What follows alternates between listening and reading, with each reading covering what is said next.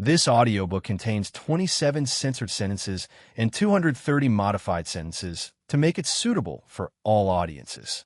Visit our website to listen to the original version without censorship or modifications. Link in the channel bio.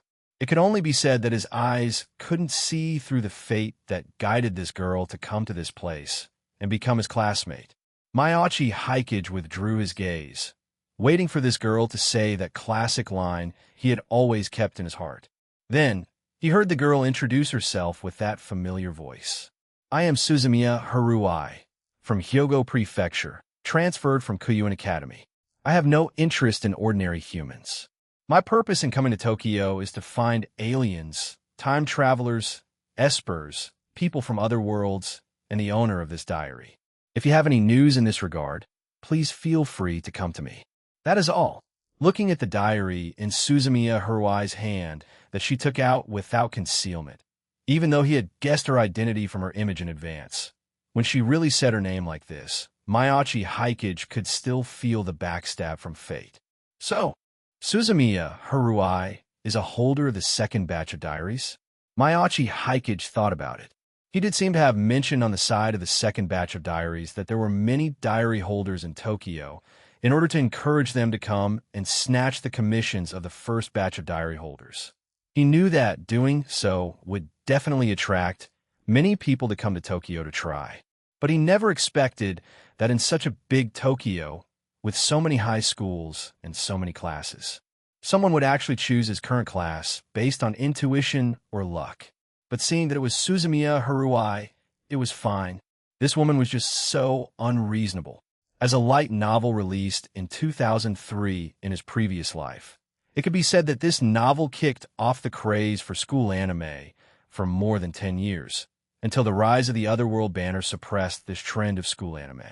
But this work was not a pure school anime.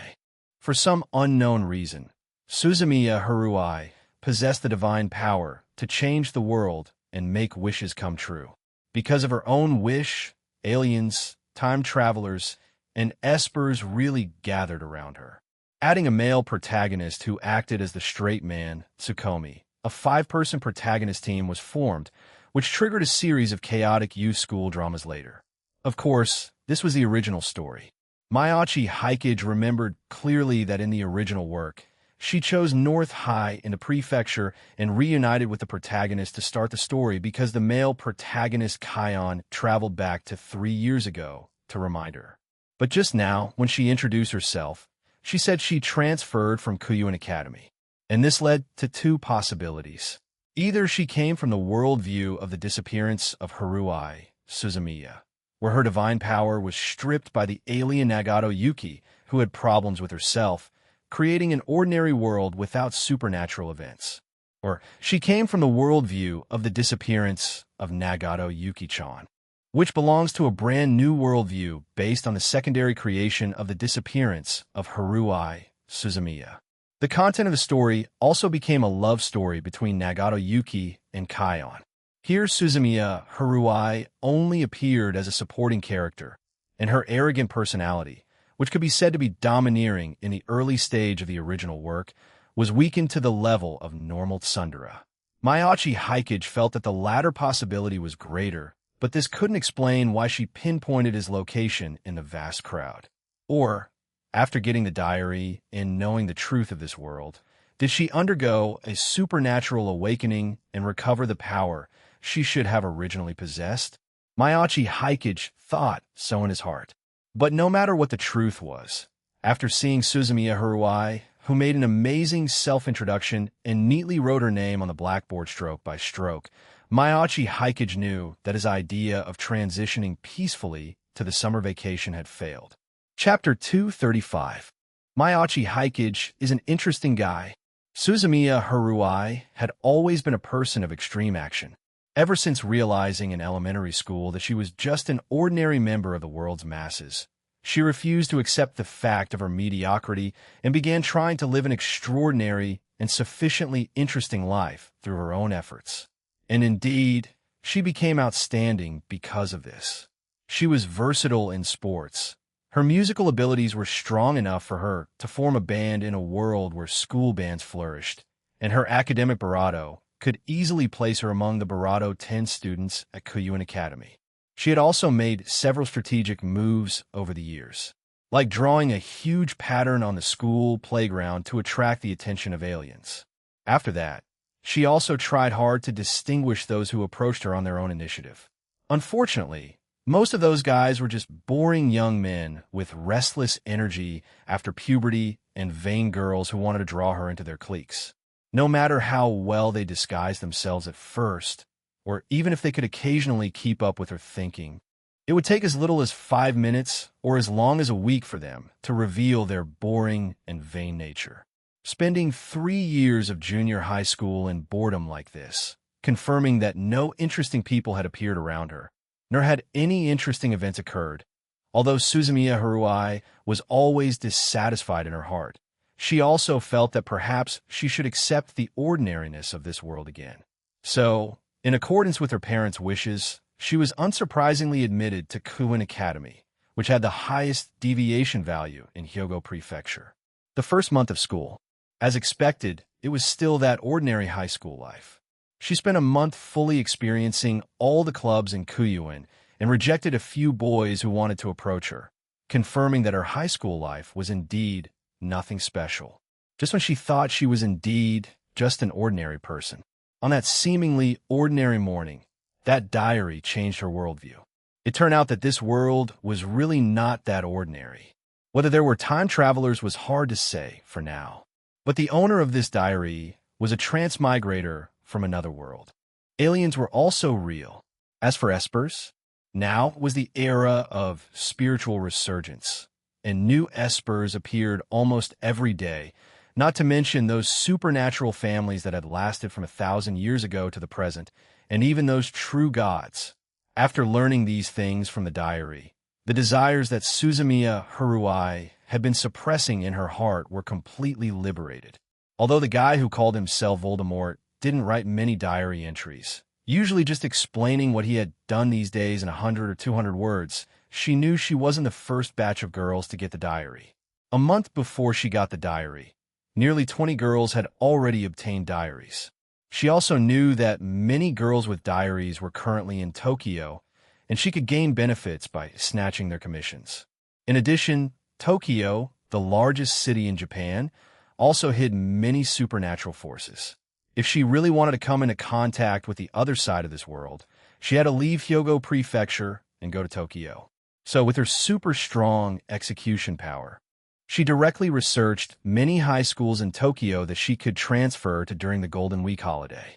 Then, spending 2 days among hundreds of high schools in Tokyo, she chose Toyogaseki Academy. The school style was free, allowing her to have as much time as possible to do what she wanted to do. It had just been established not long ago and welcomed top students with excellent grades like her to transfer, even helping with the corresponding transfer procedures. Afterward, as long as she could maintain her current grades, she could also get a lot of scholarships. Of course, the Suzumiya family's financial situation was not bad. Although her family upbringing was strict, under Suzumiya Haruai's own super strong execution power and stubbornness that even 9 bulls couldn't pull back, it took a few days to get her parents to agree to her idea of transferring to Tokyo. Thus, after the Golden Week holiday ended, Suzumiya Haruai appeared here. At this time, looking at the class below that was in an uproar because of her self-introduction, her heart didn't waver at all. As an outstanding person, she had long been accustomed to such scenes. What's more, after obtaining the diary, her idea of entering that inner world was firmer than ever. As for whether she could complete the supernatural awakening, Suzumiya Haruai had never considered such a thing. She had already obtained the diary. Wasn't this kind of thing a matter of course? Standing on the podium, Suzumiya Haruai sized up her new class with an imposing manner. A bunch of irrelevant people. No, that wasn't right either. Compared to her class at Kuyuin, there were still 2 boys in this class who looked quite special. One was a thin boy who looked quite gloomy and stared at her with scrutinizing eyes. The other was a boy with conspicuous blue hair who just glanced at her casually after she introduced herself, and then turned his head to look out the window. Although she wasn't interested in men, It seemed that her life in this class wouldn't be too boring in the short term. Next, it should be time for the teacher to assign her a seat. Normally, as a new student, she should sit in the protagonist's exclusive window seat in the last row of the last column of the class. But her speech just now obviously caused a great shock to these high school students in the class. Coupled with her appearance, which was no less than that of the veteran school beauty Kasumigakake Yutaha, quite a few boys were willing to give up their seats to leave an impression on this special transfer student. It was a pity that these guys had been labeled as passers-by, a B, C, and D, when Suzumiya Harai stepped into this class. Even if they were attentive, they couldn't attract Suzumiya Harui's attention. But for Maiachi Hikage, looking at the passerby, a student on his side with spring in his eyes, he could already see his future. Since she had tracked him down in the vast crowd, it didn't seem strange for Suzumiya Harui to become his deskmate. Sure enough, Suzumiya Harui on the stage glanced at the few boys who were willing to exchange seats with her, and then chose the seat to the left of Maiachi Hikage without hesitation. All right, Suzumiya-san just transferred here. Is there anyone willing to show Suzumiya-san around the school during the break? Fortunately, the homeroom teacher didn't directly point out Maiachi Hikage, Suzumiya Harui's deskmate, nor did she instruct other boys.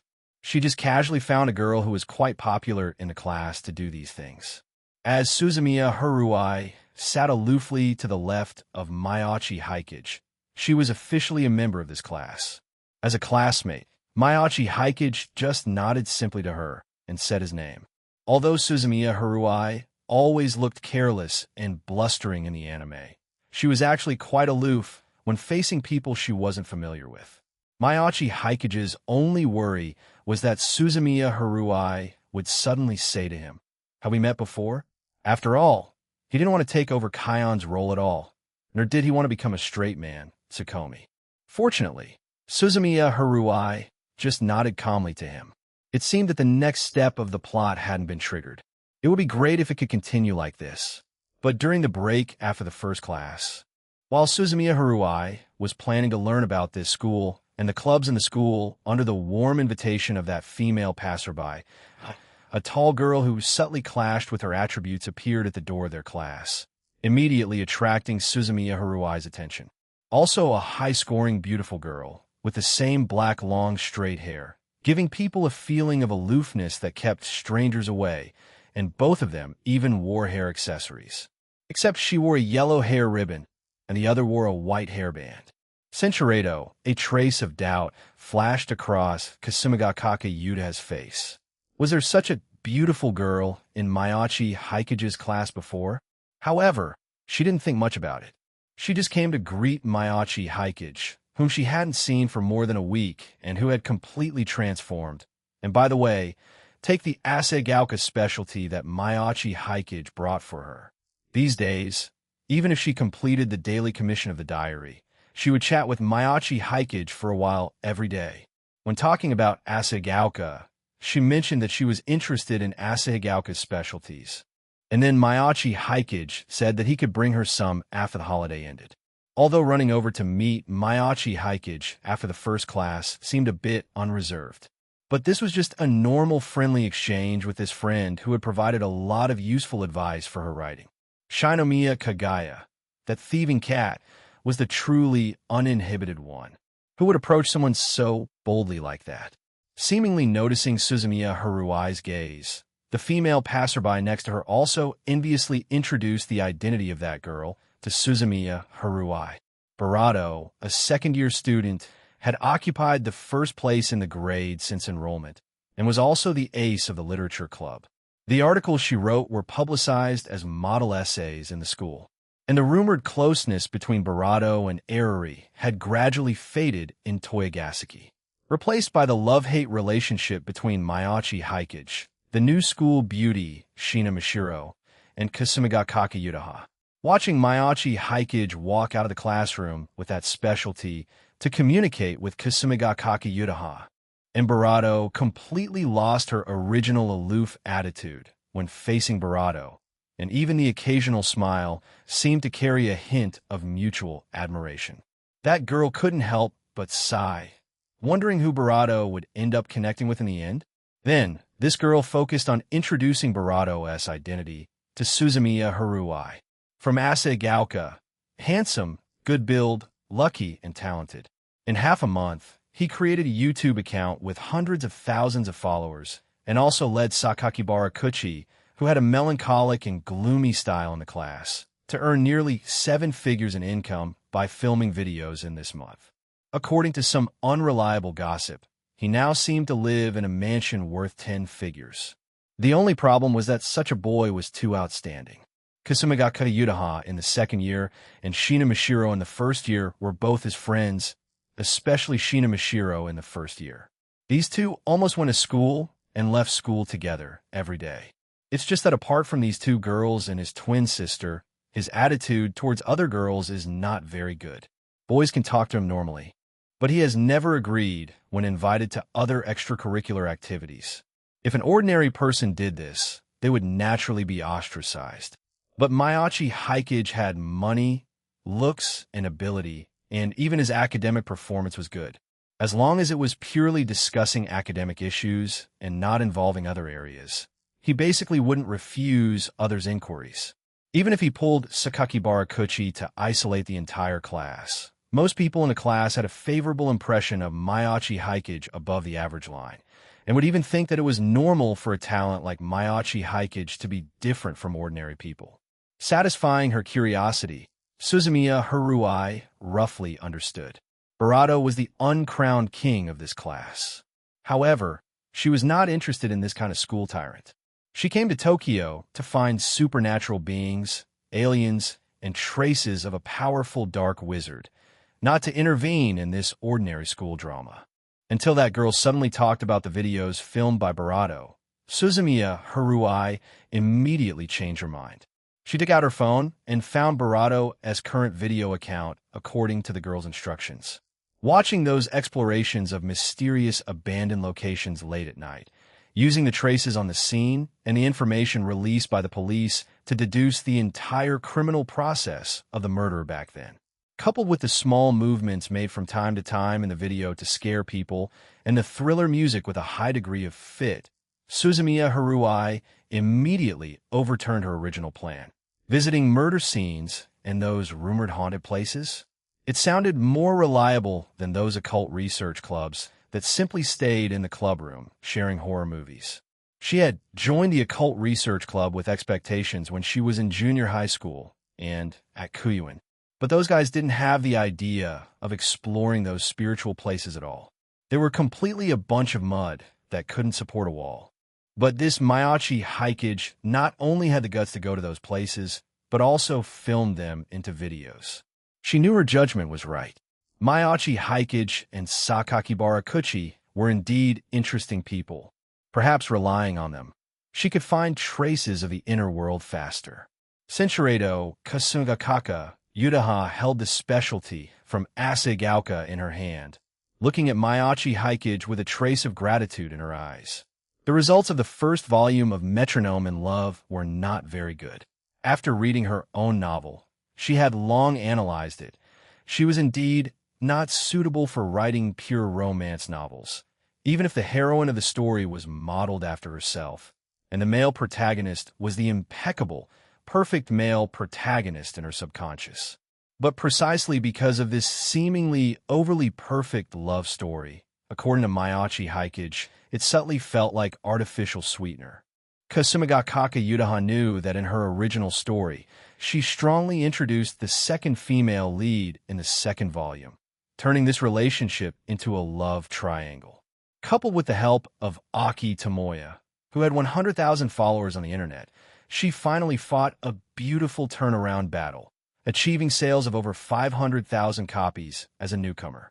Of course, in this world, because she obtained the diary, the fate of her and Metronome in Love had shifted. Originally, only Aki Tomoya helped with the promotion, but the girls in the group were quite willing to help promote it after reading her novel. Barato greeted the Bunko editorial department, hoping to keep her work running even if the results were poor. Popular figures such as Hoshino AI and Bachichan promoted Metronome in Love through their social media accounts. Mayachi Hikage also had several internet celebrities with millions of followers from Asagaoka Media help promote it on Twitter. It could be said that the low period of Metronome in Love only lasted for less than half a month. After the signing event, it inexplicably jumped to become a hit work last month. According to this trend, let alone 500,000 copies, even breaking through 1 million copies was not impossible. Achieving greater success than the original work, Kasumigakake Yutaha herself was quite calm. After all, she was now more conflicted about the ending of the subsequent works. If she really continued to write like this, there was a high probability that under the push of the plot, she would write herself in the book as a losing heroine. But it just so happened that writing such stories made her more handy with it. Even Mayachi Hikage had stated more than once that she was a natural genius at writing love triangles. Fortunately, the suggestions given by Mayachi Hikage were indeed useful. Some casually proposed love triangle tropes felt even more stomach-aching than the stories of her predecessors mentioned by the mysterious person in the diary. And with his help, not only did the character settings of the two girls become more likable and complete, but even the perfect male lead, who had almost no character development in the first volume, unknowingly became more three-dimensional. Although Kasumigakake Yutaha didn't want to admit it herself, but she knew it clearly in her heart. Originally, that male protagonist was just her own imagination. Because she had not interacted closely with many boys since she was a child, the male protagonist's presence served mainly to complement the heroine and help move the romantic storyline forward. When she realized this and looked back at the emotional development of the male and female protagonists, she could indeed feel the taste of artificial sweetener that Barato had mentioned. But now was different. In the diary, she gained Barato inspiration from everyone's stories. Self-centered people like Itu Makoto, the devoted sister-focused character on Kuroneko's side, the passive male protagonist in Yukino Shida, Yukino's story, and of course, Doma Yumura's all-round brother, who spoiled his sister unconditionally, and Barato, who became rich by his own ability in the first year of high school, and could attract a group of close friends, even in a cute girls doing cute things anime. In the half-month of becoming friends with Barato, Barato indeed understood why Barato was immediately drawn to Barato the Barato she saw him. As a friend, Barato was truly outstanding. At first, Barato, who had only intended to use Barato to help complete tasks, remained cautious and kept her distance, unsure whether she would be drawn to that classic style of gentleness. But facts proved that Mayachi Hikage really didn't play the Yasashi gentle card. He almost never took the initiative to find someone to chat with. If there was something, it would be solved at the time, and after it was solved, he would fall silent again. Centuredo, and this wasn't the kind of straight male protagonist who was dull about feelings. On the contrary, Mayachi Hikage understood human hearts quite well. Kasumigakake Yutaha could feel the meaning of his actions. He became friends with her because of Shina Mishiro. He would help analyze problems during writing, and would also help as a friend when she encountered trouble. But going further was impossible. Pushing things beyond that boundary was simply not an option for her. Barato, after seeing her original story, was extremely put off by this kind of clingy, attention-seeking behavior. When realizing this, Barato couldn't help but feel a sense of defeat in her heart. Well, although she could guess that she and Shina Mishiro were most likely voiced by the same voice actor in the mysterious person's previous world, and she could simulate Shina Mishiro's speaking voice and tone without any sense of violation with just a little control. But she was indeed not as clear and lovable as Mishiro. Under this mentality of faintly becoming a losing heroine, describing Mayachi Hikage as the shadow of the male protagonist, she only spent a few nights rewriting the second volume, and even did it in one go, almost finishing the third volume. Even her editor, Machida Sonoko, couldn't help but sigh at her visible progress after reading the second volume she wrote with all her might, and prepared to strike while the iron was hot and release the new second volume in the next few days while the heat was still there. The current Kasumigakake Yutaha was confident that the work she completed now was definitely much more wonderful than her previous life. And with the help of Mayachi Hikage, she also very keenly eliminated some foreshadowings that would directly make herself in the book completely become a losing heroine. Until the last chapter of the last volume, she wanted the two heroines to form a balance in the book and even among the fan groups outside the book. Even if she, in the final release version, still became a losing heroine, she could write another, if-line ending in the web version amidst the calls of readers. It was not easy to achieve this step, but as long as she could continue to maintain her current relationship with Mayachi Hikage, she felt she could still do it. However, Kasumigakake Yutaha's mood soon dropped a little again. Before, Mayachi Hikage was just an ordinary person. Now he had completed his supernatural awakening. Simply using the breathing method combined with swordsmanship, he was at grade 2 level. If he took out that holy sword, he would probably firmly have special grade strength. Clearly, she had practiced for a longer time and was Mayachi Hikage's senior, but now she was constantly relying on him, which made her feel somewhat humble. Originally, she was thinking about whether to find Mayachi Hikage to confess that she also practiced the breathing method and ask Mayachi Hikage to help adjust her breathing rhythm, but now she couldn't say it. She was worried that saying it would affect their current comfortable friendship instead. However, as Mayachi Hikage nodded as usual, "No problem, I've been waiting for your third volume too, senpai. If you can continue to maintain the state of the second volume, maybe in the future you will have the opportunity to become a god with one book, with average sales per volume exceeding 1 million. Such praise immediately made Kasumigakake Yutaha's mood happy. Average sales per volume exceeding 1 million. That could indeed be considered a phenomenal level super best-selling work. In the entire light novel industry, there were few who could do this. She knew that Mayachi Hikage's power seemed to be related to fate. Since Mayachi Hikage wished her average sales per volume exceeding 1 million, she felt much more confident. Then thank you for your blessing. If it doesn't exceed 1 million, they'll come to trouble you then, Junior. Kasumigakake Yutaha responded with a smile. Then, before preparing to leave, she suddenly thought of the beautiful girl she saw before, whom she had not seen in school before. She asked about that girl's identity casually. Mayachi Hikage also decisively chose to divert the disaster. Let these people tear each other apart. It was best not to involve him. That girl, she is a new student who just transferred from Hyogo Prefecture today. Her name should be Suzumiya Haruai. Mayachi Hikage paused, then reminded in a low voice, "Senpai, I feel that girl is a very troublesome guy.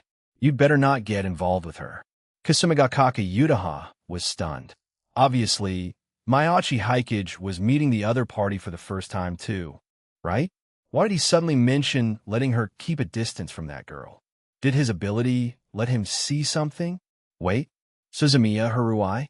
Why did this name sound so familiar? It was as if she had seen it somewhere before. As if remembering something, Kasumigakake Yutaha hurriedly took out her diary and rummaged through it. Just flipping through a few pages in the diary, she found the name Suzumiya Haruai in the diary entry on the first day of school. Possessing the divine power to rewrite the entire world according to her own ideas, and her enrollment declaration was to find aliens, espers, time travelers, and people from other worlds. The mysterious person's evaluation of her was only 2 words: overpowered. Kasumigakake Yutaha looked at that paragraph about Suzumiya Haruai, and her mouth opened slightly. So, this is another god with divine power? But why did she come to Tokyo at this time and become a classmate with Mayachi Hikage? Kasumigakake Yutaha's brain began to run at high speed. Sorry, I suddenly thought of something urgent. Don't worry, I want to actively provoke that girl. You be careful too. Kasumigakake Yutaha quickly, or even hurriedly, explained to Mayachi Hikage, then turned and walked quickly towards her class with her phone while sending messages in the group. Kasumi Yutako, big crisis. How many people are online right now? Following her inquiry, not long after, several girls who were also playing with their phones during the break, as well as a few who were not at school, responded to Kasumigakake Yutaha in the group. Bachi, Kasumi Yutako-sensei, what happened? Yatsuya Miko, did you encounter a ghost? Hoshino AI, big crisis? Was your commission snatched away? And are you about to undergo the penalty for failing the commission? Tsukimi Eiko. Is it a live broadcast featuring Kasumi Yutako-sensei this time? Looking forward to it. Barato was one of the people with the most speech volume in the group. She had participated in offline gatherings and held signing events, and posted many photos in the group. The girls in the group's perception of her identity and image was probably second only to Barato, who had already been publicly embarrassed once, and Hoshino AI, who showed her face every day as an idol. Seeing these girls waiting to see her embarrassed, Kasumi Gakaka Yuta has mouth twitched, and she quickly explained in the group. Kasumi Yutako. It's not about me. It's Suzumiya Haruai who transferred here. Immediately, several girls in the group also began to think about who Suzumiya Haruai was. It was Bachi-chan, who held the diary and phone all day giggling, who reacted the fastest.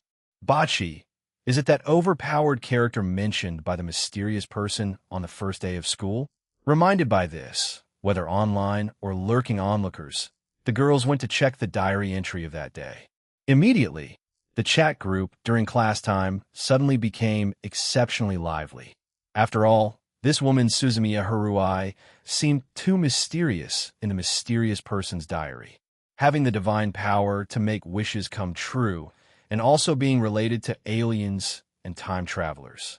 And having diaries and practicing Hammond breathing, they could be considered espers for now. Heaven knows what attitude the other party would treat them with if she knew about the existence of their group. Even Shinomiya Kagaya, who was busy dealing with the former student council president on the first day of school after the holiday, called Kasumigakaka Yutaha directly to ask about the situation. Suzumiya Haruai from Hyogo Prefecture suddenly transferred here and transferred to Miyachi Haikuji's class? Shinomiya Kagaya looked at the information about various girls in the diary in her hand with a not-so-good expression. She had sent people to investigate the identity information of everyone mentioned by the mysterious person in the diary. Before this, the only one who hadn't been found was Mayano Shiho, who had no reasonable identity and was hidden. As for this young woman mentioned in the entry, the result of her previous investigation was that no such person was found. So, where did she suddenly pop out from? Chapter 237. The suddenly appearing Suzumiya Haruai by noon. A complete set of information on Suzumiya Haruai was placed in front of Shinomiya Kagaya. Things that had not been found at all before had suddenly become complete in just a month. Birth certificate, parents' employment status, which elementary and middle school she attended, and those absurd deeds she did during middle school in her search for aliens. So, since there is such detailed information now, why was nothing found a month ago? Shinomiya Kagaya looked at Hayasaka AI, who was standing in front of her with her head bowed. The all-round maid also felt wronged facing these documents. She really hadn't found anything before. When she received a call from her young lady this morning asking her to recheck Suzumiya Haruai's identity information, she had even specifically reminded her young lady that she had checked before, and the result was that no such person was found. But unexpectedly, when she went to recheck under the strong request of her young lady, the situation changed drastically. Information that couldn't be found no matter how hard she tried before just appeared abruptly in front of her, and it was detailed and meticulous, with no apparent problems. Therefore, facing her young lattice questioning, Hayasaka AI could only answer hesitantly. Maybe there was a problem with a certain link before, which led to the failure to find the other party's information. Of course, even Hayasaka AI herself felt this reason was forced. After all, for the people the Shinomiya family wanted to investigate, unless they were special figures with extremely high confidentiality clearance, as long as they lived in Japan, they would inevitably have interactions with the Shinomiya Zaibatsu in their lives. And she didn't just check once back then. For those figures who were found to be non-existent, she would use other channels to conduct multiple investigations until she confirmed that no information could be found about the other party by any means before stopping. Who knew that things that couldn't be found at all back then would all pop up now? Shinomiya Kagaya could also see that this wasn't Hayasaka A's fault. After all, except for Suzumiya Haruai, Hayasaka AI had made no mistakes with the information of other people she wanted to find. And she knew more about Suzumiya Harui's information than Hayasaka AI. Possessing the divine power to make wishes come true, in her mind, perhaps the other party used this power to unintentionally block all external probes into herself. Shinomiya Kagaya didn't dwell on this aspect too much, just reminding Hayasaka AI to re-verify the other figures who hadn't been investigated. For example, when interrogating Mayano Shiho before, it was mentioned that the organization called the Distillery, if placed in the plot of Lupin 3, could be solved in at most one theatrical movie. Unfortunately, this world indeed didn't have a phantom thief like Lupin 3. The biggest phantom thieves in Japan today were Kaito Kid and Cat's Eye. After giving instructions to Hayasaka AI, Shinomiya Kagaya fell into deep thought again. Suzumiya Harui was doing well at Kyuin Academy. So why did she suddenly transfer to Toyogaseki Academy and coincidentally transfer to the class where Mayachi Hikage was? Shinomiya Kagaya looked at the detailed information about Mayachi Hikage in her diary. Was it because Mayachi Hikage's videos attracted Suzumiya Harui? Or was there something more attractive about Mayachi Hikage? The suspicion index, which had almost dropped to 0, rose again. Let's find out if Suzumiya Harui is a holder of the second batch of diaries first, and then consider the situation of her divine power. Thinking of this, Shinomiya Kagaya posted Suzumiya Harui's information in the group and then stated her thoughts on Suzumiya Harui. After fermenting all morning, the topic of Suzumiya Harui had now become today's top headline. After all, although Han Mamiko could become the guardian deity of the Chichibu region in the future, compared to a god like Suzumiya Harui, who could do whatever she wanted, an existence similar to a local mountain god, confined to a certain region and needing the support of the ley line seemed somewhat inferior. These girls were discussing how large the range of influence of Suzumiya Harui's divine power was, and what she could do. A few Chinibyo girls were fantasizing about whether Suzumiya Harui's divine power could fulfill their wishes. Takanashi Rika wanted to truly obtain the Tyrant's Eye, and Doma Amaru wanted to have endless cola. Even Yukino Shida Yukino couldn't help but fall into deep thought while flipping through the mysterious person's description of Suzumiya Harui. She wanted to change this world, but because of her own weakness, she could only start changing things little by little from her side through the service club. As a result, did this girl possess the power to rewrite the world from the very beginning? However, there were also a few rational girls who stood up to refute, feeling that there was no absolute power to make wishes come true in this world, and even gods had things they couldn't do. Kasumi Yutako. According to the mysterious person, her story will inevitably revolve around aliens, espers, and time travelers. So this Suzumiya Harui's power level must be at least above these forces to make them patiently play with her, right? Kasumi Yutako. And have you ever seen the mysterious person mention words like overpowered when describing others? In other words, the other party's power is tricky even for the mysterious person. I think even that Toru might not be Suzumiya Harui's opponent. Kasumi Yutako.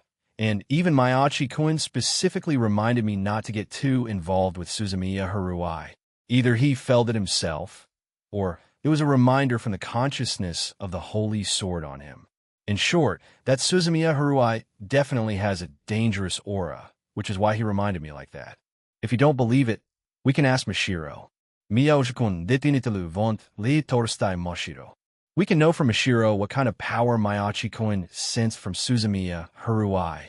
Shidi Shina Mashiro. After all, according to Shinomiya Kagaya's guess, Suzumiya Harui might also be a thieving cat who ran over after smelling Mayachi Hikage's scent. Of course, this kind of thing had to be notified to Shina Mashiro quickly. However, Shina Mashiro was currently having lunch with Mayachi Hikage on the rooftop and hadn't looked at her phone at all.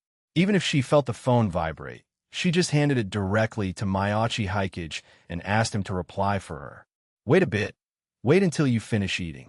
Mayachi Hikage held the phone and scrolled up through the messages. He knew that the group of girls must still be arguing about Suzumiya Harui, But he didn't expect Kasumigakaki Yutaha to run directly to Shina Mashiro, wanting to know about his affairs for Mashiro. Before eating, he had briefly explained Suzumiya Harui's situation to Shina Mashiro. Seeing Shina Mashiro's expression, he knew she was interested in this story again. If you really wanna, it doesn't matter if you want to draw her story in the future. Anyway, her story plot has completely deviated. She should have awakened her own power along with obtaining the diary, and then found me, the owner of the diary, according to her intuition. She's coming for me now. Because of her power, there might be a lot of troublesome things around me later. But you don't have to worry. The power of the diary must be higher than her own divine power. She won't cause any big commotion. Usually, you don't need to care about her affairs at school. Just follow your original life rhythm. Mayachi Haikage said this while also looking through Shinomiya Kagaya's explanation of Suzumiya Harui. Not investigated a month ago, but suddenly investigated this month? Shinomiya Kagaya thought this was Suzumiya Harui's divine power. But looking at these detail materials, Mayachi Haikage suddenly had a different idea. Suzumiya Harui, who had awakened her power, would not have enrolled in Kuyuin. Perhaps Suzumiya Harui could not be investigated at that time, because she was not from this world at all? After all, didn't those ghouls suddenly descend into this world for some unknown reason? With the precedent of the ghouls, it wouldn't be strange if Suzumiya Harui came from another world. To be precise, precisely because she was Suzumiya Harui, Mayachi Haikage felt that he could accept whatever happened to her. A month ago, Suzumiya Harui was still living in her original world, and then for some reason, perhaps transmigration, or perhaps world fusion, or some other high-end setting. In short, she came to this world with her original family and interpersonal relationships. However, unlike those ghouls whose origins could not be found, Suzumiya Harui might have subconsciously used her divine power to modify certain values of this world when she arrived, giving her a reasonable identity. The question was, did she transmigrate before obtaining the diary, or after that? Barato pondered to himself, and then saw Barato suddenly offer him her favorite bonkachin. This was probably the snack he had bought for her on the way to school that morning, save for when she got hungry. He didn't expect her to hand it to him now. Looking at Barato's eyes, although he had already Barato in his bento, for the current Barato, even if he was given 10 Barato bentos, he could still Barato them all. So as Barato offered the bento to him, Barato promptly consumed the entire bonkachin in a single mouthful. Seeing him finish it so quickly, a rare look of shock appeared in Barato's eyes. She seemed to be saying that she had only wanted him to take a small portion and that she would slowly enjoy the rest. Not for Mayachi Haikage to eat the whole cake in one bite. And such a big cake, how could Mayachi Haikage eat it in one bite? Mayachi Haikage admired Shina Mashiro's appearance for a while. While her expression gradually became aggrieved, he took out 2 more bonkachin from his pocket and handed them back to Shina Mashiro. Isn't it just raising a daughter? Having raised Ringe for 6 years, he was too familiar with these small expressions. After all, Ringe was born with a somewhat poker face. Before she could speak, Mayachi Haikage had already learned to observe her expressions and rely on some small expressions to observe her true inner thoughts. Now facing Shina Mashiro, a pseudo-emotionless girl, after getting slightly familiar, he also understood the meaning represented by the micro-expressions on her face. As for the bonkachin, he not only put a pile in his school bag, which had an undetectable extension charm cast on it, but even stuffed a lot into unlimited blade works. Whenever needed, he could take them out directly from the reality marble. In a sense, the optimized version of unlimited blade works, which could be deployed in a small range around Mayachi Haikage in the form of a simple domain, was no different from a certain king of Heroes Gate of Babylon in his hands. If he wanted to, he could indeed simulate opening holes behind him to shoot noble phantasms, but his current unlimited blade works contain nothing but a pile of ordinary swords and a bunch of random sundries.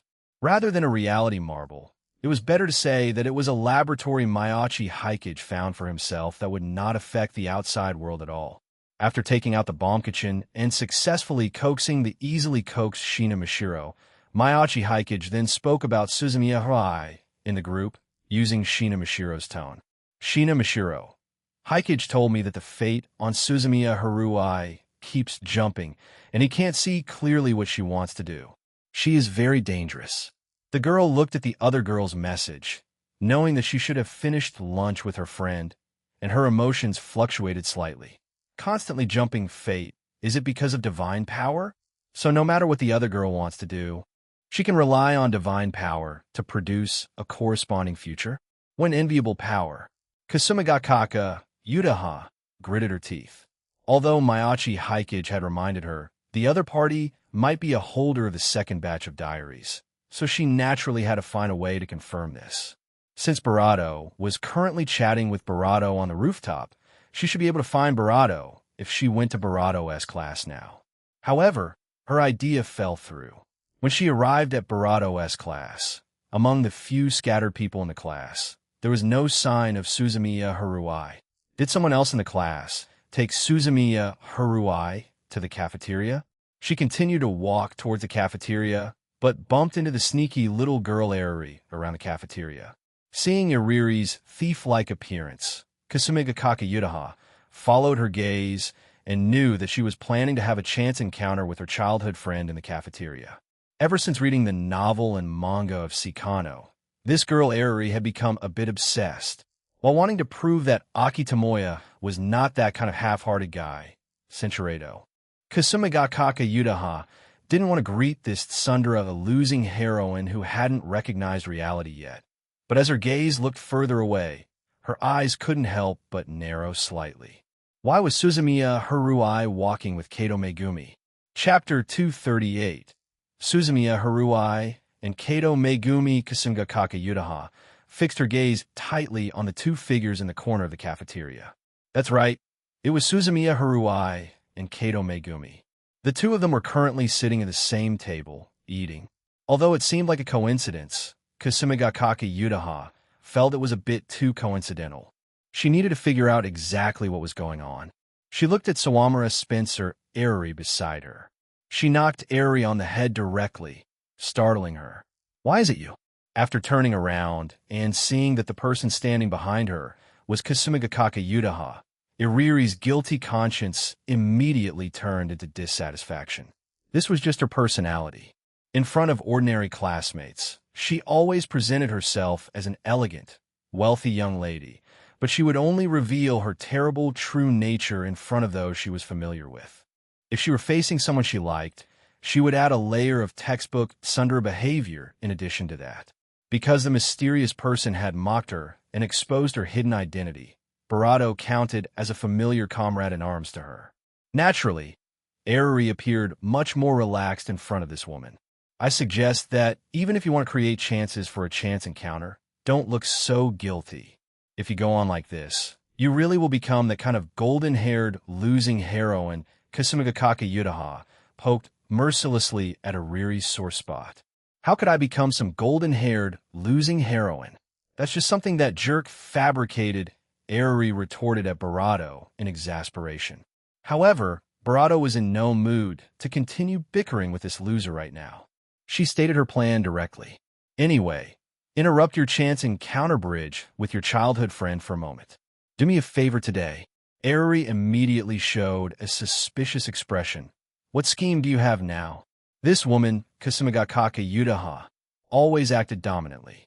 Since they had known each other, she had always been the one taking the initiative. Why did she suddenly have something to ask for help with today? Could it be related to that guy? Eriri immediately thought of a certain blue-haired boy. In today's Toigaseki, there were 5 people discussed the most. The 3 school beauties her, Kasumigakaka Yudaha, and Shina Mishiro, followed by Sakakibara Kuchi, who became an internet celebrity shortly after enrollment, and Mayachi Hikage, who worked as the cameraman. Although Mayachi Hikage had never shown his face in those videos, he was popular in school because he was over 1.8 meters tall at 16, had impeccable looks and charm, and had an ambiguous relationship with a transfer student Barato. Coupled with his mysterious financial luck and rumors that he was the behind-the-scenes boss of Asagaoka Media, and had bought a large Western-style house in Tokyo, with full payment at 16, Mayachi Hikage's popularity in school was quite high. Moreover, he had picked up her wallet. Although it was returned to her by Mayachi Hikage's twin sister, Airi herself had a good impression of Mayachi Hikage. She could even sense Kasumigakaka Yuta has somewhat abnormal attention toward Mayachi Hikage starting from a week before Golden Week.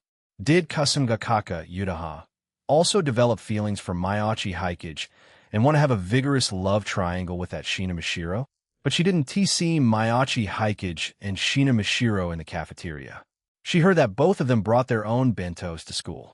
Looking at Ariri's gossipy expression, Kasumigakaka Yuta knew this guy must be letting her imagination run wild. She and Mayachi Hikage were innocent. So far, they were just in a pure senior-junior relationship. A very pretty transfer student came to the school today. I'm slightly curious about her, so I'm planning to go over and get to know her. Dragging Airi along was her way of finding someone to share the aggro. After all, she didn't have a solid grasp on what Suzumiya Harui's divine power of wishes coming true was really about.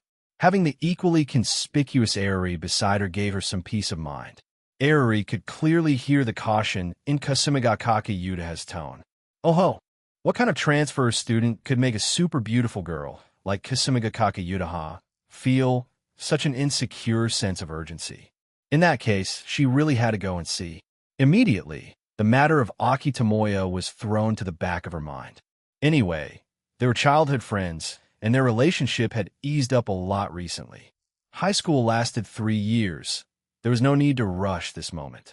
So, she openly followed Kasumigakaka Yuta into the cafeteria. Two school beauties who had rumors about them right after enrollment and had only quieted down recently appearing together in the cafeteria was a scene that attracted a lot of attention. However, the two, accustomed to being pointed at, ignored these gazes directly. After finding an empty window to buy 2 bowls of noodles, Kasumigakaka Yuta walked straight toward Kato Megumi's location with a clear goal. Kato-san, do you mind if we share the table? Kasumigakaka Yuta smiled and greeted Kato Megumi, who was eating her meal in small bites. Kato Megumi looked at the 2 school celebrities standing in front of her, paused for a moment, and then nodded. She had always been easygoing about such things. She was just a little unaccustomed to the gazes directed at her from the people around them. After all, from childhood to adulthood, she had never been the center of attention. Being able to become friends with the good-natured Mayachi Hikari and the ridiculously beautiful Shina Mishiro was already something she had never imagined before. Usually at noon, she would bring a bento and gather in the classroom with Mayachi Hikari and Shina Mishiro. On the first day after the holiday, she acted like an ordinary student and slept in Barato, failing to wake up early enough to make a bento. Barato was taken to the rooftop by Barato, and Barato had been feeling unwell these past few days and went to the infirmary to rest and sleep at noon, so she rarely came to the cafeteria to Barato. Then it was the same as in the past. The school cafeteria wasn't big, and there weren't enough tables and chairs. It was almost full by noon. Many people simply bought bread or sandwiches to eat outside the school building. But the place where she sat, just like her inconspicuous presence, was subconsciously ignored by people. She should have been used to this feeling of not standing out. But for some reason, she felt a long-lost sense of loneliness, making her wonder if she had been relying too much on Hikari-san these days. No, that shouldn't be considered reliance, right? Given Mayachi Hikari's careless appearance, it should be her taking care of both Mayachi Hikari and Shina Mishiro simultaneously. It was just that she didn't dislike this feeling. After all, for an inconspicuous girl like her, just being noticed by someone immediately was already something to be happy about. It was just that the people who noticed her now were basically girls. Among boys, only Mayachi Hikage was special. Thinking that she would go to the infirmary to check on Mayachi Hikari's condition after eating, Kato Megumi sensed a stranger approaching her with a meal. "Isn't there an empty seat here?" Kato Megumi looked up and saw an exceptionally beautiful and dazzling long-haired girl. She wasn't wearing the Toyogaseki uniform. Was she a new transfer student? Kato Megumi's deductive ability was quite good. Then she saw the girl looking her up and down with unreserved eyes. I thought it was some incredibly ugly girl that made everyone ignore this spot. Looking closely, aren't you quite pretty? So, are you being isolated by the whole school? Such direct words. It felt like a girl, even more direct than Mayachi Hikari. As Kato Megumi had this thought, Suzumiya Haruai, not receiving an answer, sat down directly. I am Suzumiya Haruai, transferred here today. What is your name? Kato Megumi. Kato Megumi softly said her name. And then after a few seconds, she explained emphatically, I'm not being isolated. I'm just usually not very conspicuous. Faced with someone who could notice her, Kato Megumi was still willing to say a few words. Unexpectedly, her explanation made Suzumiya Haruai's expression suddenly become enthusiastic. Not conspicuous? Why? Kato Megumi frowned slightly. If you ask why, actually I don't know either. Anyway, I always tend to be ignored when standing in a crowd. Even my relatives at home occasionally ignore my existence. She paused, then revealed a faint smile. However, after entering high school, the situation has improved a lot. I have met quite a few friends who notice me now. Then, she was slightly stunned to see the transfer student's eyes suddenly emitting a faint light. So, are you an Esper? In fact, Suzumiya Haruai's movement was even more exaggerated. She directly took out the diary in her hand to confirm if Kato Megumi could see its existence. Can you see this diary? Kato Megumi blinked, then shook her head as a matter of course. No. How could there be Espers in the world? I'm just simply inconspicuous. However, while saying this, Kato Megumi inexplicably recalled the scene when she first met Mayachi Hikage, which was like seeing the sun. Although that special feeling gradually disappeared after Mayachi Hikage met Shina Mashiro. If there really were Espers in the world, she felt that Mayachi Hikage was more like a so-called Esper than herself. Of course, these things were secrets. Kato Megumi wouldn't casually tell these words to someone she met for the first time. After confirming that she didn't notice the existence of the diary, just like others, Barato felt somewhat regretful, but she was still very interested in Kato Megumi's situation. She observed Kato Megumi carefully.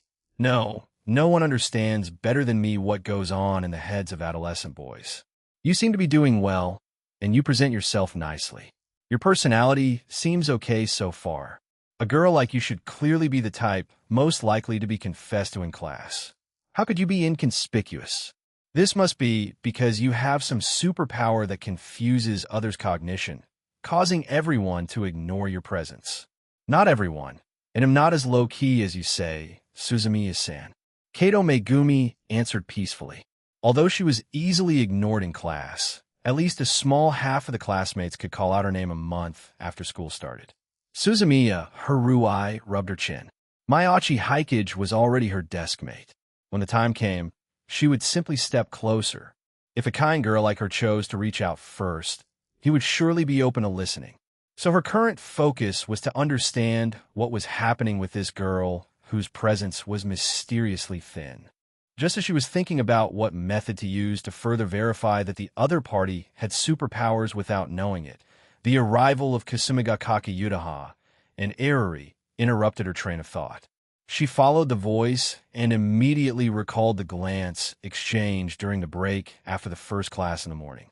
It was that upperclassman Barato, who always carried herself with such confidence, and who was rumored to share a complicated closeness with her deskmate Barato.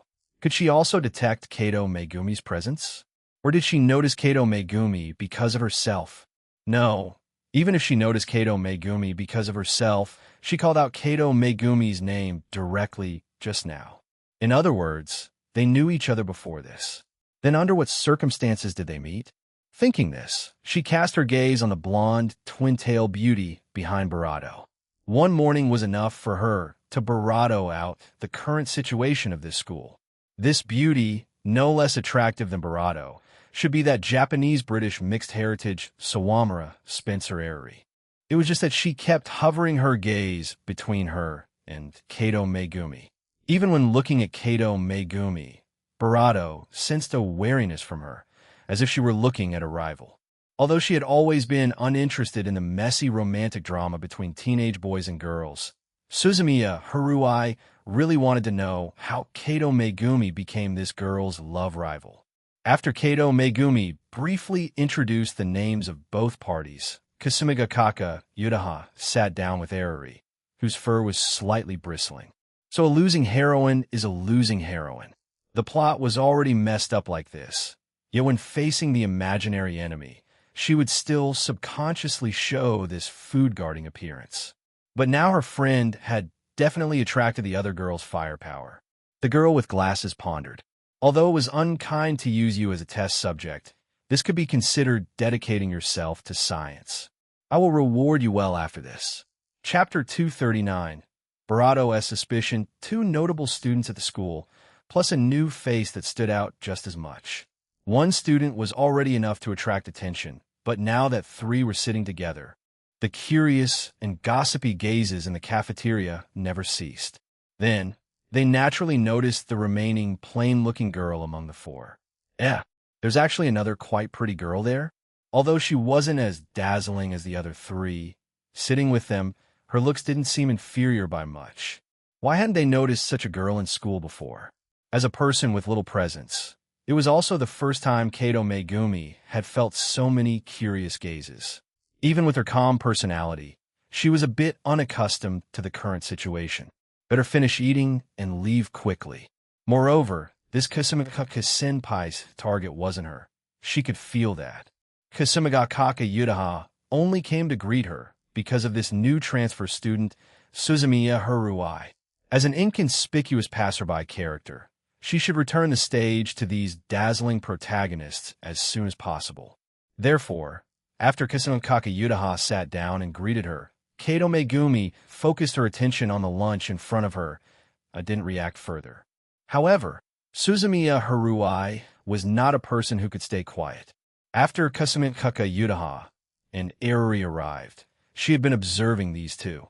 The former was a friend of that Maiachi Hikage, and the latter treated the inconspicuous Kato Megumi beside her as a love rival. Comparing the two, Suzumiya Haruai decisively chose the latter. Maiachi Hikage was her deskmate. Although he only said 2 sentences to her all morning, even when she asked about those videos, he just said a few simple words and tactfully refused her idea of joining in to film videos together.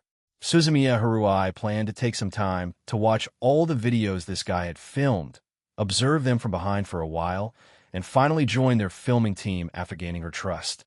After joining the team, she would use her ability to seize the right to speak in the team step by step, finally turning Maiachi Hikage into her underling. So there was no rush with Maiachi Hikage, and Kasumigakaka Yutaha was an important character either. It was better to figure out the subtle relationship between Eriri and Kato Megumi first. Thus, Suzumiya Haruai decisively opened her mouth and asked the two about school matters.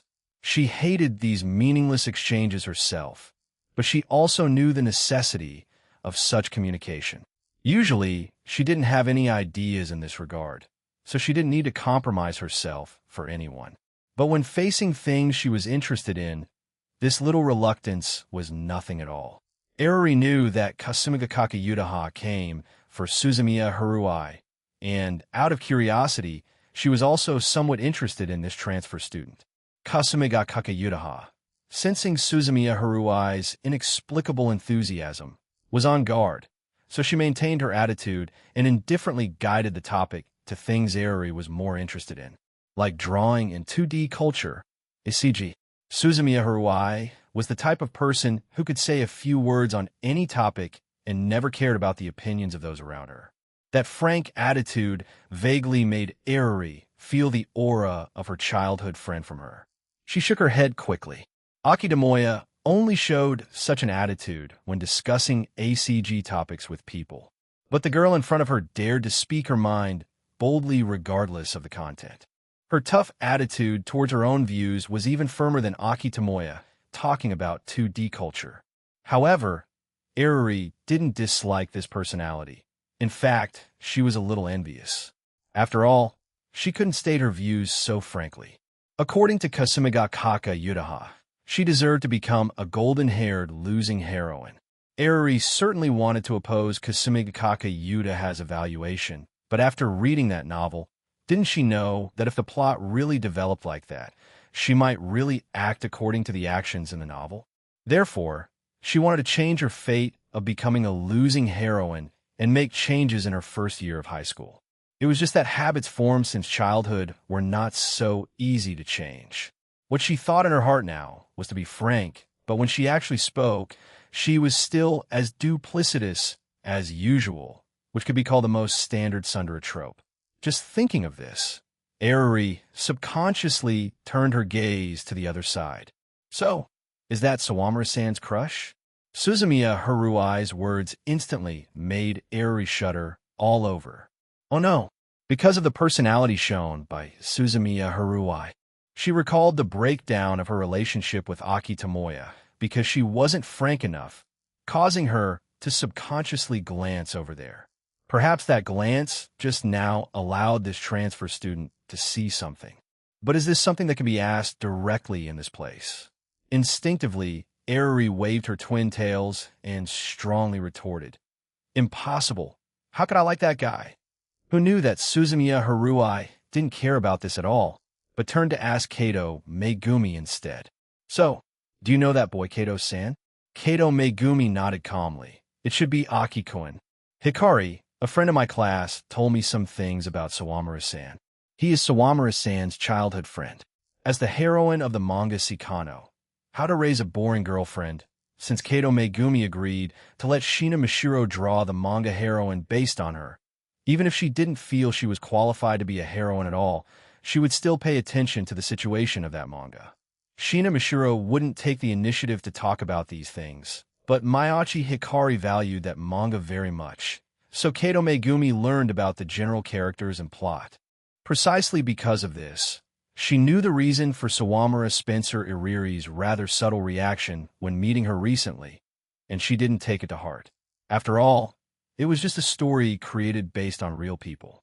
She had no interest in Aki Tomoya, who promoted ACG in class all day. If he really invited her to join some game club to make games with him now, she would probably refuse. After all, she was having a good time staying in the news club with Mayachi Hikari. This was actually a club recommended to Hikari by Mayachi Hikage. After all, Mayachi Hikari was interested in everything.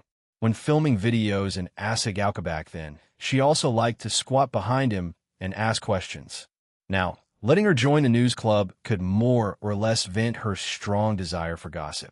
And since she had some photography and on-camera experience, joining the news club was reasonable. Although Kato Megumi had no ideas of her own, at Mayachi Hikari's invitation, she formed a news partnership with Mayachi Hikari and joined the news club together. Their usual club activities involved exploring various novel things after school under Mayachi Hikari's curiosity, and writing some news drafts to cope with club tasks. Kato Megumi was very satisfied with this slightly lively school life, so she naturally wouldn't think about making games with others. And compared to games, she now preferred lying in bed, watching the case analysis videos filmed by Mayachi Hikage with both fear and anticipation, especially the recent one about Yuko-san from CQ Academy. She watched this case from half a century ago, combined with the local school supernatural rumors about Yuko several times. Let alone those viewers. Even she wanted to interview Mayachi Hikage to see if the ghost of Yuko-san really existed. Unfortunately, even Mayachi Hikari didn't know what Mayachi Hikage was tinkering with, and when talking about these things, he always seemed evasive, which actually increased Kato Megumi's suspicion. But Kato Megumi was not a curious person. It was normal for friends to have secrets.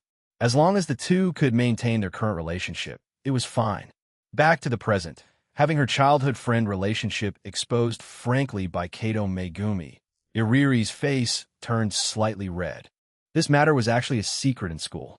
But Kato Megumi had a good relationship with Shina Mashiro. Naturally, Kato Megumi knew about the manga Shina Mashiro was going to draw, so it wasn't strange that she knew about her relationship with Aki Tomoya. Compared to the matter of Aki Tomoya being her crush, the childhood friend relationship was nothing to hide. She lowered her head slightly and nodded gently. Indeed, We're childhood friends, but there were some conflicts before, so the relationship is not very good now. Suzumiya Haruai didn't know what happened to this guy in the past, but she was somewhat interested in the relationship between that Aki student and these two girls. Did that Aki student also notice the inconspicuous Kato Megumi and become friends with her? But facing Suzumiya Haruai's questioning, Kato Megumi shook her head gently. I haven't spoken to Aki-kun since school started. He probably doesn't even know my name now, she thought. Although the manga had passed the Newcomer Award and would be officially serialized in next week's weekly magazine, it did not seem appropriate to tell Barato, whom she had only just met. But after the modifications by Mayachi Hikage and Shina Mashiro, the character settings in the manga had changed a lot.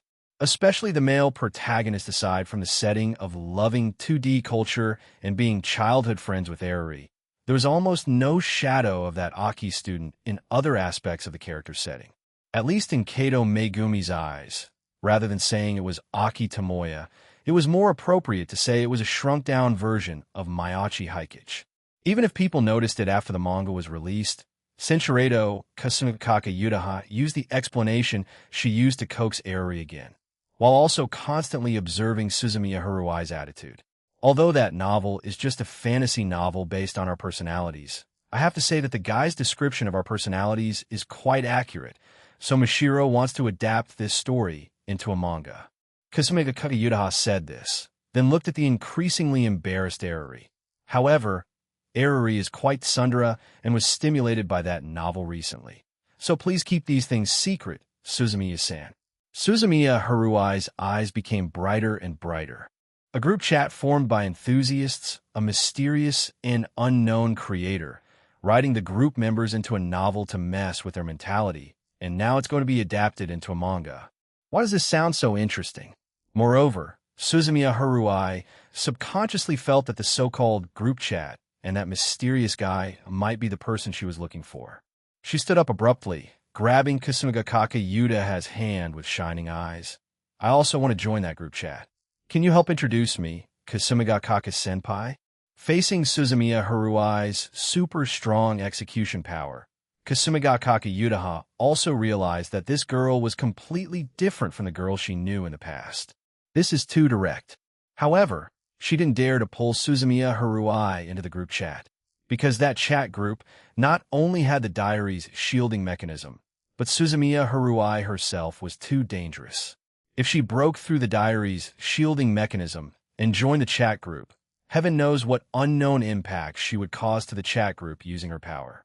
She could only state that the group chat was no longer recruiting new members externally. If a new member wanted to join, it had to be approved by more than half of the group members.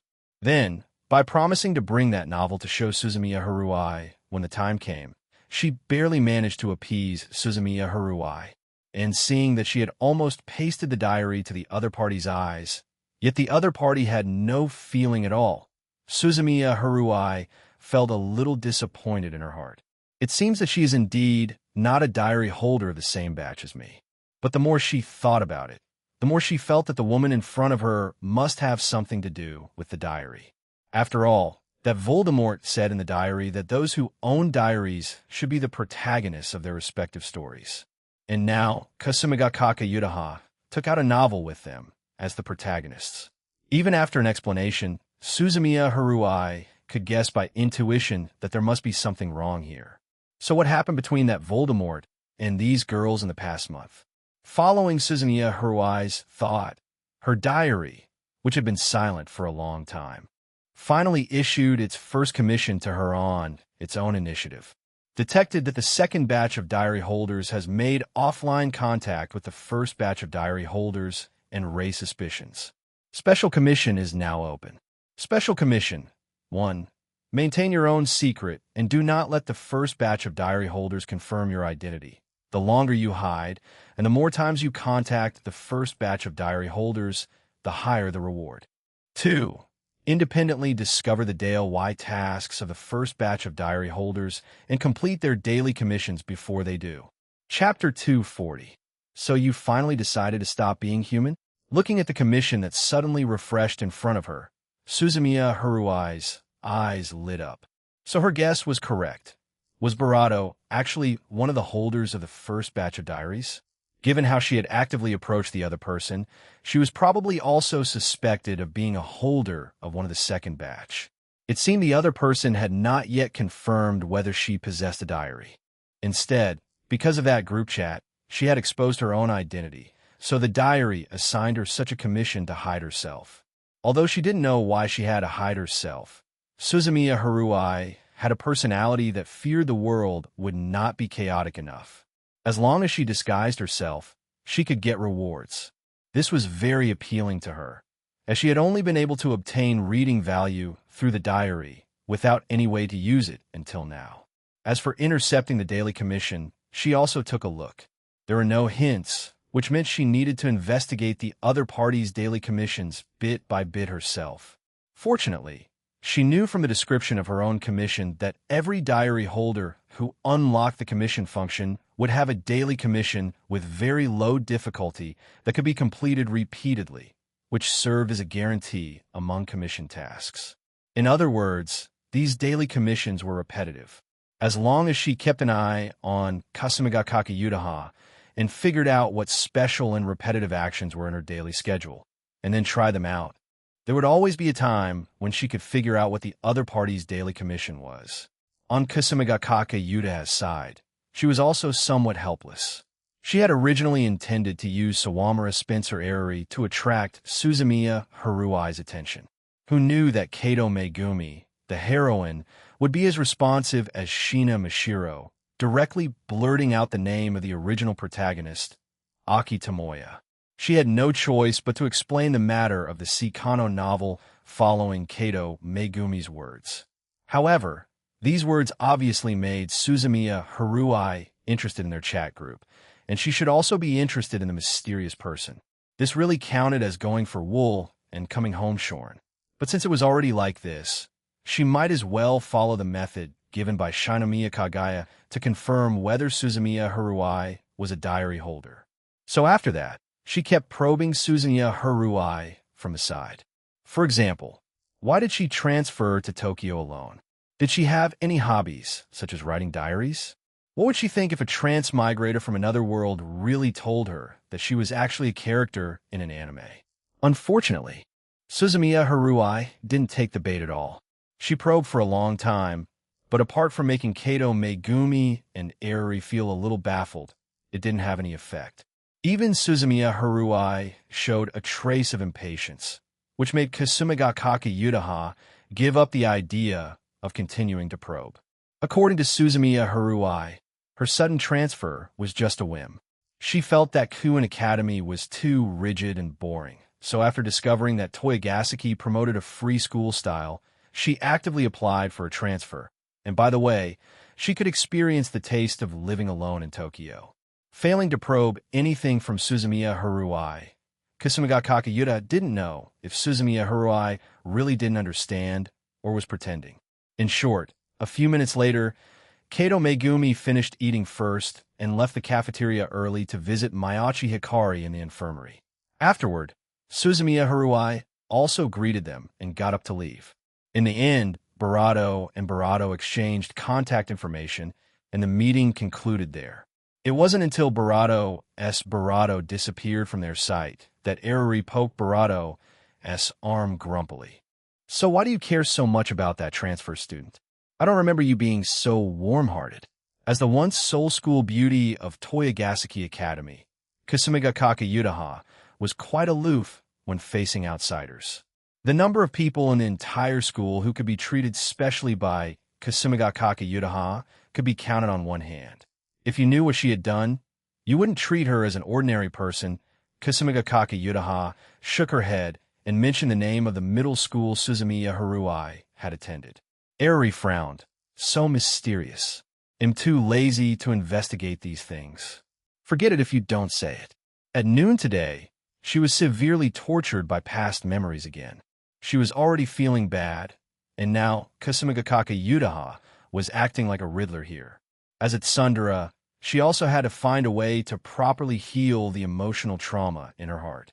When Barato stood up, she apologized to Eriri again. "I used you to confirm some things this afternoon, so I need to apologize." However, think carefully about what I told you this afternoon, and recall what kind of feelings you have for that Akikoin. Figure out your true inner feelings. Do you think the things of the past can really just pass like this? Iriri's footsteps became a little heavy, but in the end, she snorted lightly and left with her head held high. Barato shrugged and sighed lightly. Having read the complete novel and learned from the mysterious person's diary that Iriri had never achieved a truly perfect ending. Even in the fan-made manga and games based on it, the best outcome was simply reconciling with the male protagonist and starting over, starting at the finish line, then choosing to run wildly towards the starting line, and finally, when she realized it, she had already run past the starting line and directly off the track.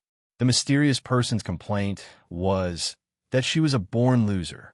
Barato's answer was that Iriri needed a serious personality adjustment to repent and actively become Aki Tomoya's devoted supporter to have a chance. Meaning that if Iriri wanted to maintain her current self, there was absolutely no chance. Kasumigakake Yudaha was tentatively considered a loser sister with Iriri in the original work. Now that she had obtained the diary and walked a completely new future, she indeed didn't want Iriri to struggle in this ending where no future could be seen. Let Iriri figure out what she thinks of Aki Tomoya first. A friendship formed in elementary school, but this friendship was terminated by Iriri herself in the 3rd grade of elementary school. Iriri was obsessed with their friendship back then and wanted to retrieve that emotion after growing up, but she repeatedly pulled back and forth because of her own personality. Aki Tomoya seemed to be able to communicate normally with Iriri now, but the 7 years had made the thorn in his heart deeper. It could be said that Iriri's act of approaching as if nothing had happened would only push him further away. Kasumikaka Yudaha muttered a few words in her heart, then took out her phone and told the girls in the chat group that her probe of Suzumiya Haruai failed at noon today.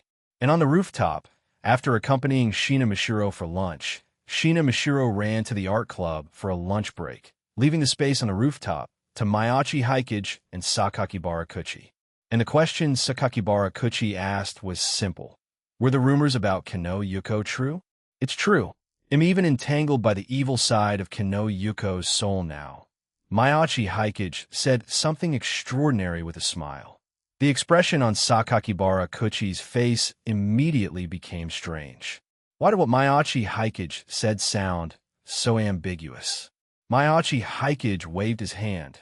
Anyway, don't worry about these details. That guy can't cause any trouble. I'm not an ordinary person now. I can handle her.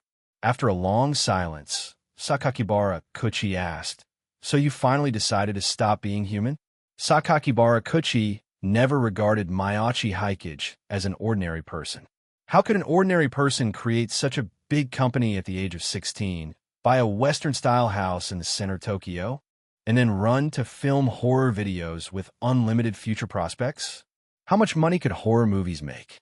The box office of A Shining Back then was less than $50 million US, and those Japanese horror movies also had a box office of tens of millions of US. Maiachi Hikage did nothing all day, and with his scary financial luck, just standing in a busy street to pick up money, he could pick up more than 100,000 yen a day. Before, Sakakibara Kuchi thought Maiachi Hikage really liked horror movies, so he pulled him into the partnership. But after getting familiar with Maiachi Hikage's personality, he knew that Maiachi Hikage liked too many things, and movies were probably just one of his insignificant hobbies.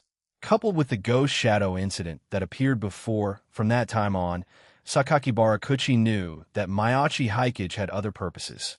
And looking at it now, after experiencing the Kano Yuko incident, Maiachi Hikage finally achieved his goal. Facing Sakakibara Kuchi's rhetorical question, Maiachi Hikage rolled his eyes. Do you think I'm not human now? I mean, we have successfully become regulars now. We will be the regular army in the future. Maiachi Hikage snapped his fingers, and a flame was rubbed out of his hand and quickly dissipated in the air. This was a small trick researched by combining Hammond breathing with Sun breathing sword techniques. It was useless, just making a fire. But it was indeed a bit stylish in terms of showing off. Sakakibara Kuchi looked at the move demonstrated by Mayachi Hikage. Even though he had long been prepared that this world was not simple, his mind was still violently shaken at this time. Ita Kaiji probably will be fast too after experiencing the Kano Yuko matter, but given that guy's character, it's probably just a passive skill like adversity, strong luck. Mayachi Hikage patted Sakakibara Kuchi's shoulder. So you have to work hard. Many people are eyeing your position now. Sakakibara Kuchi, who was just an ordinary person, heard these things again before he had completely changed his worldview. After thinking for a long time, he shook his head somewhat dejectedly.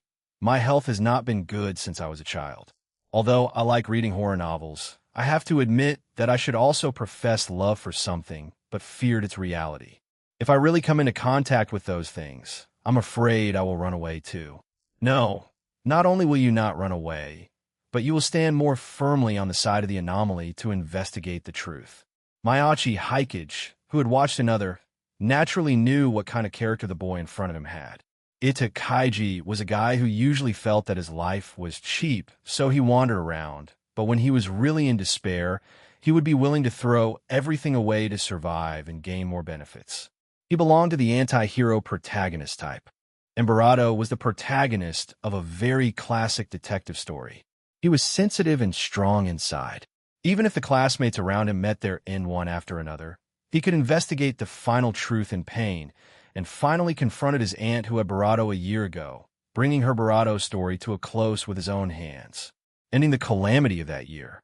If he could really awaken to the supernatural and stand on his own, Mayachi Hikage was willing to have such a potential assistant by his side. He encouraged him, and then briefly explained the situation of the inner world, including his current relationship with Jujutsu High. Then he briefly explained the matter of supernatural awakening. Although ordinary people might awaken abilities in their daily lives, it was obvious that people who had long-term contact with those supernatural existences were also more likely to awaken supernatural abilities.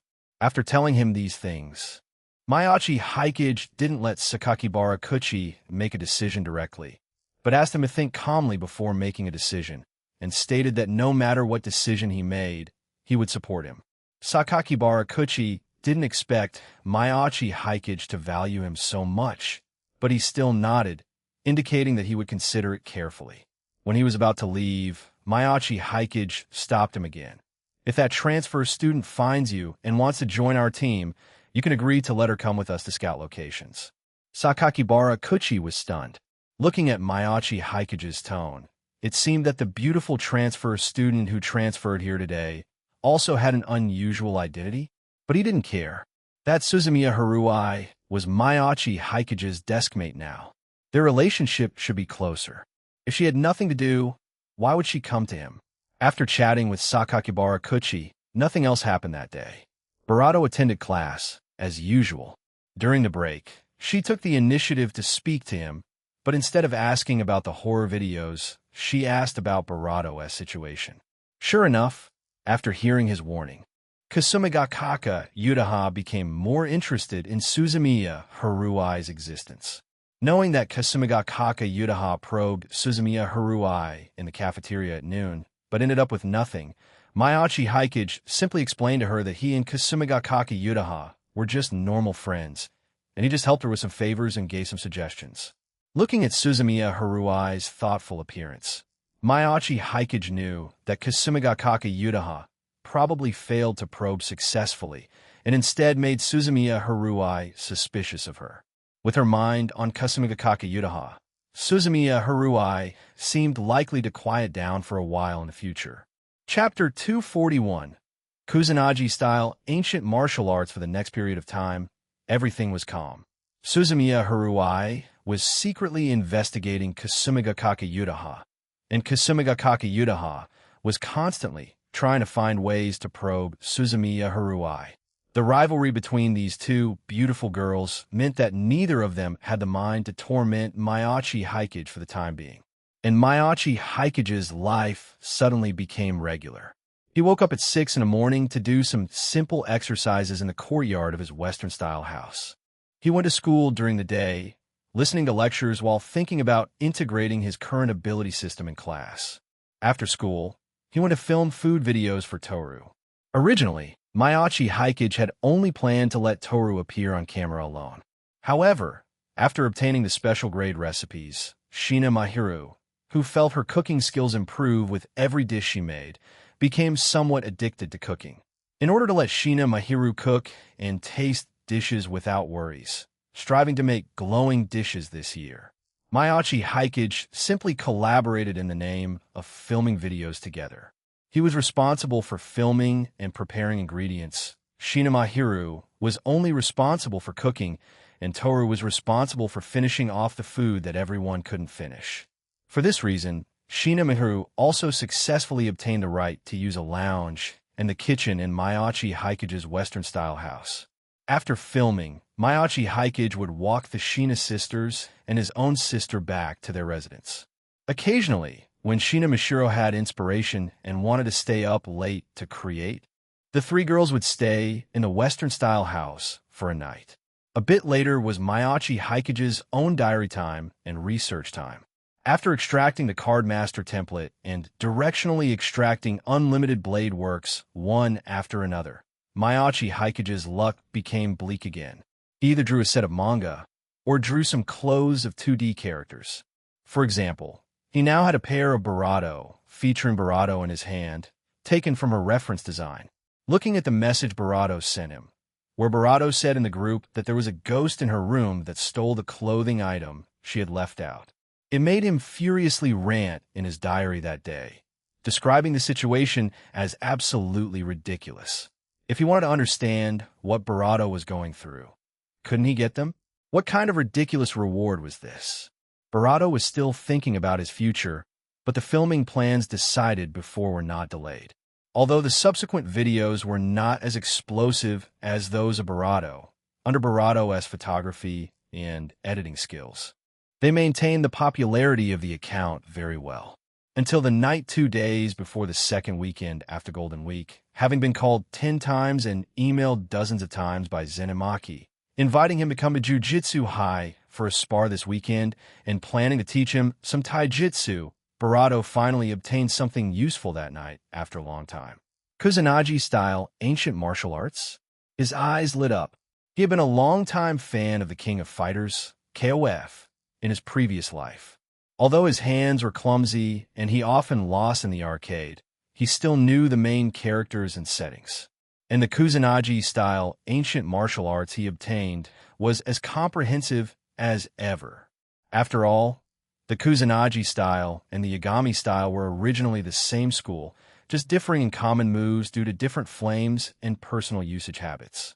From the 1st to 99th forms included as conventional means, to the 100th to 999 forms as supers, and the max supers above 1000, and even a bunch of derived outer styles.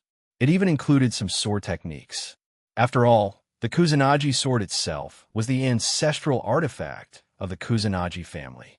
Although everyone in the KOF world was fighting with fists, the usage methods and sword techniques of the Kusanagi sword were naturally still within the Kusanagi-style ancient martial arts. As these materials were loaded into his mind together, Mayachi Hikage felt that the amount of information his mind received was no less than the amount of information he received from Hammond breathing before. Except for those max supers that require the Kusanagi family bloodline to use, other taijutsu techniques can basically exert their full power in combination with Hammond breathing of the pure yang body, right? Mayachi Hikage probed the information in his brain. Although the Kusanagi-style ancient martial arts did indeed need to be combined with flames to exert its full power, there was an ordinary person in the game, Shingo Yabuki, who did not have the Kusanagi family bloodline, but successfully entered the KOF finals relying on the Kusanagi-style martial arts and the derived outer styles. In other words, this thing was also quite useful for ordinary people. It just so happened that this group of girls had practiced Hammond breathing for more than a month, and their physiques should be stronger than ordinary people. Those outer styles developed by Shingo Yabuki could be given to them to practice and improve their combat power. If combined with flame breathing, it might not be impossible to produce flames in the future.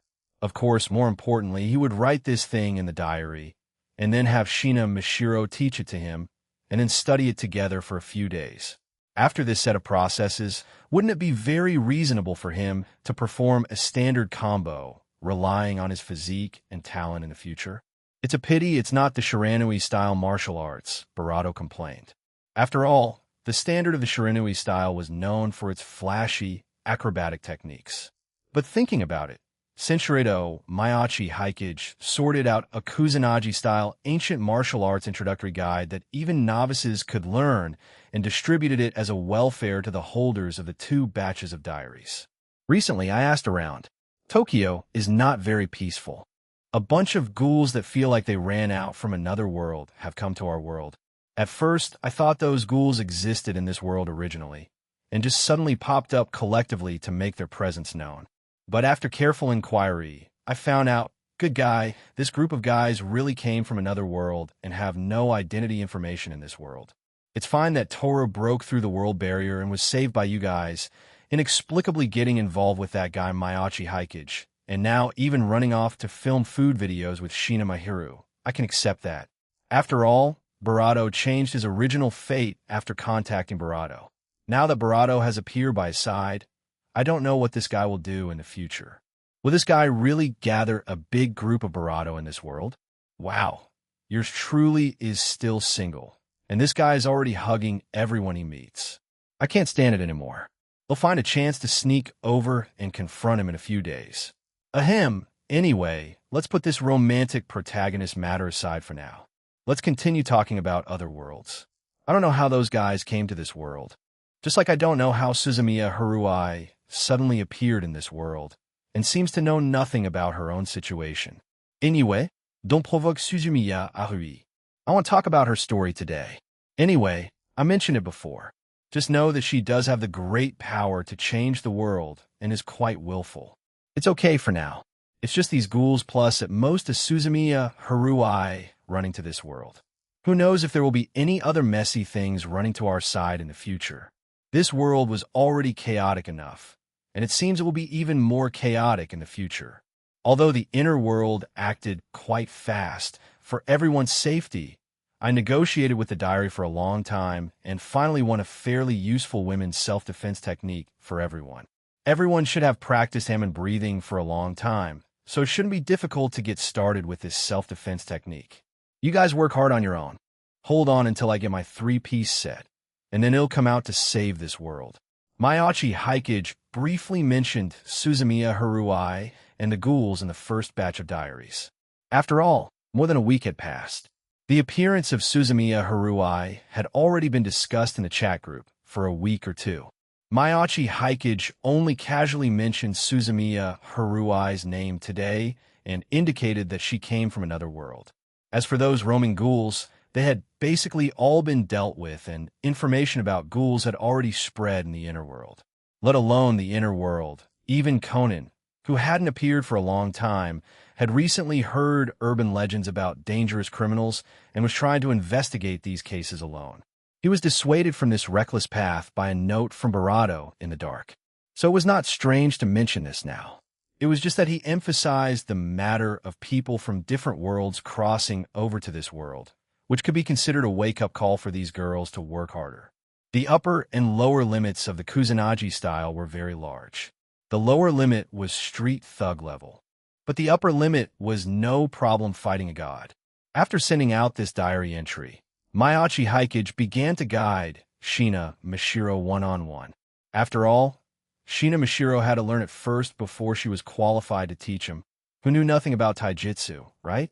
And with the batch of Kusanagi-style introductory guides issued by Mayachi Haikage that night, which was several times longer than the cultivation method of Hammond breathing back then, it was difficult for the holders of the 2 batches of diaries to sleep peacefully tonight. The holders of the first batch of diaries were basically ordinary people.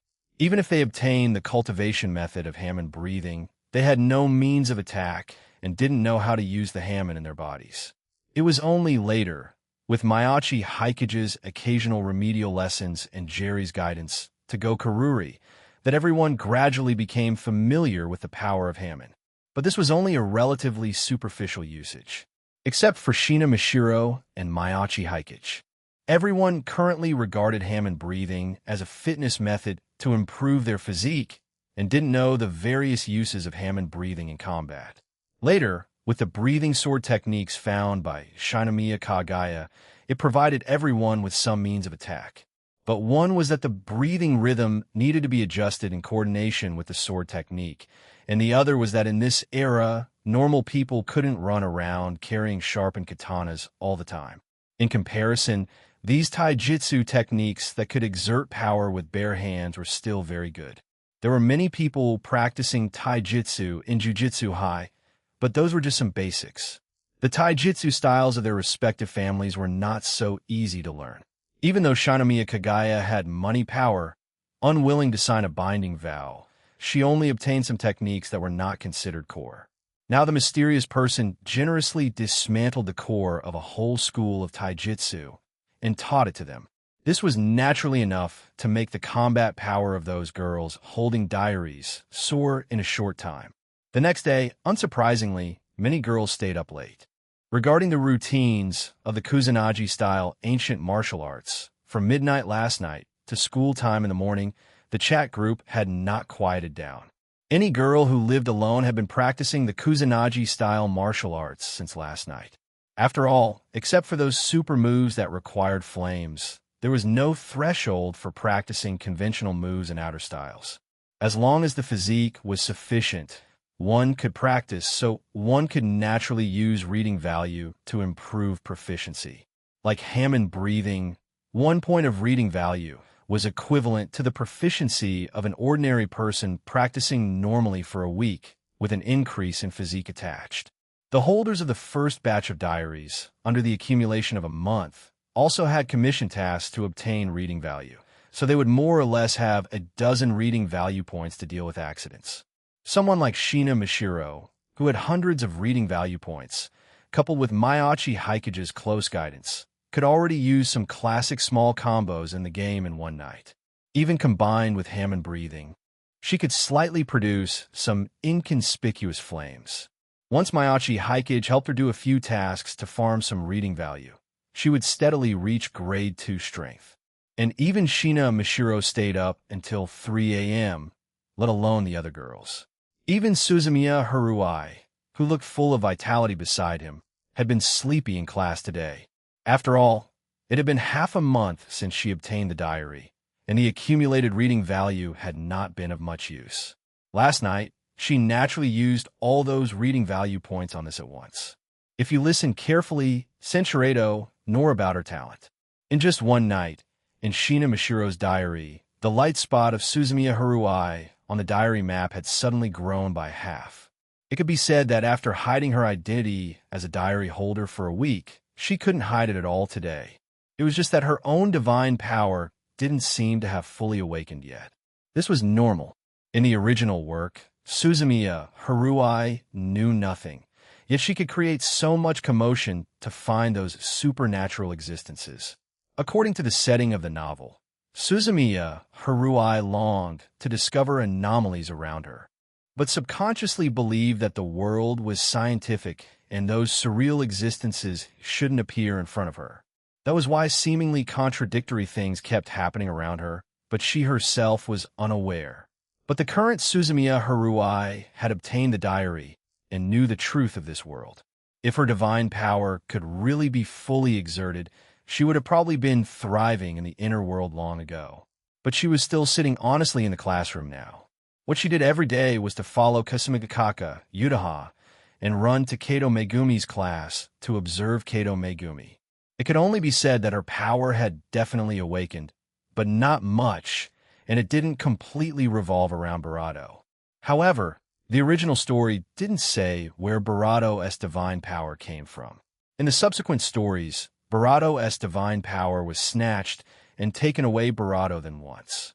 Perhaps that power sensed the danger of this world, and in order to ensure Suzumiya Haruai's own safety, it chose to lie dormant in Suzumiya Haruai's body for now. Did guiding Suzumiya Haruai to run to his side mean it felt that his side was the safest place? So, was he playing the role of Kion in the original work now? Mayachi Haikage didn't think about these things. The Kusanagi-style ancient martial arts removed his weakness of weak taijutsu, but the increase to his own stats wasn't huge. He still had a long way to go before being invincible. At most, he treated Suzumiya Haruai as an ordinary friend, normal deskmate. Chapter 242. Wanting Maiachi Hikage to become her underling, it took Suzumiya Haruai a little over a week to fully adapt to life at Toigaseki Academy. And just like in the past, she had experienced all the clubs in Toigaseki that seemed slightly interesting based on their reputation. Unsurprisingly, in just 1 week, the name of the genius Suzumiya Haruai had spread throughout Toigaseki. But she had confirmed that these clubs were all traditional clubs with nothing new, completely different from the level of things she was pursuing. However, during her mutual probing with Kasumigakake Yutaha, she finally discovered some of Kasumigakake Yutaha's secrets. She was the author of the popular light novel Metronome in Love, Kasumi Yutako. Although she was from Tokyo, she had moved out to live alone after entering high school. Suzumiya Haruai carefully analyzed Kasumigakake Yutaha's novel in conjunction with the Seikano manga that had just started serialization in the weekly magazine. The first volume was actually a rather cliché romance novel to her. The male protagonist had no distinguishing features, and the female protagonist, when compared with the Seikano manga, was obviously a replica Kasumigakake Yutaha, created based on her own template. There was no particularly memorable plot. It became popular largely due to Barado's writing style and promotion by numerous internet bloggers. However, in the second volume, released a few days ago, Barado's work had evolved. A second female lead appeared suddenly yet logically, inserting herself into the ambiguous relationship between the male and female protagonists like a hurricane. The description of the female protagonist was no different from the first volume, but the descriptions of both the second female lead and the male protagonist were thoroughly established in just 1 volume, especially the image of the male protagonist. For some reason, after being desk mates with Maiachi Hikage for 10 days, when reading Kasumigakake Yutaha's novel, even though the illustration of the male protagonist bore almost no resemblance to Maiachi Hikage, Suzumiya Haruai could smoothly substitute Maiachi Hikage's image into the male protagonist of the second volume in her heart. When writing, Kasumigakake Yutaha must have referenced Maiachi Hikage's image, just not as blatantly as Shina Mashiro did. But seeing Barado occasionally coming to find Barado during lunch breaks and after school to discuss things, Barado still felt a sense of incongruity. Barado definitely knew about the close relationship between Barado and Barado, because Shina Mashiro was most likely another diary holder. It was just that due to Maiachi Hikage's protection and Shina Mashiro's own indifference to social interaction, Haruai hadn't found an opportunity to communicate with her until now. Moreover, even Suzumiya Haruai herself sometimes felt that the scene of Maiachi Hikage and Shina Mashiro eating lunch together in silent understanding was pleasing to the eye. Yet a beautiful girl like Kasumigakake Yutaha would still frequently run over alone to find Maiachi Hikage, seemingly not caring about other people's gazes at all. Although Suzumiya Haruai could sense that every time she came to find Maiachi Hikage, a part of her attention was placed on Haruai, wanting to observe her situation. But the serious attitude when Kasumigakake Yutaha chatted with Maiachi Hikage was not fake. It seemed they were really discussing something serious with Maiachi Hikage. So after observing Kasumigakake Yutaha for more than 10 days, a bold idea suddenly appeared in Suzumiya Haruai's mind. Could it be that Kasumigakake Yutaha's daily mission was related to Maiachi Hikage? After all, her attitude toward Maiachi Hikage was indeed the biggest anomaly about Kasumigakake Yutaha. Even Maiachi Hikage himself stated that Kasumigakake Yutaha would often come to consult him about novel creation. Originally, Suzumiya Haruai planned to continue observing for a while to verify her guess. After all, one of the goals of her mission was to hide her identity for as long as possible. She hadn't lost her curiosity about Kasumigakake Yutaha and Maiachi Hikage yet, so maintaining such a life for another half-month wouldn't be a problem for her. But after practicing the Kusanagi-style taijutsu for one night, when she came to school today, Barato had a feeling that her secret efforts might soon become noticeable. After all, investing the reading value obtained over 10 days all at once into this taijutsu, and practicing it by herself for a night, Barato could clearly feel the improvement in her conditioning.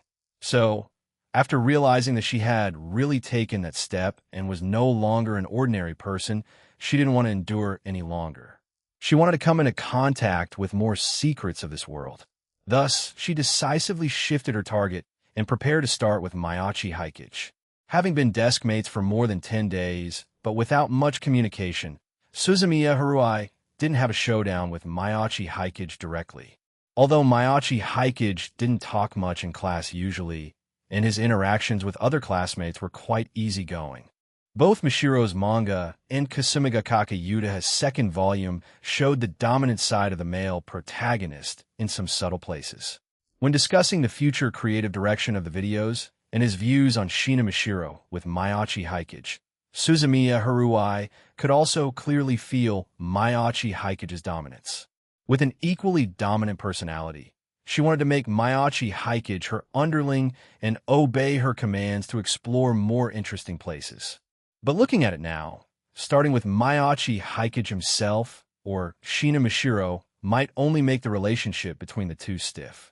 Although it was impossible for Suzumiya Haruai to bow her head, she felt she could start from other aspects, such as Sakakibara Kuchi, whose relationship with Mayachi Hikage seemed to have changed slightly recently. Not only Suzumiya Haruai noticed it, but other people in the class who followed Mayachi Hikage's account could also notice that although the few videos filmed by Mayachi Hikage after the Golden Week holiday were equally interesting in terms of the cases themselves, and even the shooting conditions in all aspects had become more refined than before, they just didn't reach the level of popularity of the Kano Yuko one. But Sakakibara Kuchi's state during filming was visibly not as good as before, or rather, in front of Ida Kaiji's increasingly natural performance, he was suppressed by Ida Kaiji. Including his screen time and the number of lines, there was a certain reduction. Even the comments under the video reflected whether Sakakibara Kuchi couldn't keep up with the team's progress. Suzumiya Haruai also asked Mayachi Hikage directly about this matter, and Mayachi Hikage's answer was also very simple. Now is the most important period for Sakakibara Kuchi, and he couldn't interfere with Sakakibara Kuchi's own choice. So Suzumiya Haruai went to win over Sakakibara Kuchi. However, when Sakakibara Kuchi saw Suzumiya Haruai really coming to find him, saying words like helping him untie the knot in his heart, his expression couldn't help but be a little subtle. His state these days was indeed not very good. In fact, he had already decided to continue following Mayachi Hikage last week, but he hadn't given Mayachi Hikage a definite answer yet. He was thinking that he could only fully determine to continue following Mayachi Hikage after he truly awakened to the supernatural. After all, his curiosity about this world was also very strong. Coupled with his hometown's name that sounded like Yomi, Underworld, and the mysterious girl with an eye patch he saw when he returned to his hometown, he vaguely felt that his hometown might also hide some terrible secrets. Even if he might encounter various futures, if he missed Mayachi Hikage's side, he felt he would regret it for the rest of his life. At least he had to confirm whether he could awaken to the supernatural or not.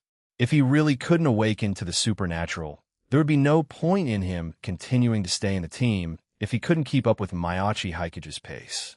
And the reason for his poor state was that Mayachi Hikage, this guy, was treating his congenitally weak body with some special power on the one hand, and on the other hand, he kept letting the evil ghost whom Mayachi Hikage called Shadow Yuko, but whom he couldn't see at all, try to activate the power in his body. Mental attacks, hallucinations, serial dreams, ghost possession, causing negative emotions to stir in his heart.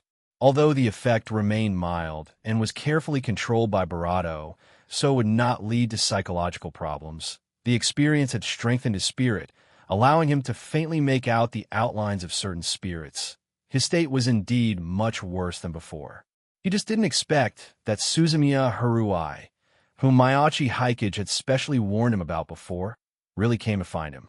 "Help me untie the knot," My nod is that I haven't been able to complete the supernatural awakening. Can you help me? However, Sakakibara Kuchi was a smart person.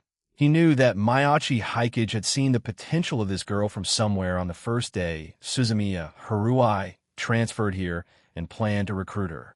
So he said directly to Suzumiya Haruai, "Tomorrow is the weekend. We're going to scout for locations after school this afternoon, and the place we're going to is quite far away, so we might come back very late. If you're interested in our team, do you want to come and experience it?" Suzumiya Haruai was a little surprised by his frankness. She was still thinking about winning him over, so why did he directly try to recruit her instead? "Can you make the decision yourself?" Sakakibara Kuchi gestured with his mouth towards Mayachi Hikage, who was still sitting in his seat seemingly deep in thought, but actually wondering if he could perform an infinite combo in reality. "Our boss said that if you came to find me, I should tell you this."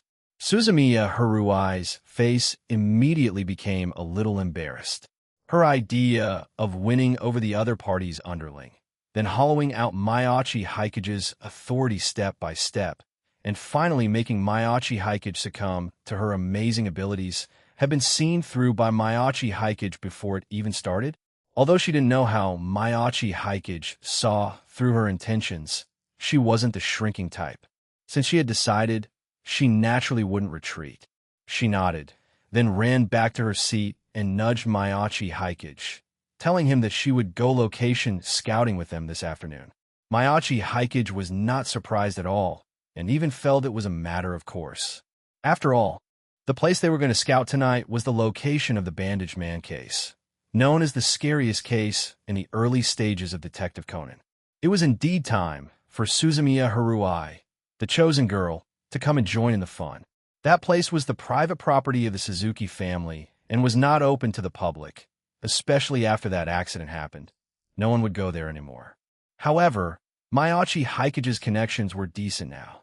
He mentioned it to Shinomiya Kagaya, who helped him contact Suzuki Ayako, the eldest daughter of the Suzuki family, to get her consent.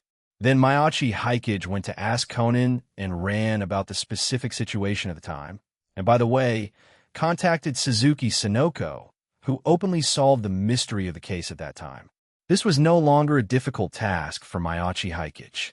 When filming those videos before, Mayachi Hikage had already easily become acquainted with Mori Kagoro through financial offensives. In the end, Mayachi Hikage very easily obtained first-hand information and the consent of the Suzuki family. Even Suzuki Sonoko was willing to appear on camera to review the case at that time. The only price was letting Sakakibara Kuchi show off his charm to Suzuki Sonoko a little, calling her Sonoko Nichin against his will. It was just that something unexpected happened to Mayachi Hikage. When school was over and they were welcoming the weekend, 2 luxury cars were already parked at the school gate. One from the Shinomiya family, one from the Suzuki family. He decisively threw Sakakibara Kuchi, this puppy dog boy, into the Suzuki family's car. He didn't want to deal with the boy-crazy Suzuki Sonoko, and Shinomiya Kagaya, who was sitting in the car, wouldn't let him sit in the Suzuki family's car either. When they first met, Suzuki Sonoko had already fawned over him. After all, Mayachi Hikage was handsome himself, and the pure young body and the Cardmaster template more or less added some charm to him. It was only because Mayachi Hikage decisively sold out Sakakibara Kuchi, a thin puppy dog type who could more easily gain girl sympathy, that he successfully diverted Suzuki Sonoko's attention. However, looking at Suzumiya Haruai, who got in her family's car with Mayachi Hikage, Shinomiya Kagaya's eyes couldn't help but become cautious. The mysterious person had already mentioned it in the diary last night. Do not provoke Suzumiya Haruai. She really possessed the ability to change the world. Even if they didn't know why she came to this world or why she appeared beside Barato, it was best not to provoke this willful woman. Anyway, Barato decisively chose to ignore this woman. Although Barato looked like a Barato powerful backer than Barato, Barato was the Barato reasonable one, and her personality wasn't bad. Suzumiya Haruai was too unknown and too dangerous. She didn't want to bow to such a woman. The best choice was not to appear around her. But who knew that Suzumiya Haruai who had kept a distance from Maiachi Hikage a few days ago, suddenly joined Maiachi Hikage's team today. And it seemed that Maiachi Hikage was acting as if it was normal. Was Maiachi Hikage's cognition also imperceptibly distorted by this woman? Shinomiya Kagaya thought so in her heart, feeling more uneasy. When she heard Barato ask why she came specially today and if the school matters were handled well, Barato gathered her mind and briefly explained her situation to Barato. After some persistence and persuasion, although the former student council president hadn't really committed any major mistakes, he still bowed his head before the power of the Shinomiya Zaibatsu and resigned taking the blame. Next Monday would be when everything ended. Her plan was to finish being a student at Shuchian this month, drop out next month to enter Jiu-Jitsu High, and work hard in the inner world with peace of mind. Of course, because of Suzumiya Haruai, she didn't say the latter things, only saying that the school matters have been almost dealt with. As for why she came specially today, Shinomiya Kagaya's gaze fell on Maiachi Hikage. It was all because that mysterious guy said in the diary yesterday that he wanted to find time to beat up Maiachi Hikage. She was a little worried about Maiachi Hikage's safety, so she specially came over to see the situation. Chapter 243. Why did you play Haru Hikage? The power of Maiachi Hikage's diary entry yesterday was quite significant. Not only did the Kusanagi-style taijutsu improve the girl's self-defense capabilities, but he also mentioned himself in the diary after a long time. However, Maiachi Hikage really went hard on himself this time. After all, he directly wrote himself as a harem male in the diary. Those girls who own diaries probably wouldn't take the initiative to approach him anymore. There were really enough girls around him now. Moreover, in the 10 days or so since the Golden Week holiday, he had intentionally or unintentionally met many girls who were curious about him. For example, a certain Doma Omuru who came to ask Shina Mishiro for an autograph as a manga fan and then deliberately revealed that she also knew the breathing method. There was also Gokururi, who contacted him through Kasumigakaki Yudaha and wanted him to guide her novel writing. There were even more direct ones. For example, Katsura Kodanoha, who knew her own plot, even after solving walking canons like Ida Makoto and Sawego Tamaru, still couldn't attend school normally. Finally, with the help of Shinomiya Kagaya, she transferred to Shuchian Academy. This woman's Yandere attribute seemed to have partially awakened. She joined the Kendo Club at Shuchian. Relying on the physique provided by Hammond breathing, she could participate in this year's Kendo tournament just by relying on her Ayajutsu. And after knowing Maiachi Hikage's Kendo talent, this woman also began to observe him secretly. Even occasionally, when Maiachi Hikage practiced sun breathing sword techniques in his courtyard in the morning, he could feel through the name magic that Katsura Kodanoha was observing him nearby. Senchuredo Barato decided to openly identify himself as someone surrounded by many girls, giving those who wanted to approach him a clear signal. He had a favorable impression of them, and even as a transmigrator, he felt a deep, quiet sense of belonging in his heart. But he still preferred the way of getting along, where feelings developed over time. Those strong impulses were well controlled by him. To avoid doing something he could not undo, because he could not resist on a particular day. It was better to let these girls think clearly first whether they wanted to damage their reputation to cling to his thigh. It seemed that the effect was quite good so far. The girls in the group tacitly didn't mention him much today, but were exchanging experiences on practicing Kusanagi-style taijutsu. Even Kasumigakaki Yudaha didn't come to find him today, but just reminded him on the chat software to take care of his health recently. She didn't seem to notice that the light spot of Suzumiya Haruai on the diary map had suddenly become much larger because she practiced taijutsu. However, this wasn't strange, because after the supernatural awakening, Maiachi Hikage released the power of his pure young body little by little. It was about 80 unsealed now. It was just that he now mastered multiple supernatural systems, and the naturally generated pure yang qi in his body had been tamed by him for the most part. So his control over the pure yang body had also improved a lot. The current Maiachi Hikage, even without using sealing techniques, could control the radiation range of the pure yang body within 10 meters. There wouldn't be cases like grade 1 vengeful spirits trying their best, but unable to see his true face anymore. Now, the light spot of Miyachi Haikage alone occupied nearly the size of the entire classroom on the map, squeezing the light spots of others on the map so that they couldn't be seen. However, this wasn't considered big. According to Shinomiya Kagaya, Gojo Satoru's light spot occupied almost the entire Jujutsu High. It could be said that as long as Gojo Satoru stayed in the school, the light spots of others could not be seen at all. Miyachi Haikage's gaze fell on Shinomiya Kagaya. This woman grew up in the Shinomiya family, so she had known how chaotic the noble circle was since she was a child. After obtaining the diary, her inner ambition expanded, and she was bent on making a name for herself in the inner world. Moreover, she had already noticed his universal love during the Golden Week holiday, but she still kept in touch with him after that, and would come to consult him if she encountered any problems in cultivation. This meant that she didn't care about building a large circle of admirers, and even vaguely had the meaning of actively joining in. Barato glanced at Barato, who was sitting next to him and didn't care about the luxury car she was riding in now. Was it because of Suzumiya Harui's appearance by his side that Shinomiya Kagaya's suspicion of him being the mysterious person increased again? Relying on name magic and destiny magic, even if Miyachi Haikage didn't have mind-reading skills, it was relatively simple to know what a girl was thinking. Shinomiya Kagaya had never completely ruled him out as a suspect for the mysterious person. Even at the lowest point, there was still a trace of suspicion, and with the appearance of Suzumiya Harui, this suspicion rose to about 10 or 20%. However, Miyachi Haikage could also see Shinomiya Kagaya's selfishness. She wanted to confirm further and then play the classic routine of you don't want your identity as the mysterious person to be leaked, do you? With him.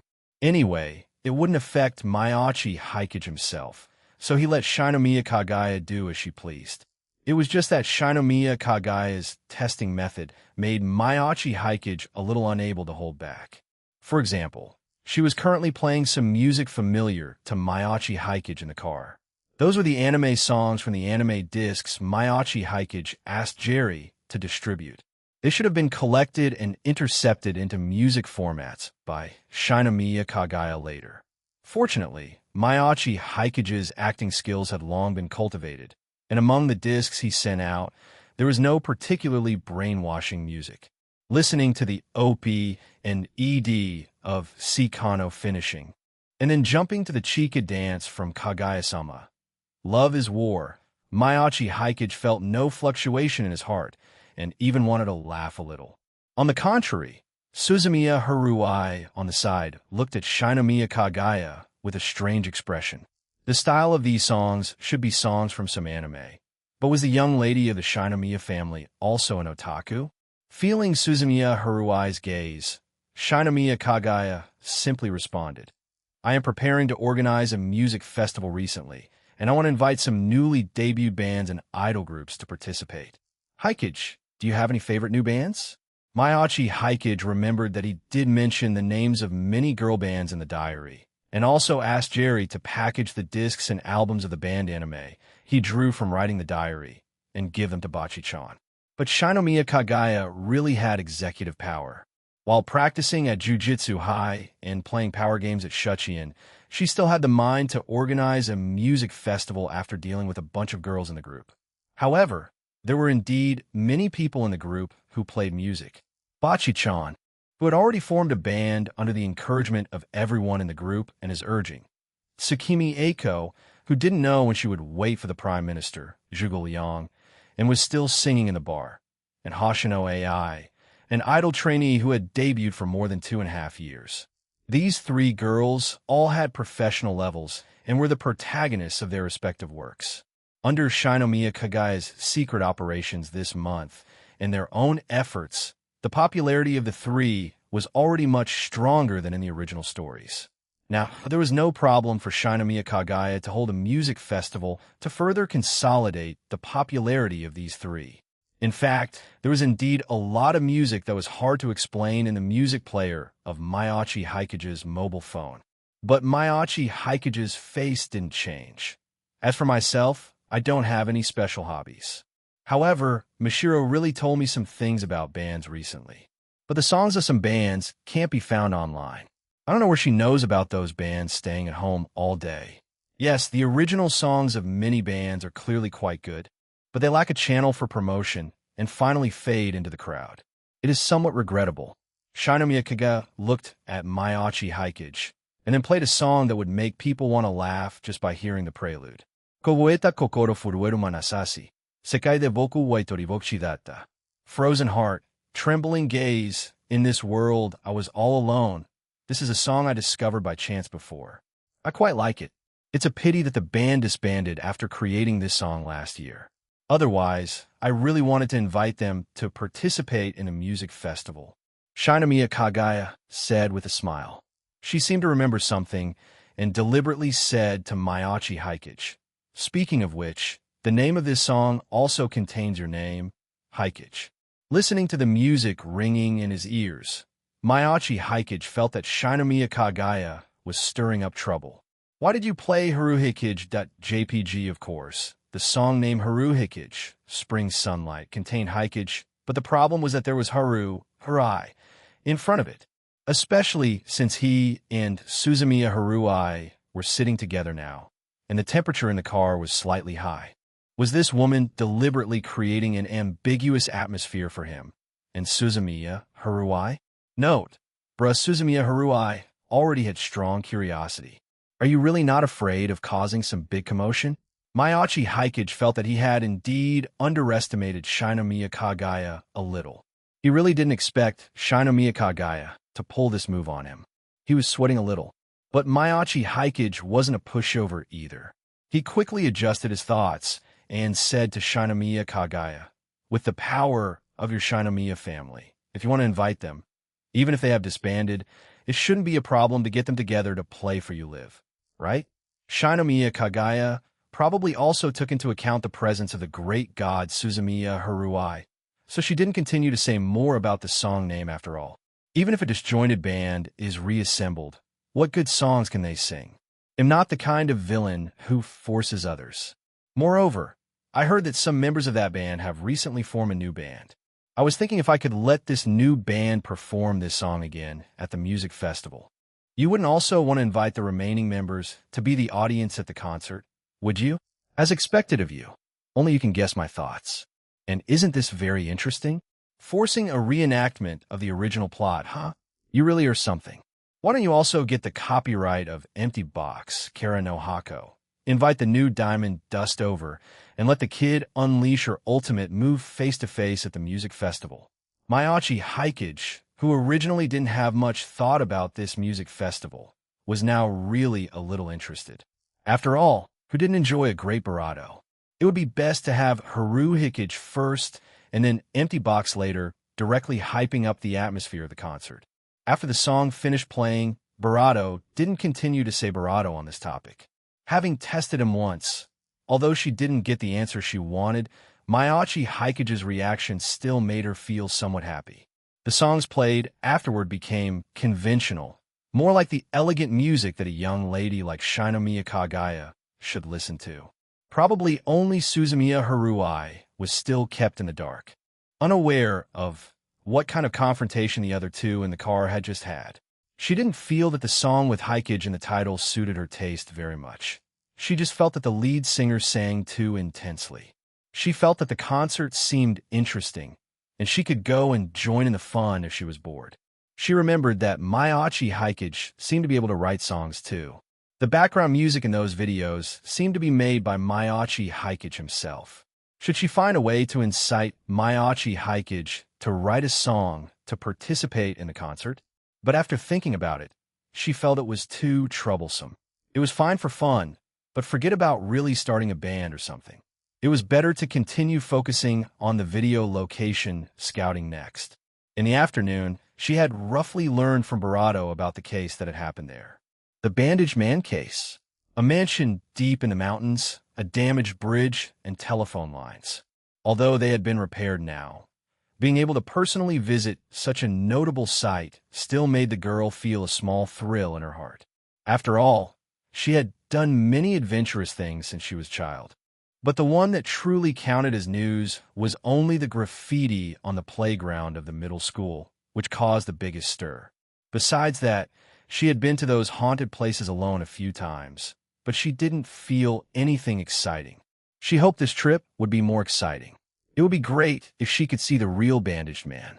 She could just test the Kusanagi-style taijutsu she just learned. But she also knew in her heart that the so-called bandaged man was disguised by the culprit, and that culprit was already in prison and couldn't come out. But the girl still hoped in her heart that some accidents would happen during this location scouting process. Then, as the sky gradually darkened, at dusk, the group finally arrived at the villa in the suburbs. This villa, where a serious crime had occurred just a month ago, still maintained its original appearance. The villa had recently undergone a thorough cleaning to make sure the atmosphere felt fresh and welcoming. Even though a case took place here, if the filming runs late tonight, you are welcome to stay the night, Suzuki Sonoko said warmly as the host, greeting everyone. Then she pointed to the suspension bridge they had walked across when they came. And that bridge has also been reinforced by us. Under normal circumstances, it won't be cut off by anyone again. Mayachi Hikage just felt that this boy-crazy girl was setting up a flag. He recalled a certain episode of The Melancholy of Haruhi Suzumiya. Suzumiya Haruhi, who felt bored on a deserted island, abruptly created a case to satisfy her desire for investigation.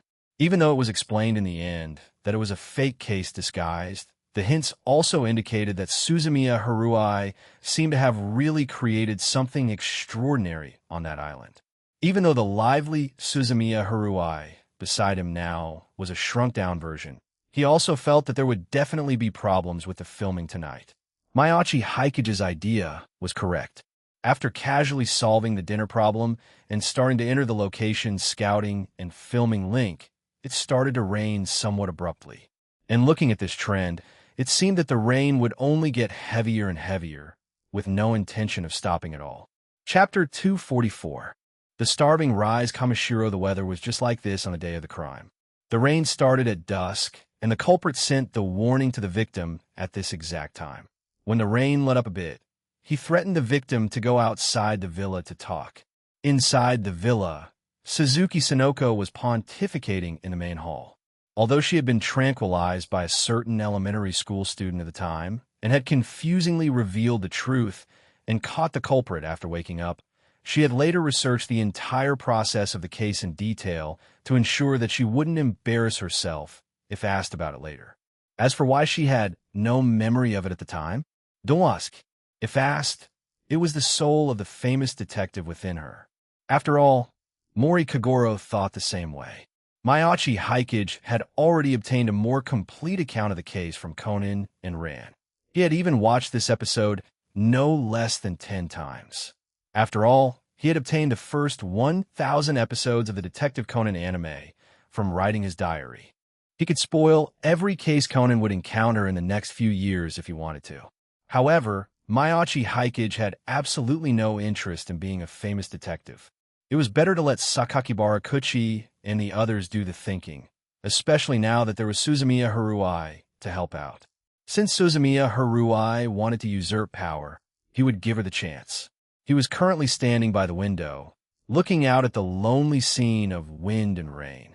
Shinomiya Kagaya appeared by his side at the right moment.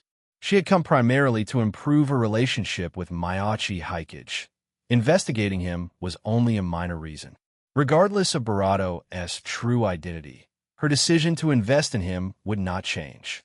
Even if Barato really turned out to be a so-called popular guy, so what?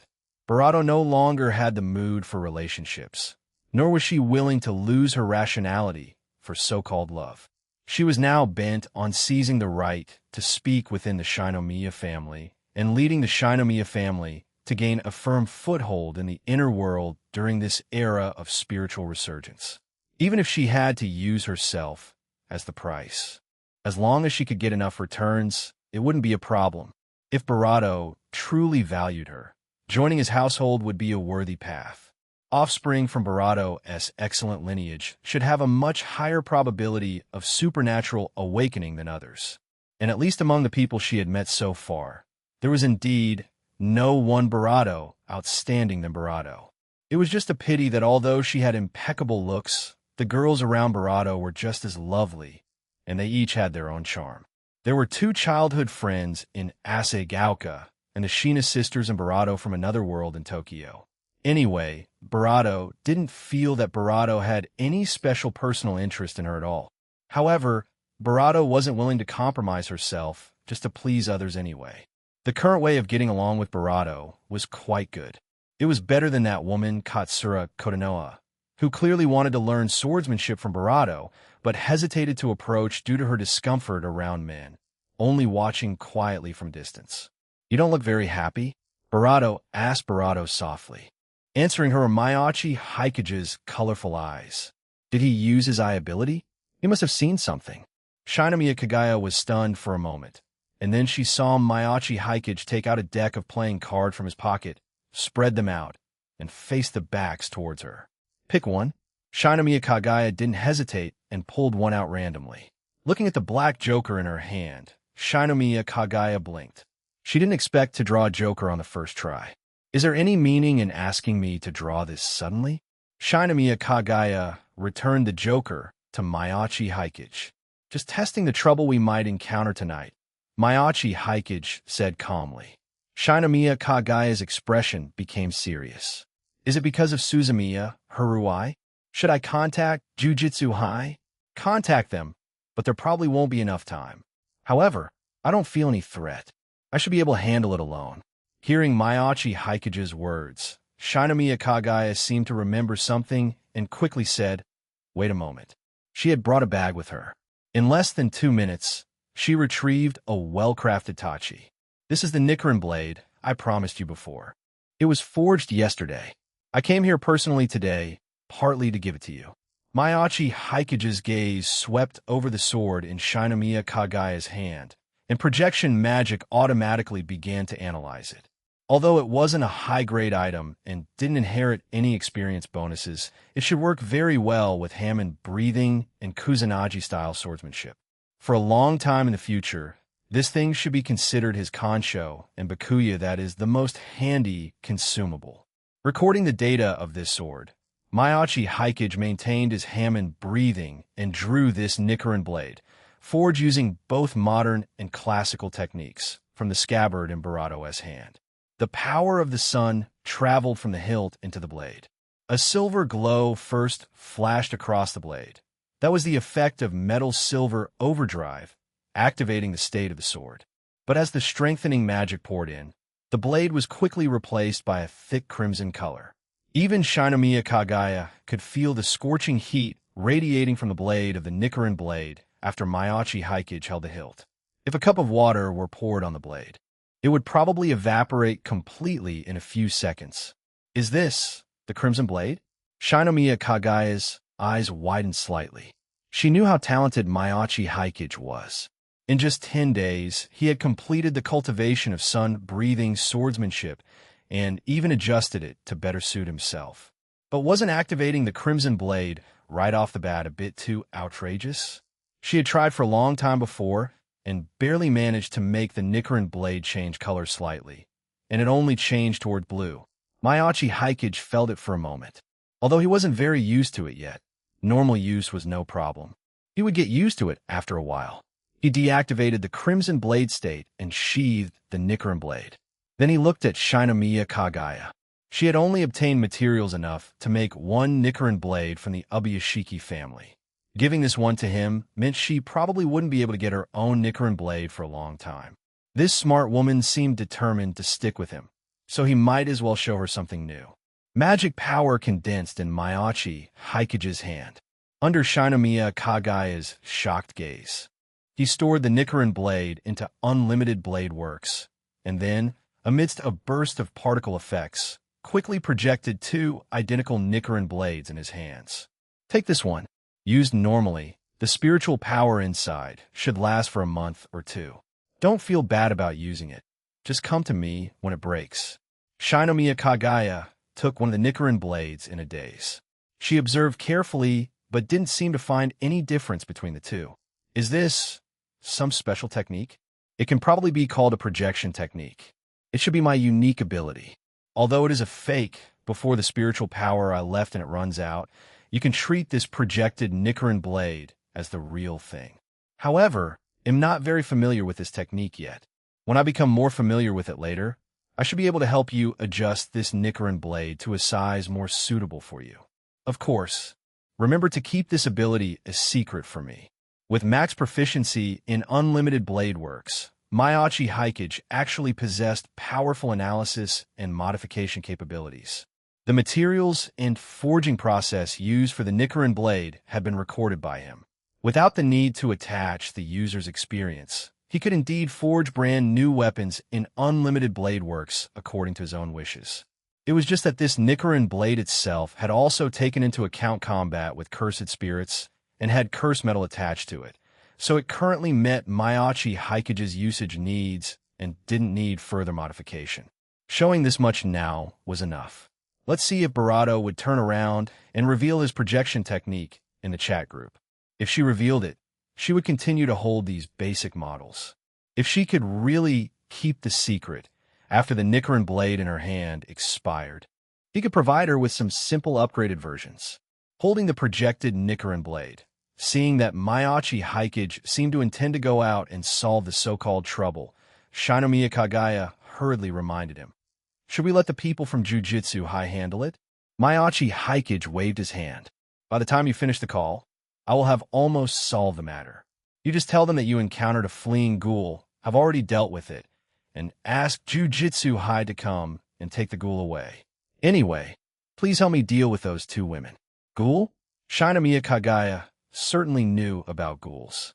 For the past half-month, the most lively event in the inner world of Tokyo had been rooting out those ghouls who attacked humans indiscriminately.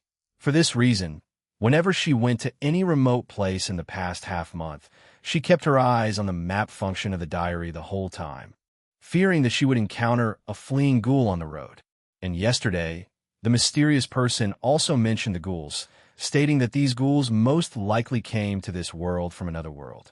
Even knowing that the holy sword that almost killed Toru was Maiachi Haikage's trump card, she was still somewhat nervous now that Maiachi Haikage was going to fight a ghoul from another world.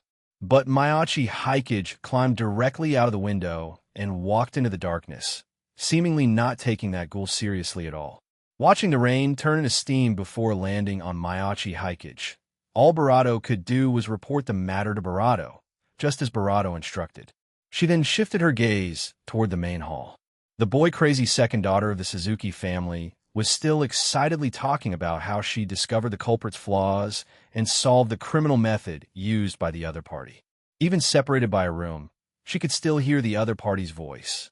Truly enviable. Shinomiya Kagaya shook her head slightly. There were only two daughters in the direct line of the Suzuki family in this generation, and there would be no disputes over inheritance in the future. In Japan, large conglomerates actually preferred to have daughters, because the sons they raised personally might not be outstanding, but with daughters, they could choose suitable sons-in-law according to their own requirements. And she heard that the current head of the Suzuki family also spoiled his daughters very much, even willing to let both daughters pursue their own happiness. At worst, he would spend another 10 years cultivating his grandchildren. Comparing the two conglomerates, Shinomiya Kagaya recalled the deception and strife in the Shinomiya family and couldn't help but sigh. If she swapped lives with Suzuki Sonoko, even without the diary, she would probably be able to start taking over the affairs of the Suzuki Zaibatsu now. But thinking of her love-brain behavior in the manga, Shinomiya Kagaya fell into a subtle silence. If she didn't have the diary, her performance after the second year of high school didn't seem much better than Suzuki Sonoko's. Throwing these troubling thoughts out of her mind, Shinomiya Kagaya, knowing she was no longer the original self, took out her phone and contacted Jujutsu High to explain the situation on her side. On Maiachi Haikage's side, after leaving the villa, he further released the seal on his body and eliminated those vengeful spirits that had gathered around for some reason. As expected of Suzumiya Haruai, to be able to create so many vengeful spirits in this remote mountain. It was just that because of his pure young body, these weak, vengeful spirits didn't dare to approach the villa and could only wander outside. He didn't expect that besides creating a bunch of vengeful spirits, Suzumiya Haruai had now also guided a ghoul, who shouldn't have appeared here under normal circumstances, to appear in this place. And through the observation of the Eye of Destiny, that purple-haired ghoul seemed to be an old acquaintance, a living Rise Kamishiro. Does that mean the plot over there hasn't started yet, and these ghouls were transferred to this world? Miyachi Hikage observed this woman who caused everything. She was indeed good-looking, but her current appearance looked somewhat wretched. Blood-red eyes, an expression of ferocity mixed with a trace of hunger, clothes soaked by rain. It seemed that she hadn't eaten for a while. This made Miyachi Hikage somewhat curious about her situation after coming to this world. After all, this was a guy with a huge appetite, even among ghouls. Other ghouls only needed to hunt once a month, but she needed to hunt more than 10 times a month. Coming to this world with seemingly no restrictions, her huge appetite should have been noticed and dealt with by supernatural beings long ago.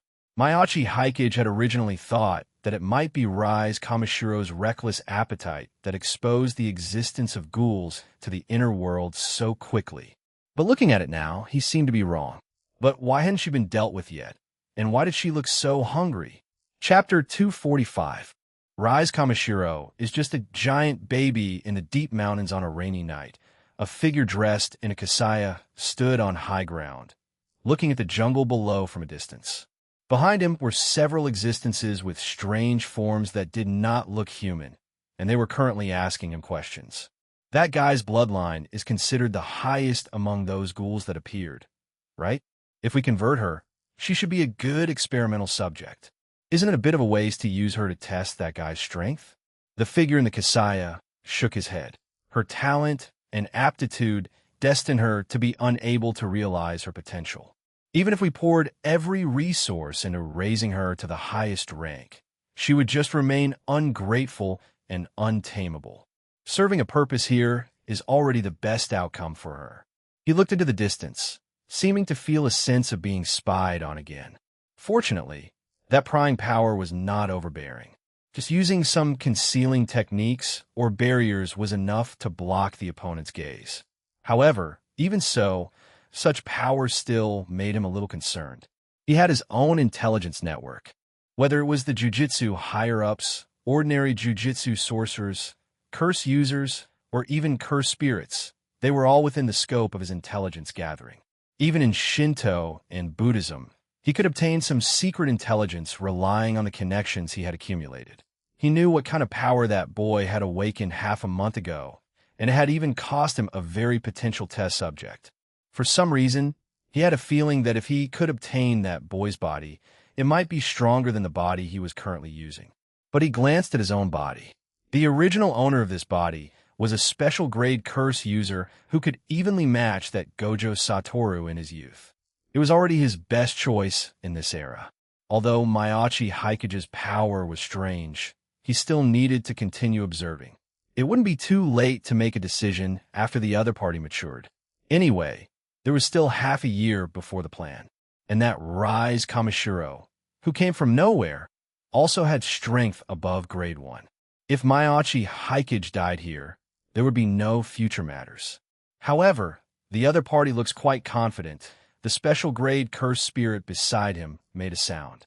If he can really solve that woman, why don't you let me go up and see how good that kid really is?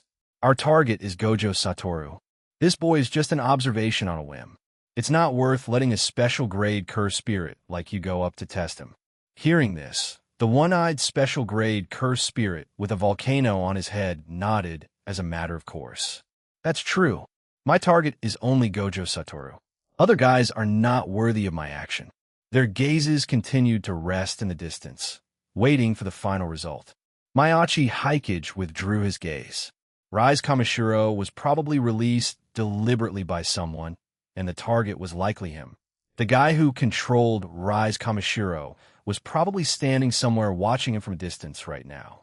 After all, the power of destiny allowed him to see everything around him clearly, which was much stronger than the effect in the game, where only the current positions of heroes could be seen. And in this fully open field of vision, a small shadow that could not be observed appeared particularly conspicuous. So which faction's villain is targeting me? Currently, Miyachi Haikage was relatively close to Jujutsu High and Shinto. Only these two parties should be eyeing him. It couldn't be that clown, Brain Coin, could it? Miyachi Haikage complained. As a clown even more top-tier than the prison teacher, Gojo, in Jujutsu Kaisen, Kinjaku would indeed observe capable people in various eras and sign contracts with them. But shouldn't his attention be on Gojo Satoru right now? In order to ensure that Gojo Satoru was subdued, Kinjaku, who was resurrected using Geto Sugura's body, would not appear in Gojo Satoru's sight before the dust settled, so as not to trigger Gojo Satoru's alarm in advance. So Miyachi Haikage just glanced once and didn't look any further. After all, he was indeed quite confident now. In the past week or so, he had been beaten up by Toru 3 times, but each time he could last longer in Toru's hands. His combat experience could only be said to be skyrocketing. Then he had been studying the structure of the dragon-slaying Holy Sword, simply attaching the projection of the Holy Sword's material properties to other weapons, although it could only be considered upgrading those ordinary swords, which were originally scrap metal in the inner world, to the level of basic equipment. The accumulated quantity of thousands of basic equipment eventually led to a qualitative change.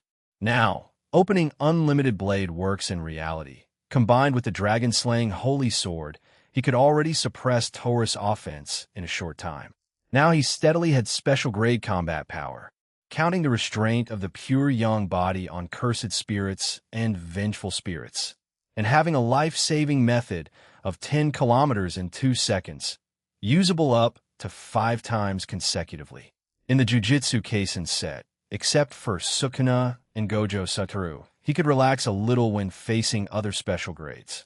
No matter who threw Rise Kamishiro over. Anyway, this woman wasn't a good person to begin with, just solve her.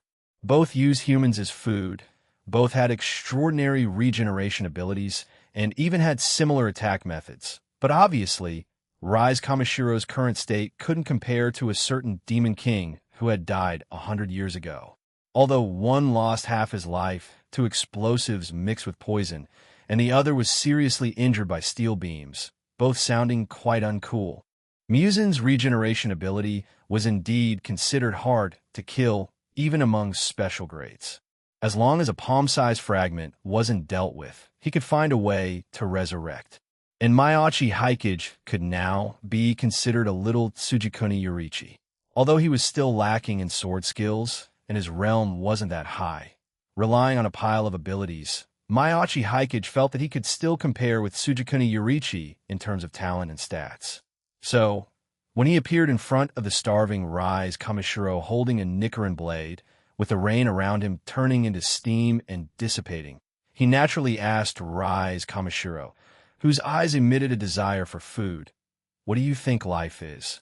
If it were the normal Rise Kamishiro, she might have exchanged a few words with Miyachi Haikage, and maybe added a sentence about ghouls being the creatures at the Barado of the food chain. But after coming to this strange world, while traveling through unfamiliar territory, she was captured by that powerful, non-human guide during her latest expedition. In the following days, she was confined in a laboratory by the other party using some means and underwent a series of experiments. Although she consumed a lot of unfamiliar food that she had never tried before, this also increased her appetite. She could feel that if she continued eating like this, she might be able to complete further evolution and possess even Barado powerful strength. She had been waiting for the opportunity to further herself, and swore in her heart that after completing her evolution, she would personally destroy the human who caught her. However, the other party seemed to have noticed her thoughts. Since then, he gave up feeding her, and even used fresh meat to tempt her every day. So far, she hadn't eaten for a full 10 days. Although for ordinary ghouls, eating once a month was enough for her, especially after her appetite became larger. 10 days without food had left her weak and desperate. Today, that man finally gave her freedom. If she could take down everyone in that mountain villa, she would regain the right to hunt freely. Just as she was about to bravado, a good-looking boy with a sword appeared before her. Usually she would definitely consider how to elegantly lure the other party and make him obediently become her meal. But now, she just wanted to deal with the other party quickly and use him to fill her stomach. She could even subtly sense a bravado from bravado that she found irresistible. Cinchuredo, at the moment Rise Kamishiro launched the attack, a burst of somewhat illusory but definitely real flames emerged. Sun breathing, third form, Raging Sunday. Even in the rain, the flames attached to the Nichiren blade still ignited the nearby bushes. Two Barado, Reed slashes blocked Barado's attack and disabled two of Barado's Kagun. Watching the change in Barado's expression, Barado knew that even if the Nichiren blade itself didn't have extra special attack bonuses against Barado, the blade attached with 1,000-degree flames could also slow down her healing speed. Confirming this was enough. Except for beauty and the so-called elegance in disguise, Rise Kamishiro was a standard giant baby who did whatever she wanted relying on her talent. Pure bloodline gave her more RC cells than ordinary ghouls from birth, and also brought her more powerful strength. Even without practice, she could possess strength superior to most ghouls. Kaneki Kin, relying on her power, almost destroyed the entire Tokyo after becoming a Kakuja and going berserk. If she could control her desires and become a Kakuja while maintaining rationality to fully unleash her power, she could probably reach the level of super special grade in this world. But the inability to control her own desires was Rise Kamishiro's biggest flaw. Let alone a Kakuja. Even if she became a half Kakuja now, she would probably fall into a rampage and completely fall into the abyss. So, just solve her before Rise Kamishiro goes berserk. The moment Rise Kamishiro launched an attack on him, Mayachi Haikage had already judged her current strength level. It was indeed at the level of grade 1. But no skills, all stats. Let alone him. If Zen and Maki came with a weapon, plus any support Jujutsu sorcerer helping on the side, although she might get injured in the process after adapting to Rise Kamishiro's attack methods, there was a great chance to take down Rise Kamishiro. The only problem was that dragging it out too long might make Barado go berserk. But this wouldn't happen with him. There was no need to use the trump cards of Barado and the Barado, lest that Barado keeps staring at him in admiration all day. This stuff had to wait until those special grade villains couldn't hold back their temper and ran in front of him to cause trouble. Then he would deal with them cleanly with these trump cards. Before, if he only used sun-breathing sword techniques, he might have needed more time, but the Kusanagi-style ancient martial arts made his use of the pure yang body and flame smoother. Now, he only needed 5 seconds to solve Rise Kamishiro. 7th form, Sunflower Thrust. Accompanied by ring-shaped flames, he quickly dashed in front of Rise Kamishiro and launched continuous thrusts at her. This speed far exceeding ordinary people, and the sharp pain from the Kagun seemed to finally make Barado realize the threat of the boy in front of her. But now she didn't even have the qualification to escape. She could only follow her subconscious reaction, madly using the intact Kagun behind her to attack the boy in front of her. But what welcomed her were giant fire dragons emitting sun-like light dancing before her eyes. 11th form, Solar Halo Dragon Dance. In just an instant, accompanied by almost invisible slashes and Barado swirling aggressively through the air, Barado was completely engulfed in Barado. And the finishing move of the sword technique was a charged downward Barado slash. In sun breathing, this was a variant of the first form, dance. But in Kusanagi-style ancient martial arts, this was also the 108 Shiki, or Akinaji. It was just that in taijutsu techniques, this move gathered the Kusanagi flames in the hand and waved them at the opponent all at once. But combined with the Nichiren blade, it could also be displayed in the form of sword technique. Anyway, for Mayachi Haikage, such techniques were not much pressure. Not considering the power of the Kusanagi bloodline, just looking at the power, the Orikinaji he displayed now was visually much more spectacular than the Orikinoji in the game. A sword chi nearly 5 meters long, like a fire dragon, struck Barato, then flew forward for tens of meters in the air before slowly dissipating in the rain, accompanied by a burst of white steam. Throughout the process, except for the first attack, Barato had almost no power to resist. The skills were already crushing, and before becoming a Kakuja, the stats couldn't compare. Rise Kamishiro had no chance of winning from the beginning. 5 seconds, and there was still 1 second left. And Maiachi Haikage held back. Otherwise, Rise Kamishiro should have been completely dead at the 3rd second when the charge for Orikinoji was completed. Maiachi Haikage restrained his aura. At the same time, yellow temperance quietly spread from under his feet along the scorched earth to the body of Rise Kamishiro, who barely had half a breath left, and began to quietly absorb the Kakuho she carried. Consuming vengeful spirits and cursed spirits allowed Barato to perfectly mimic their forms, and it could even absorb the shadows in the metaverse. Now, having taken the Barato of Barato as Kakuho, let's see if it can gain the unique power of ghouls. Anyway, she's been burned like this. A small bite should be fine, right? Chapter 246. Kinjiki's decision. A ghoul with grade 1 strength lasted less than 5 seconds in Maiachi Haikage's hands. Even Jogo, standing beside Kinjaku, had not expected this result at all. He even felt a faint sense of alarm from the flames released by the other party, as if those flames could cause great harm even to him. A cursed spirit with a volcano on his head. Although according to the strength standards of the Jiu-Jitsu world, a grade 1 Jiu-Jitsu sorcerer was evaluated as being able to steadily defeat a grade 1 cursed spirit, and even have some power to fight back when facing a special grade vengeful spirit. But 5 seconds was a bit too fast. Could it be that this brat who had just awakened not long ago already possessed special grade power? He hasn't reached special grade yet. The power of a special grade is not that simple. Kinjaku, who had lived for thousands of years and seen countless heroes, gave an answer. The gap between grade 1 and special grade was larger than the gap between grade 4 and grade 1. Similarly, the gap between special grades could also make countless talented people feel despair. It's just that the woman whose head was filled only with thoughts of eating had no brains.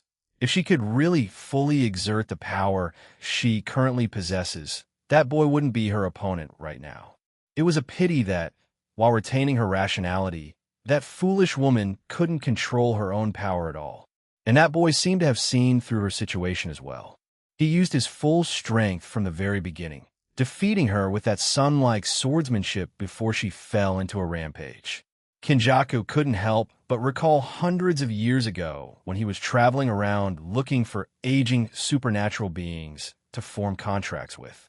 He had indeed met Tsujikuni Yorichi, the creator of this set of sword techniques, once. Actually, in the thousands of years, there were many people stronger than Tsujikuni Yorichi. But relying solely on pure physical body and sword techniques to reach that level. Even with his 1,000-year lifespan, he had only seen Tsujikuni Yorichi alone. Unfortunately, as the price for a powerful body, the other party was born without any affinity for cursed energy or other supernatural powers. It belonged to a restriction even further than the heavenly restriction. Even Fushiguro Toji, the sorcerer killer who almost killed Gojo Satoru 10 years ago and was known as the Heavenly Tyrant, was far less stunning than Tsujikuni Yorichi in terms of physical body and skills. If the person who assassinated Gojo Satoru 10 years ago had been Tsujikuni Yorichi, then Gojo Satoru, who had not mastered the reverse curse technique at that time, would not have survived. Tsujikuni Yorichi could even teach others his powerful techniques in a special way. Unfortunately, these abilities were too demanding for ordinary people, and it couldn't be actively turned off after use, resulting in none of the ordinary people who used those methods living past the age of 25. In the end, there haven't been many special people like Tsujikuni Yorichi in 1,000 years. None of his successors could reach even 30% of his level, including this Maiachi Haikage in front of him. Don't be fooled by how imposing Maiachi Haikage's swordsmanship and the flames he raised looked.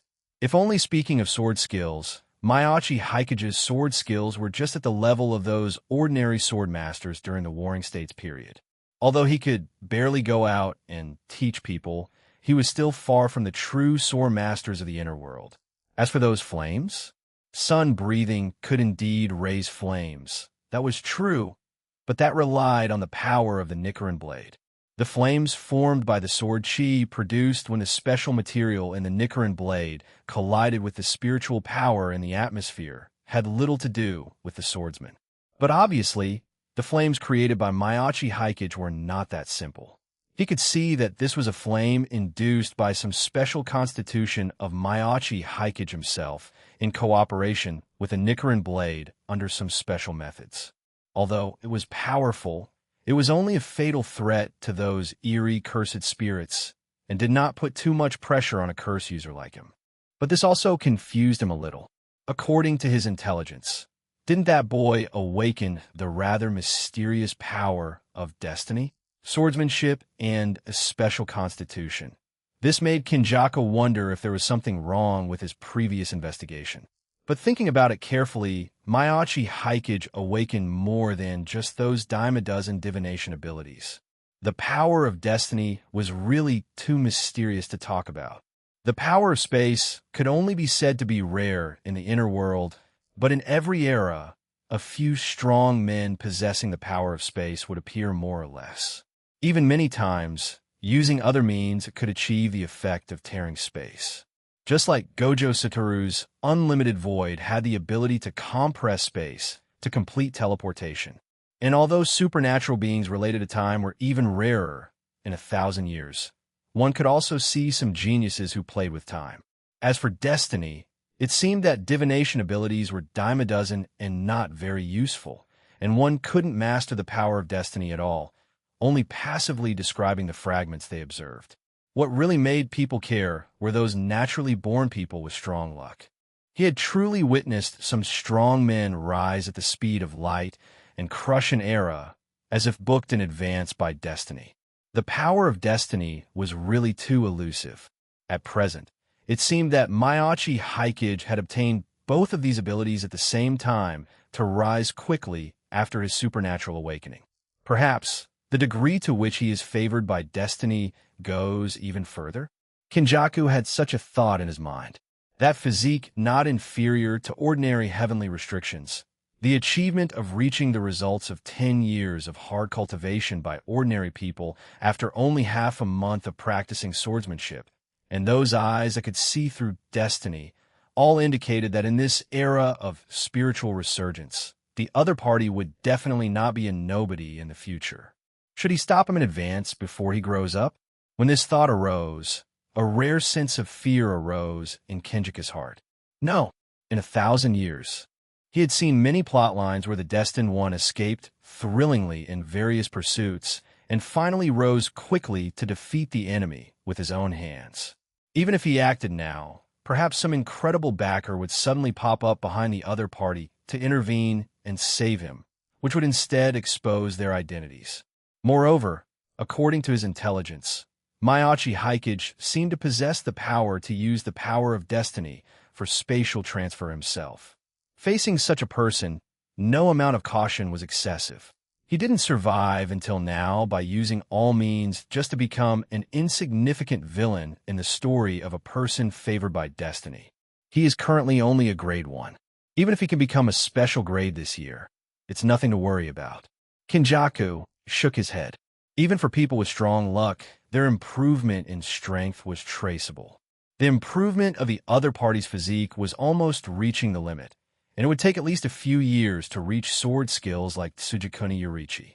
And his plan would start to be implemented this year, and if nothing unexpected happened, he would achieve his goal within half a year. Could this boy grow to the level of Gojo Satoru or Ryaman Sukuna within half a year? At least the current Kinjaku didn't think the other party could do such a thing, and he knew that these destined ones needed to experience various hardships to temper their minds and complete self-breakthroughs in various environments with a narrow escape from death, thereby growing rapidly. Similarly, if the reverse was done, letting such a destined one practice on his own without any external pressure, then their speed of strength improvement would actually not be much faster than those geniuses of the same era.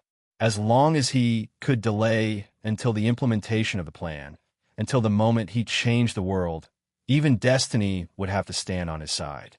At that time, Miyachi Hikage would be nothing to fear. Of course, he still had to keep an eye on the people around Miyachi Hikage now.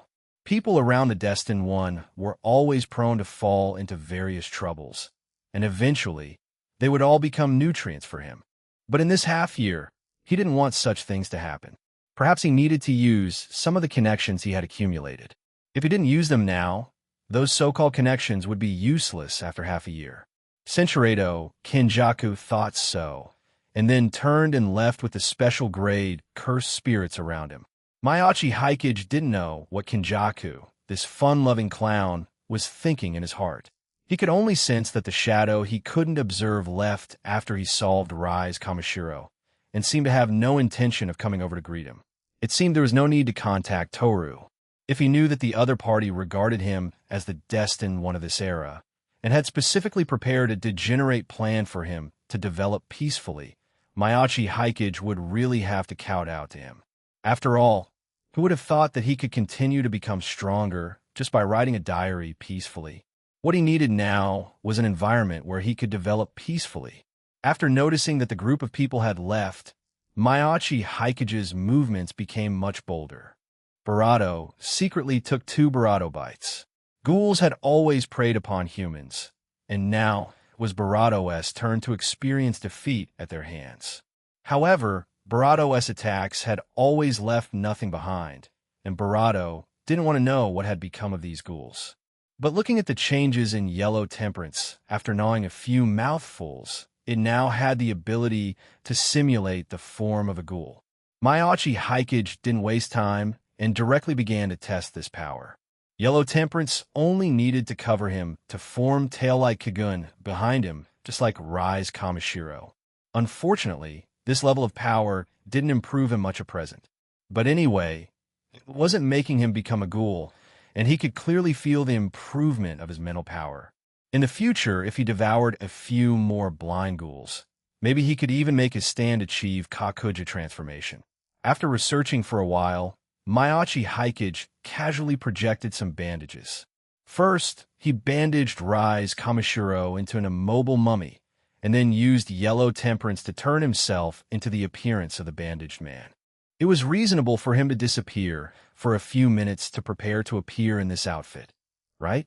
It just happened to satisfy the hidden curiosity-seeking desire in the heart of that noisy guy, Suzumiya Haruai, lest she come up with any improper thoughts tonight. In fact, Suzumiya Haruai really noticed Miyachi Hikage's disappearance. Not long after Miyachi Hikage left in the rain, Suzumiya Haruai in the room blinked as if she thought of something, and then mysteriously ran to the room where Shinomiya Kagaya was to take a look. "Where's Miyachi? Weren't you chatting together just now?" She looked at the katana held in Shinomiya Kagaya's hand and couldn't help but be a little curious. "Hikage has some things to prepare. He'll be back soon." Shinomiya Kagaya had already contacted Jujutsu High, and the people over there should be able to arrive within 20 minutes. Shinomiya Kagaya looked out the window. The rain outside had lessened a lot. She didn't know what the situation was on Miyachi Hikage's side. He said he would be back after she finished the call. But she had finished the call, and there was no sign of him. However, in the next moment, Suzuki Sinoko's scream rang out from the living room, immediately attracting the attention of both of them. Suzumiya Haruai's reaction speed was faster than Shinomiya Kagaya's, or rather, this was her subconscious reaction. After arriving at the living room, Suzumiya Haruai saw a weird man wearing a cloak, wrapped in bandages all over his body, revealing only one eye, walking slowly down from the upper floor of the villa holding a fruit knife. Probably Suzuki Sinoko screamed because she saw this scene. Not only Suzuki Sinoko, but even Itu Kaiji and Sakakibara Kuchi didn't look very good right now. Only Suzumiya Haruai, after being stunned for a few seconds, trotted over directly to carefully examine the outfit of this bandaged man. Did the culprit at that time dress like this? You prepared quite thoroughly. didn't you? Under the horrified faces of the few people in the living room, Mayachi Hikage, transformed into the bandaged man, pointed upstairs. I just spent some time replicating the method used by the culprit at that time. We can start filming when the rain gets a little lighter. It wasn't until the sound of speaking came out that the people present breathed a sigh of relief. So it's you, boss. I thought a real bandaged man appeared. Even after experiencing the Kano Yuko incident, the normal Itakaiji was as timid as ever. Mayachi Hikage waved his hand casually, and then looked at Suzuki Sonoko, who still had a somewhat unnatural expression on her face. Sorry for scaring you just now, Kagaya, and I discussed it, and appearing in this way can get some real feedback. If you don't want that segment just now to appear in the video, I can also edit your scenes out. Mayachi Hikage pointed to the small video camera in his hand. Thinking of her embarrassing appearance just now, Suzuki Sonoko waved her hand with a flushed face. How about we reshoot it? She didn't want her ugly appearance to be uploaded to the internet. It's okay.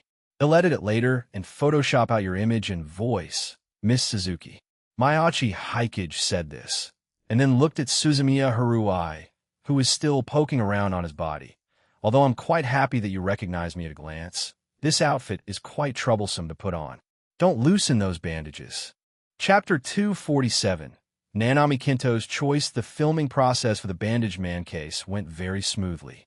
The case itself was considered a high-quality case from the early stages of Detective Conan. To satisfy his own desires, the victim plagiarized a classmate's work to achieve fame, leading that classmate to take their own life after suffering betrayal. The victim's friend later discovered the truth, spent several years preparing, and designed the imposing image of the Bandaged Man, finally successfully avenging the victim for back then. Unfortunately, the culprit ultimately fell into the vortex of hatred. After achieving his goal, he wanted to eliminate those who might recognize his identity.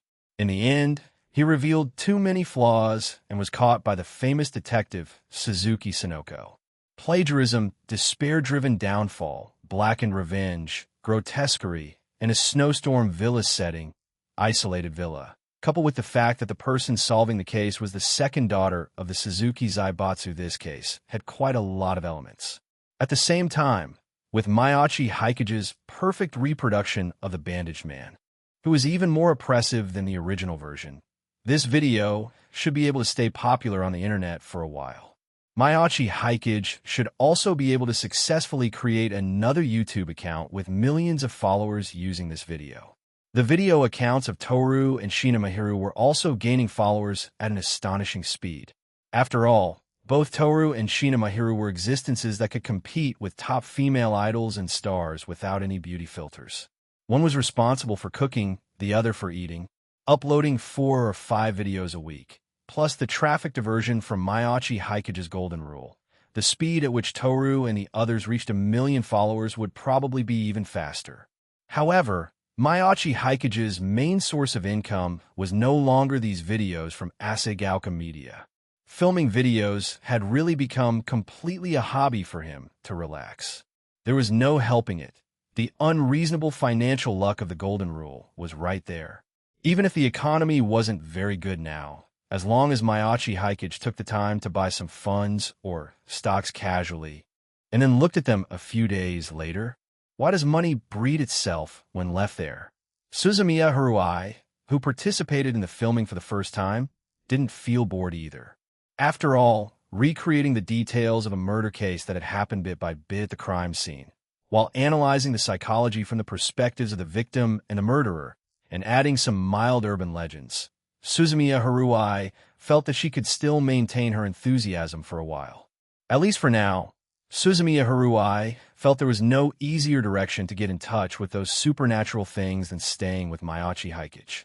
She just didn't know why, but she always felt that Shinomiya Kagaya looked at her with slightly wary eyes.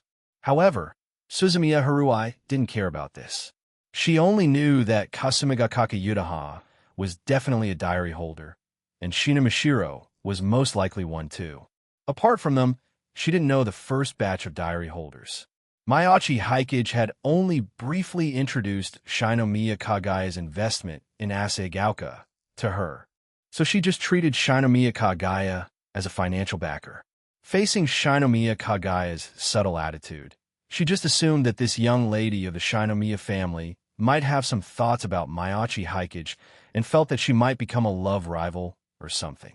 Suzumiya Haruai felt that instead of caring about a rebel like her who intended to usurp power, this young lady should pay more attention to that Shina Mashiro. Sometimes even she envied Shina Mashiro for receiving such meticulous care from a boy. However, why was she holding a sword at that time? Suzumiya Haruai couldn't help but think this, but at that time, before she could ask, her attention was attracted by the bandaged man disguised by Miyachi Hikage. Now she couldn't find an opportunity to ask. What concerned her more was that while they were filming, a group of people, whom Miyachi Hikage said were bodyguards of the Shinomiya family, came over to dispose of some unnecessary filming props. It looked like a stand-in doll for the bandaged man, only it seemed to be a female model. She didn't know why Shinomiya Kagaya had prepared such a model. On the contrary, Miyachi Hikage seemed to know the blonde man in a suit and sunglasses. After the two of them retrieved the female bandaged man model prop, they chatted on the other side of the bridge for a while before coming back. The relationship between the two seemed quite familiar. Suzumiya Haruai felt there might be some secrets in this, but in the end, she failed to figure out the truth. But she wasn't in a hurry. There was plenty of time in the future. On Miyachi Hikage's side, he and Nanami Kento were indeed quite familiar. After all, Nanami Kento was nominally his guide, and Miyachi Hikage had a good impression of this reliable, young to middle-aged man. Originally, someone else should have come tonight, but because of Miyachi Hikage's presence, this matter ultimately fell on Nanami Kento. And the other party rushed over in the shortest possible time. If Miyachi Hikage had to choose a teacher between Gojo Satoru and Nanami Kento, Miyachi Hikage would indeed be more likely to choose the latter, even if Gojo Satoru could fight 10 people alone. But Gojo's personality flaws were indeed huge, and he often acted like a Riddler, pitting his own disciples. It was just that, because of the ghouls after the Golden Week holiday, the two had only met once before this, then exchanged their information and abilities, and reached an agreement to continue cooperation. However, Miyachi Hikage only briefly explained his special constitution and the power of destiny that could be related to anything. Anyway, to Nanami Kento, it sounded like Miyachi Hikage couldn't explain his own power clearly either.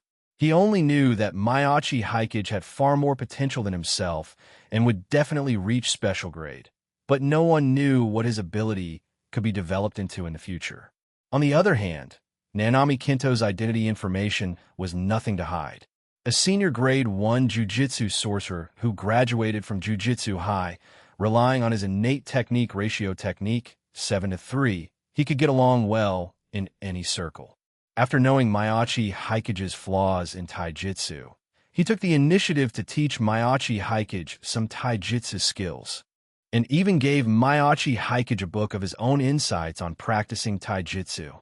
After all, the existence of the ratio technique required him to play melee, and since he was unwilling to sign a binding vow with a new shadow style to learn simple domain, he could only study Taijutsu himself. In terms of weapons and Taijutsu, Nanami Kento was even more experienced than Zen and Maki.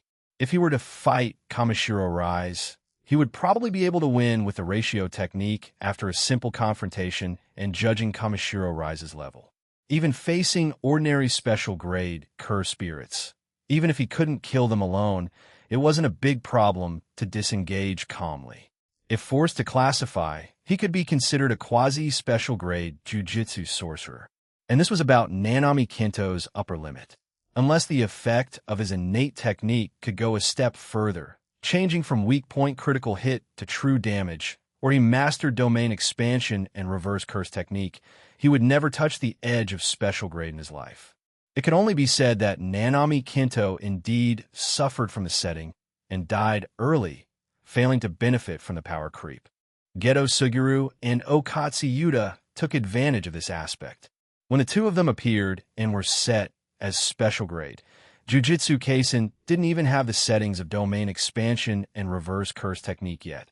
Later, after domain expansions became rampant Gedo Sugura's plot turned him into a clown, but fortunately, he died early and his body was taken by Kinjaku. Later, Kinjaku used Gedo Sugura's corpse to use a domain, and Okatsuyuta logically mastered domain and reverse cursed technique, successfully keeping up with the inflation of the setting. Don't look at me with that look as if you've seen through everything.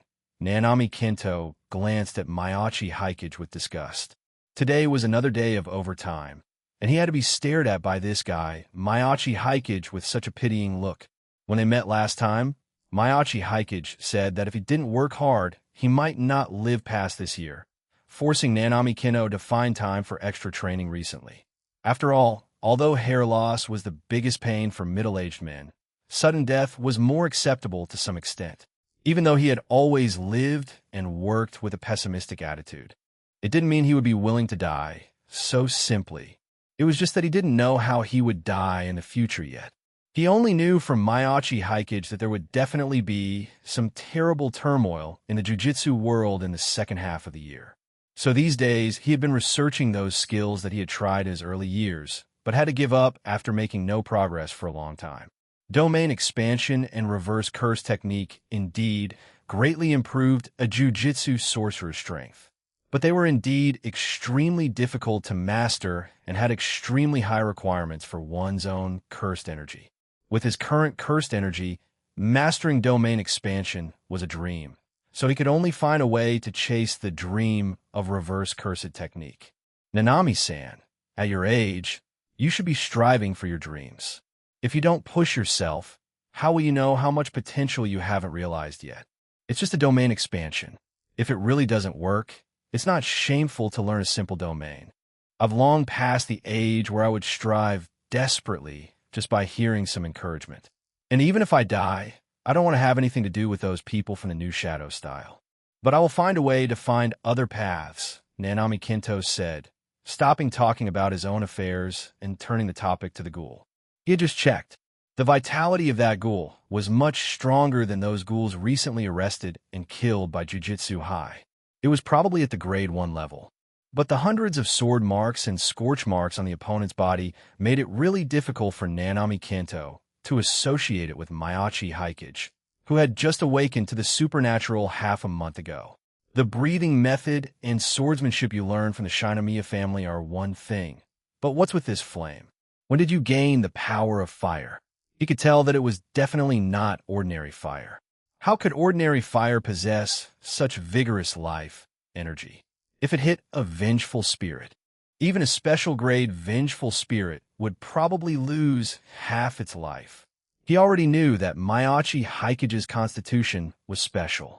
He even vaguely suspected that the reason why most of the vengeful spirits in Baikatown were cleared by an unknown force in early April might be due to the unconscious energy rampage of Mayachi Hikage in his sleep during his awakening period. But that matter had passed, and nothing similar had happened in Baikatown since then. Mayachi Hikage could also control his own constitution, making it difficult for outsiders to see any problems, so Nanami Kento didn't report this matter. But this flame was completely different. Part of it borrowed the power of the weapon, and the other part is due to my constitution. Plus, I recently got a relatively special taijutsu school. Combining the three, by the time I realized it, I didn't know when I mastered it, Barato demonstrated his lighter-like ability. The movement was very subtle, and since the villa was separated by a bridge, the people inside could not see it. This is enough to make others jealous. I gained grade 1 powers in half a month, and having this flame specifically effective against vengeful spirits and cursed spirits. In another few months, won't you become special grade? Since the spiritual resurgence, probably only that kid Okatsuyuta can suppress you. Okatsuyuta created a special grade cursed spirit with his own power as soon as he awakened his cursed energy. No matter in which era, he was a quite explosive super genius. But it also took him several months to master his power. From his point of view, Mayachi Hikage's growth rate was not slower than Okatsuyuta. Mayachi Hikage shook his head modestly. It's not that exaggerated. The growth rate has slowed down a lot recently. The power of the flame is only somewhat effective against vengeful spirits. Unless I can master a domain, how can it be so easy to become a special grade? Even among special grades, there are a bunch of people who haven't mastered a domain, okay? If you can master a domain, you would be considered one of the capable ones among special grades. Nanami Kinto was very optimistic about Mayachi Haikage's future. The amount of cursed energy in his body could only be said to be ordinary. Although Barato didn't practice cursed energy, his talent and abundant Barato would surely allow him to excel at using a domain in the future. He might even reshape the corrupt structure of the jujitsu world. He didn't think about why Mayachi Haikage grew so fast, nor did he ask how the other party, who awakened the power of destiny, released this kind of flame. Because Mayachi Haikage was a genius, he unearthed himself. As the person who pulled the other party into this world, he could be considered half a teacher to the other party, so he naturally had to be responsible for him. He even reminded Mayachi Haikage to pay attention to keeping enough trump cards, and not to let anyone know about these trump cards, including himself. Okatsu Yuta exposed his talent, and as a result, Geto Suguru created the night parade of 100 demons to steal Okatsu Yuta's power. Even though he has run abroad to avoid the limelight, he can't avoid various pursuits from other forces. If you want to live a stable life in the outer world and film videos, don't show more things in a short time, especially this flame. I don't dare to think how jealous people will be if this power of yours is exposed. He added, I'll handle this ghoul. If anyone asks in the future, say I solved it, and you only played a supporting role. Hearing Nanami Kinto's words, Mayachi Haikage reminded him that this guy was a rare breed. Researching those trash ghouls with no strength to the end might not be as useful as researching this guy for a week. It had to be said that Nanami Kinto was indeed ruthless enough. Although Mayachi Haikage had solved many vengeful spirits and cursed spirits relying on his passive ability before this, and was even currently researching the nature of those wandering vengeful spirits in the basement of the Western-style house. But he indeed had no experience in killing. A law-abiding young man in his previous life, and in this life, before obtaining the diary, he just wanted to be a wealthy man in peace. Barato was indeed not ready to stain his hands with Barato. Even though Kamishiro Rise wasn't human, and he knew how much this woman courted Barato in the original work, he still subconsciously held back at the final moment and refrained from taking her life. He thought that Kamishiro Rise's rarity should be the highest among the batch of ghouls who crossed the world to this world. Wouldn't it be a pity to kill her just like that? He also wanted to see if he could ask or lure out the whereabouts of the mastermind from her after Kamishiro Rise woke up, although he also knew that this possibility was small. Since the other party released Kamishiro Rise, they must have cleaned up other traces. Hiding 3 trump cards at the same time, when he fought with Zen and Maki last time, he had already shown strength close to grade 1. It wouldn't be a problem to reveal grade 1 strength now. However, he indeed didn't notice the problem with the flames. After all, the effect of the pure yang body was usually well controlled by him. The range of 10 meters wasn't large. Many grade 2 monks with vigorous blood energy could reach this level. It was just that they resisted low to mid-level vengeful spirits. While Mayachi Haikage's constitution treated all vengeful spirits equally. Under normal circumstances, no one would notice any problems, only thinking that his blood energy was a bit too vigorous. At the same time, before he obtained the Kusanagi-style ancient martial arts and the Nichiren blade, these flames could only be used to light a fire and couldn't be used as deftly as today. This was the first time he took it out to fight an enemy, and he really hadn't tested its damage to vengeful spirits. After Nanami Kinto's reminder, he realized that this flame indeed couldn't be shown casually. Fortunately, the person spying on him before was fully 4 or 5 kilometers away from him, and had left completely. There was a high probability that they didn't notice the abnormality of his flames. Otherwise, Mayachi Haikage would have to take Toru overnight to silence them. The power of that flame, don't use it again in a short time. No, it should be not to use it again until you become a special grade and master a domain. Nanami Kinto warned Mayachi Hikage. Having lived in the jiu-jitsu world for so many years, he knew the nature of the Barato ups very well. Barato hadn't fully joined Barato after all. With a constitution born to eradicate cursed spirits and vengeful spirits, who knew what underhanded tactics those pests would resort to privately after learning about it. Even a special grade might not be able to protect themselves. Probably only by mastering domain expansion would those pests restrain themselves a little. Therefore, even though the vitality of this ghoul far exceeded other captured ghouls and had extremely high research value, when a ghoul used for research and a disciple destined to become a special grade in the future were placed on both sides of the scale, Nanami Kinto, as a reliable adult, unhesitatingly chose the latter. Although he still didn't know that his disciple had now mastered a power one level higher than a domain and had initially qualified to sit at the table. In short, Kamishiro Rise, the source of the Tokyo Ghoul story, had extraordinary special grade potential. After arriving in this world, she was first studied by Kinjaku, who had lived for thousands of years, for over 10 days. After obtaining enough research data and believing that her character wasn't worth further cultivation, she was used as a test for Barato. After being easily defeated by Barato, finally, because of Barato's warning, she met her end quietly on this rainy night. However, she still made a contribution. Before dying, the remaining usable materials from her Barato were collected by Barato and would be utilized for their final purpose in the laboratory of Barato in the future. Afterward, Barato had to help clean up the place where he fought with Kamishiro Rise. Fortunately, it was still raining lightly, and Mayachi Hikage had already done simple processing before.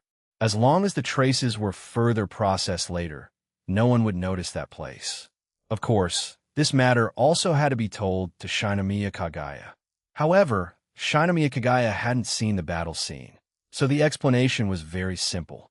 A vague ghoul fled into the deep mountains to avoid the pursuit of the inner world, and was easily solved by him, who had grade 1 strength, holding a Nichiren blade. Finally, the other party was handed over to the handler of Jujutsu High. As for the projection magic, let this girl struggle with it. Mayachi Hikage, whose short-term explosive power could keep up with Toru, and who initially had the ability to protect himself, adjusted his mentality very well. If Shinomiya Kagaya suspected him, then let her continue to suspect. Anyway, he couldn't possibly state his identity clearly to add trouble to himself. Let's see what Shinomiya Kagaya can toss out later. At least one night had passed, and Mayachi Hikage didn't see Shinomiya Kagaya mention the projection technique he casually mentioned in the group chat. She only mentioned going to Jujutsu High on Saturday today to find Zenemaki and Yatsuya Miko to study the Kusanagi-style ancient martial arts. Similarly, today was also the day Mayachi Hikage agreed upon with Zenemaki. She had called him more than 10 times before, and started emailing him from 7 o'clock this morning to urge him to come over for a spar. Mayachi Hikage still had to give her some face, and he also planned to go there to check out the collection of books in Jujutsu High. Even if there were no real good things, looking at the miscellaneous stories of the inner world could also broaden his horizons. If he could run to the material warehouse and armory of Jujutsu High for a spin and expand the inventory of unlimited blade works, this trip would be worthwhile. Chapter 248. Is Mayachi Hikage their ancestor? You've indeed gotten stronger again.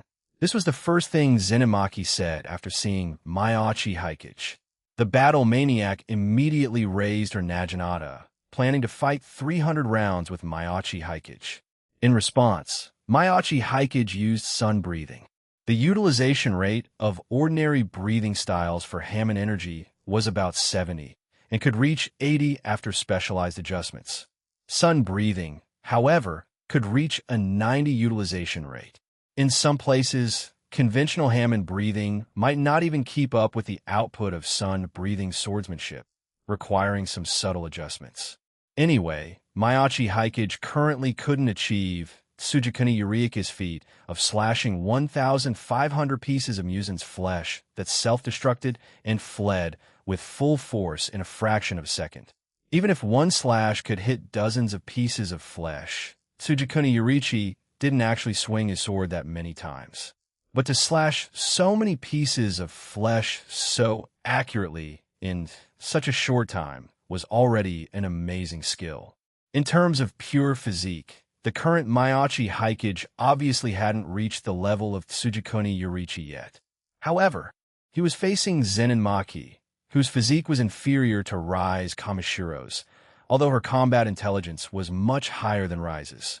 Maiachi Haikage deliberately held back, not using the 13th form of sun breathing, nor using any flame-guiding techniques from the Kusanagi style, and not using a Nikarin blade, under the condition that sun-breathing swordsmanship could only form waves of heat sword chi. He fought with Zenin Maki for a full half an hour before stopping, because the sword in his hand couldn't support the high temperature. Kamado Tanjiro was right. When maintaining breathing and dancing the Hinakami Kagura, one wouldn't get tired even if they danced for a day and a night continuously. But after stopping, the consumed life force and accumulated fatigue were enough to make an ordinary person lie in bed for 3 days and 3 nights. In the Demon Slayer Corps, only Tsujikuni Yorichi could toss himself around like that, relying on his powerful body. Of course, now, there was also Maiachi Haikage, whose vitality was equally amazing. That's really amazing. You clearly went back and forth with those dozen or so moves, plus some interconnecting sword techniques. But it was almost watertight, and I couldn't find any breakthrough point. After Maiachi Haikage waved his hand to signal a truce, Zenin Maki, who was covered in sweat, let go of the naginata in her hand and sat on the grass without any Leda-like image. If one observed carefully, her arms were still trembling slightly. That was the result of her efforts to crack the sun-breathing swordsmanship in the past half hour. Unfortunately, the flaws of sun-breathing were not so easy to find. At least the Demon King Muzan and Tsujikuni Yoriichi's brother studied sun-breathing for hundreds of years and failed to find them. And when facing an enemy stronger than oneself, fusing the first 12 forms together to form the cyclical 13th form could also allow the user to fight with the enemy for a longer time. Even after hundreds of years, when Muzan faced sun-breathing in the decisive battle, he still didn't have a very good way to deal with it. Tsujikuni Yorichi, who was born with a transparent world, had indeed deduced the sun-breathing swordsmanship to the extreme he could reach. Unless one had the ability of mental attacks, or possessed power that completely crushed the user, it was difficult to crack sun-breathing swordsmanship by conventional means. Even opening a simple domain probably wouldn't work. But none of these were things the current Zenin Maki could do. Want to learn? I can teach you. With your physique, you should be able to master it. Facing Maiachi Haikage's teasing, Zenin Maki rolled her eyes directly. My sword style has already taken shape. It would take more time to adjust it now. Besides, my physique is inferior to yours.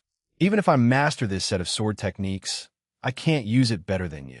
I don't know how you improved so fast. How do you usually train? She sighed with emotion. Last time they met, she could feel obvious unfamiliarity in Maiachi Haikage's use of these sword techniques. But after only 10 days of not seeing him, he used more exquisite sword techniques, and his proficiency was quite high. Even his combat experience skyrocketed. It made her suspect that he had gone to various kendo dojos in Tokyo to challenge them these days.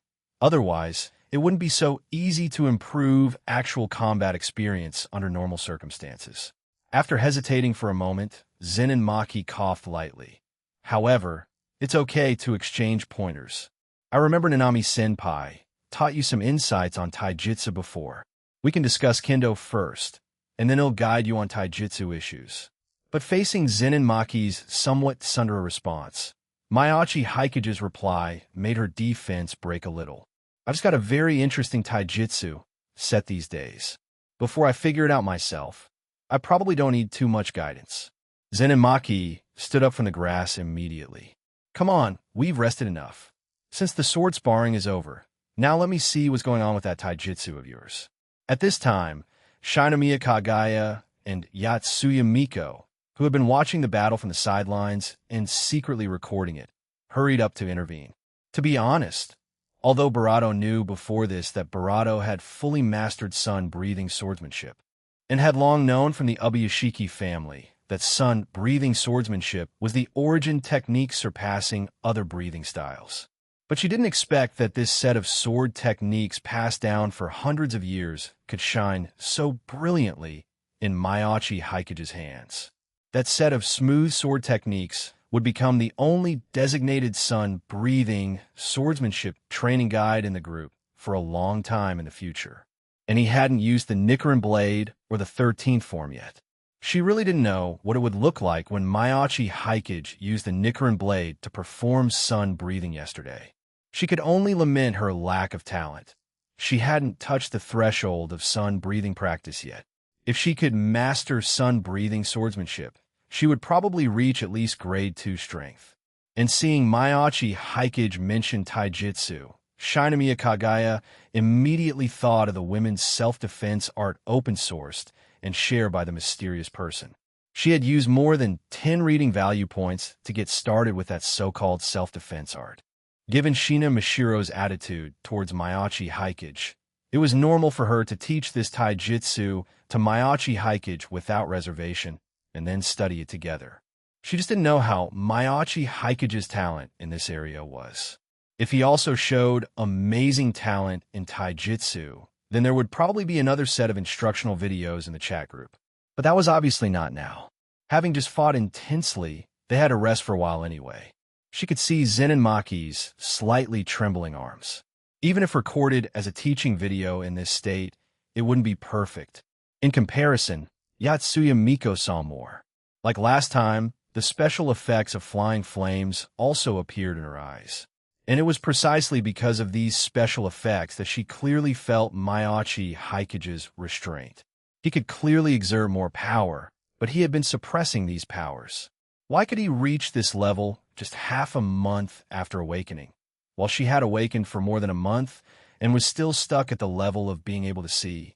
Even if her eyesight became better than before, it would be good. The only thing that comforted her was that she was qualified to perform those simplest investigation missions and possess certain self-protection power when facing those ordinary vengeful spirits. And the little thought in her heart now was that other classmates in the school had their own things to do, and it was even more impossible to ask a special grade like Gojo Satoru for help. However, Maiachi Haikage had a good personality. When she had questions about sword techniques and Hammond breathing in the past 10 days and wanted to chat with him privately, he would explain patiently. More importantly, after she unlocked the commission module half a month later than the other girls, she unlocked a task to execute a commission with Maiachi Haikage within a month. Rewards are automatically settled once for each completed task, and additional rewards are obtained based on the number of tasks performed after the task period ends. It was just that out of embarrassment, she hadn't said this out loud. And this commission was limited to Maiachi Haikage, so she didn't have to worry about others snatching this commission for the time being. Of course, she saw the mysterious person's evaluation of Maiachi Haikage in the diary. But she still believed in Maiachi Haikage's character and didn't think she was beautiful enough for Maiachi Haikage to take a fancy to her. Perhaps among ordinary people, she was indeed quite good-looking. But Shina Mishiro, Shina Yutaha, and Shinomiya Kagaya, Yatsuya Miko felt that when standing with these overly beautiful girls, she wasn't much different from an ordinary girl. And she had nothing special, so it was even more impossible for Maiachi Haikage to have any ideas about her. As long as she called Shinomiya Kagaya to be with Maiachi Haikage, there was no need to worry about these things. So now she naturally had to brush up Maiachi Haikage's favorability so that he would be embarrassed to refuse her when the time came. Her request wasn't high. She just needed to occupy Maiachi Haikage's time once so she could get the guaranteed reward. Otherwise, if she hadn't completed the task by the time the task deadline arrived, she would become the second person in the chat group to be publicly shamed after Shinomiya Kagaya. After the two girls came over to comfort her, Zenin Maki didn't insist anymore, but planned to rest first and wait until her condition recovered in the afternoon. And she happened to be able to ask Shinomiya Kagaya about the origin of the taijutsu mastered by Maiachi Haikage first. She knew that Mayachi Hikage didn't have many connections in the inner world, except for a childhood friend in Chichibu who seemed to be involved in Shinto. The rest were people from the Jiu-Jitsu world. The taijutsu mastered by Nanami Kento was from the Jujutsu High lineage, so perhaps the taijutsu mastered by Mayachi Hikage was some antique that Shinomiya Kagaya, the rich woman, found from somewhere unknown. But having been educated by the sun-breathing swordsmanship once, knowing that these antiques could also exert extraordinary power on the right person, she felt it necessary to be mentally prepared first. So the three girls gathered together and began to discuss the Kusanagi-style ancient martial arts. And Mayachi Hikage finally met the principle of Jujutsu High, Yaga Mazamichi. Although this principle of Jujutsu High was nominally only a grade 1 sorcerer, he had actually reached the special grade level long ago. It was just that he kept himself well hidden. Even if the Jujutsu higher-ups had always suspected him, they still let him rely on his ability to become the principal of Jujutsu High. While serving as principal, he was able to gradually improve the school style of Jujutsu High without direct opposition from the Jujutsu higher-ups, and then cultivated a group of excellent Jujutsu sorcerers, including Gojo Satoru. Regarding the status of Jujutsu sorcerers in the Tokyo inner world today, it could be said that this middle-aged man contributed about 1/3 of the credit. The remaining 2/3 relied on Gojo Satoru, while the Jujutsu higher-ups were completely dragging them back. At least they made room for 1/3 more positions for other Jujutsu sorcerers. At the same time, Yaga Mazamichi was one of the few people in this world who could make Gojo Satoru listen, and also perfectly acted as a lubricant between Gojo Satoru and the Jujutsu higher-ups, allowing these two parties that seemed impossible to coexist to maintain peace on the surface, no matter from which aspect. This man was a remarkable person, but unfortunately, still Barato naive. He wanted to use gentle means to let his disciples take over the discourse power of the Jujutsu world as smoothly as possible. But the Jujutsu higher-ups were simply selfish obstructionists, holding on to power without putting it to good use. They would rather use taboo methods to maintain their lives than step down from their seats. After all, those Jujutsu higher-ups had been completely corrupted by Kinjaku hundreds of years ago. Even without the appearance of Raiman Sukuna, in a few years, Gojo Satoru would probably not be able to bear it and would still take the step in the original work to clean up these old pests. The appearance of Raiman Sukuna just advanced this process. It could be said that the most correct decision made by those conservative old pests was intending to kill Itadori Yuji at the beginning. Although they didn't know the subtle blood relationship between Itadori Yuji and Raiman Sukuna, and this wasn't the first time they made a similar decision. When Okatsu Yuta went berserk before, these old pests did the same thing. In short, as long as someone threatened the stability of the Jujutsu world, they would kill them. Gojo Satoru was someone they wanted to kill, but he had special grade power before entering Jujutsu High. Later, after realizing the reverse curse technique and domain expansion at a critical breaking point, he became unstoppable and completely beyond their control. In the face of such power, they could only hold their noses and acquiesce to the maverick behavior of Tokyo Barato over the years. If it weren't for Nanami Kento's reminder last night, the flames mastered by Mayachi Hikage would probably have made those old pests harbor some improper covetousness towards him. It was just that Mayachi Hikage was a little surprised that Yaga Mazamichi looked at him with slightly strange eyes when meeting him today. "Principal Yaga, is there something wrong with me?" Mayachi Hikage took the initiative to ask. The other party's gaze seems to be confirming my identity. Is there something wrong with my identity? Or did he notice something abnormal about Barato through me? Is eating a pot of rice for a meal too excessive? Barato pondered. He planned to go out and use playing cards for divination later. Only then did Yaga Mazamichi shake his head and withdraw his gaze. "No, I'm just curious about you. After all, you are someone valued by both Gojo Satoru and Nanami Kento, and your videos have indeed allowed us to find many newly formed vengeful spirits and advance through the comment section, avoiding many casualties." He wouldn't tell Mayachi Hikage the truth. When he woke up this morning, he received a message from those Jujutsu higher-ups. At first, he thought it was some accusation or inhumane instruction, but who would have thought it was extremely rare concern from the jiu-jitsu higher-ups? And the target of the concern was not only the students of the entire Jiu-Jitsu High, but also specifically included Mayachi Haikage, a boy who was currently just an external member of Jiu-Jitsu High. Such a specific explanation made him realize almost instantly that the Jiu-Jitsu higher-ups were coming from Mayachi Haikage, a talented boy. But he studied that message carefully more than 10 times and failed to find any flavor of conspiracy from these words. Instead, it seemed that they really hoped that Mayachi Haikage, an external member, could enjoy more detailed care in Jiu-Jitsu High than ordinary students. They also stated that he might become a pillar of the Jiu-Jitsu world in the future. For the needs of this boy, as long as they were not too excessive, they could try their best to satisfy them, letting him feel the warmth of the Jiu-Jitsu world. Even though Yaga Mazamichi studied it for a long time, he only saw that the purpose of the Jiu-Jitsu higher-ups should be to give him better benefits and deepen his affection for Jiu-Jitsu High. If he wanted to execute commissions, it would be best to arrange commissions with less trouble and generous rewards for him, so as not to put him in danger. So is Mayachi Haikage an illegitimate child of some Jiu-Jitsu higher-up? But his identity information is quite comprehensive, and he has a twin sister who looks quite similar. He doesn't look like the illegitimate child of any big shot no matter how you look at it. If anything, Mayachi Haikage looks more like the ancestor of those old guys. Yaga Mazamichi naturally wouldn't know that these were all Kinjikis arrangements, aimed at using the illusion of comfort to slow down the growth speed of Mayachi Haikage, the Destined One.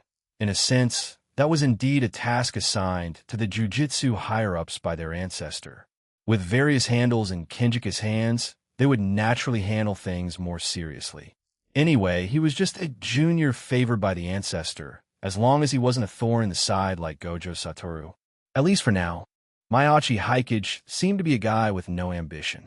It had been half a month since his supernatural awakening. Although his talent was good, he had been busy with things in the outer world and had only been to Jiu-Jitsu High once. Such a person with no ambition couldn't affect their positions anyway. And although Yaga Mazamichi couldn't figure out who was backing Mayachi Haikage, as long as Mayachi Haikage didn't cause trouble in Jiu-Jitsu High, he wouldn't care too much about his actions. It's just raising one person for free. Jiu-Jitsu High's funds are quite sufficient now. This could be considered using the resources Mayachi Haikage exchanged for them to cultivate Mayachi Haikage.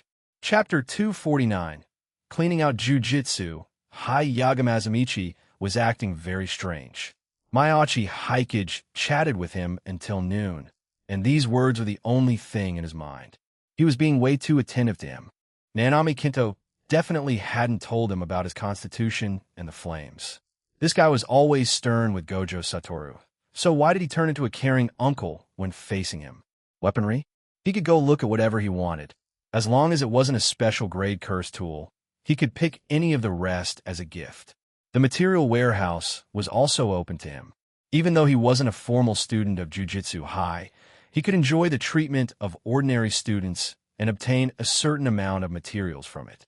Whether it was to make cursed tools himself or get some supernatural herbs for a medicinal bath, it was fine. Even if it wasn't enough, Yaga Mazamichi could lend him some from his quota. The library access given was also one level higher than ordinary students. It not only contained the basic cultivation methods of various supernatural schools, but also a small number of advanced techniques.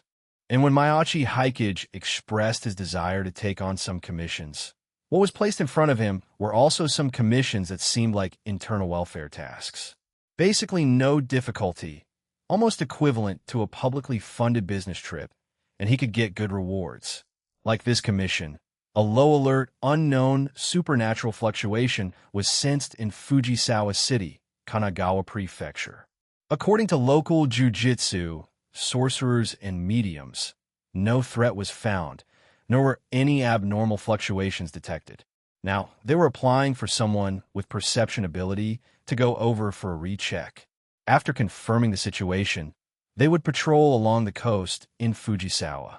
Wasn't this just a publicly funded one-day coastal tour? Anyway, Mayachi Hikage had nothing to do tomorrow on the weekend, so it wouldn't be a problem to go to Fujisawa for a spin. But that wasn't enough. This old man was actually encouraging him to bring a few Barato colleagues along. Although other miscellaneous expenses couldn't be reimbursed, the round-trip travel expenses and food and accommodation expenses were no problem. It was from here that Barato felt a strong sense of wrongness.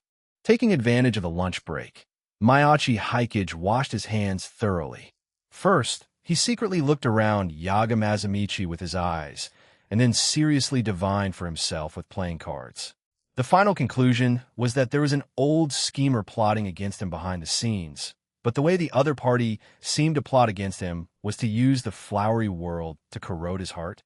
Mayachi Hikage, with a confused Nick Young face at this result, went to wash his face again. Following this point, he continued to trace the source, and finally traced it to a guy who had been dead for almost half a year and could no longer divine any other useful things. Geto Suguru. No, it should be Kinjaku? Mayachi Hikage rubbed his head. So the person watching him from a distance last night was this old, undying Kinjaku? A large pile of messy things in the jiu-jitsu world were basically done by Kinjaku, so Mayachi Hikage didn't find it strange to get this conclusion. At least it wasn't some new villain who suddenly popped up. But why did Kinjaku use this method to deal with me?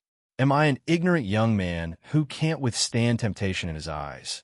So he wants to use this method to make me stand on his side? Mayachi Hikage couldn't guess what that 1,000-year-old brain was thinking. But if the other party really thought so, then Mayachi Hikage could only say, please intensify the efforts. So after lunch, Mayachi Hikage directly and quite violently agreed to Zen and Maki's request for a taijutsu spar, who had been studying women's self-defense arts with Shinomiya Kagaya and Yatsuya Miko all morning.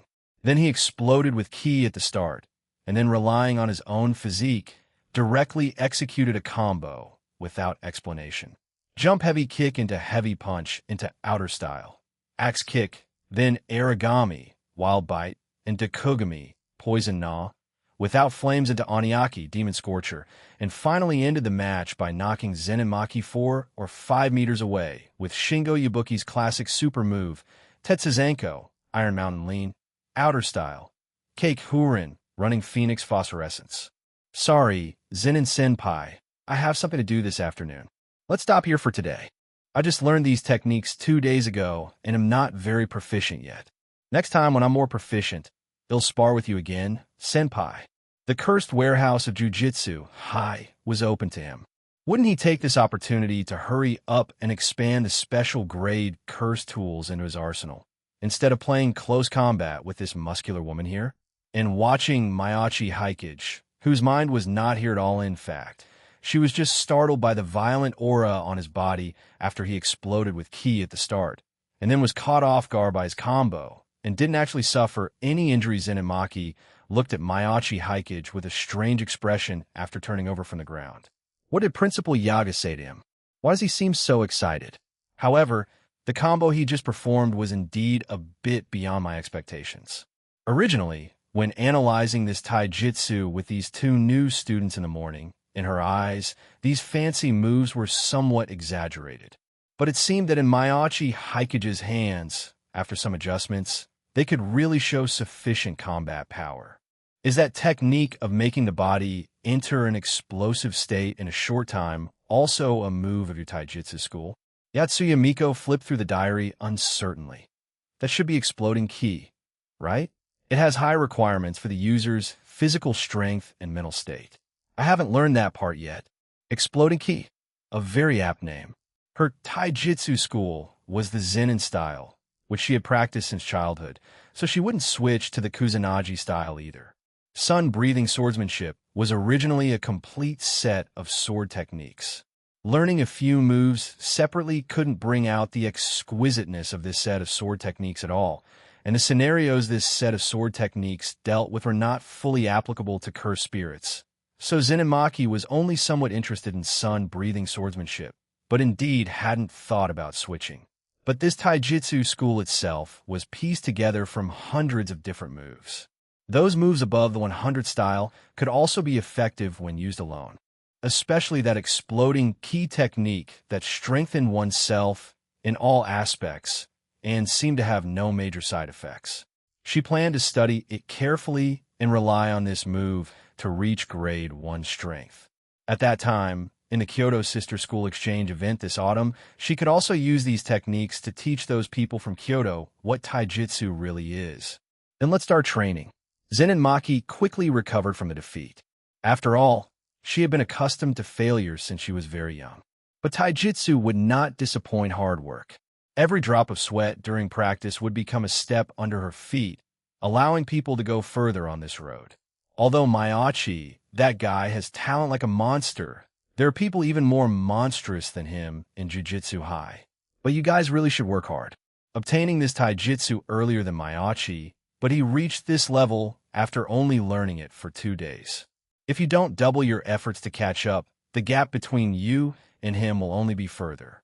Yatsuya Miko naturally dared not have any objections and immediately started training with Zen and Maki. Shinomiya Kagaya, on the other hand, stood still, watching Maiachi Haikage's retreating back from a distance. 2 days? No, it was only a little over a day. This was the diary entry posted by the mysterious person early yesterday morning. Then yesterday evening, Maiachi Haikage went with her to the villa deep in the mountains to film a video after school and didn't finish filming and go home until after 10 o'clock at night. Today, Maiachi Haikage came to Jujutsu High at 8 in the morning, and he didn't look like he hadn't rested well. Calculating like this, even if Shina Mishiro gave these things to Maiachi Haikage early yesterday morning, then the two practiced for a night, and then used the lunch break to practice at school, Maiachi Haikage's time learning this taijutsu shouldn't exceed 10 hours. 10 hours, and Maiachi Haikage could reach this level? Shinomiya Kagaya, who had spent more than 10 reading value points on this taijutsu, equivalent to 2 or 3 months of practice for a normal person, yet was still struggling with basic moves like light punch and heavy punch, thought so. With such talent, is there really a monster more talented than him in this world? Okatsu Yuta, who became a special grade Jujutsu sorcerer at 16, or Gojo Satoru, the strongest Jujutsu sorcerer who was invincible before graduating from Jujutsu High. Shinomiya Kagaya, who had seen a glimpse of the future from the mysterious person's diary, still felt that the Maiachi Haikage she knew was more dazzling. So, did Maiachi Haikage indeed possess such talent? Or was he really the mysterious person? The suspicion that had dropped to 1 rose back to 10 after Suzumiya Haruai appeared, and rose again after the projection technique last night. To this scene today, the degree of suspicion had exceeded 20. But if Maiachi Haikage really was the mysterious person, why did he have that indifferent look? After all, the mysterious person used various methods, unwilling to let others know his identity. And Maiachi Haikage just asked her to keep it secret with a light smile in his usual tone last night. More importantly, in such a situation, how could Shina Mishiro, an overly innocent girl, keep this secret for him? She met Shina Mishiro twice after May. The other party was indeed an innocent girl who was the same inside and out, which was why Maiachi Haikage showed such meticulous care for her. She had no doubt that if it weren't for Barato, these two people would probably have grown much closer long ago. So Barato couldn't Barato it out. But at this time, she also had the same idea as Barato. As long as she continued to stay by Barato's side, she would find out the truth sooner or later. And amidst the thoughts of a group of girls, Maiachi Haikage was frantically copying in the armory. The magic power in his body was now enough for him to perform 7 consecutive 10-kilometer level teleportations, and it could increase by 1 more every 2 or 3 days on average. Note that these were consecutive uses, which meant that with a clear target, Maiachi Haikage could transfer to a precise location 70 kilometers away within half a minute. It just required a lot of mental power. If it were the previous Maiachi Haikage, he would probably start getting sleepy after 4 or 5 consecutive teleportations. Fortunately, Maiachi Haikage's mental power was now linked to yellow temperance. The stronger yellow temperance grew, the more significantly his mental power could be improved. However, Barato, simply gnawing on meat didn't bring much improvement now. To improve mental power, besides letting Barato consume spiritual energy forms like vengeful spirits, absorbing those wandering shadows in the metaverse could also improve a certain amount of mental power. It could only be said that eating 2 or 3 vengeful spirits a day in Town would not affect the ecological environment of Town at all, while eating those wandering ownerless shadows in the metaverse wildly could be considered a great deed of sacrificing oneself to purify the filth in people's hearts. With mental power skyrocketing, for Mayachi Hikage himself, the biggest change was firstly that he could think about more things, and his thinking speed became faster. Secondly, he became more adept at learning and research, and even his magic power recovery speed became faster and faster. Either eating a big meal to fully recover within half an hour, or slowly converting the overflowing life energy from the pure yang body into magic power.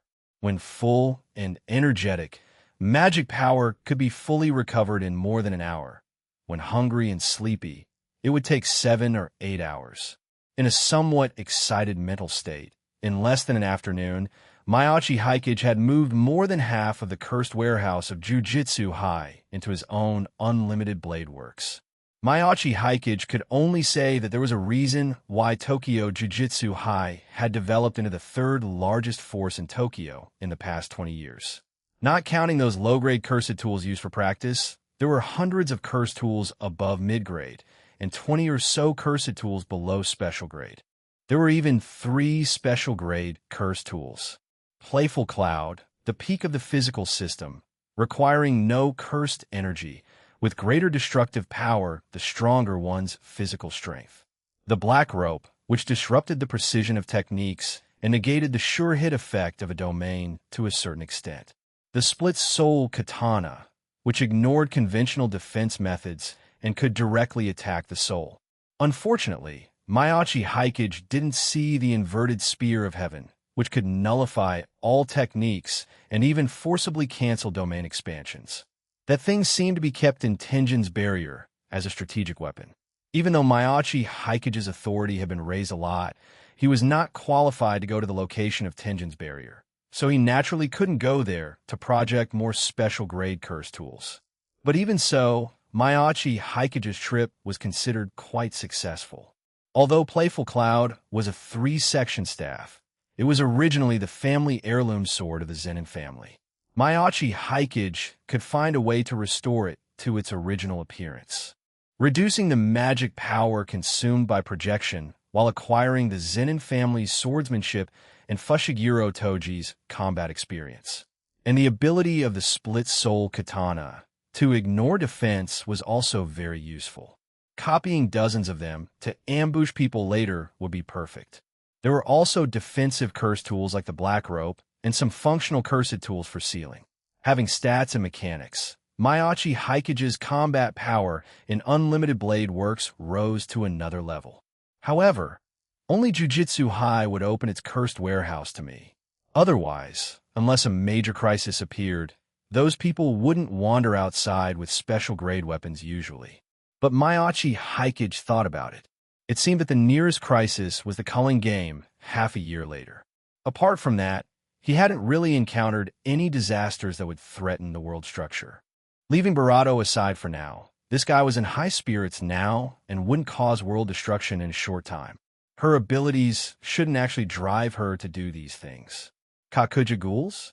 This seemed indeed Barato troublesome. At least grade 1, and it wouldn't be strange if they were special grade. Except for Rise Kamishiro, those who crossed over now were all conventional ghouls. It seemed that those truly powerful bosses in the original work didn't appear. However, he didn't know when the other party would cross the world to come here again, so worrying about this was useless. Jerry was also responsible for keeping an eye on the Yukai side. It had blended into the group of Yukai quite reasonably. Everything was going smoothly so far, and no trouble had been encountered. Only the Shaman King and Mage factions would make Mayachi Hikage feel troublesome. But Mayachi Hikage had only seen these 2 factions in the records of people from Jujutsu High. He had not contacted these 2 factions privately. and really didn't know what the situation was over there. So, keep playing music and dancing.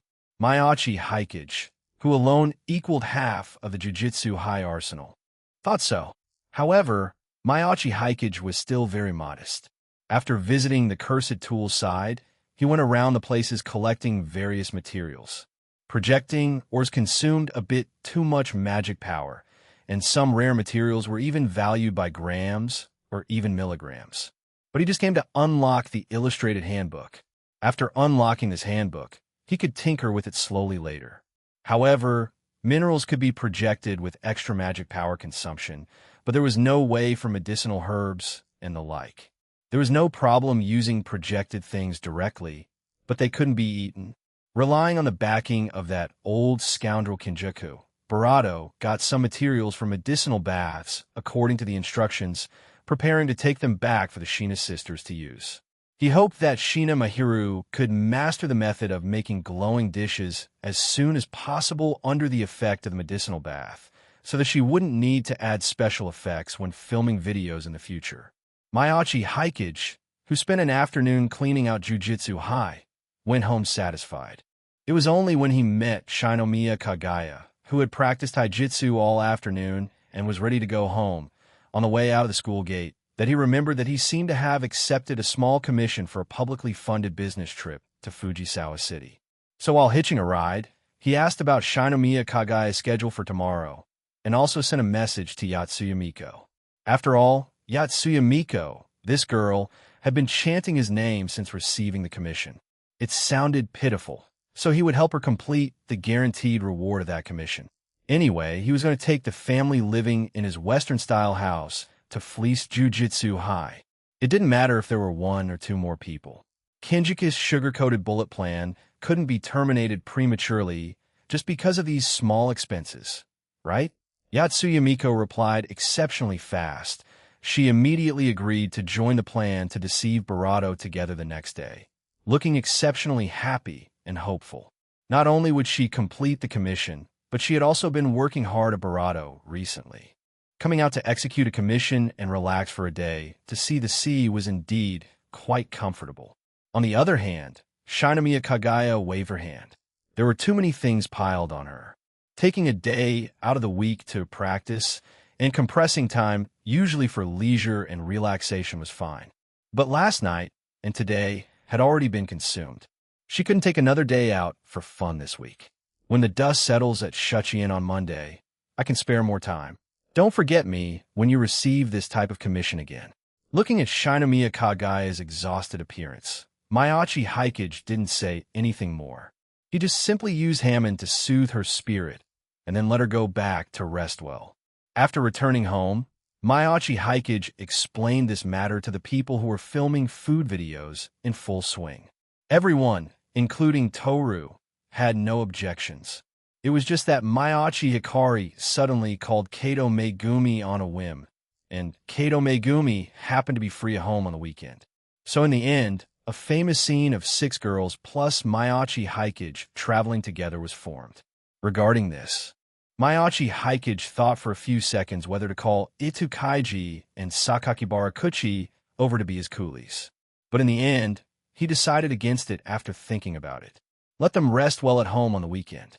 If there was any work to do, just let Hikari do it.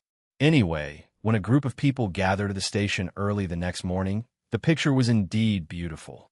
5 beautiful girls, plus a tomboy, and a beautiful boy appeared together. Compared to the only boy, people were more concerned about how that tomboy got mixed into this group. Of course, Yatsuya Miko felt that she was the outsider.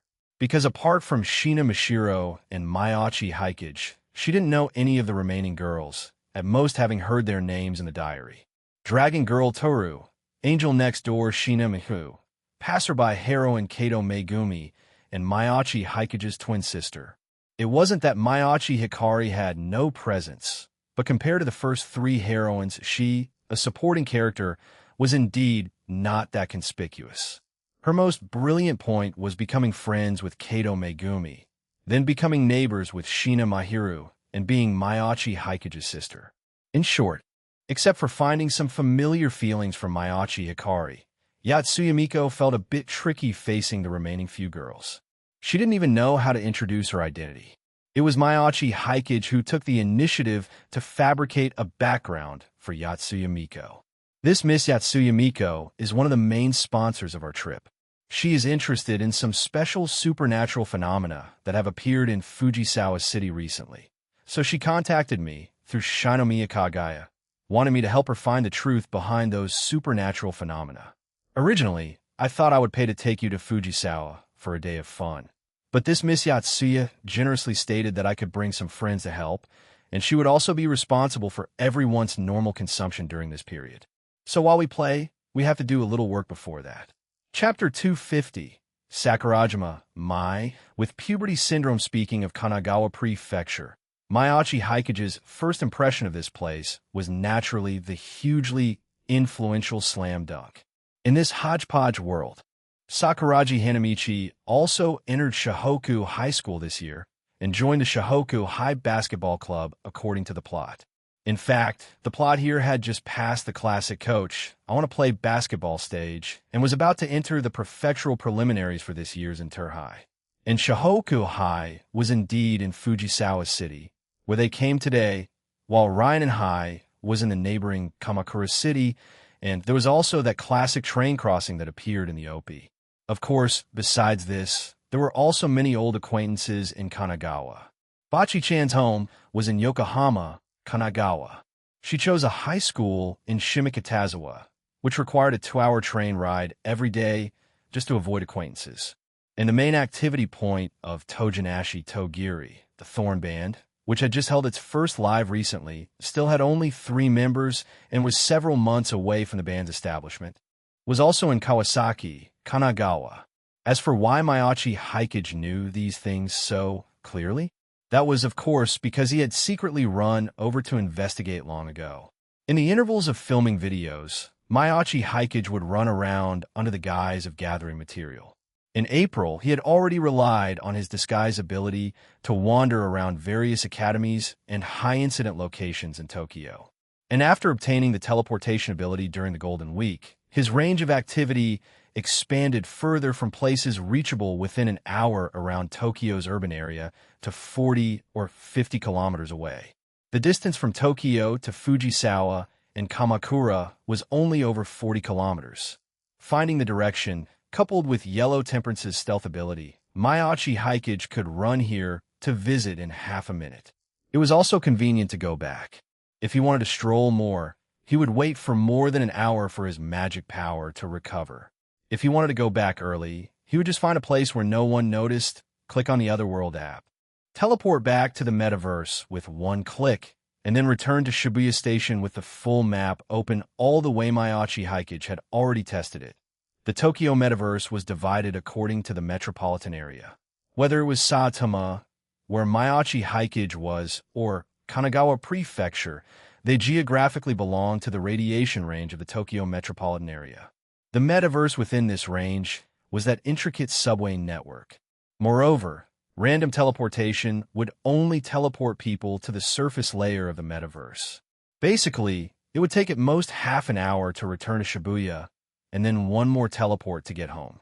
With such mobility, coupled with the Eye of Destiny ability, Maiachi Haikage could better capture the recent movement trends of those characters he was familiar with in the crowd.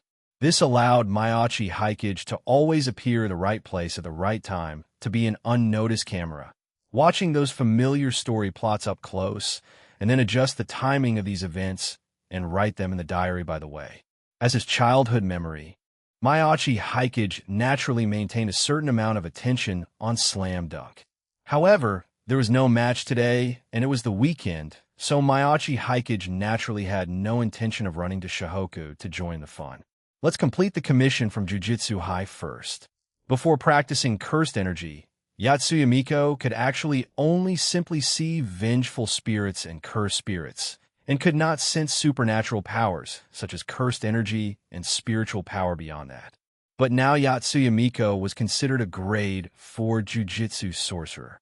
It was just that she hadn't completed any commissions. Apart from the wealthy Barato, she had no connections in the Jujutsu world, so the Barato Urups had not assigned Barato a rank. Barato also had not received official certification from the Barato Urups. Only Barato recognized his strength. As long as he took a few low-level commissions and became familiar with these commission modes, he could take those high-level commissions. The main thing was that Miyachi Hikage wasn't following the path of a jiu-jitsu sorcerer. If he really wanted certification, going to Chichibu City to display his swordsmanship, he believed the shrine attendants at Chichibu Shrine would gladly prepare a Grade 1 supernatural being certificate for him. In short, Barato, now officially recognized as a jiu-jitsu sorcerer, used those eyes to show an early talent for perception. The fact that she could clearly see the sword chi special effects after the breathing style swordsmanship was displayed explained everything. Although she couldn't see far within the visible range, she could see those supernatural existences and the traces they left behind clearly. To some extent, even if Miyachi Hikage opened the Eye of Destiny, he might not be able to see as clearly as she did. After contacting the Grade 3 Jiu-Jitsu sorcerer active around Fujisawa City, Miyachi Hikage quickly learned the situation. Starting from the beginning of this year, some special spiritual fluctuations had actually appeared in Fujisawa. It was just that they had always been at a very weak level, probably not even reaching the level of a Grade 4 vengeful spirit. So this jiu-jitsu sorcerer didn't pay much attention. But after May, that spiritual fluctuation became much stronger. However, this Grade 3 jiu-jitsu sorcerer only relied on instruments to detect problems. His own spiritual vision ability wasn't strong. After investigating for a few days without finding anything, for safety's sake, he reported this matter to Jiu-Jitsu High.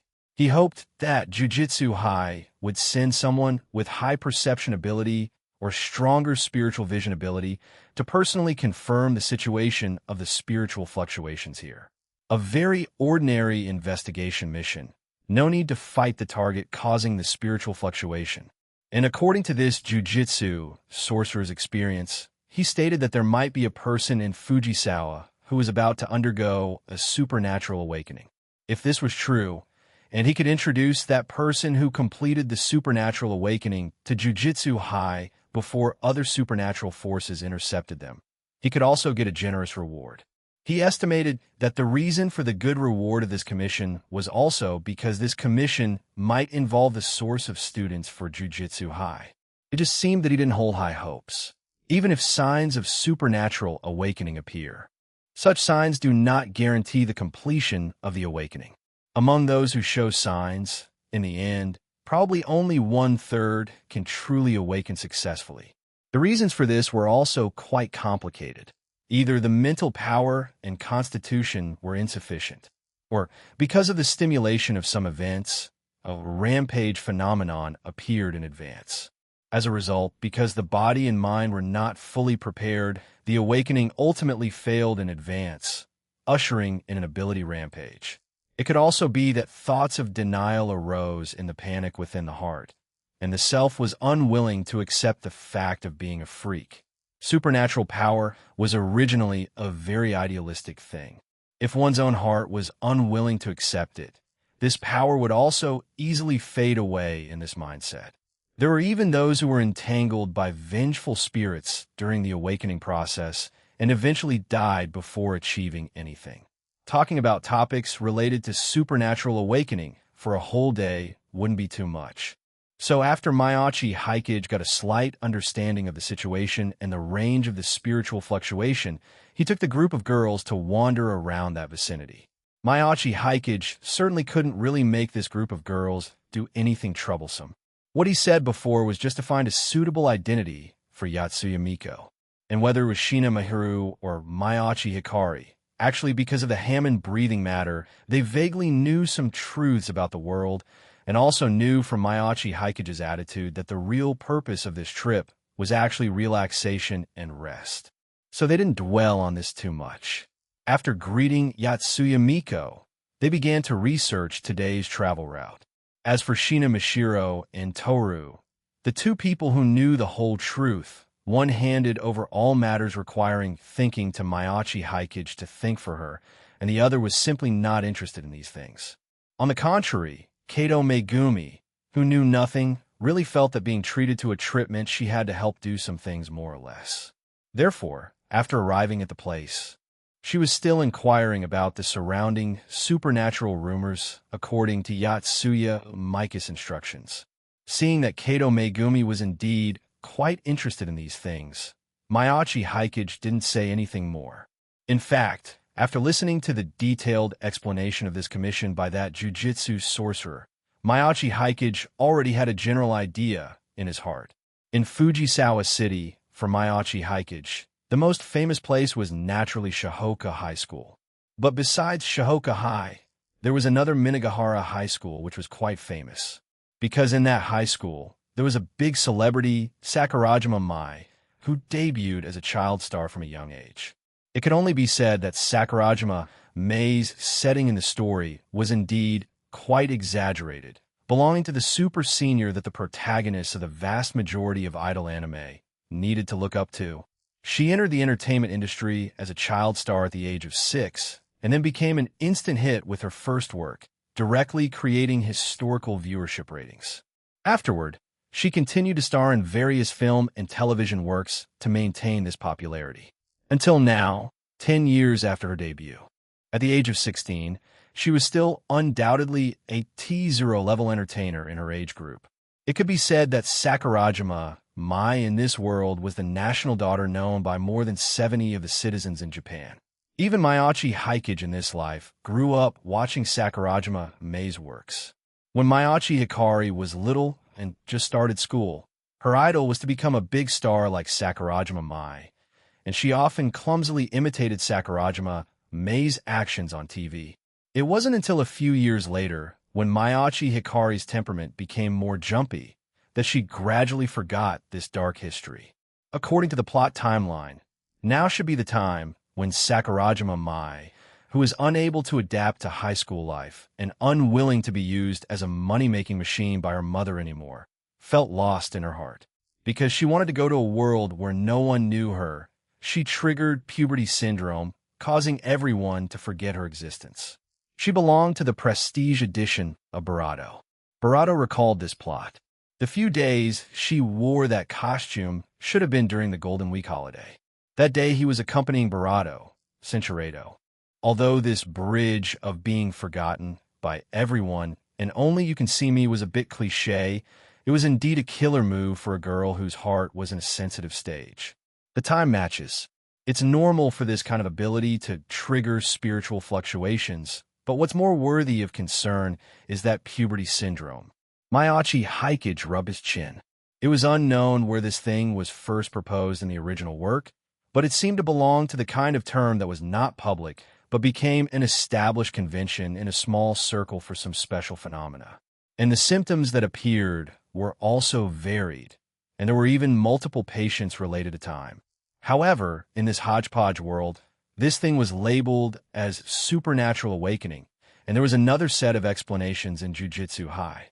Of course, simply put, adolescent boys and girls were full of energy and liked to let their imagination run wild. Most importantly, their concepts in all aspects had not yet fully formed. Supernatural awakenings were indeed more likely to appear in people in the 12 to 20 age group. Precisely for this reason, Jujutsu High was called a technical college, Kasen, not a Jujutsu university. In other words, based on the explanation from Jujutsu High, Sakurajima Mai belonged to the category of awakening an ability that could make everyone forget and ignore her. Even this ability could interfere with reality. Even if Sakurajima Mai's information was recorded in text before this ability could erase Sakurajima Mai's name from it and make people subconsciously ignore those anomalies. The only problem is that after breaking this ability with a confession on the playground and making everyone remember Sakurajima Mai again, Sakurajima Mai seemed to have truly lost this ability completely. Other people suffering from puberty syndrome in the story also lost those powers in the end. Did the awakening fail after the ability went berserk? No. It seems that some people continued to use this power after adulthood, so it's not necessarily an awakening failure.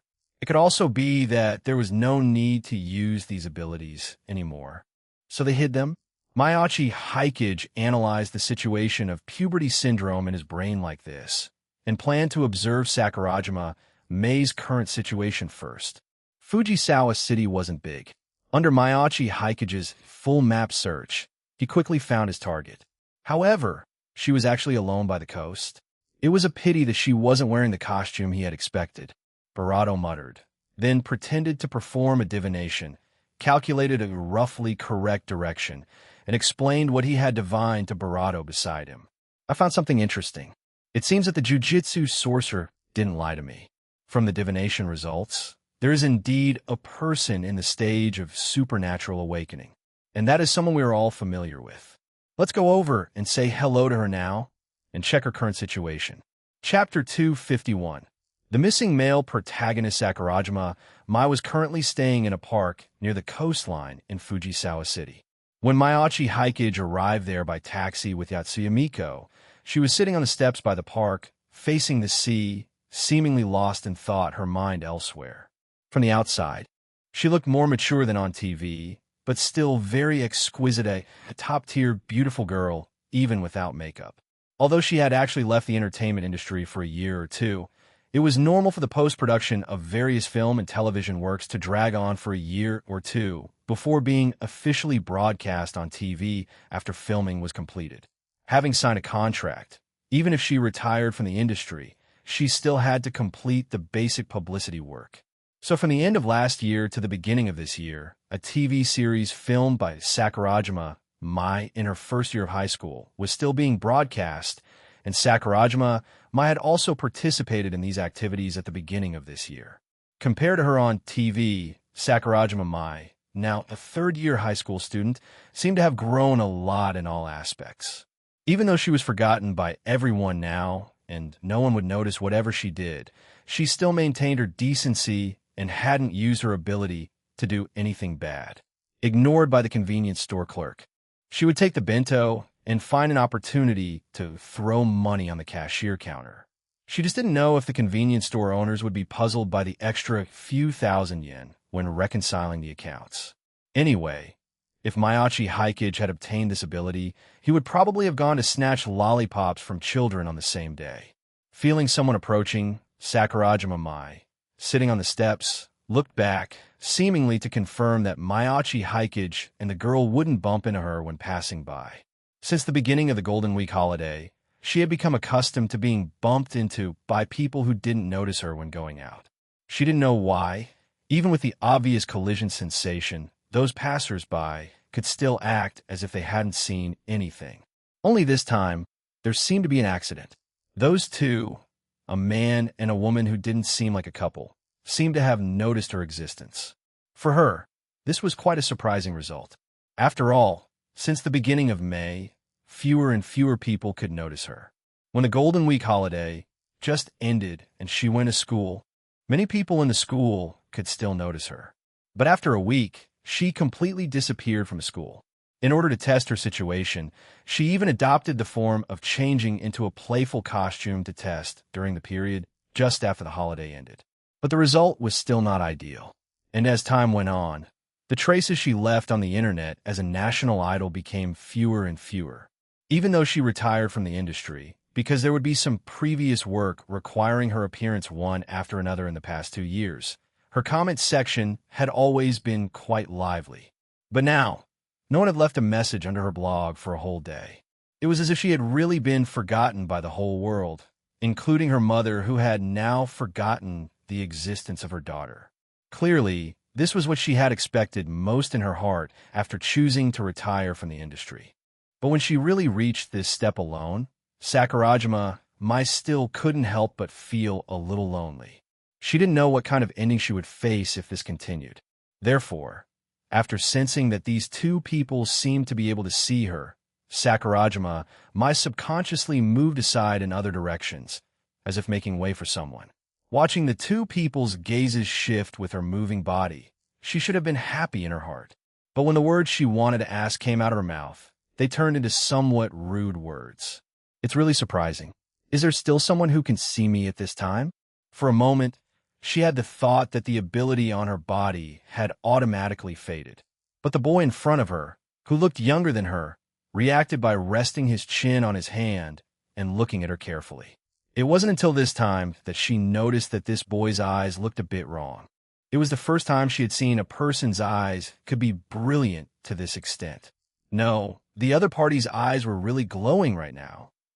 "Yatsuya-san, can your eyes see anything?" The boy seemed to be asking the girl beside him. Then the girl named Yatsuya looked much more nervous, obviously having recognized her identity. "Sorry, Hikage-kun, I can't see anything." The person appearing in front of her should be the super famous child star, Sakurajima Mai, right? No wonder Mayachi Hikage said those words before. But she was also telling the truth. She couldn't see any problems with Sakurajima Mai. There were no traces of cursed energy or spiritual power on her body. Just a ridiculously beautiful national-level beauty. However, in Yatsuya Maika's heart, just speaking of looks, the two sisters of the Shina family and Toru were not inferior. But she indeed grew up watching Sakurajima Mai's film and television works. This familiarity made her naturally feel more intimacy when she really saw Sakurajima Mai at this time. Therefore, at this moment, she was more or less a little excited in her heart. So, could it be that the person Mayachi Hikage mentioned who was in the stage of supernatural awakening was this Sakurajima Mai in front of her? So, what are you two talking about? Listening to the words of these two, although Sakurajima Mai felt somewhat baffled, precisely because of these conversations, she seemed to realize something. It seemed that the identities of these two people were not ordinary. Mayachi Hikage nodded to Sakurajima Mai first, and then said to Yatsuya Miko, "Take out your ID and explain the situation to Miss Sakurajima." Hearing this, Yatsuya Miko hurriedly took out her student ID and handed it to Sakurajima Mai. This was the identity proof of Jujutsu High and even the entire inner world. Mayachi Hikage had this thing. But as an external member of Jujutsu High, strictly speaking, he was still a loose, supernatural being with no background. However, relying on a relationship with the Jujutsu higher-ups, he was about to become a special counselor of Jujutsu High, enjoying privileges higher than ordinary students, but lower than formal teachers. The new ID was estimated to be issued in 2 days. Before that, let Yatsuya Miko explain the matters of Jujutsu High to Sakurajima Mai. Tokyo Metropolitan Curse Technical College. First-year student, looking at the student ID in her hand, Sakurajima Mai's eyes immediately became strange. If you find it troublesome, you can directly abbreviate it as Jujutsu High or Kasen. Our school is a special school specifically responsible for handling supernatural events in Japan. It is also because special spiritual fluctuations were recently sensed in Fujisawa City that we found you, Miss Sakurajima Mai. Speaking of this, Yatsuya Miko suddenly got stuck. Because she really didn't know what happened to Barato.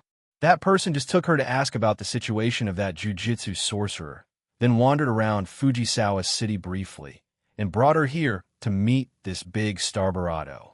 Throughout the process, Mayachi Hikage just asked her if she could see any problems, and then asked her to take out her ID to prove her identity to Sakurajima Mai. And she really couldn't see anything. At least there were no traces of cursed energy and spiritual power on the current Sakurajima Mai.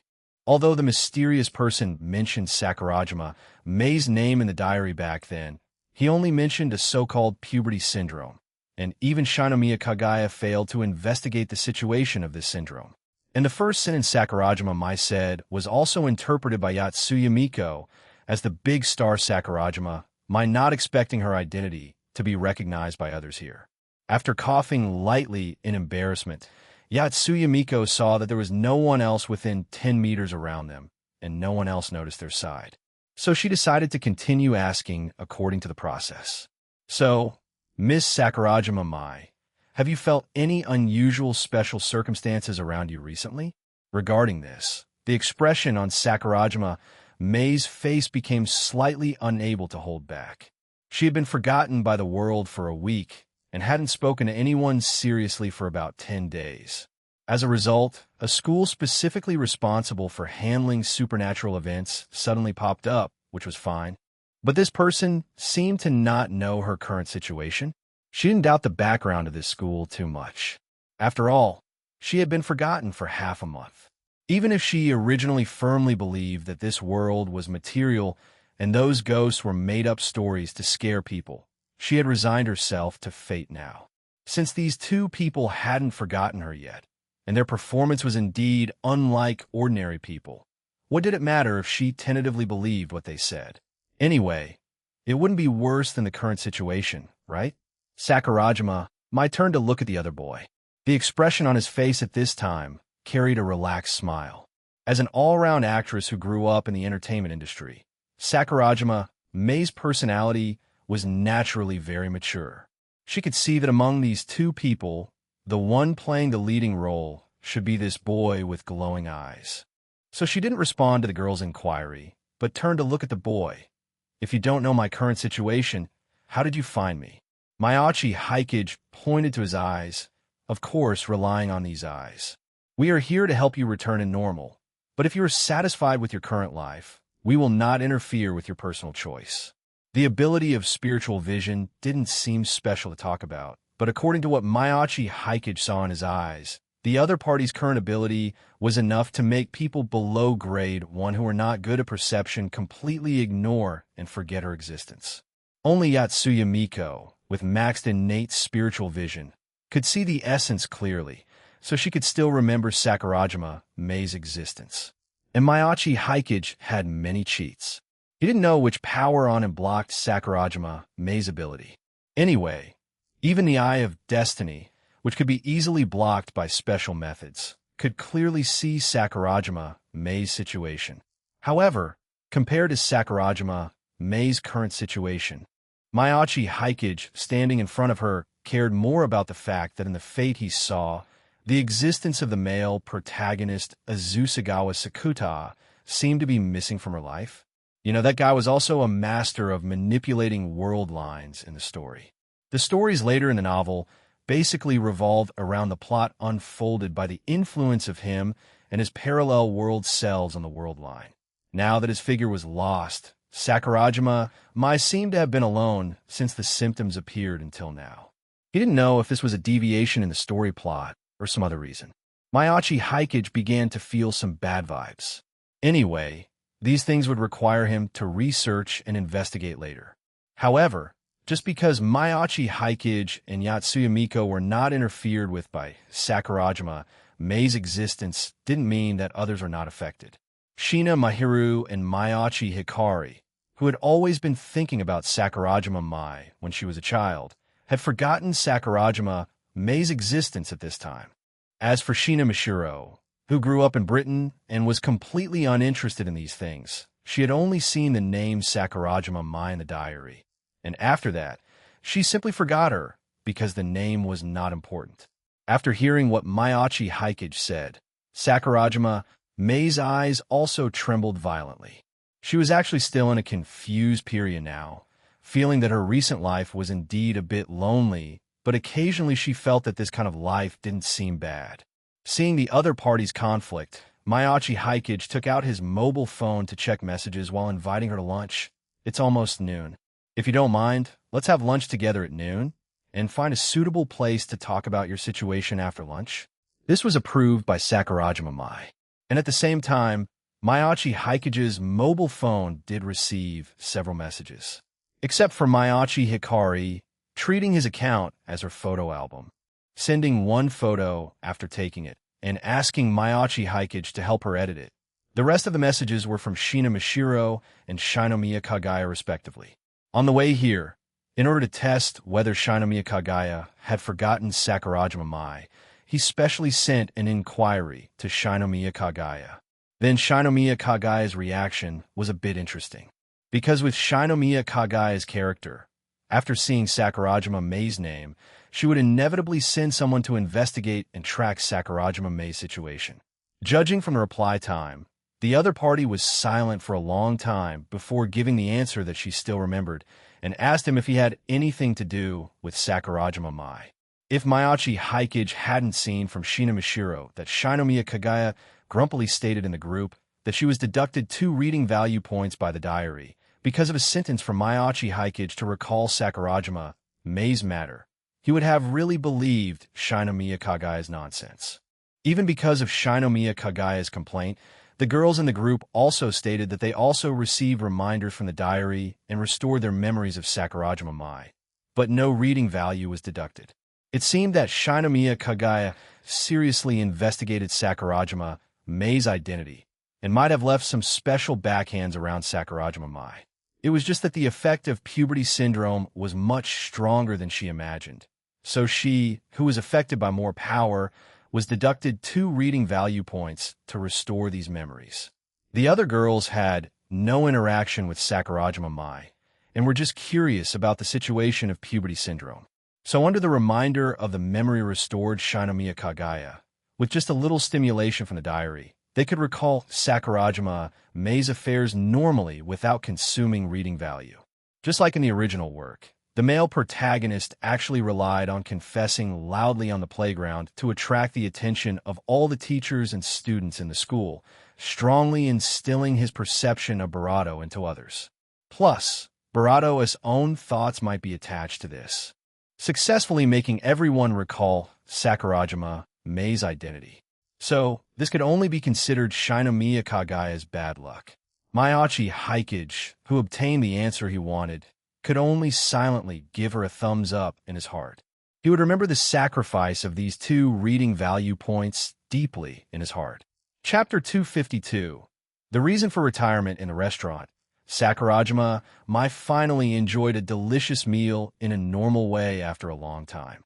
After all, she was a decent person. Taking a bento from a convenience store and leaving money on the cashier counter was the most she could do. As for asking her to sneak into a restaurant's kitchen to mooch off others' meals, she couldn't do such a thing even if she starved to death.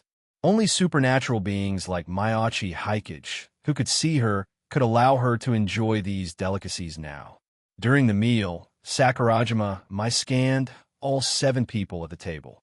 Following behind Maiachi Hikage, she confirmed that the special phenomenon on her body hadn't disappeared. Those ordinary people, even the automatic doors in shops, couldn't sense her presence.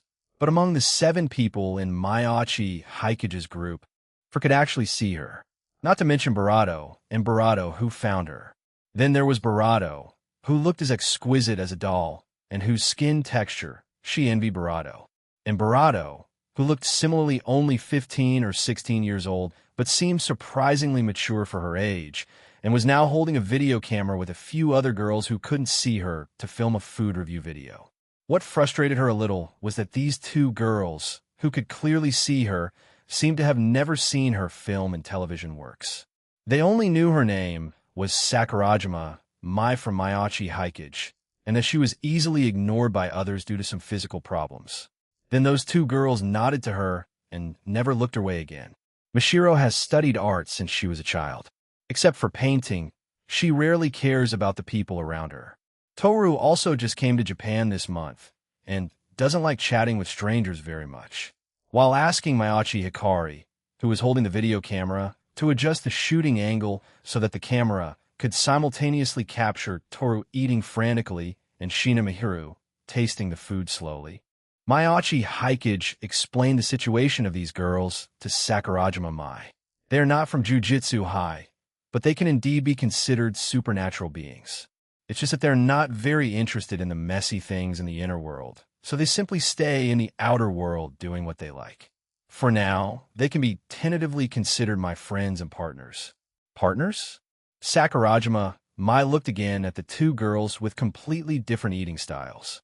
Shina Mishiro was someone who ate slowly and didn't have very good table manners. While eating, her face easily got stained with rice grains and oil stains. Coupled with her dazed and cute expression, it made people want to hold her in their arms. Barato, on the other hand, Barato quickly and elegantly. Even though she looked Barato petite than her in all aspects except for her Barato in just 10 minutes. She had finished 3 large bowls and was now challenging the 4th one. Witnessing the whole process with her own eyes, she felt that other big eaters on the internet who relied on editing and tricks to artificially create their image were simply amateurs compared to this girl. Facing Barato's doubt, Mayachi Hikage took out a business card for an assistant of Asagaoka Media at the right time. Although he was the actual creator of Asagaoka Media, and the Mayachi family did hold the largest share, he was still just a first-year high school student, so the identity of an assistant was enough.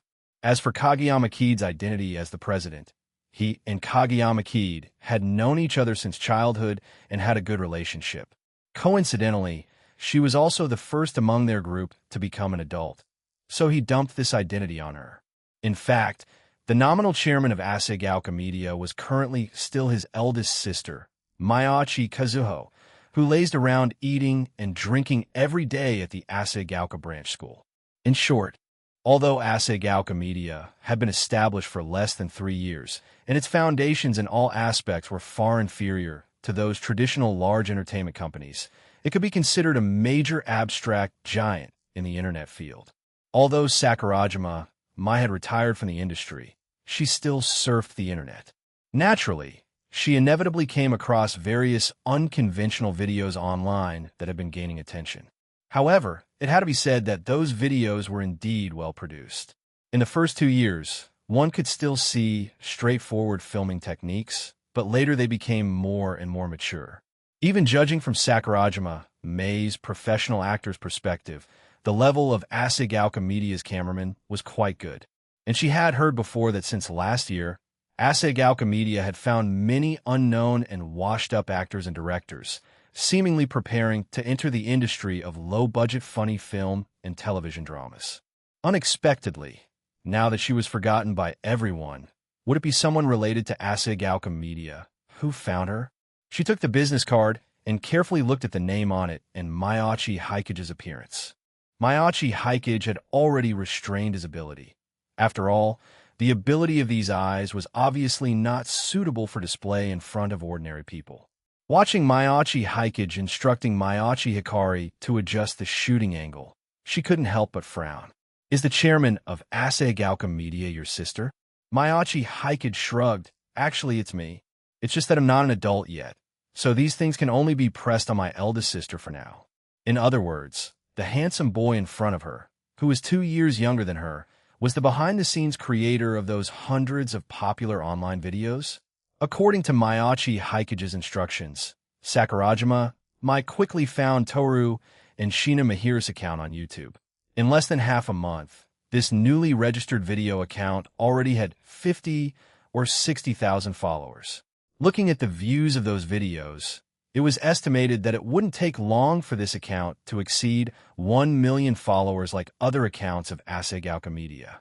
You know, even for a child star like her, with extremely high popularity and 10 years since debut. Her current Twitter account only had 3 million followers.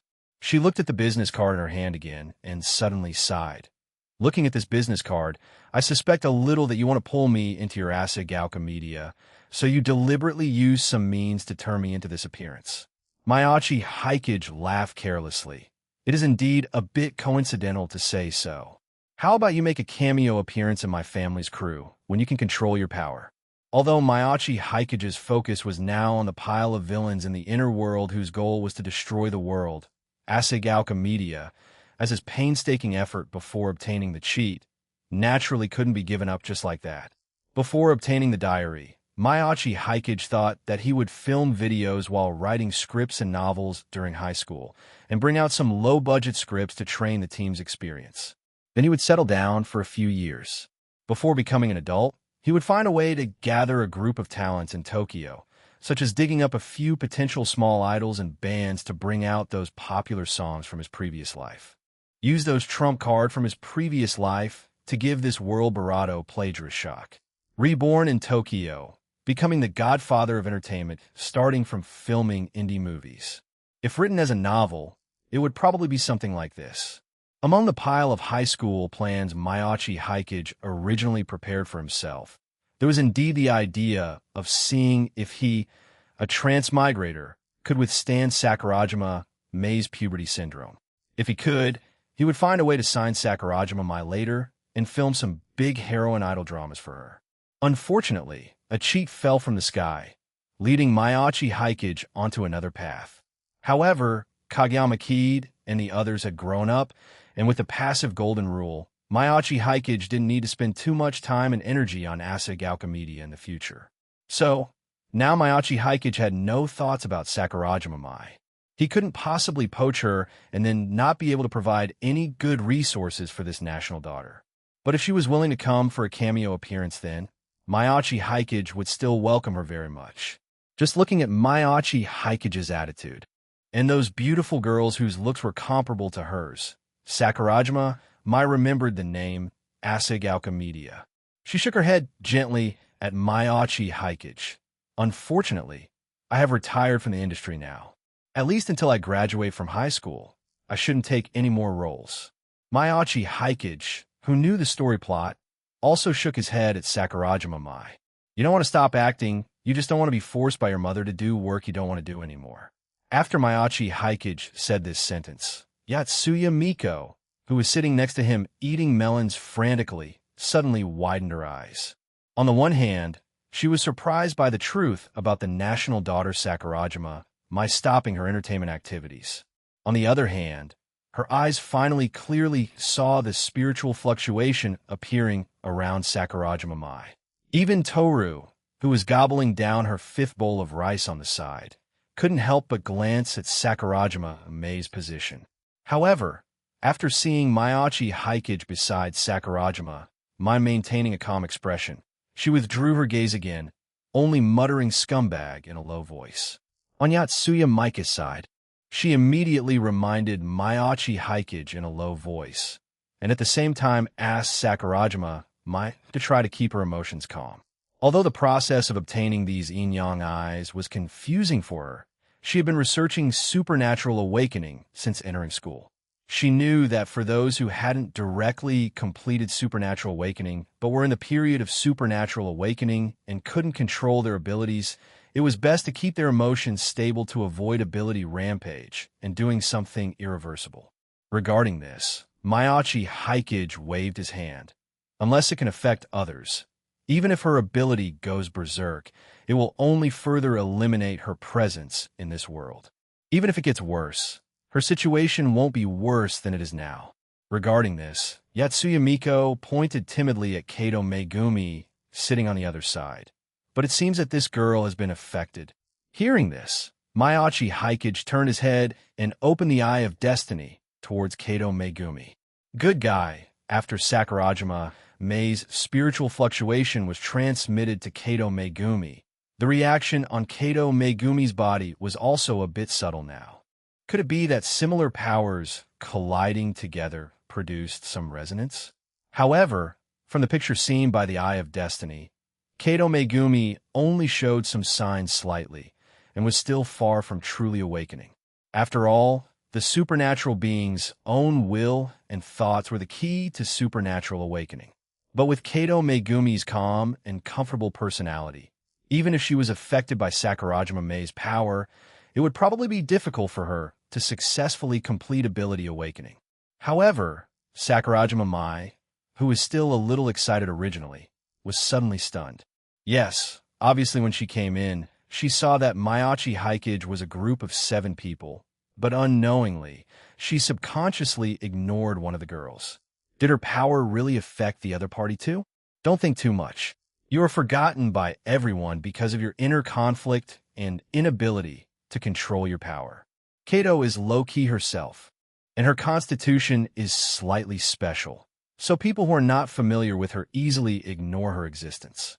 It can only be said that if she awakens, the ability she obtains might be somewhat similar to yours, so your power and hers might have produced some resonance. But at least for now, she is just an ordinary person with relatively low presence. Saying this, Maiachi Haikage specifically asked Kato Megumi if she needed a drink.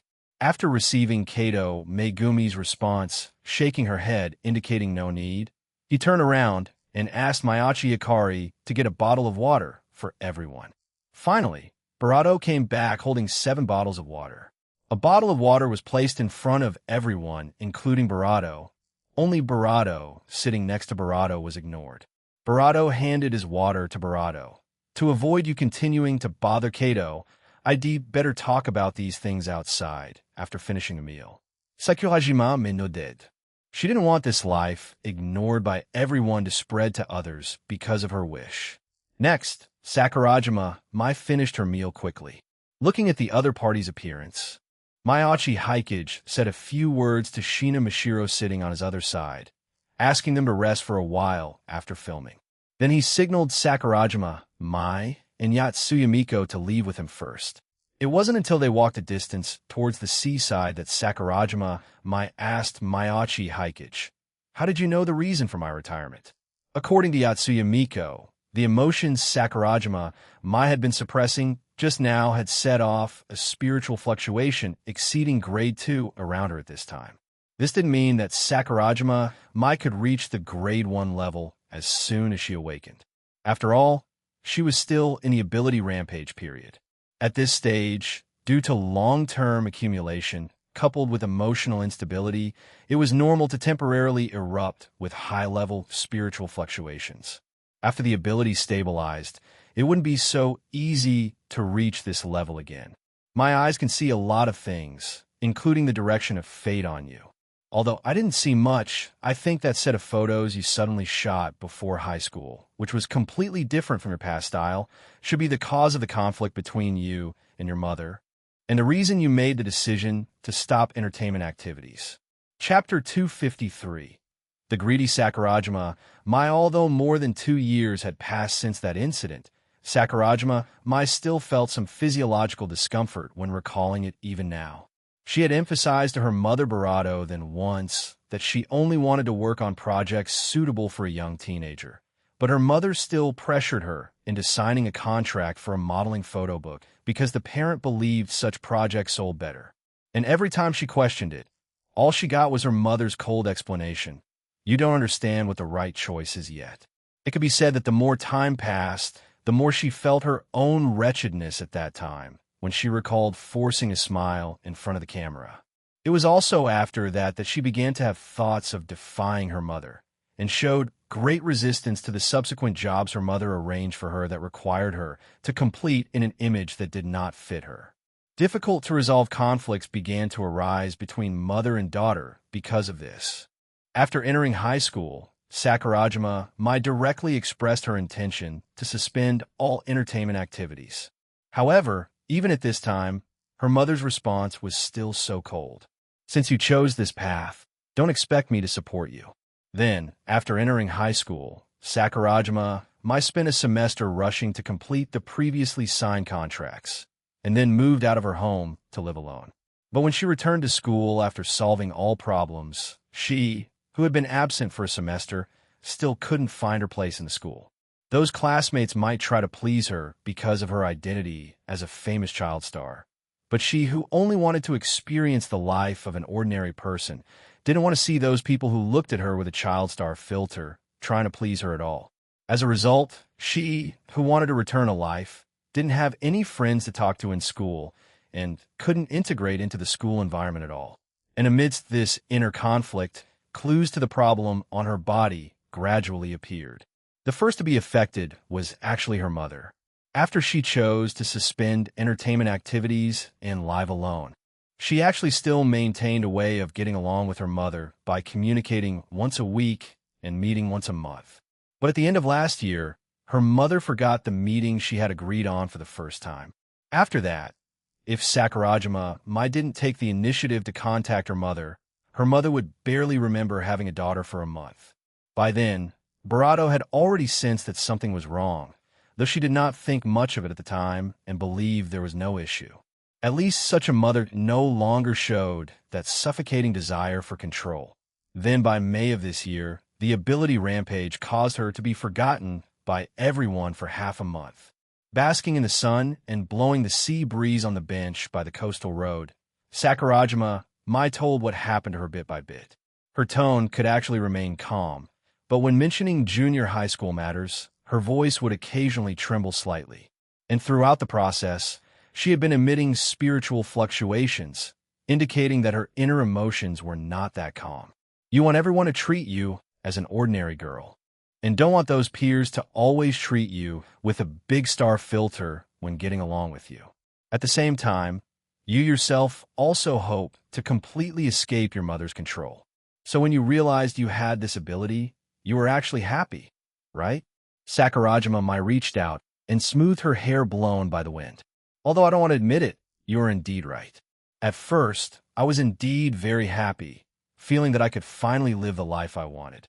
Mayachi Hikage nodded and added, then you found that your ability was out of control. Actually, your heart is still in conflict now. You don't dislike acting, you still love your career. You just want to be able to decide your own work by yourself and not be influenced by others anymore. At the same time, you want to distinguish your career from your life and your heart. When working, you're a child star who became famous at a young age. A genius, beautiful girl actor rarely seen in a century. In normal times, you hope that you can live the life of a normal high school girl without caring about the halo of a big star, without being overly concerned by the people around you, and enjoy the youth that should belong to you with the mentality of an ordinary person. I should be right. After listening to Mayachi Hikage's words, a wry smile appeared on Sakurajima Mei's face. Your eyes are really unreasonable, but I suggest you be a little more tactful in the future, otherwise your mouth will easily offend people. This feeling of being completely seen through just by standing in front of others was really uncomfortable. Fortunately, it seemed that when the other party activated his ability, his eyes would light up. Otherwise, standing with such a person would probably only create greater pressure. Sakurajima Mai shook her head and continued, but you're right. I am indeed quite greedy. I can't bear to leave the entertainment industry, but I don't want to be controlled by my family and the company, and I also want to have the same youth as other girls. She paused, then suddenly revealed a helpless smile. How about it? Do you feel that the filter for Sakurajima Mai has shattered all at once? Yatsuya Miko looked at Mayachi Hikage with some worry. The spiritual reaction on Miss Sakurajima is getting stronger and stronger. If this continues, those malevolent entities might be drawn to her. Barato's ability hadn't stabilized yet, and the spiritual fluctuations it triggered would unconsciously attract the approach of those vengeful spirits. If the ability stabilized, Sakurajima Mai, who could only see those low-level vengeful spirits for the time being, wouldn't encounter any threats.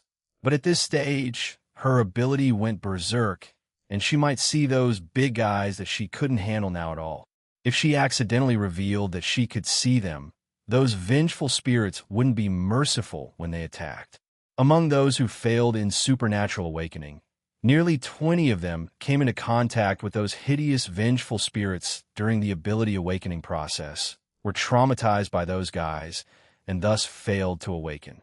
A considerable part of them directly became the rations of those vengeful spirits.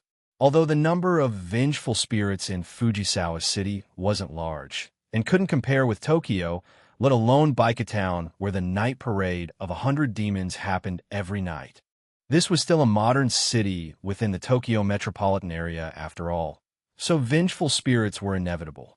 After all, vengeful spirits were not cursed spirits that would actively look for trouble. As long as no one could see vengeful spirits, these guys usually wouldn't cause any big commotion. Releasing them, performing rites to help them pass on, once a year or half a year, and dealing with those restless guys among them, leaving the remaining harmless low to mid-level vengeful spirits was no problem. Along the way, Yatsuya Miko did see several high-level vengeful spirits feeding on low-level vengeful spirits by the roadside. If it were the time when she just awakened her yin-yang eyes, Yatsuya Miko estimated that she might really break her composure facing these big guys. But now she had grown up, knowing the mechanism of these vengeful spirits, combined with the ability of the diary, it was easy to ignore these vengeful spirits. However, this was only actively avoiding these vengeful spirits. The current Yatsuya Miko knew very well that she was just a rookie who had just awakened cursed energy. Even with cursed tools, she could deal with at most a few low-level vengeful spirits. It would be troublesome if Sakurajima Mei's spiritual fluctuation attracted high-level vengeful spirits. Even though Mayachi Hikage now had grade 1 strength, and seemed to have taken a mid-grade curse tool for the Cursed Warehouse of Jujutsu High yesterday, coupled with the Nichiren blade Shinomiya Kagaya gave him before, he probably had the power to fight even if he encountered a special-grade vengeful spirit. But now Maiachi Haikage seemed to be carrying nothing but a bag, empty-handed. In such a situation, the only thing he could rely on seemed to be that taijutsu. In such a situation, if several high-level vengeful spirits were attracted, Maiachi Haikage probably wouldn't be able to deal with them easily. Listening to Yatsuya Mika's explanation, the expression on Maiachi Haikage's face hadn't changed much, but Sakurajima Mei's face began to look wrong. That's right. Since there were institutions like Jujutsu High specifically established for supernatural events in the world, how could there not be those rumored ghosts? Would she also attract the attention of those dark entities now? Accompanying such thoughts, the spiritual fluctuation around Barato, who wanted to control her ability, became even stronger instead. Regarding this, Maiachi Haikage patted Yatsuya Miko on the shoulder. Your reminder was very good. Don't remind next time. Maiachi Haikage looked at Sakurajima Mai again. The filter shattering or something didn't happen. After all, I didn't have any expectations for the entertainment industry to begin with. Or rather, the fact that you are conflicted to this extent because of such things can already be considered a clear stream in the entertainment industry. After all, the last idol who expressed her greed was Hoshino AI, who became pregnant out of wedlock at the age when Barato idealistically pursued her modeling career. Although Hoshino AI in this world shouldn't cause these messy things anymore, Barato knew that this love-brain girl had transferred all her emotions to the mysterious person. If that woman really discovered his identity, she would probably show up at his door that night. Precisely considering this defect in Hoshino A's personality, even if her upper limit was very high, Shinshirado had never considered signing Hoshino AI to Asagauka Media. He signaled Shinshirado to adjust her emotions. Don't be so tense. If you really attract vengeful spirits, they'll ask you for overtime pay then. Hearing Barato's relaxed tone, as if he didn't care about those troublesome matters, Barato also slowly calmed her emotions down under Barato's signal. She asked about Barato, somewhat curiously. Aren't you the founder of Asagauka Media? You should have been busy filming those online videos before, right? Then how did you awaken superpowers? At the beginning of this month, I encountered a ghost while filming a video, and then naturally awakened. Sakurajima Mei's attention was successfully attracted. What? So you awakened in the same period as me? Maiachi Haikage waved his hand without changing his expression. It's okay to say the same period if you insist, but the gap between us might be much bigger than you imagine. I was designated as having special grade potential by the strongest jujitsu sorcerer in the jujitsu world now. I had grade 1 strength half a month after awakening, and now I'm sent here by jujitsu high nicely for a publicly funded business trip. And you still can't control your ability now, and you have to worry about encountering those unclean things because of ability rampage. Sakurajima Mai rolled her eyes at Maiachi Haikage, and then stepped on Maiachi Haikage's shoe without changing her expression. Seeing Maiachi Haikage's unresponsive appearance, she directly asked him, So, Mr. Grade 1 supernatural being of the same period as me, how can I return to normal now? Since the scars in her heart had already been seen through by Maiachi Haikage, she had nothing to hide. Maiachi Haikage rested his chin on his hand, opened the eye of destiny, and looked at Sakurajima Mai carefully for a while before shaking his head. Actually, I can't say for sure either. Before Sakurajima Mei's emotions became agitated again, he quickly added, Actually, it's not difficult if you just want everyone to remember you again. Just use behavior and emotions that are eye-catching enough to force everyone to realize the existence of Sakurajima Mai, right? I can even take you to Jujutsu High now and find someone to help you seal your current ability, but these are just treating the symptoms but not the root cause. He continued to say to Sakurajima Mai, to completely solve the problem of ability rampage, you must first make a choice in your own heart. Superpowers are originally a very idealistic thing. Especially in your current situation, your own inner conflict is the main reason for the ability rampage. You still have hesitation in your heart. Maybe you haven't thought about how to continue getting along with your mother in the future, or maybe you haven't found something that strengthens your belief. In short, if your own will is not firm, even if you find a medium to temporarily seal your rampaging ability, the power that cannot be vented will only cause greater disasters to your life once it breaks through the seal in the future. Psychologiment mais exhalé deeply. So, is the root cause still in myself? Before Sakurajima, Mai fell into mental internal friction again. Maiachi Haikage clapped his hands in front of her. But now, don't be awkward with yourself first. It has never been easy to reconcile with oneself. At least with your current mental state, you won't get an answer if you continue to struggle. It's better to relax your mind first and think about the things you always wanted to do before but never had the chance to do. Take advantage of your current state where you don't need to worry about anything and do all the things you wanted to do. I think it should help your current situation. Maybe you won't need our help then, and you can control your ability yourself. This is also the best situation. With Maiachi Haikage's words falling, the spiritual fluctuation around Sakurajima, Mai also stopped. In the half-month of being forgotten by others, she had been struggling with her existence, and how many people could still see her. It seemed that she really hadn't relied on this physique of not being noticed that she suddenly obtained to do anything. Speaking of which, she had obviously lived in Fujisawa for almost 2 years, but to avoid being recognized, her usual range of activities was only within 1,000 meters of home, the station, and the school. She had not really taken the time to explore Kamakura or Yokohama, which were next to Fujisawa City, except when work had taken her there before. She even wanted to see how her parents lived their daily lives after they had forgotten about her.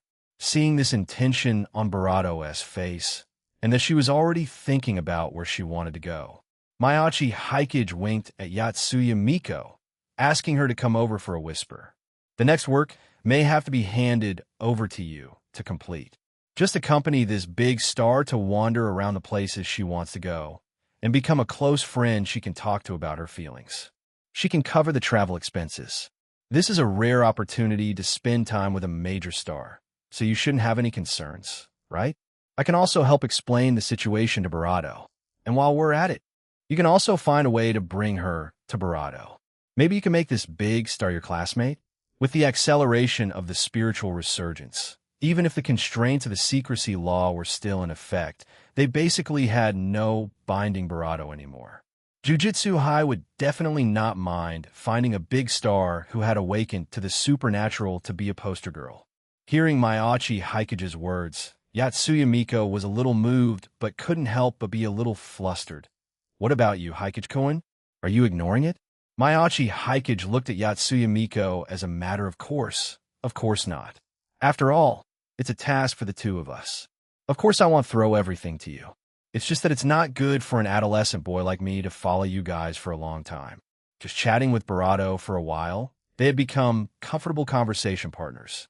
If they chatted further, the atmosphere might become awkward. To keep things comfortable, it was better to pause the conversation with Barato. And I have to go to school tomorrow. But if there is any situation on your side, I will definitely rush over immediately. Yatsuya Miko's face immediately froze. She almost forgot that Maiachi Haikage hadn't dropped out of Toyogaseki and was still a student there. And it seemed that Maiachi Haikage had no intention of giving up this identity. It could only be said that a genius like Maiachi Haikage could indeed do whatever he wanted. WHDVR Chapter 254. Shinomiya Kagaya wants to meddle in everything, of course. Maiachi Haikage didn't really just let Yatsuya Miko, a grade 4 jujutsu sorcerer, take care of Sakurajima Mai. After all, when Sakurajima Mai met the two of them who could still see her, her spiritual power fluctuated violently a few times, which indeed attracted the attention of many dirty things nearby. However, Barato was no longer the same as he had been a month ago. The effect range of his Barato had always been well controlled by him, usually maintaining a distance of 10 meters, and, if necessary, this range could be expanded to 300 meters. Those attracted vengeful spirits could at most approach him within 100 meters before they couldn't hold on. Even if a special grade vengeful spirit came over, its max HP would be cut by half in front of his physique. Just like this, without Yatsuya Miko noticing, Mayachi Hikage had already solved 4 blind, mid-level vengeful spirits in one afternoon. Although these grade 2 and 3 vengeful spirits were insignificant to him, they were not something the current Yatsuya Miko could handle. After chatting with Sakurajima, Mai, and Yatsuya Miko separately, he had already called Nanami Kento and briefly explained Sakurajima, Mei's matter to him. Nanami Kento's state on the other end of the phone didn't seem like he had heard of Sakurajima, Mei's name. He didn't know if he really didn't know, or if he had forgotten it due to Sakurajima, Mei's ability. But after hearing from Mayachi Hikage about Sakurajima, Mei's popularity in Japan before her ability awakened, he was more or less concerned about this matter. Knowing that Mayachi Hikage had strong abilities and a good personality, and also had that leadership temperament that easily attracted people's attention. And the girls around him were almost developing to the level of a peach blossom calamity, love troubles. Nanami Kento didn't ask Mayachi Hikage why he didn't take care of this probably very beautiful big star himself. After thinking for a while, he sent a female grade 2 Jujitsu sorcerer over to help. Considering that a grade 2 supernatural being might not be able to resist Sakurajima, Mei's ability, Mayachi Hikage reminded Nanami Kento that it would be best for that female Jujitsu sorcerer to just follow Yatsuya Mika's instructions. Don't worry, the grade 2 Jujitsu sorcerer I sent is an old corporate slave. She definitely understands these things better than you. Grade 3 and 4 supernatural beings were like newborn calves not afraid of tigers. Unless their abilities were truly limited, they basically wouldn't want to stay at this level for too long. Special grades possess the power to subvert a country alone. Of course, this generally referred to some small countries with no foundation.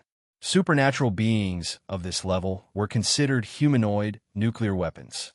As for grade 1, they initially possessed the strength of a one-man army. And at this level, even facing a special grade cursed spirit, even if they couldn't beat it, kiting or escaping wouldn't be a big problem. As for grade 2 supernatural beings, to be honest, supernatural beings of this level were somewhat like cannon fodder. Because if they encountered a supernatural event where the situation couldn't be grasped, they would usually let grade 2 supernatural beings lead a team to investigate first. If it didn't work, they would then see the situation and let higher-level supernatural beings come and handle it. Couldn't go up, couldn't go down, just stuck in this middle position. To say they had supernatural powers, they were indeed no longer ordinary people. But to say how strong they were, a well-equipped modern military squad with rich experience could defeat those weaker grade 2 supernatural beings. After all, the threshold for grade 2 cursed spirits was actually just at the level of barely being able to deal with a shotgun when cursed spirits could be seen and cursed energy was attached. Supernatural, but not completely supernatural. As the group with the largest number of supernatural beings, grade 2 supernatural beings could be considered a mix of good and bad. But those who could stay in the grade 2 position for a long time might not have special strength, but they would more or less have some life-saving ability to observe words and expressions, knowing what tasks to take and what tasks not to ask about. In short, with such a senior predecessor coming to guide Barato was relatively relieved. At the same time, he thought about it and finally crafted a short length of black cord. It could only be said that projection magic was indeed unreasonable. According to the original owner of the black rope, Miguel, weaving one required the sorcerers of their country to spend decades. Every time it was used, a part of this black rope would automatically burn away. Although in the case where Gojo Satoru didn't open his domain, a black rope actually only resisted for a quarter of an hour. But in the early stage, Gojo Satoru's title as the strongest jujitsu sorcerer was still very resounding. Being able to block Gojo Satoru for a quarter of an hour could already be called a special grade curse tool. And after the battle, the remaining small part of the unused black rope was taken by Gojo Satoru as a trophy. However, Gojo Satoru probably felt that the remaining part of this thing was only the length of an ordinary bracelet and was useless, so he didn't care about it so much. After the war, he threw it into the Cursed Warehouse of Jujitsu High as part of the Cursed Tool Illustrated Handbook. Its only function was to broaden the horizons of Jujitsu High students. And it was precisely because of the openness of Jujutsu High in this regard that Maiachi Haikage picked up this big bargain. Possessing projection magic, Maiachi Haikage naturally couldn't let go of such a useful and convenient consumable as the black rope. Although projecting items other than swords consumed extra magic power. In just one day, Maiachi Haikage had already made a black rope more than 5 meters long. And it also came with the taijutsu used by the black jujutsu sorcerer named Miguel in conjunction with the black rope. If he wasn't worried about being too ostentatious, Maiachi Haikage would have wanted to use these black ropes to make a complete set of armor for himself. If he could really wear a black rope battlesuit, even if he stood there and let Raiman Sukuna hit him, it would probably take Raiman Sukuna half an hour of slashing to break through his defense. However, making a black rope sweater to wear in winter should be quite warm. Maiachi Haikage muttered, then handed this small piece of black rope to Yatsuya Miko. Tie this thing on your hand as a bracelet. Although there's only this little bit, it can last a few moves, even against a grade 1 cursed spirit. Don't let others see it. Although the black rope given to Yatsuya Miko wouldn't let Yatsuya Miko master Miguel's taijutsu, it was after all an object projected by Maiachi Haikage. If it was really triggered, Maiachi Haikage would more or less sense it. Just like he could sense something projected by himself speeding towards his current direction. No need to think, Yatsuya Miko must have told Shinomiya Kagaya their current location. After all, since this girl obtained the diary, she had been thinking all day about increasing her discourse power among other girls who owned diaries. Basically, she wanted to meddle in anything profitable. Mayano Shiho, Toru, and, of course, Sakurajima, Mai today. Unfortunately, these times were all intercepted by Maiachi Haikage. Originally, she should have been at home making final preparations for seizing the student council votes today. As a result, after hearing Sakurajima Mei's name, she directly entered a berserk mode and completed these tasks at 3 times her usual speed. Then she came for Sakurajima Mai, the most famous artist of the new generation. Or maybe she came for his projection technique. After all, the fact that Maiachi Haikage visited the cursed warehouse of Jujutsu High yesterday afternoon was not a secret. Even if Shinomiya Kagaya didn't realize it at the time, with her brain, she should have realized it today and guessed that he might have cleaned out the entire cursed warehouse of Jujutsu High. That was why he acted so impatiently when he fought with Zen and Maki yesterday afternoon. An entire treasure house was open to a thief with exquisite techniques. How could that user not be intrigued? Coincidentally encountering the matter of Barato, thinking that this ability was also very useful in many scenarios, realized this. Using this as a reason to go over and build some rapport with Barato, and by the way, brush up some presents with him and ask for some benefits, was just a smooth matter, considering that she indeed hadn't mentioned the projection technique in the chat group yet. Maiachi Haikage felt that giving her a black rope then wouldn't be a big problem. Chapter 255. Sakurajima Mai wants Maiachi Haikage. Although Sakurajima Mai was a shining child star and a highly famous national daughter on the screen, accompanied by 2 people she met today, whom she didn't know if she could call friends, she came to Kamakura, the place where the Japanese shogunate regime began, with a traveler's mindset for the first time in her life. At this moment, Sakurajima Mai looked like a prettier 17-year-old girl. It was the weekend today, and there were many tourists on the Kamakura coast. In the past, unless it was for filming commercials or photo books, Sakurajima Mai would not have appeared casually in such a place. But now she was forgotten by everyone, and her appearance in this place without any disguise would not be noticed by anyone. As expected, coming here for work and coming here during a break feel completely different.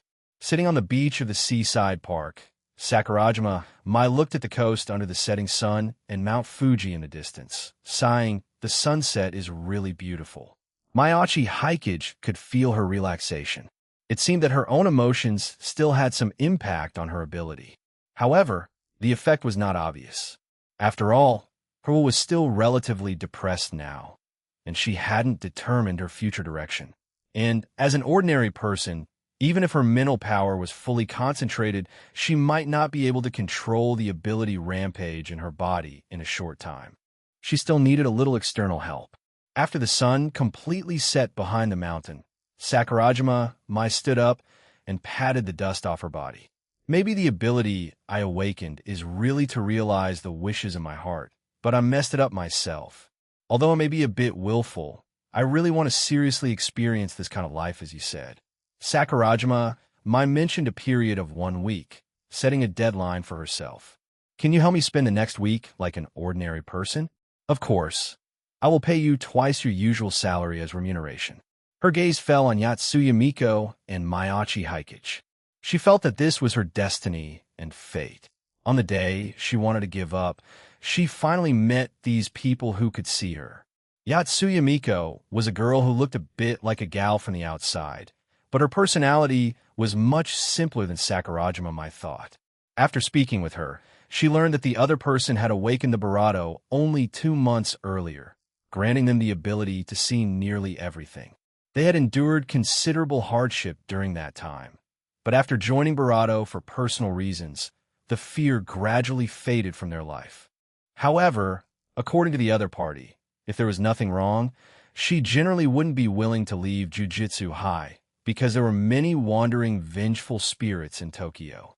If she encountered those high-level vengeful spirits outside, she would still feel a little scared.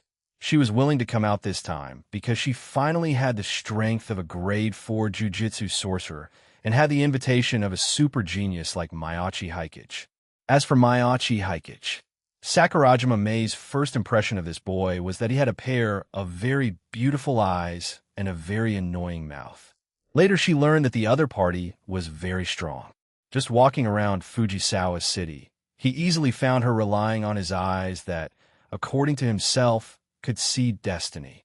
Then during the chat, she gradually learned more information about this boy. He knew her and could perhaps be considered her loyal fan. He could barado or less say something about basically all the work she had starred in. Even about a particular modeling set she was pressured into during her 3rd year junior high school. He could say how many photos were in that set. If it weren't for the fact that there were so many beautiful girls around him, the expression on his face when he talked about these things showed no fluctuation, and he always kept a good distance from her, she would really suspect that Mayachi Hikage might be her fanatical Seiseing fan. But unfortunately, Mayachi Hikage was indeed not her Seiseing fan, or rather, his twin sister was her loyal fan. He just saw her works while following his sister, and had a genius brain with a particularly good memory to remember those things. However, Sakurajima Mai didn't dislike Mayachi Hikage. After all, he was the one who discovered her, directly pointed out the confusion in her heart, and gave a direction she hadn't thought of before. Taking this opportunity, she would try to enjoy this life unaffected by others first. After trying all those things, she would then think about whether she wanted to return to the entertainment industry in the future, or continue to maintain her original life, or start a brand new life she had never thought of before in that so-called Jujutsu High. These things were related to her future and indeed required her to spend time thinking.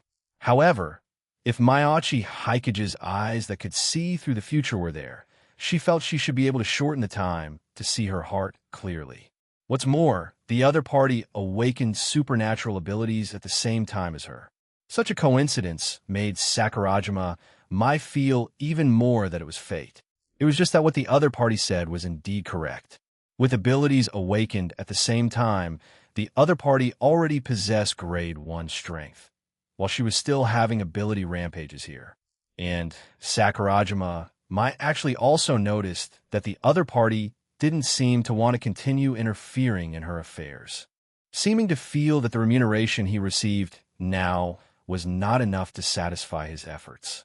Originally, Sakurajima Mai felt that she could move the other party with money, but seeing the amazing financial luck of this boy, where wallets fell from the sky into his hands even when he stood still, and the fact that he owned a company himself, she felt that the price she offered probably couldn't satisfy Mayachi Hikage's appetite. But it didn't matter. Sakurajima Mai still had a way. Didn't Mayachi Hikage say before that their Asagauka Media was currently filming a low-budget funny fantasy TV series? She could go over to make a free cameo appearance, help with the promotion, and satisfy his sister's desire to chase stars.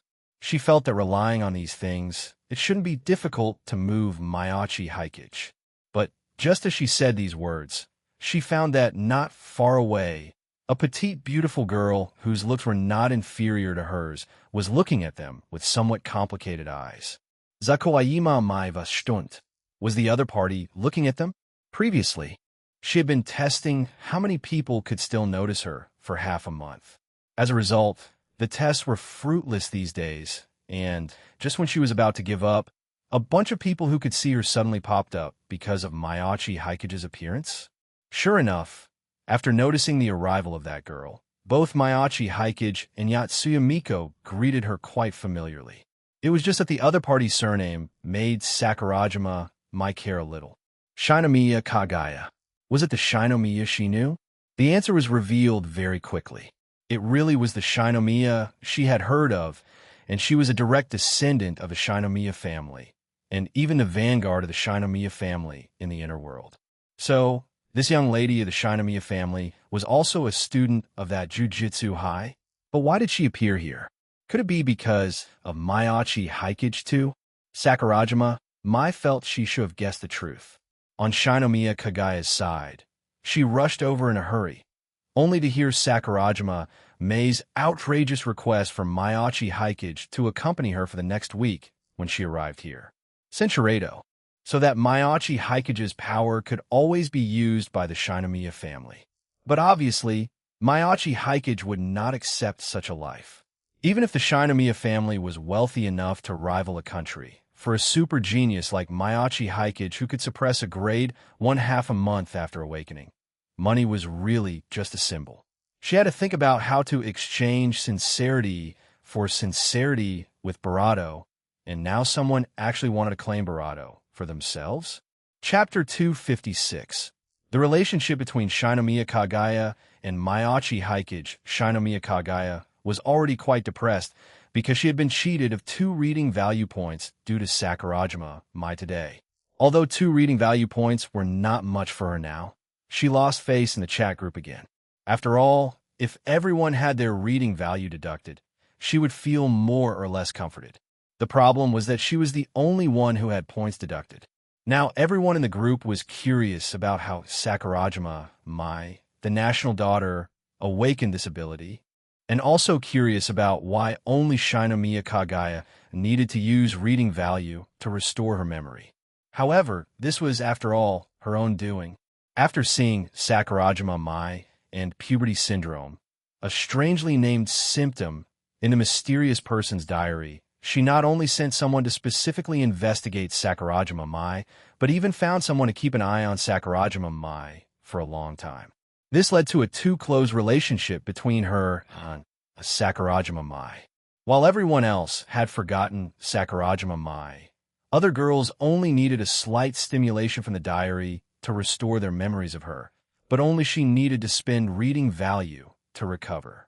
But since the 2 reading value points had already been spent, Shinomiya Kagaya naturally had to go and see for herself what was going on with this Sakurajima Mai, and if she could earn back her lost reading value from her. By the way, she could also chat with Mayachi Hikage again to see what good things he got from the cursed warehouse yesterday. She had been practicing with a Nichiren blade projected by Mayachi Hikage for the past 2 days. No matter from what aspect, this sword felt real to her, and there were indeed no problems using it. It was completely indistinguishable from a real Nichiren blade. Obviously, judging from Mayachi Hikage's meaning, this projection technique should not only be able to project this one thing.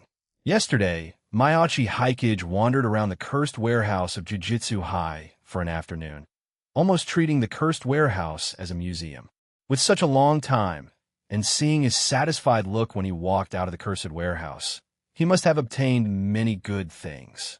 Even if high-grade cursed tools couldn't be projected, being able to project some mid-grade cursed tools would greatly improve Mayachi Hikage's strength. Actually, she wanted to ask about this yesterday, but it wasn't appropriate to ask at Jujutsu High, and asking on the phone wasn't safe enough.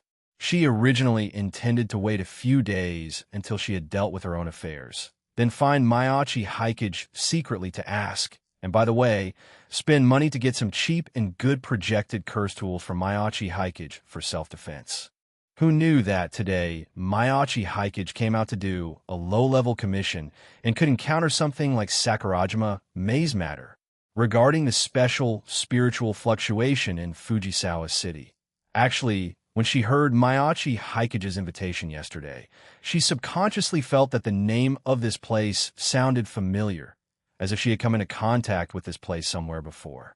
If Sakurajima Mei's existence hadn't been subconsciously forgotten by her, she should have been able to react immediately with her usual state. Therefore, Shinomiya Kagaya could only speed up her work, working overtime in the afternoon to deal with important matters first, and then dealing with relatively less urgent matters in the car, while rushing over to meet the famous child star Sakurajima Mai to make her presence known. As a result, Sensuredo, she shook hands with Sakurajima Mai with a friendly face. "Can you see me too?" Sakurajima Mai looked curiously at the young lady of the Shinomiya family in front of her. In the afternoon, Maiachi Hikage also stated based on her situation that without deliberate reminders and attention, even a grade 1 supernatural being might forget her existence. However, because of the existence of supernatural power, generally, supernatural beings who were slightly more spiritually sensitive only needed a little stimulation under the effect of their own supernatural power to notice her existence again. With reminders, given your current ability rampage situation, you could be considered roughly a grade 2. This was Maiachi Hikage's evaluation of her ability strength. Although Sakurajima Mai had erupted with fluctuations close to grade 1, that was unstable to begin with. Overall, Sakurajima Mai, with ability rampage, was probably the grade 2 level. It was just that this grade 2 had no combat power at all and could only be used for hiding. But this ability would be very strong on an assassin. Without anyone noticing, suddenly stabbing someone from behind, the threat level was quite high even in the inner world. She did not know how much control Barato would have over the ability after its rampage, or how much room for improvement there would be in the future. Barato was slightly curious now. Since Shinomiya Kagaya could notice her existence directly, didn't that mean her strength was also above grade 2? Hearing Sakurajima Mei's inquiry, the expression on Shinomiya Kagaya's face changed slightly, but she soon smiled and shook her head. "I am just a weak woman. I haven't even obtained the lowest level of strength recognition yet, nor have any signs of supernatural awakening appeared on me. I just rely on my family's ability to luckily join Jujutsu High." She said this while looking at Maiachi Hikage. Also in the afternoon, Hikage asked me if I still remembered your affairs, Miss Sakurajima. At that time, I clearly had no impression, but felt a little strange, so I found someone to help me recall your existence, Miss Sakurajima. Out of curiosity about your ability, Miss Sakurajima, I came here specifically to check. Shinomiya Kagaya paused, and then asked Maiachi Hikage in a somewhat intimate tone, "But Hikage, do you plan to accompany Miss Sakurajima for the next week until she returns to normal?" Once this sentence was spoken, not to mention Maiachi Hikage, even Sakurajima Mai could detect a faint sense of resentment. So, her first reaction was probably correct. Did this young lady from the Shinomiya family have any particular interest in Barato? After spending many years in the entertainment industry, Barato's most daring professional project had been a swimsuit photo book. And at other times, she had always kept herself clean and had no scandals. But she could still detect some of these emotions. After all, actors were supposed to express the emotions they felt in daily life as realistically as possible in front of the camera using performance. In this regard, Barato was still very talented. In a sense, she realized that her mother pressured her to take on modeling work she didn't want in junior high school, claiming it was for her own good and to help her gain Barato recognition. When she got older, it was very likely that she would be forced to attend some drinking parties she didn't want to attend for the same reasons. Out of such worries, she made up her mind to break away from her mother's control. Even if she made a comeback in the future, she would not make a comeback in her mother's agency. In short, feeling the special emotion Shinomiya Kagaya expressed towards Maiachi Hikage, Sakurajima, Mai couldn't help but wonder if Shinomiya Kagaya knew that there were so many beautiful girls around Maiachi Hikage, especially that girl named Shina Mishiro. Her dependence on Barato and Barato's care for her were not concealed. However, given the power of the Shinomiya family, Barato should have known in advance. Under those circumstances, did she still fall for him? Barato began to wonder what Barato might have known about the situation. Who was 2 years younger than her, was really a playboy. It was just that she didn't feel the prodigal temperament of those famous playboys in the entertainment industry from Maiachi Hikage at all, which made her somewhat hesitant. But Maiachi Hikage's reply quickly dispelled the suspicion in Sakurajima Mei's heart. I have to go to school and work. How can I have so much time to go out and play for a week? Usually, I have to film videos for myself and Toru, and I also have to conceive manga plots and practice taijutsu with Mishiro. I probably only have some time on weekends. Maiachi Hikage waved his hand, indicating that he couldn't accompany Sakurajima Mai for a day. Then he turned to look at Yatsuya Miko and Sakurajima Mai. I told Yatsuya after lunch at noon. He'll trouble her to follow up on this commission after today. And I also asked Mr. Nanami to recommend a senior female grade 2 sorcerer to take over this commission. Although Jujutsu High bears the reward for the mission, the normal travel expenses for the next week still need to be paid by yourself, Sakurajima.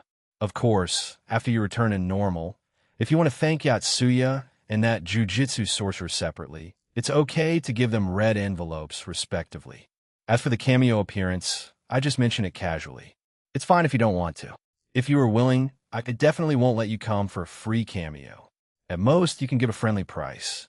I can only guarantee that the TV series filmed by our Asagauka Media won't be a bad film that ruins your reputation. After these words, Sakurajima Mei's mood became somewhat complicated. On the one hand, Maiachi Hikage had no special thoughts at all. On the other hand, her charm seemed to have no attraction to Maiachi Hikage. Seeing Yatsuya Miko nodding there, she knew that Maiachi Hikage had really mentioned these things to Yatsuya Miko at noon and had arranged the things for the next week for her.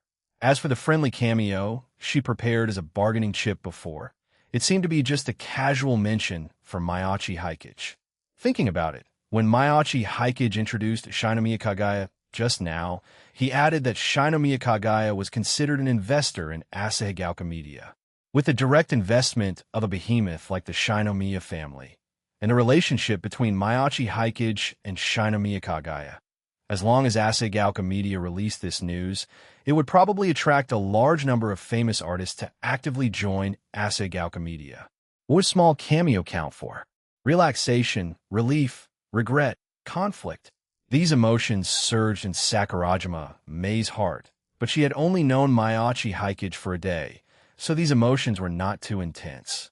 But listening to Maiachi Hikage's frank answer, and now reminding them not to go too far this week, preferably within Honshu Island, and not to run to Hokkaido and Okinawa, so as not to encounter any trouble and not be able to find help in a short time. Sakurajima Mei's evaluation and favorability towards the other party rose a lot. And after getting Maiachi Hikage's answer, Shinomiya Kagaya's mood also calmed down a lot. She knew it. How could Maiachi Hikage agree to such a thing? She coughed slightly.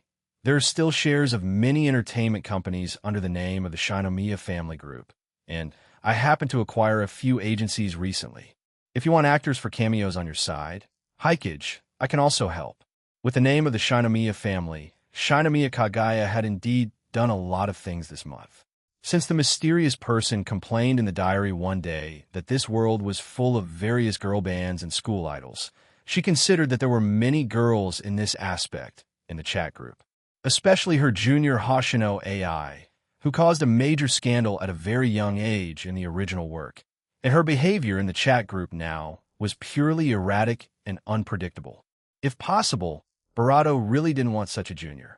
But thinking of her own complicated past in her story, Senchuredo, she specially found an assistant for Hoshino AI to keep an eye on her.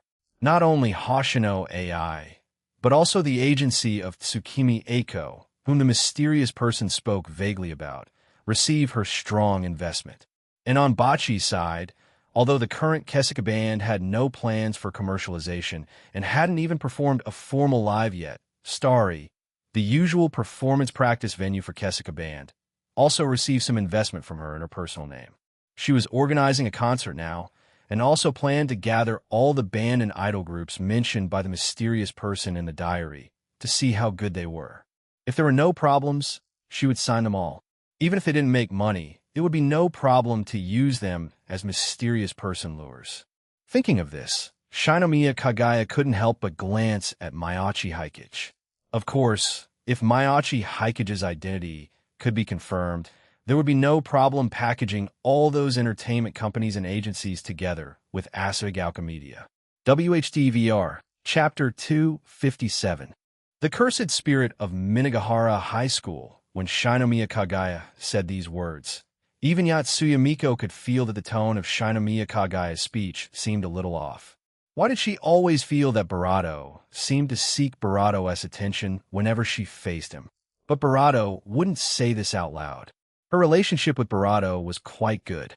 If it weren't for Barato's help back then, she wouldn't have been able to enter the Sorcerer Academy and change her life so quickly.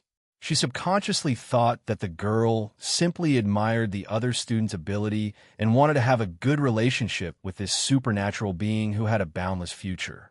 Sakurajima, Mei's gaze also lingered between the two for a while, and then she nodded to Mayachi Hikage as if nothing had happened. Okay, when I can control my ability, I will definitely give you a friendly price to make a cameo appearance in your TV series. She also remembered that Mayachi Hikage was now a Grade 1 supernatural being, second only to special grades in combat power in the inner world. It was indeed a bit of a waste to let such a person accompany her as a bodyguard for a week.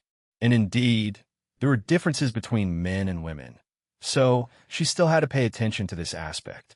Although she felt a little regretful in her heart, Sakurajima might quickly adjusted her emotions. Mayachi Hikage first nodded to Shinomiya Kagaya, indicating that there was someone specifically connecting with Asagauka Media, and thanked Shinomiya Kagaya for her support. Then he told Sakurajima Mai about her arrangements for the next week. A week is indeed about enough. If your situation doesn't improve after a week, or even gets worse, they'll find another way to help you return to normal next weekend. But don't put too much pressure on yourself. Even if your current situation gets worse, it won't be that bad.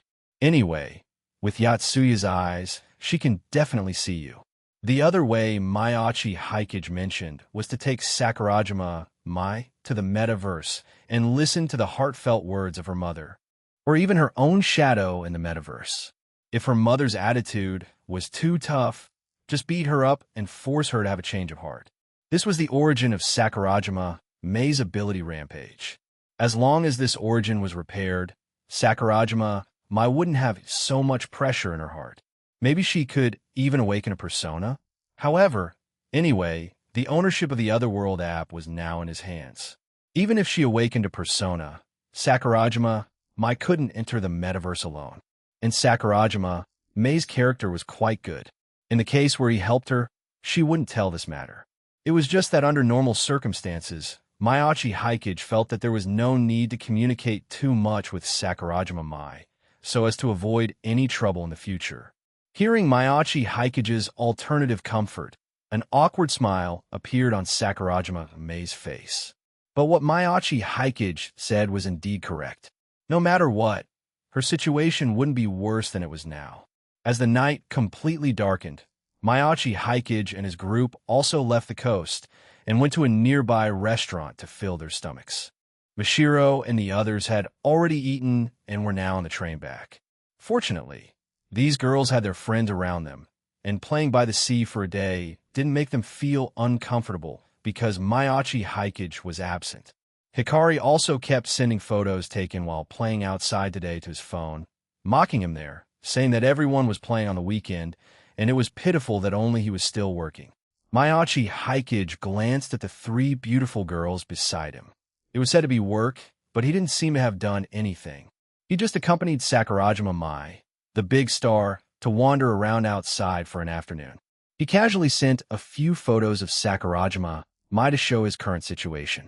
Naturally, Hikari, who had forgotten Sakurajima Mai, didn't notice the existence of the beautiful girl in the photo and just sent a few question marks to Mayachi Hikage, indicating that she didn't understand what he meant. It's okay. Save these photos first. When you come back to look at them in a few days, you'll know what I mean. He didn't know how Barato would react when she recalled her favorite actress and saw these photos again. After an afternoon of experiments, Mayachi Hikage confirmed that Sakurajima Mei's information still existed in this world and had not been erased. Sakurajima Mei's ability only eliminated her own presence, making people forget her and also not notice her traces on the internet. From this point of view, the upper limit of Barato's ability was indeed not low and even vaguely suggested rule-level power. After the four of them finished dining together, Barato originally expected to go home after the Grade 2 sorcerer came over to greet them. However, unexpectedly, after the Grade 2 sorcerer rushed over, she also brought a commission to exorcise a Grade 2 cursed spirit, by the way. This female sorcerer, about 27 or 28 years old, looked like a person with a relatively serious personality. Her gaze first fell on Mayachi Hikage, and then on the other three girls.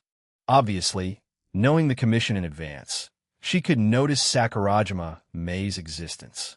However, the effect of Sakurajima Mei's ability on people refreshed its CD after sleeping once.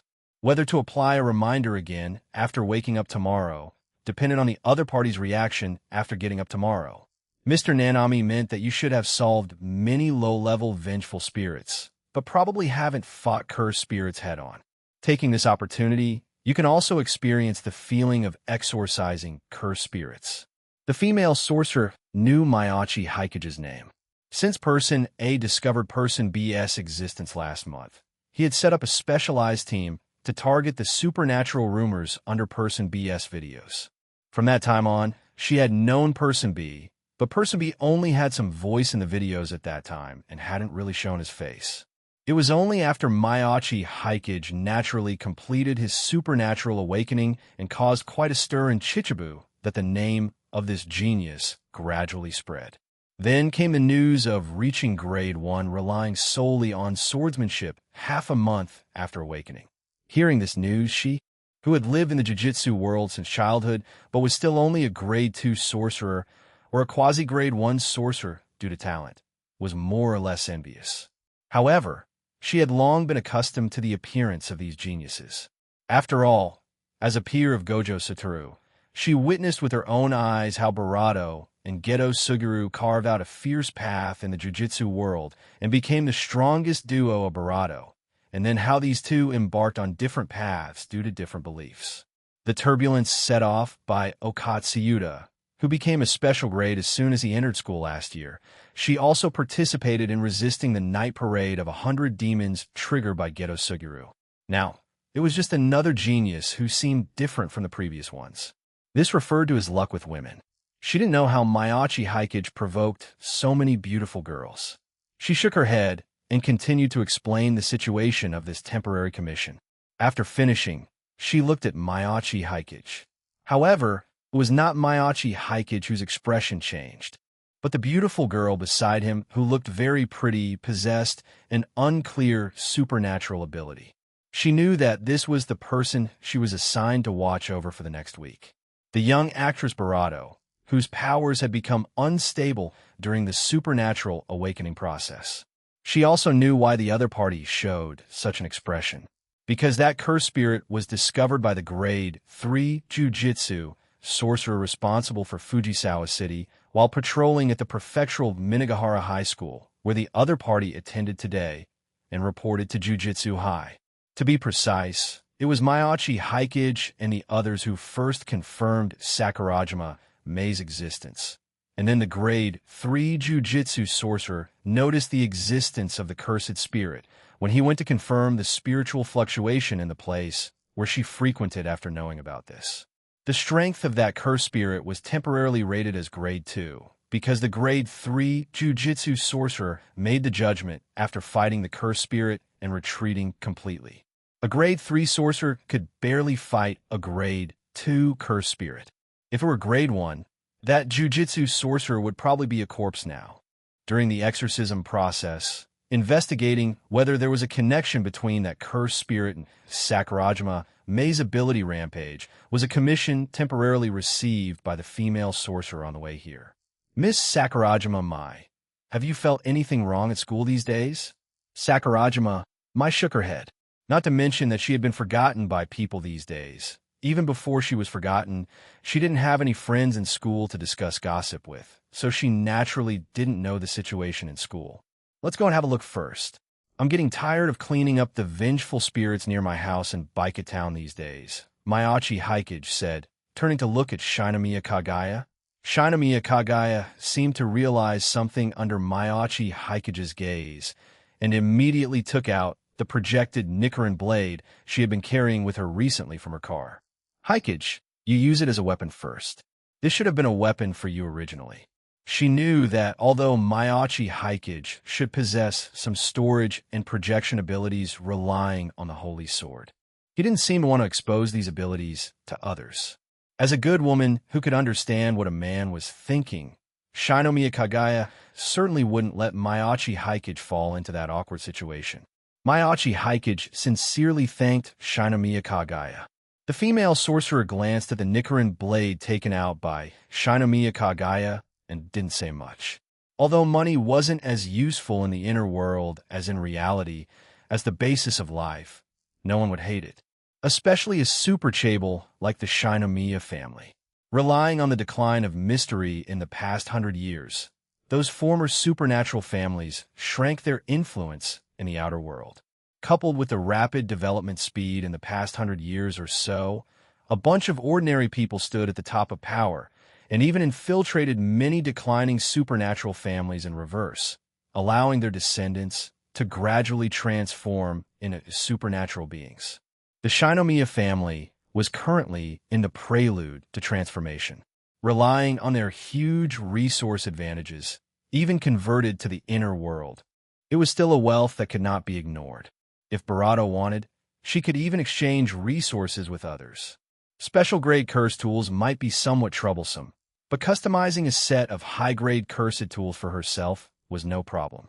This special blade commissioned by Barato was crafted by a skilled smith associated with Barato at great expense. Though only a limited number of rare metals suited to channeling spiritual energy were incorporated, it is regarded as only a mid-tier enchanted weapon within the Jujutsu world. Because this sword seemed to fit well with a certain breathing style Shinomiya Kagaya was currently practicing, it could be considered a very good weapon if its performance was maximized. It was just that as a pay-to-win warrior, Shinomiya Kagaya would probably need a long time to maximize the performance of this sword. It was quite appropriate to give this sword to Maiachi Hikage now. After all, the power currently displayed by Maiachi Hikage was almost entirely in swordsmanship, and many people felt that the supernatural ability awakened by Maiachi Hikage might also be related to swords. She was just a grade 2 sorcerer. Although her strength was above grade 2 curse spirits, she had to concentrate fully on fighting. With the help of this weapon, Maiachi Hikage should also be able to reduce a lot of pressure for her in the process of exorcising cursed spirits. Maiachi Hikage took the Nichiren blade projected by himself, drew it out, directly entered the crimson blade state, then waved it casually twice, and finally performed a sword flourish to return it to the scabbard. For a weapon of this level, there is almost no difference between the projection and the original body, and even if it was taken for testing, no problems could be found. After all, this was the power displayed based on unlimited blade works, a reality marble infinitely close to a miracle. Before the magic power ran out, this thing was as real as it could be in the eyes of others. Only Maiachi Hikage, the owner, could detect the difference. Even relying on his proficiency in projection magic, if he reforged it in unlimited blade works, he could make these projected weapons more useful than the original body. It was just that he didn't have so much energy to adjust these weapons now, and this Nichiren blade was enough for now. Watching this seemingly ordinary sword automatically turn crimson the moment Maiachi Hikage held it, and the waves of scorching heat coming from Maiachi Hikage when he waved it. Except for Shinomiya Kagaya, who had seen it once before, the faces of the other girls couldn't help but show surprised expressions. Looking at the strength displayed by Miyachi Haikage at this moment, the female sorcerer felt much more reassured about the subsequent exorcism mission. Chapter 258. The Shinomiya family will always stand by Miyachi Haikage. When Sakurajima Mai saw Miyachi Haikage's beautiful sword skills, her eyes lit up. Although she was a big star attracting everyone's attention, Shincheredo, except for Miyachi Haikage's eyes that were said to be able to see through destiny, she hadn't seen any other supernatural power until now, only constantly hearing about the spiritual fluctuation on her body from Yatsuya Miko.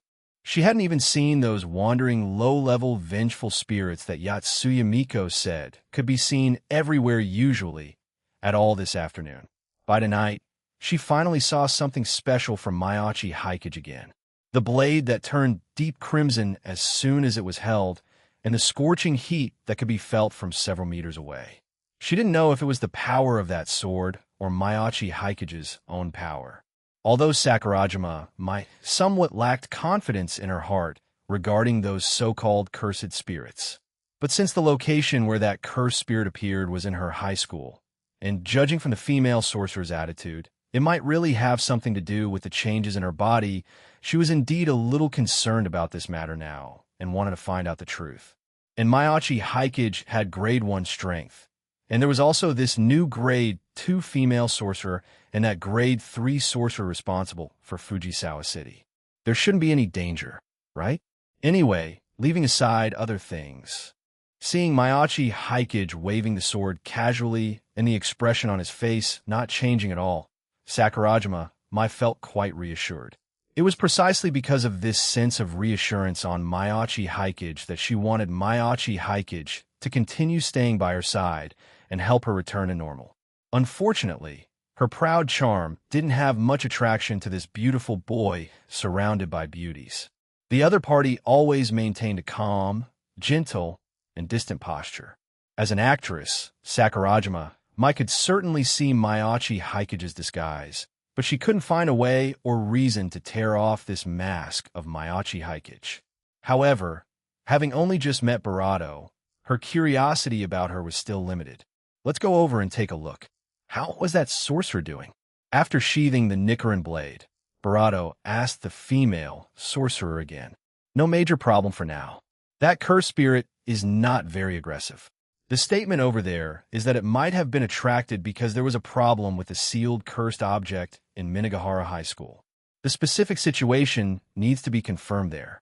The female sorcerer answered simply. Fortunately, both the female sorcerer and Shinomiya Kagaya came by car, so it was convenient to go there now.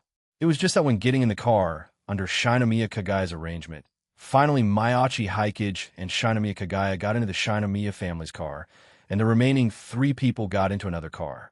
After the car started moving, Shinomiya Kagaya remained silent for a while. After a while, she softly reminded Miyachi Haikage, although a grade 2 curse spirit is nothing to you, those curse spirits occasionally have some special techniques. Since you have no experience, it's best to be careful. Regarding Shinomiya Kagaya's concern, Miyachi Haikage nodded first, then stretched out his hand and handed a bracelet to her. I know. I've always been cautious. Wear this for now. Visiting the cursed warehouse of Jujutsu High yesterday was indeed an eye-opener. It's a pity that the cursed warehouse of Jujutsu High is still a bit conservative. There should be many good things and 2 dangerous cursed objects separately contained and sealed elsewhere. Otherwise, I estimate that I could have reached the special grade level directly yesterday. Playful Cloud, Split Soul Katana.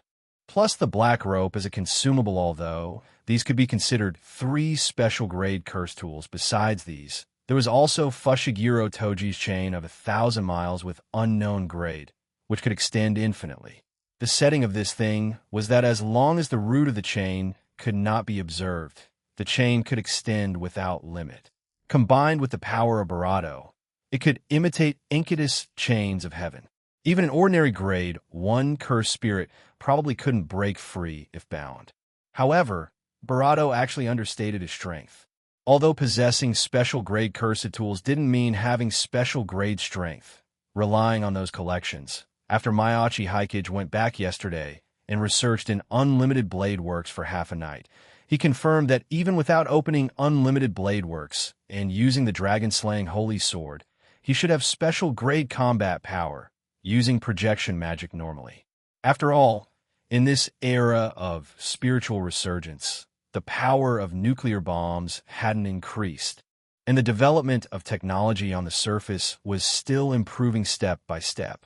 But the strength of those supernatural beings had been rising with the increase in spiritual concentration. The threshold for special grade could actually be said to have been lowering all the time. Currently, it was very simple to reach the evaluation of special grade, either mastering attack methods that could cause extremely large-scale damage, or having methods that could keep a special grade vengeful spirit and kill it. Without using Unlimited Blade Works, Barato's standard attacks were not especially powerful, and the chain of 1,000 miles struggled to restrain special grade cursed spirits. Even with sun-breathing swordsmanship and a Nichiren blade, Barato would rank only around average among grade 1 sorcerers. To reach the level of Tsujikuni Yorichi, his realm and sword skills still had a lot of room for improvement. If just adding the conventional usage of projection magic, relying on those varied curse tools, it would be at the level of special grade 1.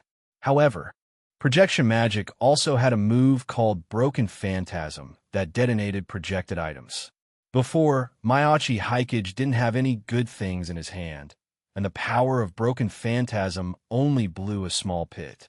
But now it was different. Playful Cloud, the special grade curse tool with the strongest melee destructive power, had extremely high compatibility with Broken Phantasm. Using it to use Broken Phantasm could also create a small mushroom cloud. Relying on this move, Mayachi Hikage had steadily reached the special grade level. However, if he really encountered a situation, Mayachi Hikage would rather use Unlimited Blade Works to drag people directly into the dark room to destroy the corpses and traces than use Broken Phantasm outside. Now Kinjaku, who had reincarnated for thousands of years in the jiu-jitsu world relying on various identities, had targeted him, and for some reason seemed to want to keep him as a mascot. Don't look at the fact that his IQ suddenly went offline in the later stage of the plot, creating a pile of mess, and his way of exiting was even more top-tier clown behavior. But Mayachi Hikage wouldn't really treat Kinjaku as a clown. At least in the first half of the plot, Kinjaku's style was still there. Creating the special grade Cursed Objects Cursed Womb, death paintings as Kamo Noritoshi, and giving birth to the male protagonist Itadori Yuji as Itadori Kaori. A series of operations plotted the resurrection of Ryaman Sukuna, and then sealed Gojo Suguru as Geto Suguru to start the culling game. Until here, Kinjaku's image was still an unfathomable behind-the-scenes villain. It was only after Ryaman Sukuna resurrected later and ignored feelings directly, flipping the table, that he completely became a clown.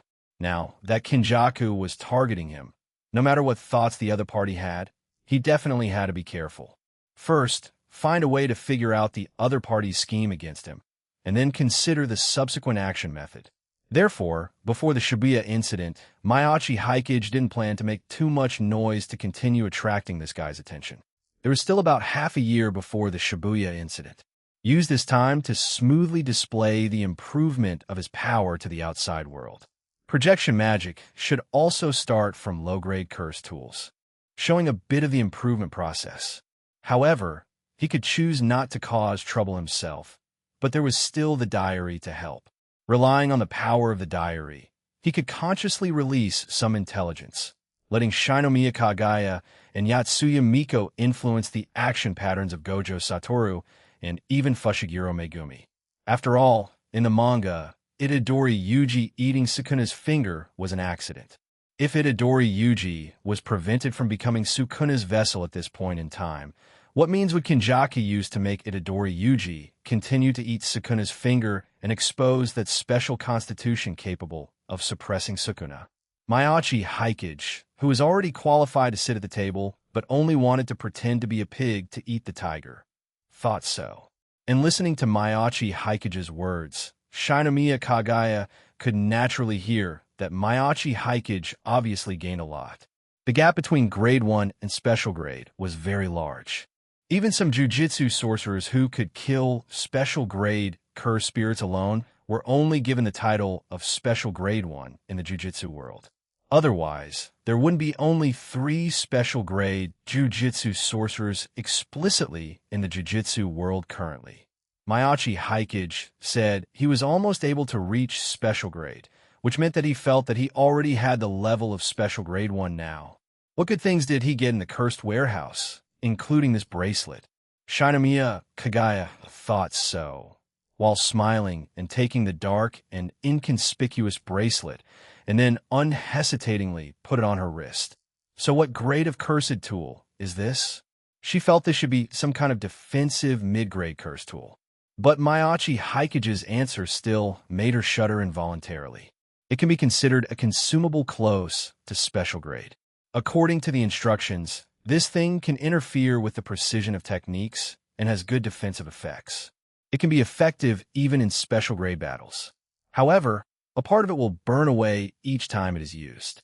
The one on your hand can probably be consumed 3 times. Originally, Shinomiya Kagaya thought that Maiachi Haikage probably just projected some mid-grade curse tools.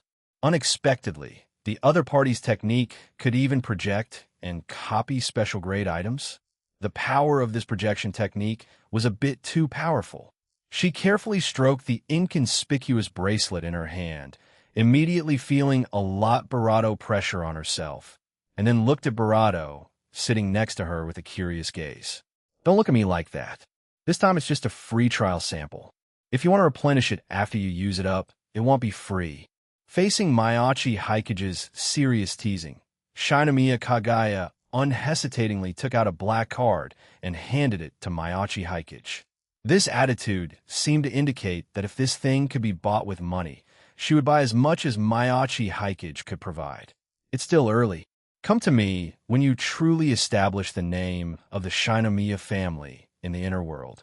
Maiachi Haikage's reaction was not beyond her expectations, but this also confirmed that Maiachi Haikage's current ability was indeed not something she could buy with money. This more or less made her look at Maiachi Haikage with a trace of regret. She didn't have Hamamiko's luck to leave a seed of fate when Maiachi Haikage was young, and let this fate take root and sprout logically after the two grew up. Nor did she have the confidence of Shina Mishiro to go all in on Maiachi Haikage at the first meeting. She had investigated the meeting between Shina Mishiro and Maiachi Haikage. With Shina Mahiru and Maiachi Hikari as matchmakers, they met on the street of Akihabara on the day Kasumigakake Yutaha held a book signing event. Actually, because she wanted to find a mysterious person that day, she spent a lot of effort later to get the surveillance of the entire Akihabara that day. Also recently, because she cared about Maiachi Haikage's identity, she watched the first meeting between Shina Mishiro and Maiachi Haikage more than once. Although the picture on the surveillance was not very clear and there was no sound, but Shinomiya Kagaya could still see that after discovering Maiachi Haikage, Barato's head had been facing Barato's direction without changing. The interaction between the two afterward was also like a floodgate opening. After chatting for only a few minutes, Barato approached Barato directly. Barato had watched those few seconds of movement many times. Unfortunately, the angle of the surveillance was not very good. She could only vaguely see this movement and couldn't see the specific expressions of the two. But Shinomiya Kagaya always had an indescribable feeling. It seemed that those few seconds made Maiachi Haikage's attitude towards Shina Mishiro change 180 degrees. So what do they say and do that day? Shina Mishiro did explain when asked by the girls in the group that she saw a light from Maiachi Haikage, so she chose Maiachi Haikage. Shinomiya Kagaya didn't know what this light meant. She only knew that from that day on, Maiachi Haikage became Shina Mishiro's assistant, helping her create manga. And Shina Mishiro also taught Hammond breathing to Maiachi Haikage without reservation. She wanted to invest in him at that time, but because she felt that Maiachi Haikage was not that important, she was delayed by other things. Who could have thought that in just 1 month, no, less than half a month to be precise, Barato could complete a supernatural awakening from being a nobody at that time and transform to her current level. She missed the best investment opportunity again, and the investment in Ase Gauca Media could only be considered icing on the cake, not very important. However, touching the bracelet in her hand, a beautiful smile still appeared on Shinomiya Kagaya's face, because she understood Miyachi Hikage's words. Miyachi Hikage planned to sell those projected items in the future, and she and the Shinomiya family behind her could get the first-hand source of goods from Miyachi Hikage. Just for this point, no matter what Miyachi Hikage's identity was, Shinomiya Kagaya and the Shinomiya family must firmly stand by Miyachi Hikage's side. Chapter 259. Shinomiya Kagaya's determination, however, just as Miyachi Hikage said, the current Shinomiya family held no reputation within the inner world. Establishing a firm foothold in this currently turbulent inner world was no easy feat after all. Today's Japanese Zaibatsu only truly emerged after the war, or more accurately, after the colossal collapse of the Karasuma Group half a century ago. Both the Shinomiya and Suzuki families could be said to have consumed parts of the legacy left behind by the Karasuma Group during their development, allowing them to reach their current status within just half a century. 50 years might be the better part of a lifetime for a single person. But for those supernatural families with at least several centuries of history, it was not long at all. After all, during the decline of mystery that lasted over a century, cultivating even a single supernatural being with available resources was troublesome. Naturally, no new forces could emerge during this period. Those old forces had been huddling together for warmth. Many weaker, supernatural families either reverted to being ordinary people or merged with other forces to form new families just to barely survive. The rise of the Shinomiya and Suzuki families was simply too astonishingly fast. Not to mention the inherently conservative inner world. Even in the outer world, many people only realized these conglomerates had become unstoppable after the fact. Even Shinomiya Ganon, the current head of the Shinomiya family who single-handedly created this massive commercial empire, only realized the truth of this world after reaching the peak and witnessing the small disturbances caused by supernatural beings from the inner world following the spiritual resurgence. However, the Shinomiya family was still too young after all. Even with wealth rivaling a nation, squeezing into the inner world was not that easy. Initially, the method Shinomiya Ganon used was similar to those in power in the outer world. He wanted to use marriage to let the Shinomiya family intervene in the inner world bit by bit. But he soon realized that it was no longer half a century ago. Half a century ago, with the rapid development of various military technologies brought about by 2 world wars, the order of the outer world was paramount, and the supernatural beings of the inner world had to bow their heads to the outer world for the continuation and survival of their families. Those supernatural families had to agree to marriage alliances and cooperation. But now that mystery had revived, intervening again was not so easy. Spending over a decade, Shinomiya Ganon only managed to support a small, half-dead family, and then relied on some opportunities to connect with Kyoto Jujutsu High. That was until Shinomiya Kagaya suddenly came into contact with these matters, met some special friends through unknown channels, and personally demonstrated some special powers in front of him. It was only after personally experiencing the healing effects of Hammond breathing and hearing his daughter's thoughts that Shinomiya Ganon decided to bet on his youngest daughter and gave her considerable authority. At the same time, he also somewhat implicitly expressed his thoughts regarding this daughter. Originally, he just wanted her to grow up safely and rely on the Shinomiya family's wealth to freely choose her future life within a certain range.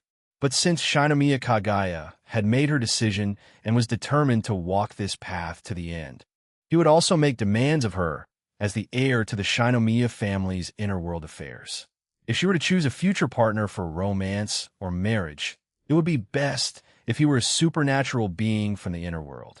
Even if the other party was unwilling to marry into the family, it would be best to eventually have an offspring who bore the Shinomiya surname and possessed supernatural talent, allowing the Shinomiya family to truly transform into a supernatural family that could rely on bloodline inheritance. For Shinomiya Kagaya, after Miyachi Hikage's supernatural awakening, he seemed like an ideal partner for her future. After Barato revealed this so-called projection technique, and she learned of its power, Barato became even Barato intrigued. It could even project special-grade curse tools, and clearly, this projection technique was a top-tier technique that would grow stronger with each generation. Items projected in this generation would be passed down to the next, and the next generation would project new items to inherit, accumulating generation after generation like this. Heaven knows what kind of power and wealth a family mastering this technique could possess. Just thinking about such a future made Shinomiya Kagaya feel a burst of excitement. However, it was indeed too early to say this now. The current Shinomiya Kagaya hadn't reached the point of being unscrupulous yet. At least, let her make a name for herself in the inner world first. Anyway, Barato was right here. He wouldn't suddenly disappear. Although their relationship couldn't compare to the two childhood friends in Asagaoka and definitely couldn't compare to Barato, who was given every kind of special treatment, they could still be considered close friends. Thinking of the possibility of asking for a favor from a friend in the future, Barato exhaled slightly to make her expression look Barato normal. Then she proposed an agreement to Barato. I really hope we can work together again soon, Hikage. First, she needed the ability to protect herself. It would be best to reach the level of a grade 2 supernatural being before the summer vacation. This would count as having basic self-protection ability. In September, at the Jujutsu High Exchange event, she must defeat that Miwa Kasumi and win that dual commission. Regarding this, the girl currently training hard in sword techniques at Kyoto Jujutsu High was exchanging cultivation insights with the weapon in her hand. That was a reward she obtained by accidentally snatching a commission from a certain diary holder during her last trip to Tokyo. A long sword capable of self-thought and continuous growth during battle. As the car stopped at the gate of Minagahara High School, Miyachi Hikage got out and took a look. Although that grade 3 sorcerer's level wasn't great, his mastery of barrier techniques was quite good. However, this was normal. A sorcerer responsible for patrolling their jurisdiction first needed to pay attention to their concealment issues and not expose supernatural power in front of ordinary people. A curtain capable of isolating outsiders' attention was a necessary measure for jujitsu sorcerers and even the supernatural forces of the entire inner world. At least before the inner world was ready to be exposed to the world, these things needed to be suppressed.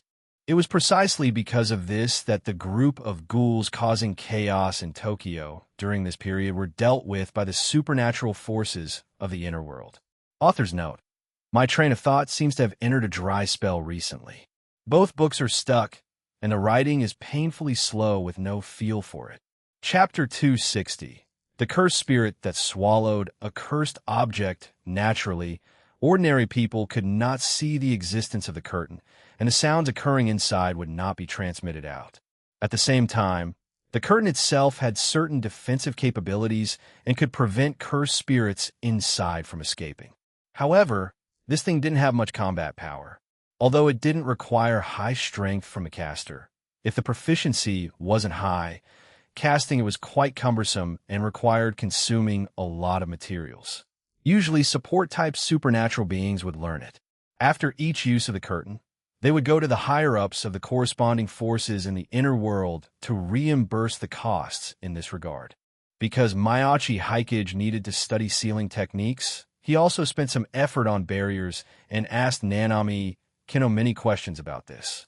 Considering the special situation of Baika Town, Nanami Kinto specifically came over to set up some barriers around his Western-style house, which seemed to have been discovered by the detective boys in the process.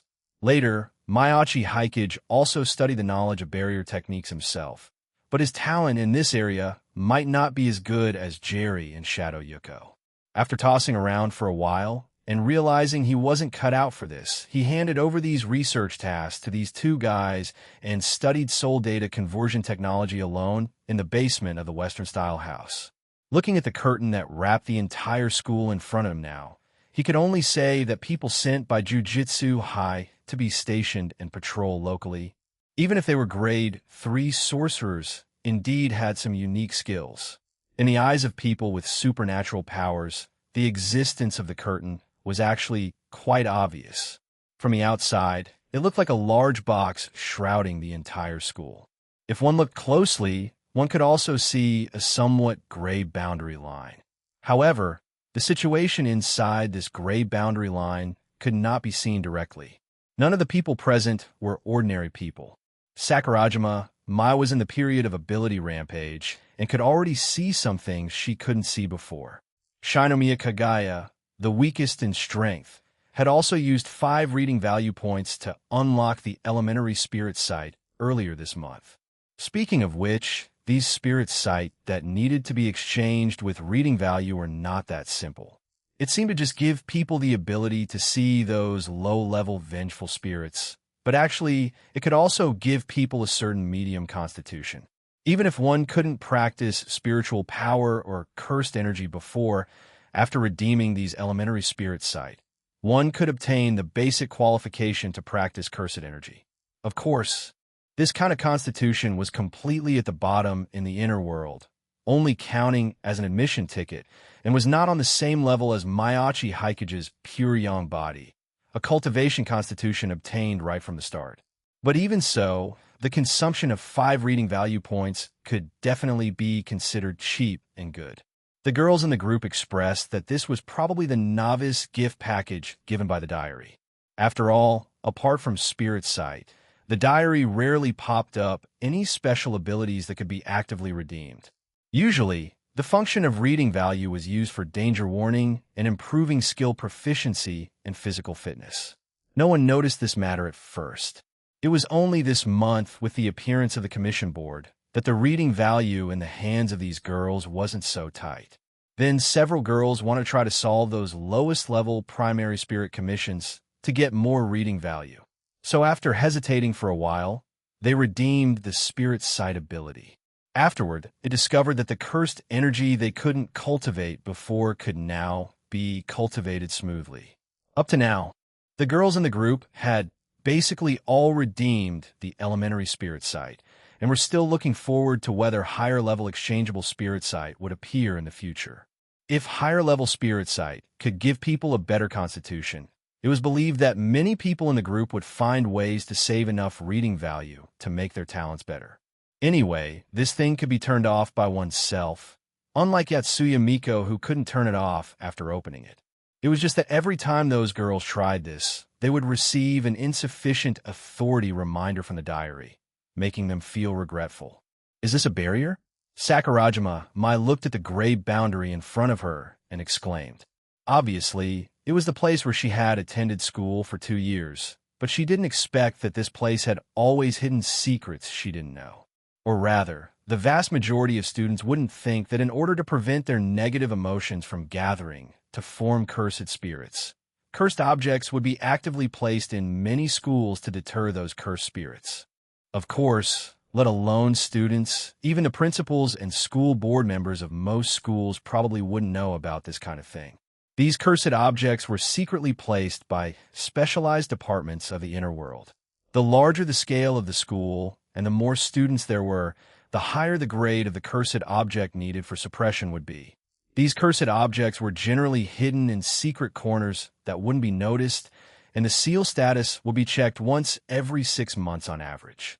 Generally speaking, schools with fewer than 100 people didn't need to specially place cursed objects, or those low-grade cursed objects wouldn't be of much use. Schools with fewer than 1,000 people needed to place some grade 2, or even grade 1 cursed objects to deter those cursed spirits. Large high schools with more than 1,000 people either use special grade 1 cursed objects or directly use special grade cursed objects.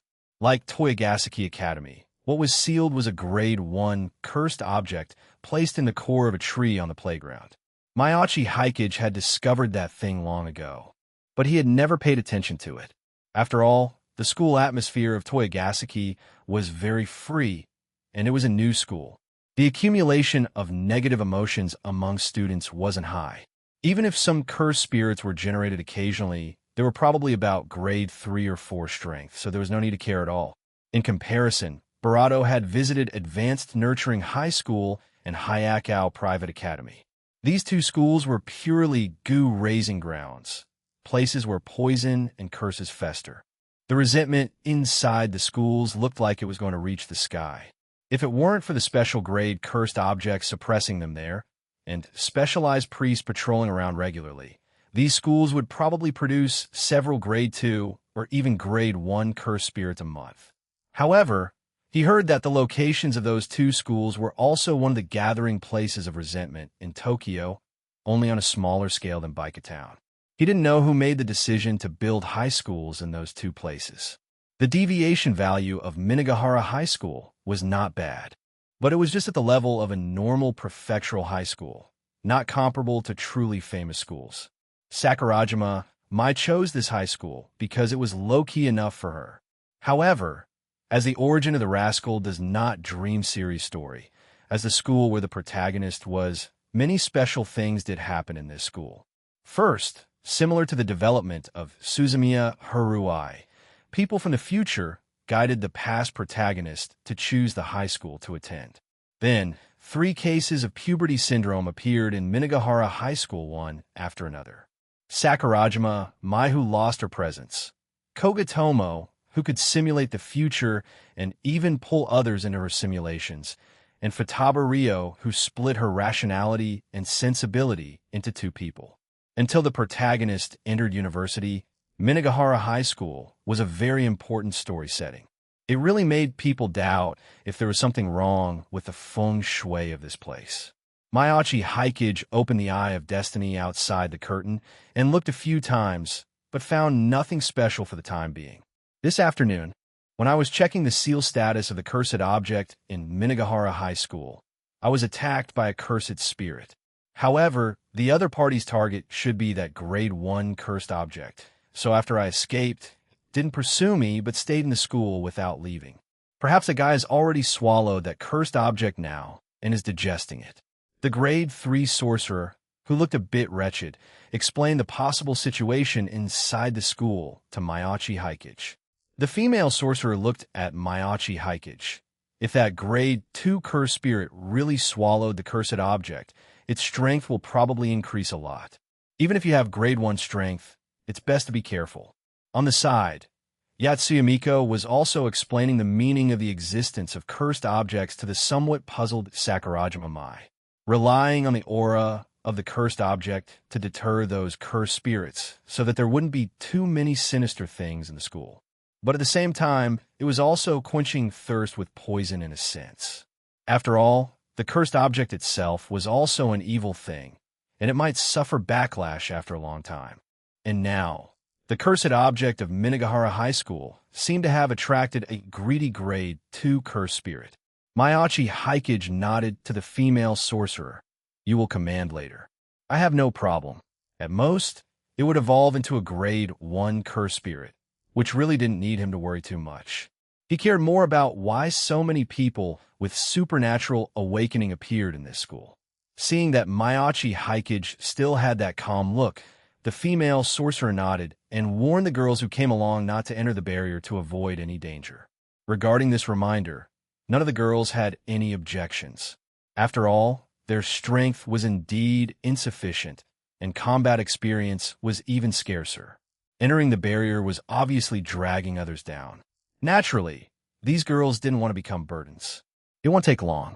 After I solve that cursed spirit, they'll take you in to check the situation. Maiachi Haikage nodded to Sakurajima Mai. Shinomiya Kagaya, on the side, couldn't help but think of the night before yesterday. At that time, Maiachi Haikage also said the same thing. Holding a Nichiren blade, he went out and came back in less than 5 minutes. He even changed into a bandaged man costume and set up the criminal methods used in the case back then. Although Maiachi Haikage didn't mention at all what he did in those 5 minutes, Shinomiya Kagaya could feel something more or less and felt satisfied in her heart for having some secrets between her and Maiachi Haikage that they needed to keep together. And now Maiachi Haikage said similar words to Sakurajima Mai, which couldn't help but make her a little jealous. Chapter 261. Is there any jujitsu sorcerer who isn't crazy? The campus at night could easily become the setting for story developments in various works. However, Mayachi Haikage had already scanned the entire school with his Eye of Destiny and confirmed that there were no lucky people left in the school at night. And that cursed spirit was now quietly staying where the cursed object was originally placed. Its body, more than 3 meters long, was curled up, looking like it was welcoming some kind of transformation. It seems that the cursed object has indeed been swallowed by that guy, and it is digesting it now. Mayachi Haikage told the female sorcerer beside him what he saw. The senior female sorcerer's expression looked a little serious.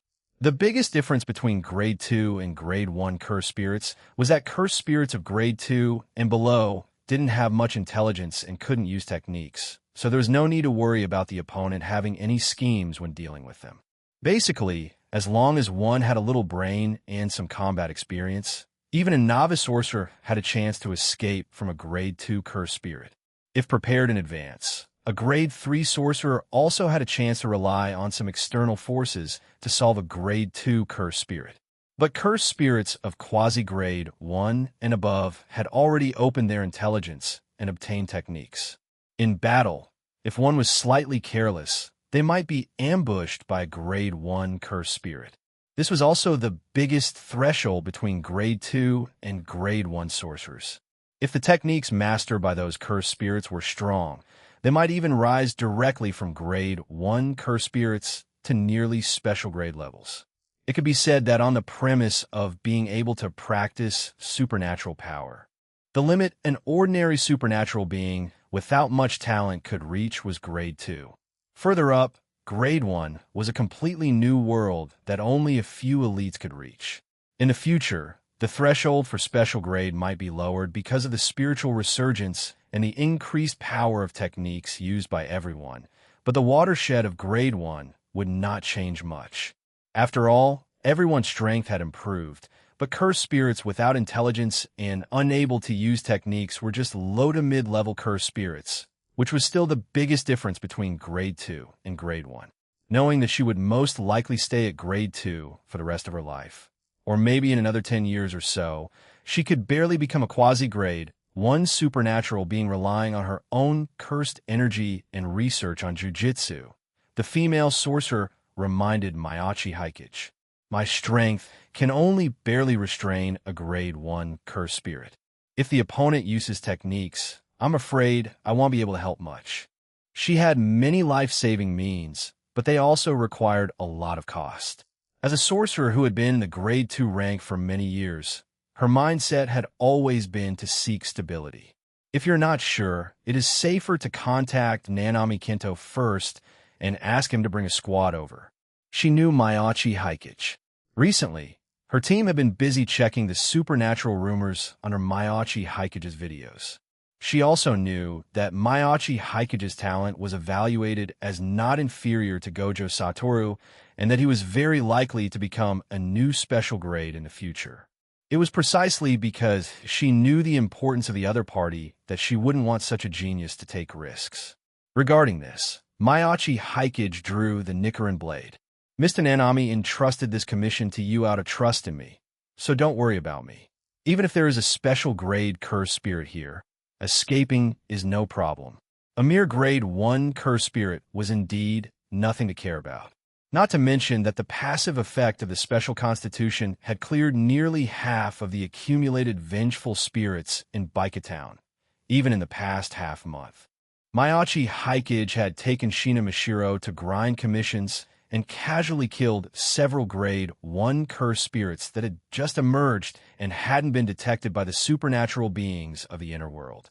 Mayachi Haikage also deliberately spared the lives of some mid-level cursed spirits, letting Shina Mishiro fight these guys to gain some actual combat experience.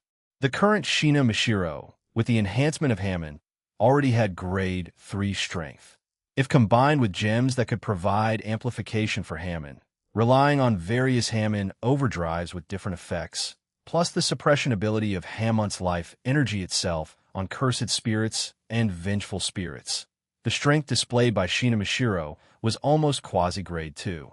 When Shina Mashiro adapted more, he could take her to the more dangerous and complex metaverse for actual combat.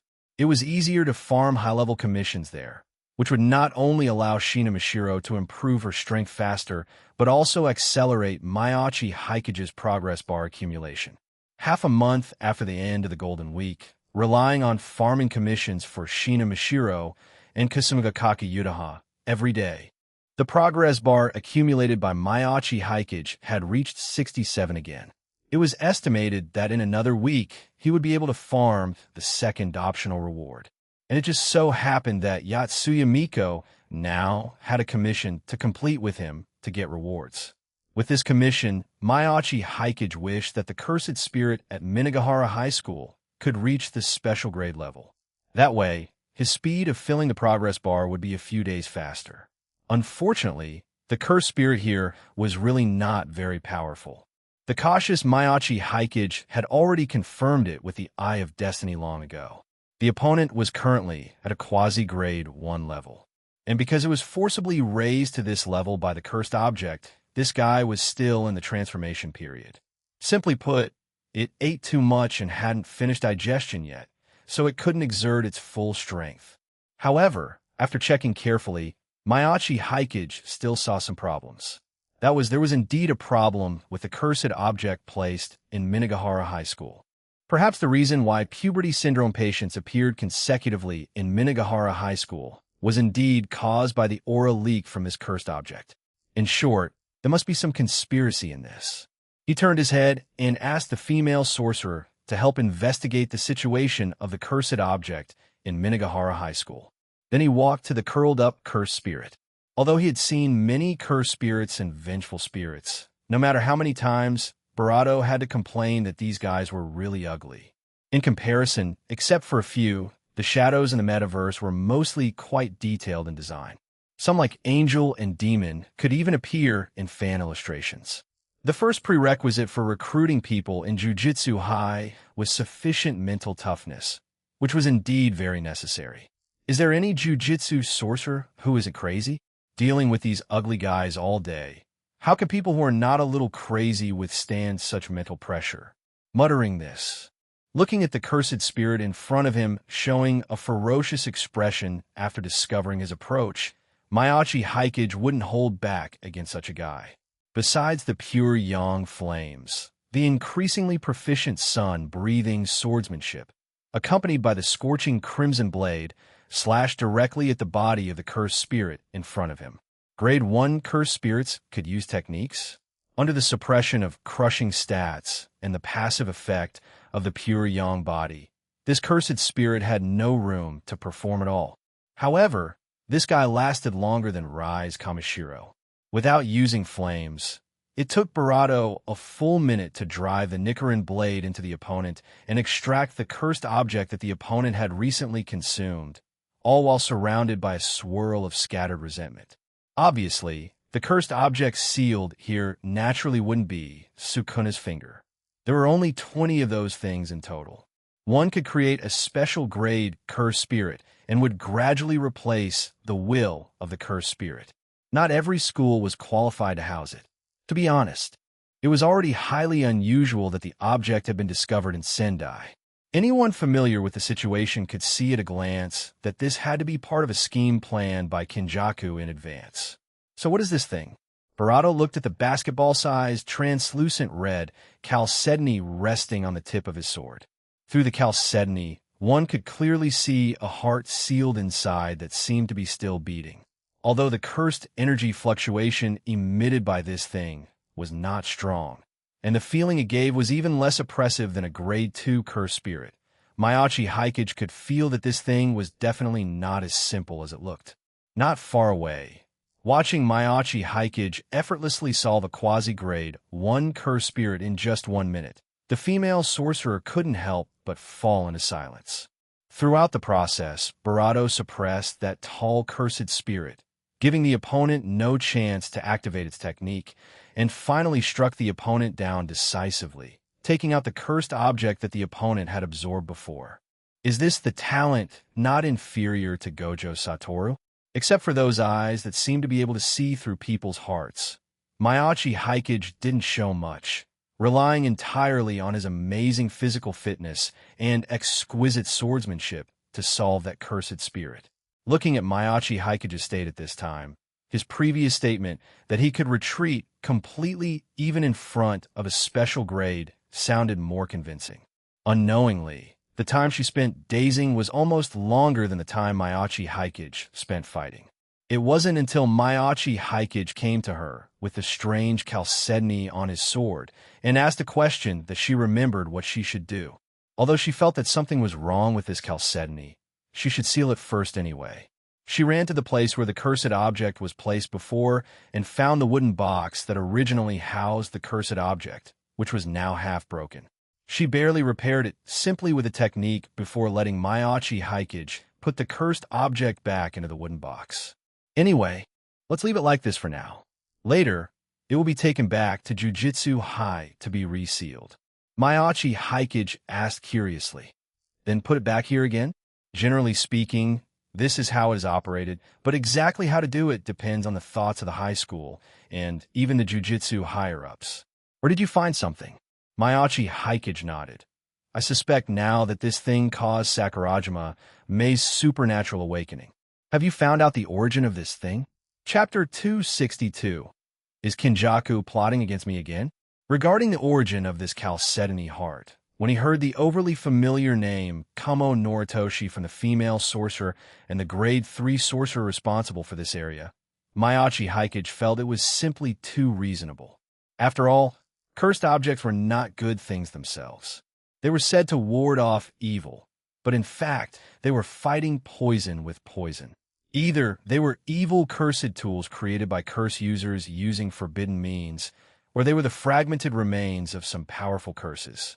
These things were placed near the center of the school after some processing, in the perception of cursed spirits.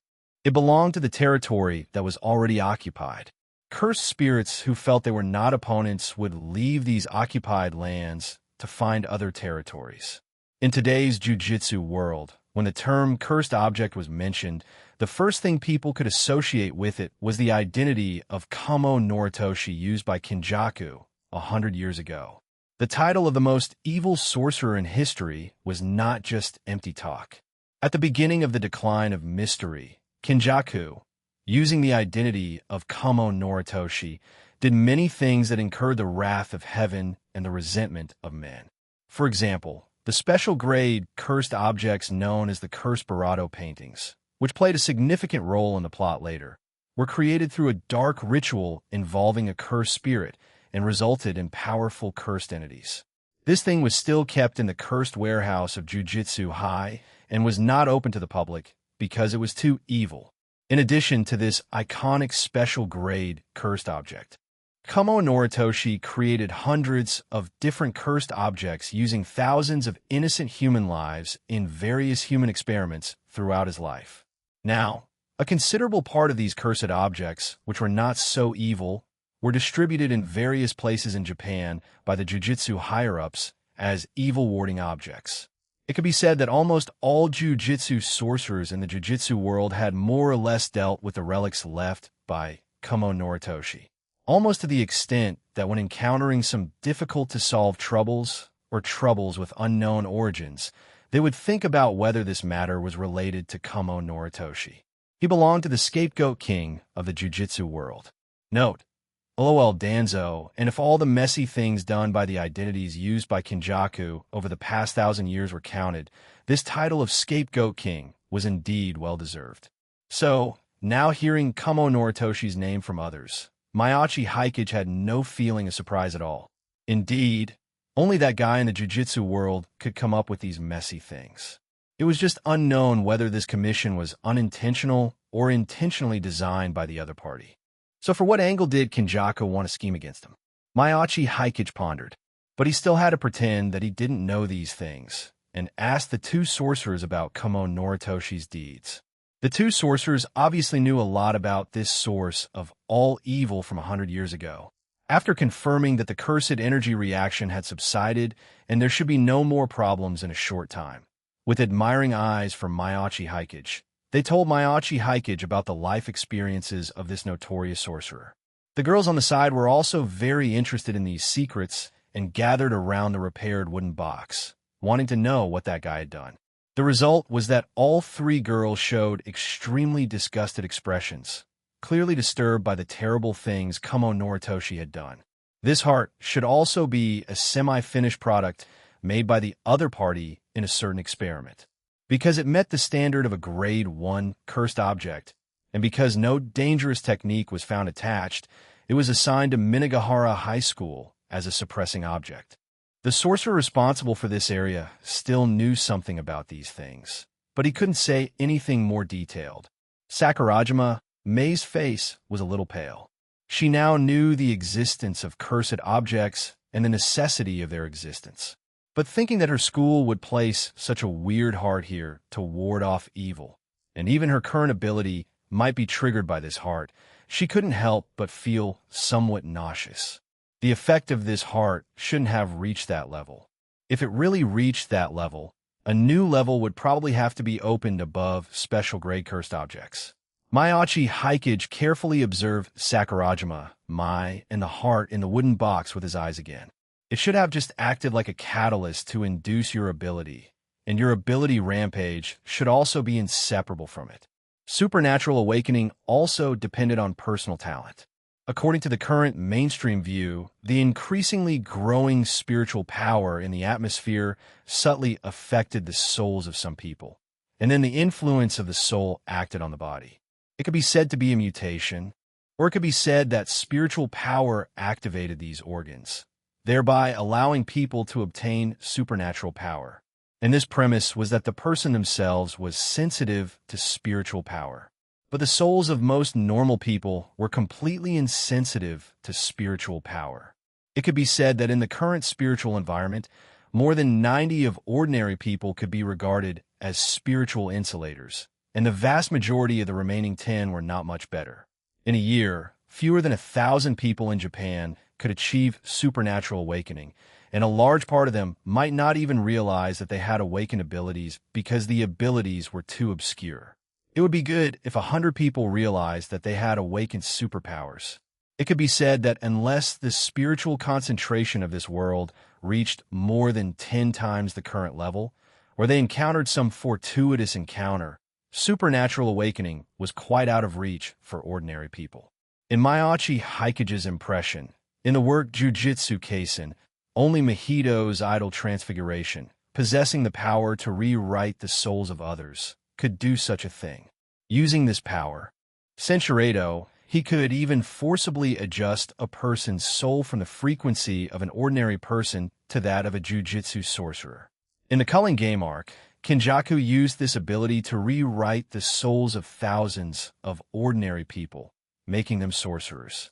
Then among this pile of artificially mass-produced sorcerers, there really appeared a few geniuses whose talents were not inferior to Gojo Satoru, and who could even master domain expansion, the highest gold content in the jiu-jitsu world, in a few days. It could be said that the power-scaling collapse of Jujutsu Kaisen started from here. Maiachi Haikage looked at the wooden box in front of him. In so many years in the jiu-jitsu world, only one Mahito appeared. When Kenjaku used the identity of Kamo Noritoshi, at most he created the Cursed Womb, death paintings, a combination of human and cursed spirit, and the final result could not be considered successful. This heart obviously couldn't turn an ordinary person into a jujitsu sorcerer. But Maiachi Haikage could clearly feel that this thing was somewhat entangled with Sakurajima Mei's fate. Observing and divining from this aspect, and then applying it to the original story plot, he could finally get the current conclusion. This heart could not turn ordinary people into supernatural beings, but should be able to allow those who already had aptitude to awaken early. However, this act of encouraging growth by pulling up seedlings was also more likely to cause ability rampage. When Maiachi Haikage said this with his eyes emitting blue light in the dark, it had extremely high credibility. The female sorcerer immediately felt that the wooden box in her hand was a bit tricky. Although it couldn't turn ordinary people into supernatural beings in batches, whether it caused ability rampage or early ability awakening, if this heart in the Chalcedony really had such ability, Then after reporting this intelligence, this thing could be rated as a special grade cursed object no matter what. Moreover, this thing had been placed in this school for decades. Even if the seal on it had not been lifted before, and the spiritual concentration in previous years was far less than now, to be safe, not only the current students of Minagahara High School, but also those who graduated from Minagahara High School in these years would probably all be checked to see if any of them had awakened abilities or were undergoing supernatural awakening. This kind of thing was no longer something she, a grade 2 sorcerer, could solve. After confirming with Mayachi Haikage again that he was not mistaken, she reported this matter. And during this time, Shinomiya Kagaya asked the female sorcerer with some expectation in her heart if she could hold this wooden box for a while. Among the people present, she was the only one who hadn't completed supernatural awakening yet. Up to now, she had only obtained an entry-level spiritual constitution by redeeming the elementary spirit sight. If this thing could really make people awaken supernaturally in advance, even if it might lead to spoiling things by excessive enthusiasm, she believed that her diary could definitely remove those side effects. She was still looking forward to what kind of superpower she could awaken. However, the female sorcerer also saw Shinomiya Kagaya's thoughts and directly rejected Shinomiya Kagaya's proposal. Whether this thing would cause other effects on the human body had not been confirmed yet.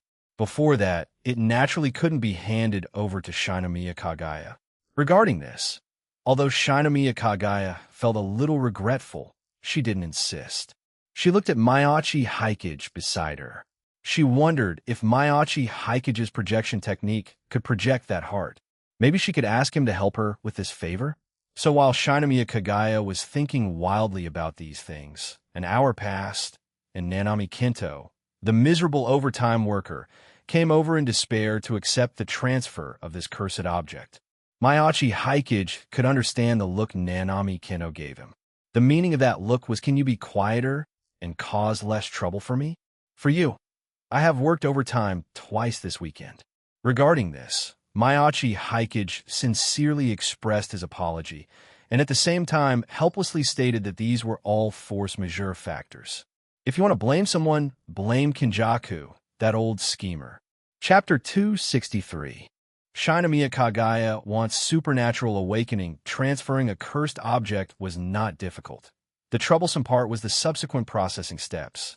Checking if there were other people whose superpowers were stimulated by this cursed object was one aspect. Investigating how the cursed spirit that invaded this school was generated was another aspect. The former could be slowly investigated by people sent by the Jujutsu higher-ups, but the latter had to be written in the mission report and submitted. Mayachi Haikage, who was a corporate slave in his previous life, naturally knew how to write these reports, but after transmigrating, these things were all dumped by him onto others. He was only responsible for speaking out his ideas and thoughts, and then finding suitable people to produce them. Other proposals regarding the future development of Asegauka were solved by Kashirya Suguru, who knew that after entering the Jujutsu world, writing reports fell on him again. After all, he took Sakurajima Mei's commission himself from the beginning. And the quasi-grade 1 curse spirit later was also solved by Mayachi Haikage alone. And since Mayachi Haikage had decided to enter the inner world, he naturally had to adapt to these things. So this report naturally had to be written by Mayachi Haikage. Of course, this was Nanami Kinto's statement. Looking at Nanami Kinto's expression of let you also experience the pain of us workers properly, Mayachi Haikage knew that the other party was using public office to avenge private wrongs. In short, after tossing around for another hour or two and figuring out the general origin of that cursed spirit, it was almost early morning. Sakurajima Mai had already taken the female sorcerer and Yatsuya Miko back to her apartment. After all, she had only figured out the cause of her ability rampage now. As for that heart, after Mayachi Haikage and Nanami Kinto studied it for a while, Senshiredo, if that little girl's ability can be fully mastered and can be independently applied to others, she will become an excellent supporter in the future. If you want to form your own team in the future, I actually highly recommend having such a person in your team. Watching Sakurajima Mei's reluctant to part appearance, looking back every 3 steps, Nanami Kinto felt that Mayachi Haikage, a male high school student in adolescence, was a bit too cold. They were more or less constrained when working in downtown areas now. If seen by ordinary people, they would have to clear their memories one by one or make them sign a binding vow not to disclose it. If Sakurajima Mai could really develop her ability to the extent he said in the future, then people who formed a team with her in the future would not need to worry about supernatural abilities being exposed to ordinary people at all. Such an ability was still very useful for the present. She is a big star. Being friends is enough. Do you really want her to work overtime day and night like you? Mayachi Haikage shrugged. As for the situation you mentioned, heaven knows how long it will take for her to develop the ability to that extent, rather than letting her research applying the ability to others. It's simpler to let her research using her ability in reverse. The ability to be ignored by everyone, when used in reverse, was the power to attract everyone's attention. Such power was more suitable for a star like Sakurajima Mai. When she didn't want to be noticed, she could just use this ability normally. Hearing Mayachi Haikage's complaint, Nanami Kinto was stunned for a moment, thinking that it really made sense. Continuing to be her big star in the outer world was a more suitable path for Sakurajima Mai. The speed of spiritual resurgence had been increasing in recent months. There were more and more various supernatural events in reality, and the higher-ups of the inner world seemed quite turbulent. In the future, if the situation of the inner world was really going to be open to the public, a star with high popularity and visibility like Sakurajima Mai would also be very suitable for promotion as the face of Jujutsu High. However, this didn't prevent Nanami Kinto from thinking that Mayachi Haikage was pretending. It had been more than a month since school started, and so many girls had gathered around him. Why did he only know to keep a distance from people now? Look at Barato, who was still accompanying him and hadn't gone home yet. The occasional gaze this girl cast toward Barato left Barato, a longtime bachelor, feeling overwhelmed. Forget it. Anyway, Barato, this formidable opponent, was strong, and his physical abilities were overwhelming. He should not be betrayed by someone close to him in the future. Let this person handle these matters himself. After exchanging work experience with Barato, Nanami Kinto also left alone by car with the cursed object. Anyway, with Shinomiya Kagaya there was no need to worry about Mayachi Haikage not being able to go home tonight. However, as a single dog, Nanami Kinto still didn't understand feelings very well after all. Barato did look at Barato with intense eyes, but there was no tenderness, nor any romantic emotion involved. She simply and purely longed for the power that Barato possessed. After everyone left, she asked Barato to join her in the car. She couldn't wait to make the most sincere plea to Mayachi Haikage with the innocent and flawless expression she was best at. Haikage, you should be able to project that heart, right? Can you let me see that ability that can make people awaken supernaturally in advance? For this reason, Shinomiya Kagaya, while acting cute and saying things like I can do anything, held Barato's arm with her hand, seeming to try to give the boy beside her some encouragement that didn't really amount to anything. This kind of thing should at least be done by someone like Barato to have any real impact, Barato muttered in his brain. When he discovered that heart, he had already scanned it completely, although he did fall for cuteness that was limited to his own biological sister. Therefore, he felt no fluctuation in his heart regarding Shinomiya Kagaya's current act of cuteness, and unhesitatingly rejected the other party's plea. One was because he indeed didn't buy this, and the other was that although the projection magic he mastered could indeed project this thing if he was willing to consume magic power, and he could even roughly feel the source of this heart, Mayachi Haikage could estimate just by simple perception that the effect of this thing after projection would be very poor, and the awakened ability would be even more uncontrollable. However, looking at Shinomiya Kagaya's aggrieved appearance, he still gave a safer and faster way to awaken abilities. Minma is going to come out of seclusion in a few days. If you really want to awaken supernatural abilities, why don't you go and meet Minma? Chapter 264.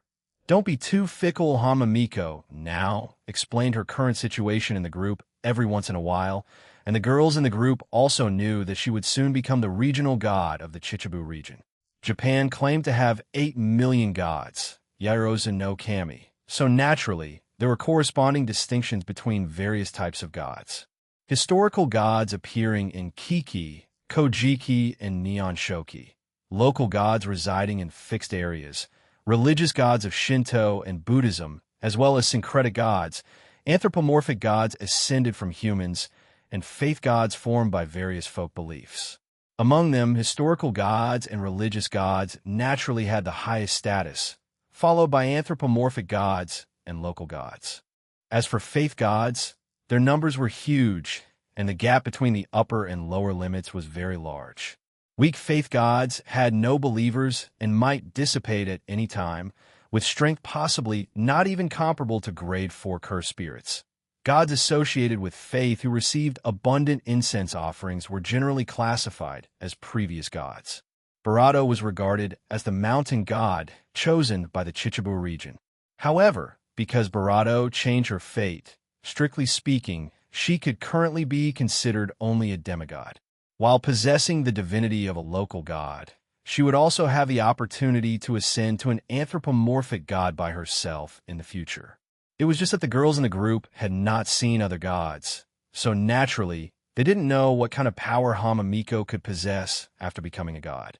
They could only wait for Hamamiko's explanation after she came out of seclusion. But even if Hamamiko was currently only a demigod, responsible for managing the Chichibu ley lines, she also possessed power unimaginable to ordinary people in the Chichibu region. If she wanted, she could let those ordinary people who were insulated from spiritual power obtain divine power and become her divine envoys. For people like Shinomiya Kagaya, who already possessed a supernatural constitution, helping them awaken supernatural power in advance was not too difficult. Of course, Suzumiya Haruai should also be able to do such a thing, but Suzumiya Haruai's ability was too uncontrollable, and maybe she would cause some uncontrollable trouble again. As for why Miyachi Haikage was certain that Hamamiko could do such a thing, it was because after Miyachi Haikage analyzed that Chalcedony heart using scanning magic, the conclusion obtained was that it was most likely the heart of a dead demigod. It should be that 100 years ago, when Kinjaki used the identity of Kamo Noritoshi to toss around the cursed womb death paintings, he also wanted to try using gods as materials. After all, in that era of declining mystery, the vast majority of gods disappeared, leaving only a very small number of weak faith gods, and even some demigods who had not yet ascended to complete gods. Given Kinjika's personality, he probably had designs on gods long ago, taking advantage of the decline of mystery to find those weak demigods as his experimental subjects was not strange. Some believe that heart might have belonged to a woman who suffered terribly at the hands of Kinjaku, enduring cruel experiments before finally dying miserably. However, the truth of this matter was probably only known to Kinjaku himself. In short, because that heart had a strong curse, but also a vague aura of a god. It took Miyachi Haikage considerable effort to project it, and the effect was obviously far less intense than the original. Since the aura emitted by a Barato demigod's heart could stimulate others' potential, there was no reason why Barato couldn't do such a thing. Of course, this would Barato or less influence these girls with Barato-S energy. And Barato would also suggest that Barato, while doing so, should preferably impose a binding vow on others. After all, helping people awaken supernatural power always required some handling fees.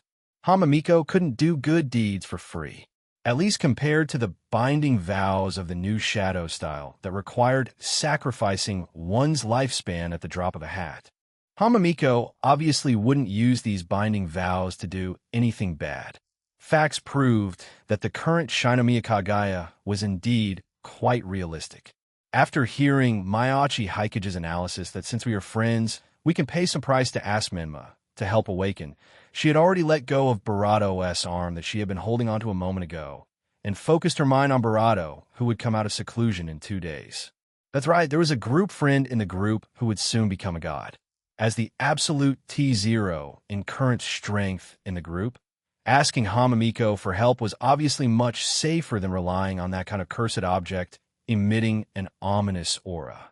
She had been busy seizing power in the Shuchian Student Council recently, and actually ignored such an important thing. Fortunately, the matters at Shuchian would come to an end tomorrow. After the matters at Shuchian were over, she planned to go to Chichibu to wait for Hamamiko to come out of seclusion.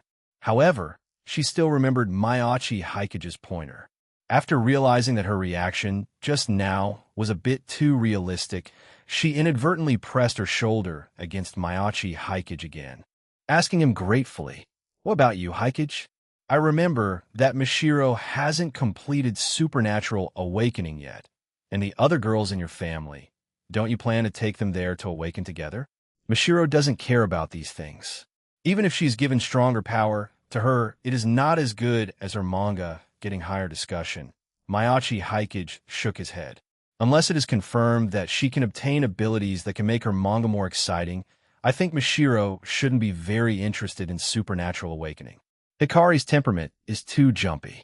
She has just started learning the breathing method. Let her continue to settle down for a while and talk about it when her temperament is calmer. As for Mahiru, she is already walking on another path now, so there is no need to worry about her affairs for the time being.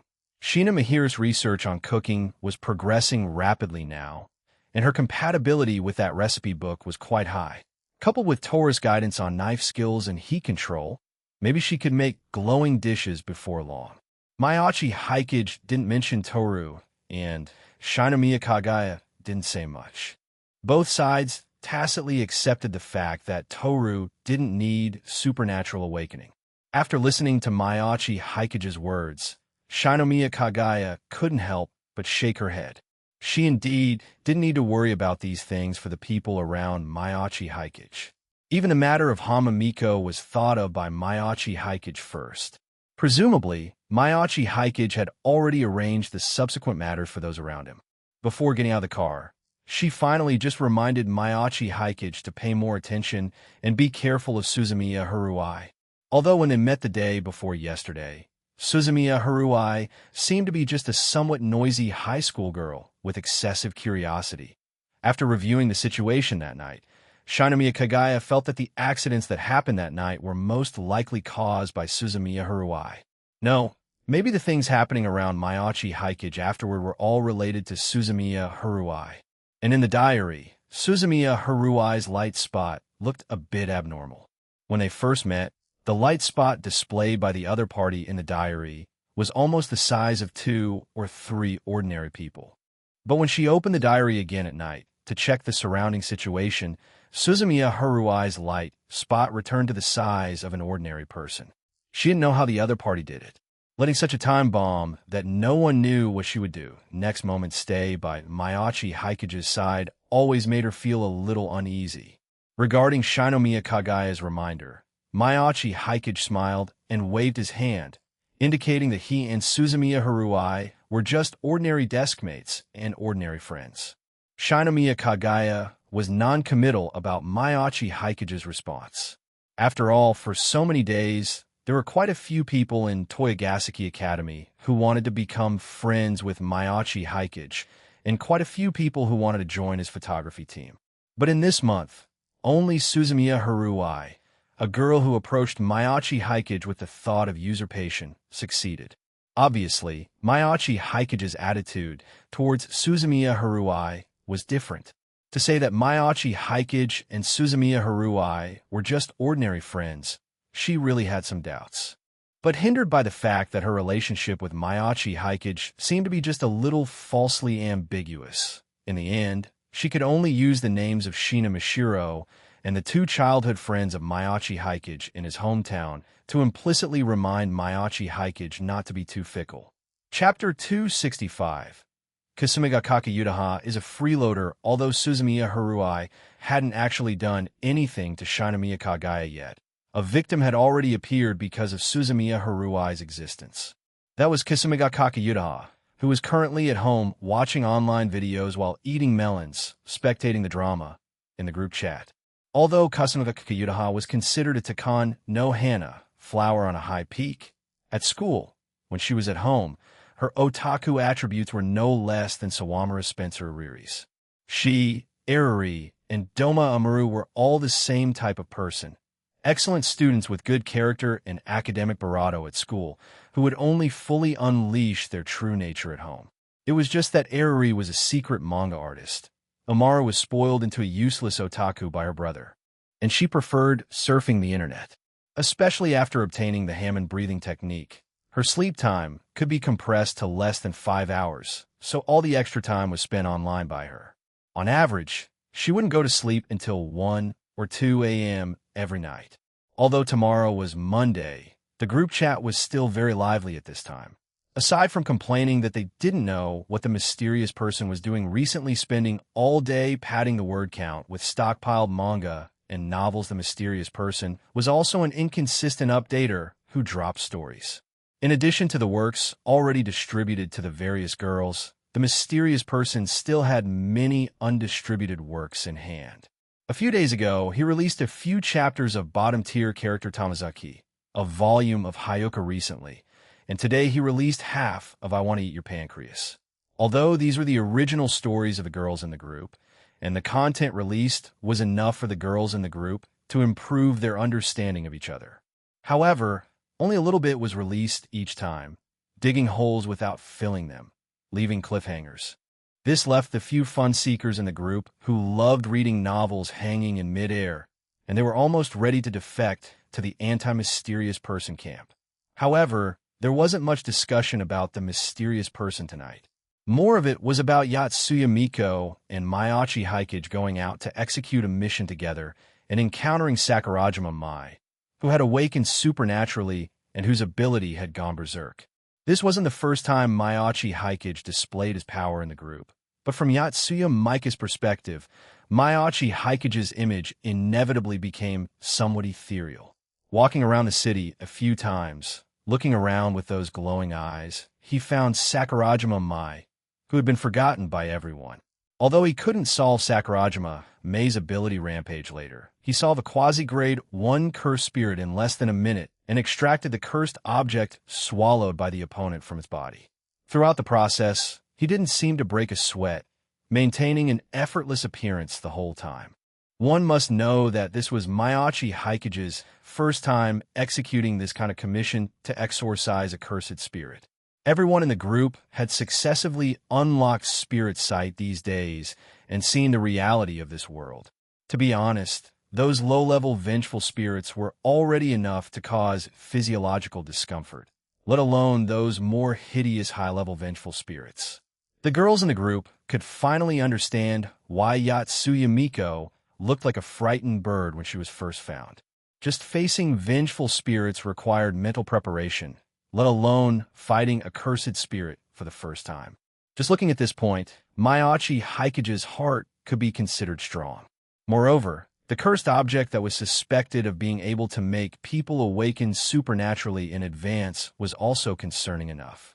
Although half of the girls in the group didn't have much pursuit of strength and hadn't thought about entering the dangerous inner world, even a small half of their reading value was used by them in other aspects. Like Hoshino AI, who was bent on becoming the strongest idol, nearly half of her reading value this month was used to improve professional skills. The reading value used on Hammond and Kusanagi-style ancient martial arts was only to make her physical fitness stronger so she could perform better.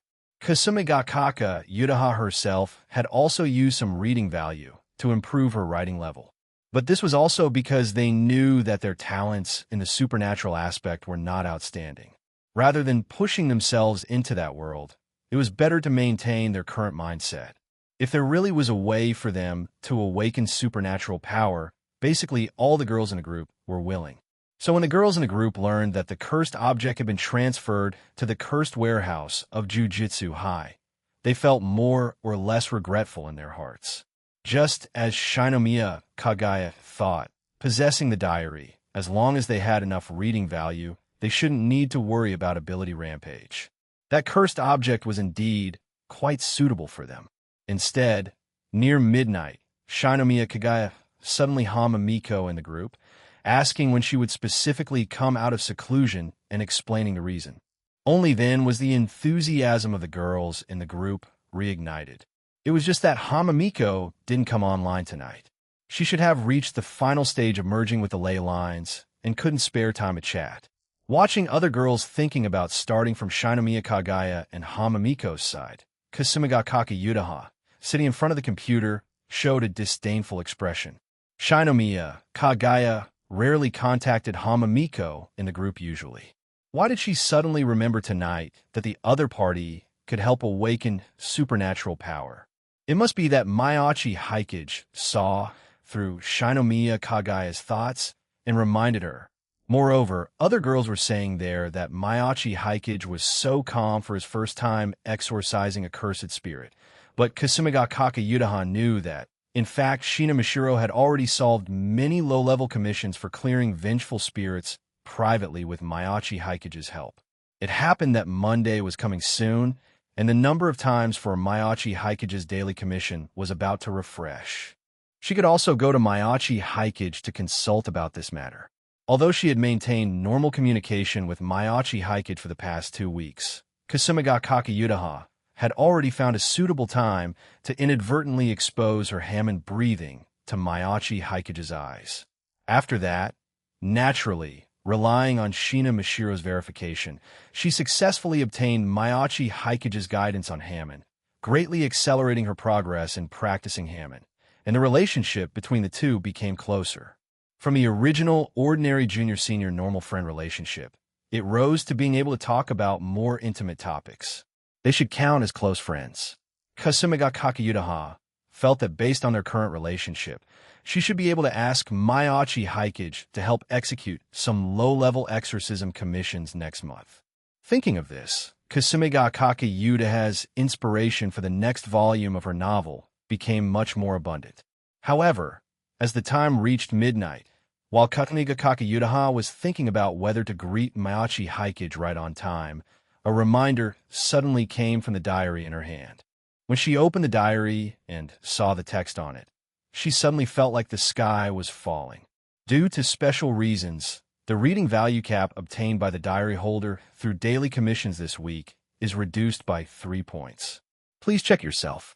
Chapter 266. Kasumigakake Yutaha's suspicion. When Kasumigakake Yutaha saw this message from the diary, the expression on her face immediately became somewhat stiff. Why was the reading value cap suddenly reduced by 3 points for no reason? What was this special reason, and from what angle should she investigate? Although 3 reading value points didn't seem like much, she could now steadily obtain 10 reading value points from this commission every week, and it basically didn't require much effort. She just needed to follow Mayachi Hikage's instructions. And she usually consulted Mayachi Hikage about her creation and cultivation problems. Given Mayachi Hikage's character, there was no need to worry about him proposing anything unacceptable to her. Compared to other people's daily commissions, Doma Omaru needed to do housework every day. Gokururi needed to meet the weekly live broadcast duration requirements, and the girls in the group who took the idol route were required to gain fans, etc. Her daily commission was considered the lowest difficulty level. She secretly asked Shina Mishiro. Her daily commission was to let Barato choose clothes for her every morning, in order to obtain reading value based on the clothes she wore. However, except for weekends, Barato had to wear her school uniform on school days, so she only received the guaranteed reading value. When she calculated it, she couldn't get 10 reading value points a week from this daily commission. Now, this almost free reading value suddenly decreased by 3 points. Although it didn't look like much, if it continued like this in the future, reducing the reading value cap by 3 points every week would be equivalent to losing more than half a month's skill proficiency every week. If she couldn't figure out the reason why her daily commission reward was cut, Kasumigakake Yutaha felt that she wouldn't be able to sleep well tonight. So after hesitating for a moment, she posted her situation in the group and started asking if anyone else had encountered the same situation as her. Of course, she was still embarrassed to say the specific requirements of her daily commission, only saying that her daily commission with a weekly cap of 10 points was cut by 3 points. Since it concerned the commission rewards of the diary, The girls who were still online in the group attached great importance to this matter. It was just that currently, only Kasumigakake Yudaha encountered this situation. Centuredo, the girls in the group, generally maintained a sharing spirit. Many mechanisms of the diary were explored and shared by them bit by bit. After joining Jujutsu High, Shinomiya Kagaya also shared almost all the supernatural powers she could contact in the group. If anyone in the group encountered trouble, everyone would try their best to help. This was also the only advantage for them, ordinary people. After all, they spontaneously formed a group chat led by Hoshino AI a week after obtaining the diary, while the second batch of holders, although possibly much stronger than them in innate strength, but according to the mysterious person's occasional daily complaints in the diary, the second batch of holders were still a scattered bunch fighting on their own. The daily inquiries at the back of the diary were all about their respective future information and trying to find out the mysterious person's identity. No one stood up to gather the second batch of holders. Under such circumstances, Kasumigakake Yudaha's deliberate concealment of her daily commission seemed a bit intentional. Under the questioning of these people, Kasumigakake Yudaha gritted her teeth in the end, still not saying Maiachi Haikage's name, but saying that her daily commission was related to Eriri. Anyway, the girls in the group and people at school had misunderstood her relationship with Eriri more than once. Now, using this reason to pass the buck, she believed these girls would also believe it. Sure enough, after hearing that Kasumigakake Yudaha's daily commission was related to Eriri, the attitude of the girls in the group immediately became much more ambiguous. After all, the mysterious person serialized the Seikano novel and anime most diligently last month. Girls who knew the plot certainly knew the close romantic bond between her and Eriri, two losing heroines comforting each other through their shared disappointment. It was just that Barato herself was unwilling to admit it. No wonder Barato was unwilling to state her daily commission. The girls in the group quickly stopped dwelling on this issue, and only a few girls who knew the truth or vaguely guessed the truth remained silent. After the curiosity of the girls in the group was satisfied, several girls also helped research for a while and finally reached a most likely conclusion. Maybe Barato was taken advantage of. Perhaps because it was a daily commission, the other party didn't successfully take too much reading value, nor did the condition of failing the commission and suffering punishment appear. So people in a group were asking Kasumigakake Yudaha if any other girls had appeared around Eriri recently. If not at school, maybe someone secretly contacted Eriri this weekend. Looking at the analysis of the girls in the group, Kasumigakake Yudaha was stunned. Her first reaction was that woman, Sakurajima Mai. After all, she knew clearly that her daily commission was actually bound to Maiachi Haikage. Maiachi Haikage, that guy, had almost no female friends as class.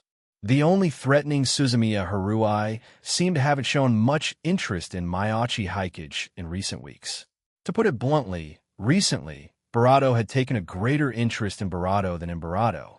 Barato was unaware that Barato had already joined Barato's team, and she doubted that Haruai would suddenly discuss it with her.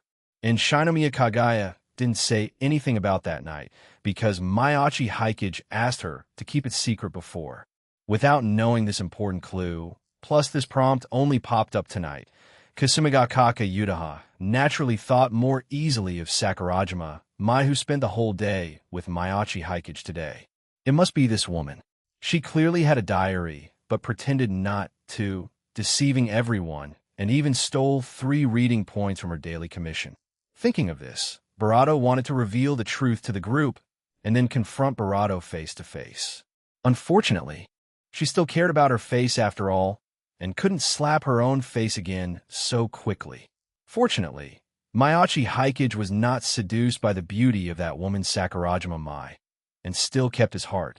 The two should only meet again on the weekend in the coming week. She could only think about asking Barato and Barato privately after this matter passed to see if they found anything suspicious in their interaction with Barato today. Chapter 267. Wonder if you, the girls in the group, were lamenting that Barato was about to be taken away from them, while Barato suspected that Barato was going to Barato in Barato's relationship. She was thinking about having a showdown with Barato this week, and when Barato went to meet Barato again this weekend, she would follow at a distance and keep an eye on them. Meanwhile, Barato, who had wandered around outside all weekend without finding any suspected supernatural existence, was practicing taijutsu gloomily at home and preparing to sleep. Seeing the reading value suddenly credited to her account, she couldn't help but rub her head, feeling baffled. Although she had secretly investigated Kasumigakake Yutaha for half a month, she didn't know exactly what this woman's daily commission was, and could only make some simple guesses based on her usual behavior.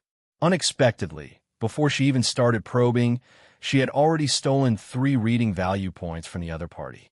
After investing these 3 reading value points in a taijutsu and feeling the slight change in her physical fitness, Suzumiya Haruai began to ponder. So, what exactly did she do last week? Suzumiya Haruai thought about her school life last week, which seemed no different from the week before. Investigating Kasumigakake Yutaha, observing Kato Megumi and Shina Mashiro, participating in various clubs that looked interesting, and then unhesitatingly quitting amidst their pleas after breaking their records. The only change seemed to be following Barato to a villa in the suburbs for a filming project on Friday night. Having investigated Barato for 2 weeks, she had basically figured out Barato as personality and usual behavior at school. And the behavior most inconsistent with her aloof persona in Toyogaseki was her relationship with Mayachi Hikage. Even with the existence of Shina Mashiro, Suzumiya Haruai always felt that Kasumigakake Yutaha's attitude towards Mayachi Hikage was not like a simple friendship. Suzumiya Haruai muttered, resting her chin on her hand.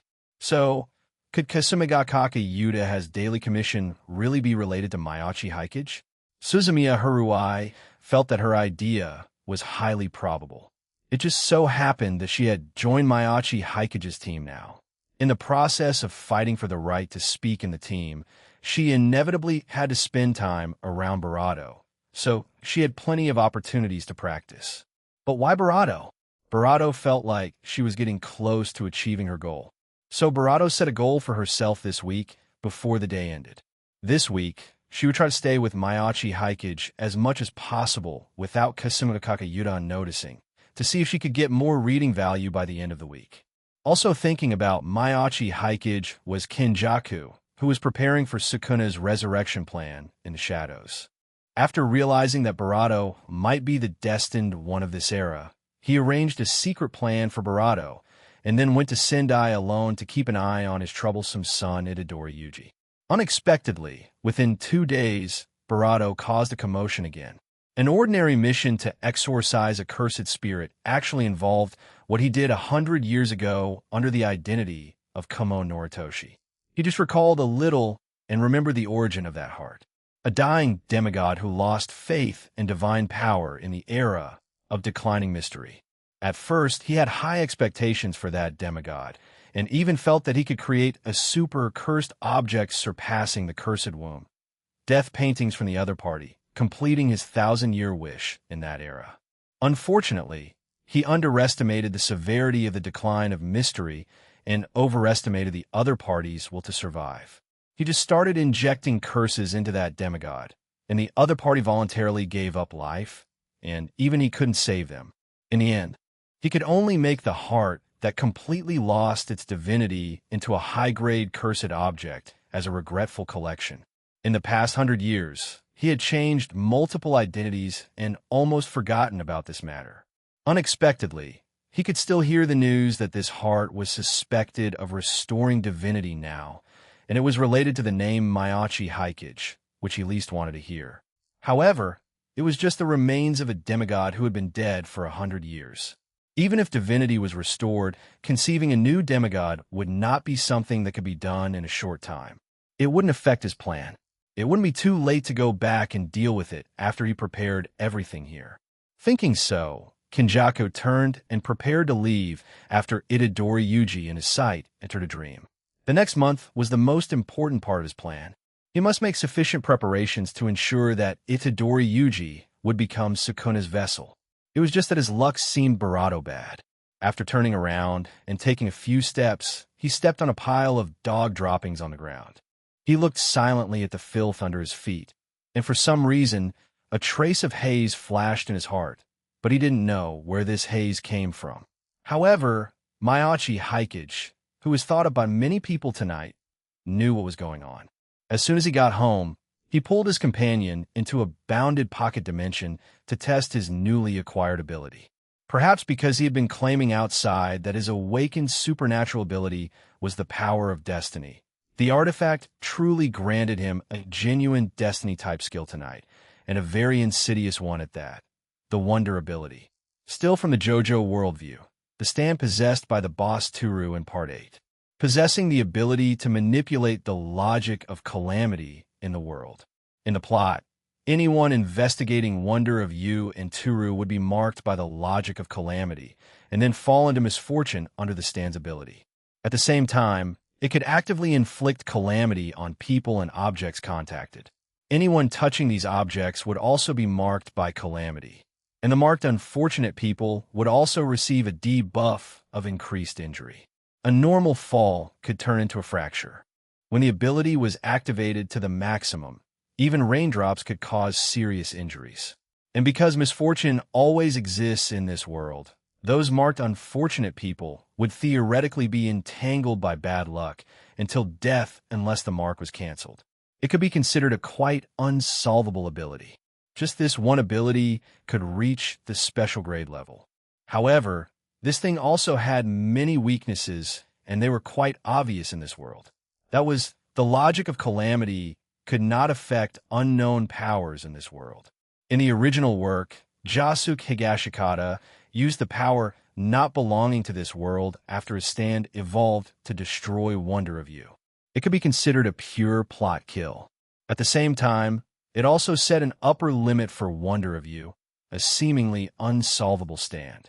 Powers from other worlds and powers close to gods should be able to break through the restrictions of Wonder of You. According to his experiments on Toru, the logic of calamity could affect Toru's daily life.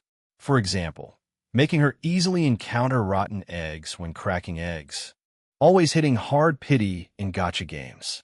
But once entering combat state, the logic of calamity could not affect Barato as combat power at all, even because she was used as a test subject for the ability, and the mobile phone Barato bought with her first salary was broken due to the influence of Wonder of You. Barato was attacked by Barato, who entered a frenzied state.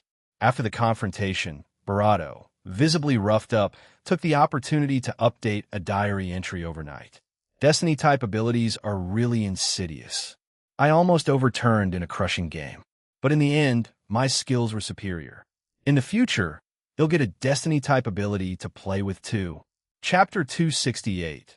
The mysterious person must be jealous of Miyachi Hikage after obtaining the power of Wonder of You.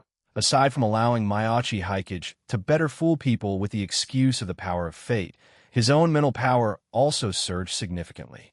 Originally, he could teleport a maximum of 50 kilometers continuously at one time. Now, that range had nearly doubled, and his mental power recovery speed had also become much faster. Of course, the biggest change was Yellow Temperance.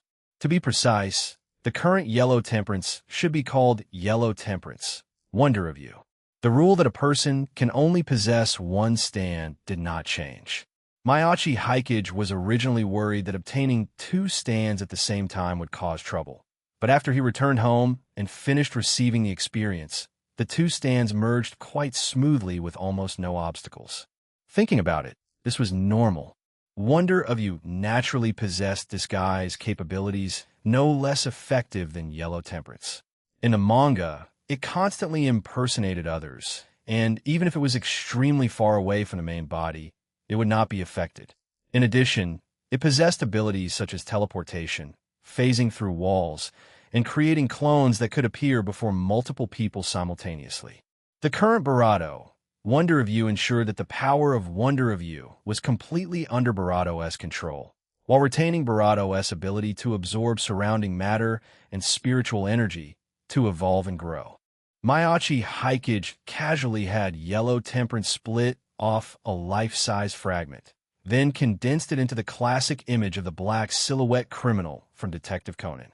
with mental power far exceeding that of ordinary people. Sincerado, he wouldn't be able to discover your true face before finding all the clues. Mayachi Hikage looked the figure up and down carefully, nodding with satisfaction only after ensuring there were no distinguishing features on it. There were already quite a few people watching him. Aside from Jerry, he lacked other intelligence channels, and his understanding of this world was still not deep enough. With this little black alter ego, it would be much more convenient for him to wander around other places. Moreover, what was sent out was merely a clone with the authority to manipulate the logic of calamity. Having special grade power, even if it was suppressed by powers from other worlds or gods, it would not affect the power of wonder of you itself. Therefore, Mayachi Hikage could safely let Little Black be the vanguard in those places he couldn't easily explore personally. Fuyuki City, Morio Town, Hinamizuwa Village, the land of Tiga, and there were also many areas abroad that needed to be confirmed. Mayachi Hikage definitely had to go and see what was going on in these places, at least to figure out which plot lines these locations were following. After arranging these matters, the night had mostly passed. Under Mayachi Hikage's deliberate maintenance, he still retained some traces of being beaten by Toru last night. Coupled with the dark circles under his eyes from not sleeping all night, he looked somewhat messy and broken.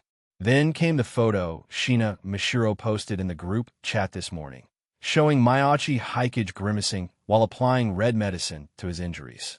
This confirmed that the diary entry updated by the mysterious person last night was targeting Mayachi Hikage.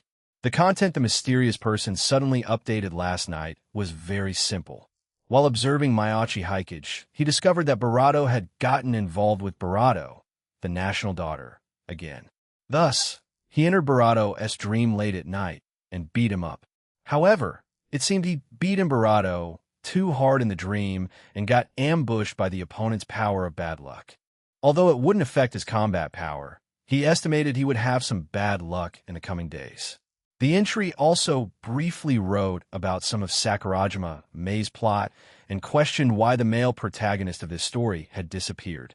With the release of this diary entry, followed by the photo posted by Shina Mishiro this morning, the fact that the mysterious person possessed the ability to enter their dreams and that Mayachi Hikage could cause people to have bad luck made the group lively again. Kasumi Yutako, is Hikage-kun's body okay? Do you need me to help ask for leave for a day? Mishiro, Hikage said it's fine. With the breathing technique, these bruises should heal by this afternoon. Mishiro, he is currently sensing the curse he placed on the other party last night, but the other party seems to have already left Tokyo. After that, Shina Mishiro uploaded a drawing of the black silhouette figure in the group, stating that this was the guy who beat up Mayachi Hikage in his dream last night. Kuroneko, isn't this just a black blob where you can't see anything? However, everyone didn't dwell on this too much. After all, the mysterious person was mysterious to begin with. Knowing that he had the ability to enter dreams was already beyond expectations. It would have been strange if he actually revealed any flaws in Mayachi Hikage's dream. Kasumi Yutako, the mysterious person is really a jerk. He even uses sneak attacks for beating people up. I seriously suspect that he must be very ugly, which is why he felt jealous of Mayachi Hikage. Uemar, 1. So what specific effect does Mayachi Hikage's curse on mysterious person have? To what extent does the little bit of bad luck written in the diary actually reach? The girls in the group were quite curious about this. Compared to the mysterious person who was always hiding in the dark and acting timidly, Mayachi Hikage was the supernatural big shot who had suddenly grown up right under their noses. These days, apart from his ridiculously good financial luck and some inexplicable divination abilities, the other abilities Mayachi Hikage displayed didn't seem to have much connection with fate. Yet, relying solely on his physique and that masterful swordsmanship, he had already reached the grade 1 level. It wasn't until the mysterious person's sneak attack last night that Mayachi Hikage finally revealed something new. An ability that could make the mysterious person admit he almost capsized should be very strong, right? However, Shina Mishiro did not give a specific reply to this. Mishiro, Hikage isn't clear about it either. He only mastered this ability last night. Does anyone want to try it? After she sent this sentence, the group instantly fell silent. If what Mayachi Hikage wanted to share was good luck, then probably every girl in the group will be fighting for this spot right now. But if it was bad luck, they wanted no part of it and had no interest in deliberately experiencing misfortune. Even Barato, who was skeptical about Barato's identity, did not speak up proactively at this time. If it were a normal time, try it out wouldn't be a problem, but today was the day related to whether her commission could be completed. She had prepared for more than half a month for this day and didn't want to suffer the punishment of mission failure again due to bad luck. But unexpectedly, after a few minutes of silence, brave warriors actually stood up in the group. To be precise, two people simultaneously expressed in the group that they wanted to try it. One was Hoshino AI, who wanted to experience what the mysterious person was feeling now. The other was Katsura Kodanoha, who had long wanted to find an opportunity to get to know Mayachi Hikage. Chapter 269. Katsura Kodanoha's heart. Although two test subjects with somewhat problematic mental states really appeared, Mayachi Hikage didn't intend to go so far as to use these two girls for experiments. He had already spent the entire night last night studying how to control the power of Wonder of You to ensure that Mayachi Hikage's normal life wouldn't be disturbed, and at the same time relax the scrutiny of the girls with diaries on the mysterious person and the Voldemort. As for now, Mayachi Hikage's popularity was actually quite good. Although he didn't communicate much with others at school, because of his good grades, good sports, good looks, being a video blogger with millions of followers, and chatting and laughing with several school beauties every day, he held the highest social position at school. Only a few children with bad intentions would gossip about him behind his back, while avoiding any open disagreement in front of Hikage Mayachi. A few days of mildly unpleasant consequences were enough to discourage them. There is no need to use too strong power, and from the perspective of the diary, he actually didn't feel much malice from around him. Basically, it was just Shinomiya Kagaya's occasional conflicted feelings about him, and Kasumigakake Yuta has complaints about the mysterious person. For this level of complaints, Mayachi Hikage wouldn't use Wonder of You to prank them.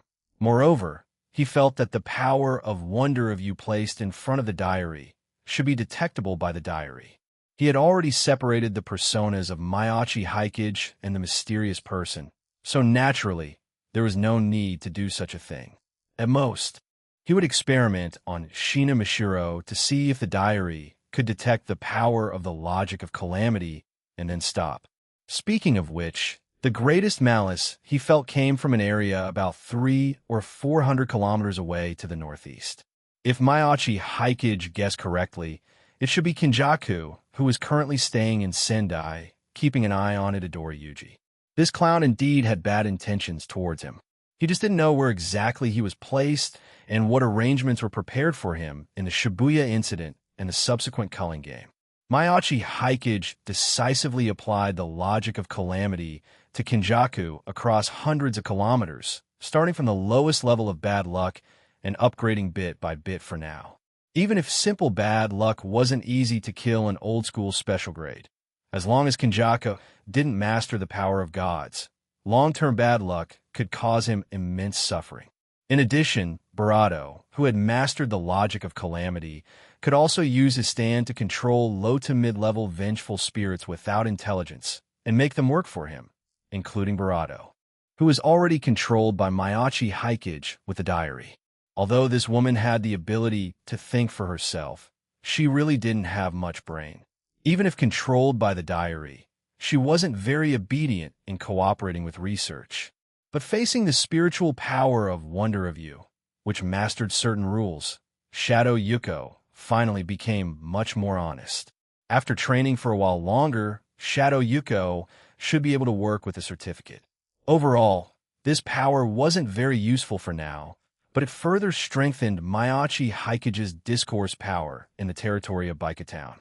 At least he didn't have to worry about those brainless, vengeful spirits running to his house to disgust people when he put away the passive effect of the pure yang body.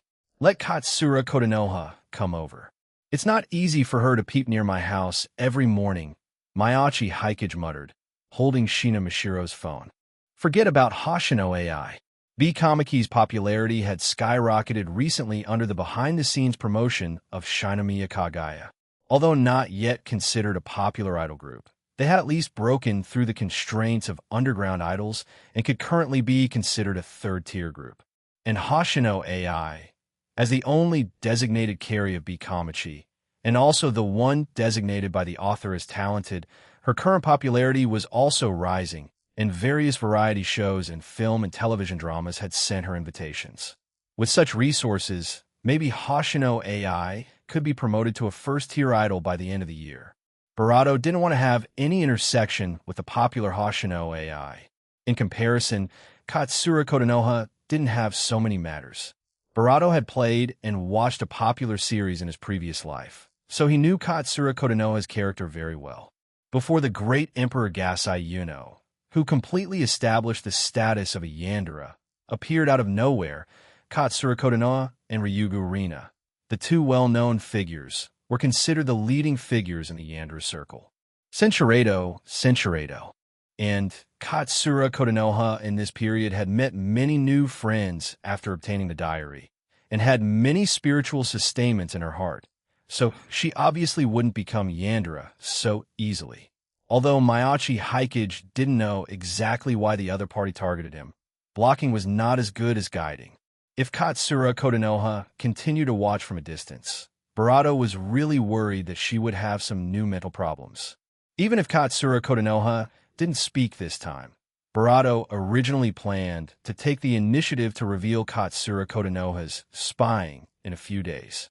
After Barato sent several messages using Barato's phone, Katsura Kotonoha appeared at the door of the Mayachi house, holding a katana. Knowing that Katsura Kotonoha was cautious around unfamiliar people, Mayachi Haikage asked Shina Mahiru to take Shina Mashiro to receive her because it was convenient for filming and editing, and to take care of Shina Mashiro, Shina Mahiru would stay overnight at the Mayachi house on weekends. When she knew that a friend Shina Mashiro met on the internet came to visit early in the morning, Shina Mahiru felt a little strange. After all, visiting on a Monday morning looked a bit strange no matter how you looked at it, and the other party was carrying a katana. But Shina Mahiru had also come into contact with such magical power as Hammond breathing from her cousin in the past month. The mysterious aspects of Mayachi Haikage and Toru could also prove that they were not as simple as they looked. Just like yesterday, Mayachi Haikage, who went out with them, was said to have arrived home only in the early morning last night. Then when she got up this morning, seeing his expression obviously showing that he had fought with someone also startled her. She didn't know what Mayachi Haikage encountered yesterday. It was just that for some reason, looking at Toru's triumphant look when facing Mayachi Haikage, Shina Mahiru inexplicably felt that Mayachi Haikage's appearance might be inseparable from Toru. Even she, when researching the recipe given by Mayachi Haikage recently, could see some outrageous explanations in this recipe. The ability like God's Barato that could distinguish all tastes was understandable. But did the strange constitution where one's Barato would suddenly change after eating delicious food really exist? And the explanation that dishes would emit light when cooked to a certain extreme state looked like an exaggerated description no matter how you looked at it. But apart from these seemingly outrageous explanations, this recipe was extremely detailed in the details of cooking. It could be said that every time she cooked according to this recipe, she could gain some new harvest more or less.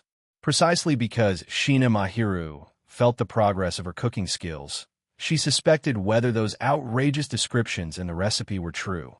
In short, Shina Mahiru, whose adaptability and acceptance were becoming stronger and stronger, only doubted for a while in her heart, and accepted Katsura Kotonoha's visit. What surprised her even more was Katsura Kotonoha's reaction after seeing Mayachi Haikage. This beautiful girl, who looked gentle in personality, actually bowed directly to Mayachi Haikage as a disciple, seeming to want Mayachi Haikage to guide her in swordsmanship.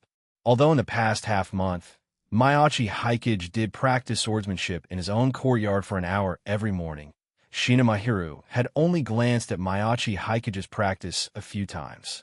She knew that Mayachi Haikage had no teacher inheritance and was simply exercising himself according to the sword manual, and he only started practicing swordsmanship after the Golden Week holiday ended.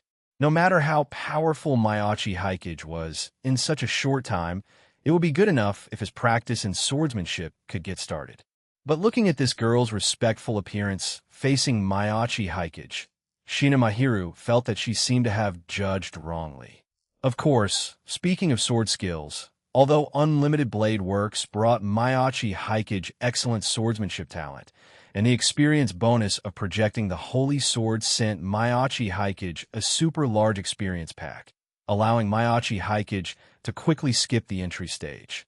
A few days ago, the Kusanagi-style ancient martial arts also improved Maiachi Haikage's swordsmanship level a lot. But Maiachi Haikage had only practiced for half a month after all, even relying on farming a lot of minion-clearing combat experience from the shadows and the metaverse that couldn't be cleaned up no matter what, and gaining a lot of high-end game insight by sparring with Toru. But half a month was still too short. To be honest, in terms of pure sword skills comparison, Maiachi Haikage was definitely inferior to those veteran swordsmen in the inner world who had delved into kendo for decades. At most, he was at the level of beating up Miwa Kasumi and going 50-50 with Zen and Maki. But more importantly, it was Maiachi Haikage's mastery of Hammond breathing. Katsura Kotonoha herself had practiced swordsmanship since childhood, and her talent was quite good. Although due to her poor physique, she could only specialize in the drawing slash. In swordsmanship before, the level of this drawing slash had basically been practiced by her to a professional level. Now, with the practice of Hammond breathing, her physique had visibly improved, and she naturally wanted to work towards other swordsmanship directions. Especially after Shinomiya Kagaya found the breathing styles, Katsura Kotonoha had been looking for a swordsmanship suitable for herself. She practiced water breathing and flame breathing at the beginning, and relying on her own talent and the assistance of reading value, she got started quickly. But after getting started, she found that her personality was not suitable for these sword styles. Water breathing required a calm heart like still water, and flame breathing required a heart as blazing as fire. If it was temporary calm, like still water, there was no problem, but Katsura Kotonoha herself knew that her heart was actually not as gentle as she looked on the outside. Just like after she knew her original future through the diary. That night, when she was sleeping, she dreamed of herself harming Ito Makoto with her own hands, including later when Barato used the power of the Shinomiya family to humiliate Ito Makoto's father, the humanoid self-propelled cannon Sawego Tamaru. Her heart even uncontrollably showed a trace of dark satisfaction. She knew she shouldn't have such thoughts, but as she practiced Barato breathing, she realized that she was originally of such a character, just restraining her character because of her body before. So she later switched to wind breathing, which was the most suitable sword technique for people with temperaments as restless as the wind to practice. To be honest, this was also not the most suitable swordsmanship for her, but she could use the characteristics of this swordsmanship well to vent those negative emotions in her heart. It was just that because of the difference between Hammond breathing and wind breathing, she couldn't perfectly exert the power of wind breathing, making her feel a sense of constraint when practicing swordsmanship. What she wanted was to develop a derivative swordsmanship completely belonging to herself based on these basic breathing styles, like those seniors in the Demon Slayer Corps. In her conception, she wanted to develop her own swordsmanship based on the two schools of water and wind, combined with Hammond breathing. But she didn't have any experience in developing swordsmanship, and her talent in Hammond breathing could only be said to be average. This idea was stuck at the beginning, not knowing where to start, until Maiachi Haikage showed super high talent in breathing techniques, being able to help others perfect breathing rhythms suitable for their use at will, and showed equally impressive kendo talent, mastering all breathing styles completely in just a week. This made her feel concerned about Maiachi Haikage. Just in time, she was worried that if she continued to stay at Sakakibara High School, she would one day lose her composure and confront the two troublesome classmates, Ito Makoto and Sawanaga Taisuke, who had already faced consequences for their actions. So with the help of Barato, she transferred to Shuchian Academy. After asking Shinomiya Kagaya and knowing her don't-care attitude, she also obtained the condition to approach Miyachi Hikage through this. Although what she did was just rent a student apartment next to Baika Town and observe Barato practicing breathing styles in the courtyard from a distance every morning to satisfy her growing curiosity. Chapter 270. Katsura Kotonoha wants to become an apprentice. It turned out that although watching from afar was Barato unusual, it was really useful. After starting to peep at Miyachi Hikage practicing swordsmanship, Katsura Kotonoha's progress in sword skills could be described as rapid. After all, since the Demon Slayer Corps disbanded, those powerful breathing swordsmen had returned to the fields to retire, and their descendants had successively left the inner world. Coupled with the decline of mystery, the inheritance of breathing styles was indeed not ideal. What Shinomiya Kagaya obtained were the files and documents left by the last batch of Demon Slayer Corps members 100 years ago. However, breathing rhythm and swordsmanship were things that were not easy to fully replicate just by looking at text descriptions and some abstract pictures. Sometimes, even if the movements looked exactly the same as in the pictures, the connection between sword techniques varied from person to person, and one needed to explore the way of drawing the sword that suited them best. Not everyone could excel like Barato, instantly maximizing their kendo talent under the combined influence of Barato and the Barato. None of the others in the group could do the same. It could be said that the girls in the group practicing breathing sword techniques learned water breathing, relying on the video of Miyachi Hikage fighting Zenemaki back then. But in the two spars between Miyachi Hikage and Zenemaki, he only fully used water breathing and sun breathing. Shinshirado, she did completely record the sword techniques of other schools in her diary during Miyachi Hikage's textbook-like sword practice process. It was just that although she learned the complete sword techniques, she always lacked a bit of feeling in breathing rhythm and the connection between sword techniques. After all, Miyachi Hikage's physique exceeded theirs too much. Even for daily practice, the breathing rhythm he used was completely unsuitable for a woman like her who was just slightly better than ordinary people. Since then, Katsura Kotonoha had been thinking about how to meet Miyachi Hikage properly. Unexpectedly, this opportunity came so suddenly.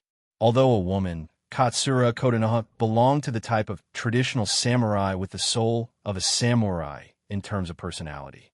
After coming into contact with the other side of this world and changing her original fate, wanting to go further on the path of kendo, she only hesitated for half a minute before making a decision. Her posture facing Miyachi Hikage now was not only to become his disciple, but also to swear allegiance to Miyachi Hikage, regarding him as her future lord. And facing Katsura Kotonoha's sudden grand gesture, the expressions of the few girls in the Miyachi house were more or less strange. Toru cursed in her heart again that Miyachi Hikage, this man, had provoked a new girl from somewhere unknown.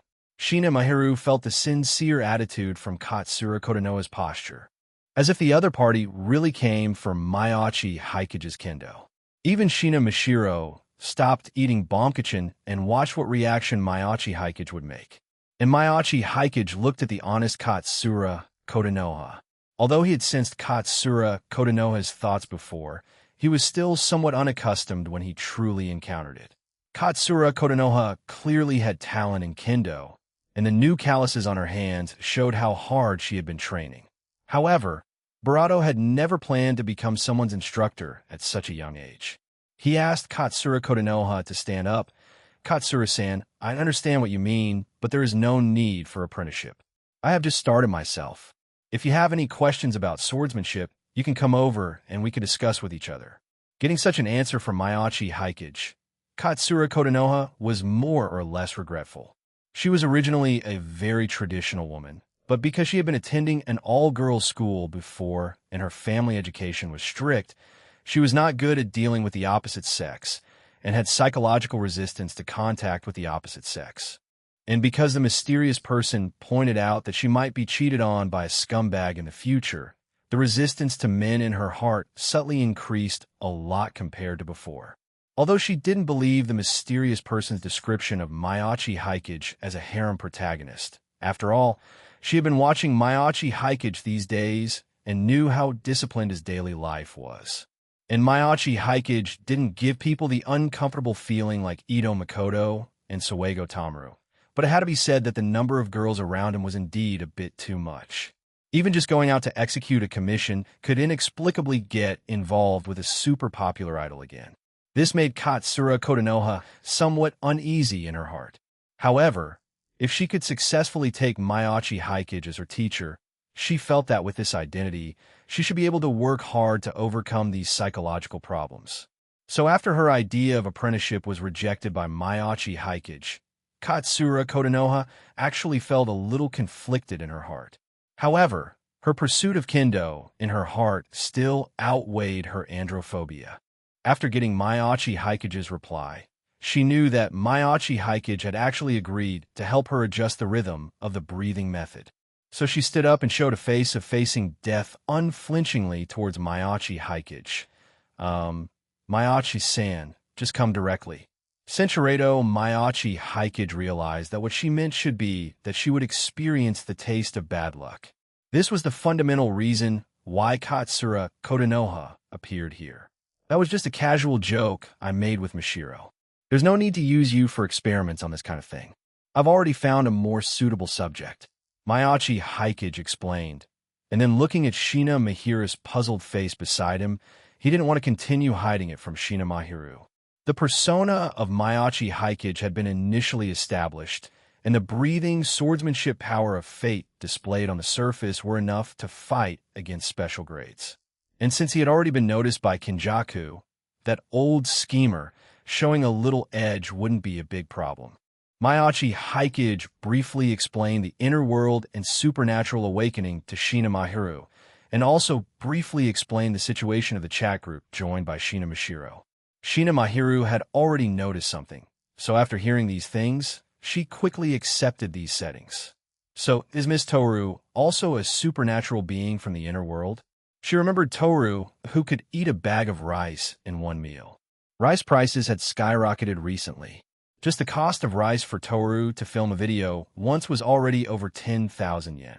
From the beginning, she had suspected Toru's identity. Toru's situation is more complicated, but she can indeed be considered a supernatural being. She couldn't make it in her territory, so she ran to Japan. Don't be nervous, just treat her as a big eater. Regarding this, Toru, whose dark history was exposed, stared at Maiachi Hikage fiercely. She hit him too lightly last night. However, this kid Maiachi Hikage's strength improved too fast. When they first met, she only felt that this guy was unlikable and didn't feel any threat from him. But after coming to Tokyo, he could bring out some new things every few days. By now, facing Maiachi Hikage at full strength, she might suffer some losses in the first few minutes of the battle. Especially the power of bad luck he suddenly awakened yesterday. Although it was still very shallow, if Maiachi Hikage could really go far on this path, maybe he could really become a top powerhouse in the future. Thinking about Maiachi Hikage's current growth rate, maybe in a few months, he could grow to her current level. It had to be said that compared to other races, the growth rate of humans was enviable enough, and Barato's growth rate was among the most amazing even among humans. Thinking of this, Barato felt that she had to cherish the opportunity to spend time with Barato while he was still young, otherwise she might not have the chance once he grew up. Whatever see as 248S, Chapter 271. This ability is truly disgusting when Maiachi Hikage demonstrated the complete version of the breathing sword techniques in his dining room at the request of Shina Mahiru and Katsura Kotonoha. The person who was actually scared was Maiachi Hikari. Maiachi Hikage chose to demonstrate in the dining room because he usually used a wooden sword for practice, and practicing swordsmanship wouldn't cause too much disturbance.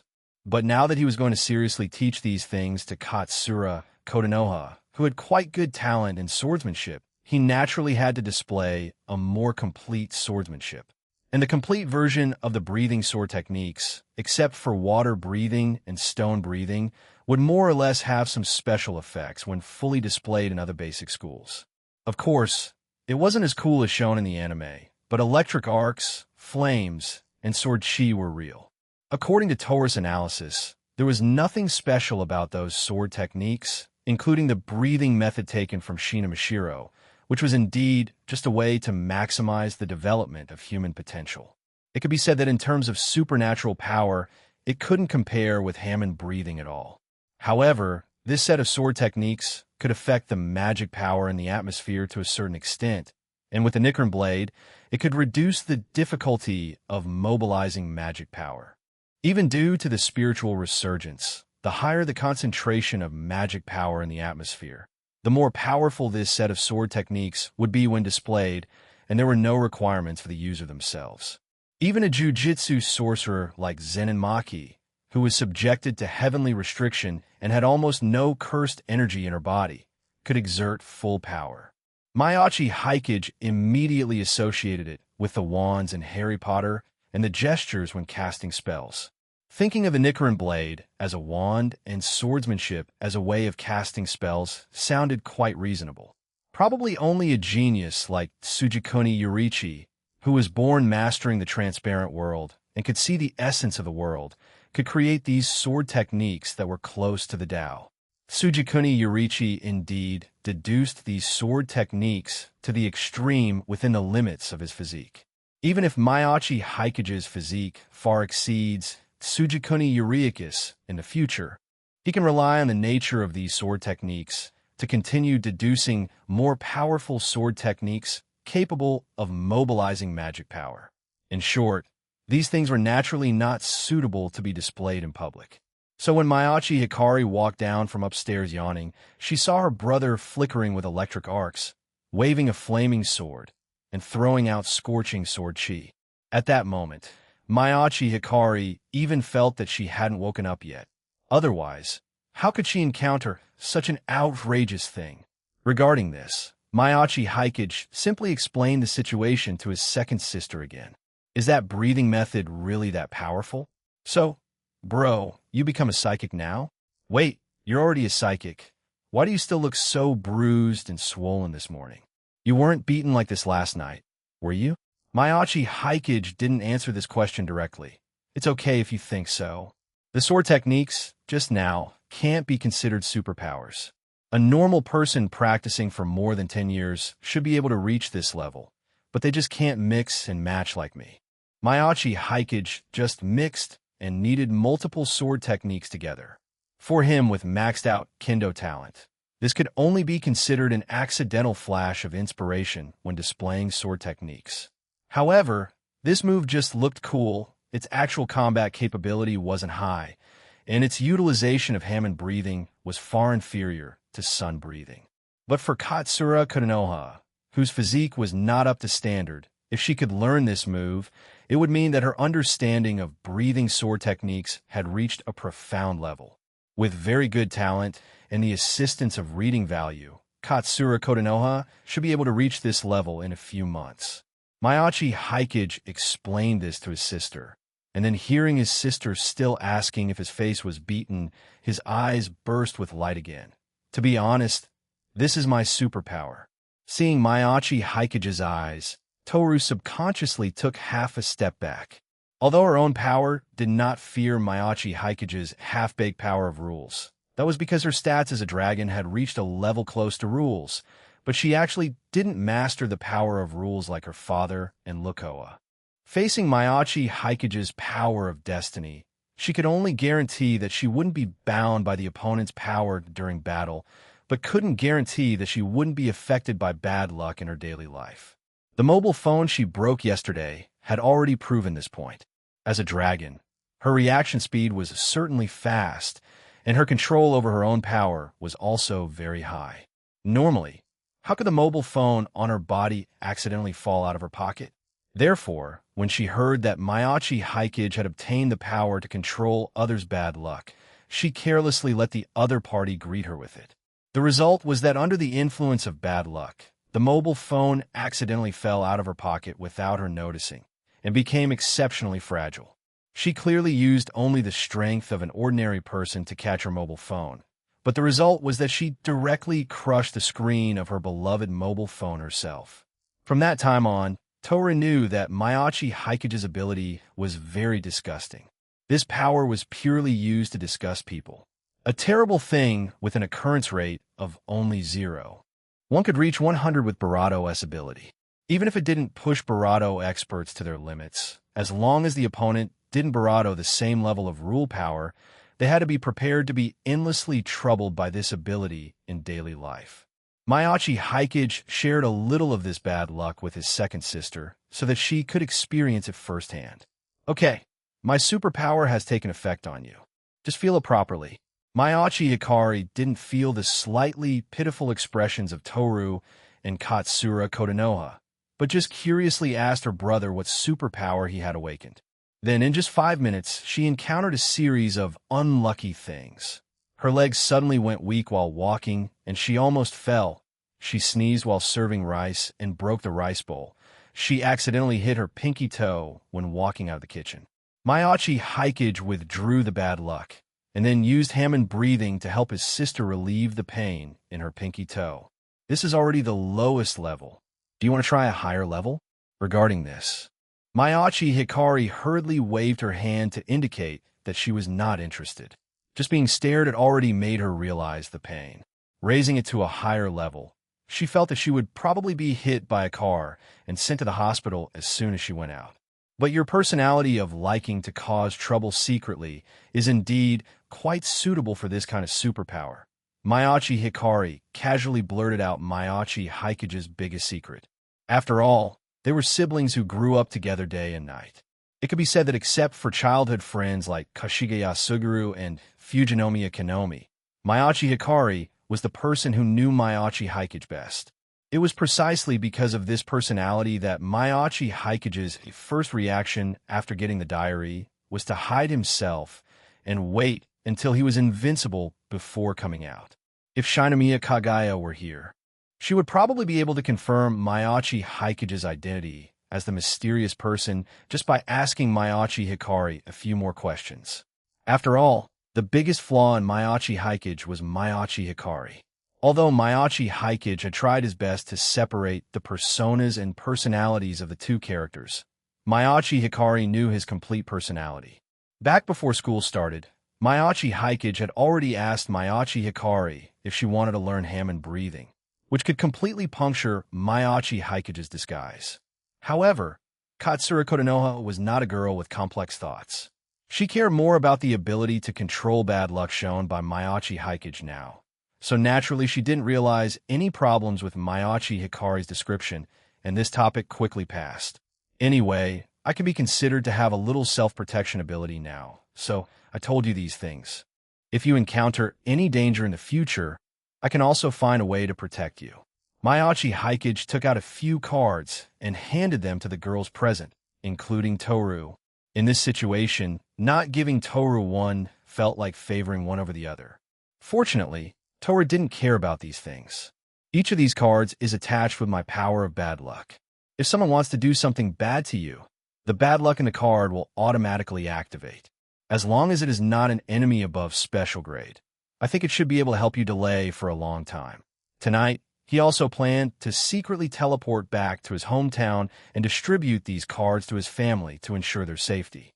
As for my current situation, I can only say that my ability has been used on the opponent, and the opponent should have suffered a lot because of this ability. Chapter 272.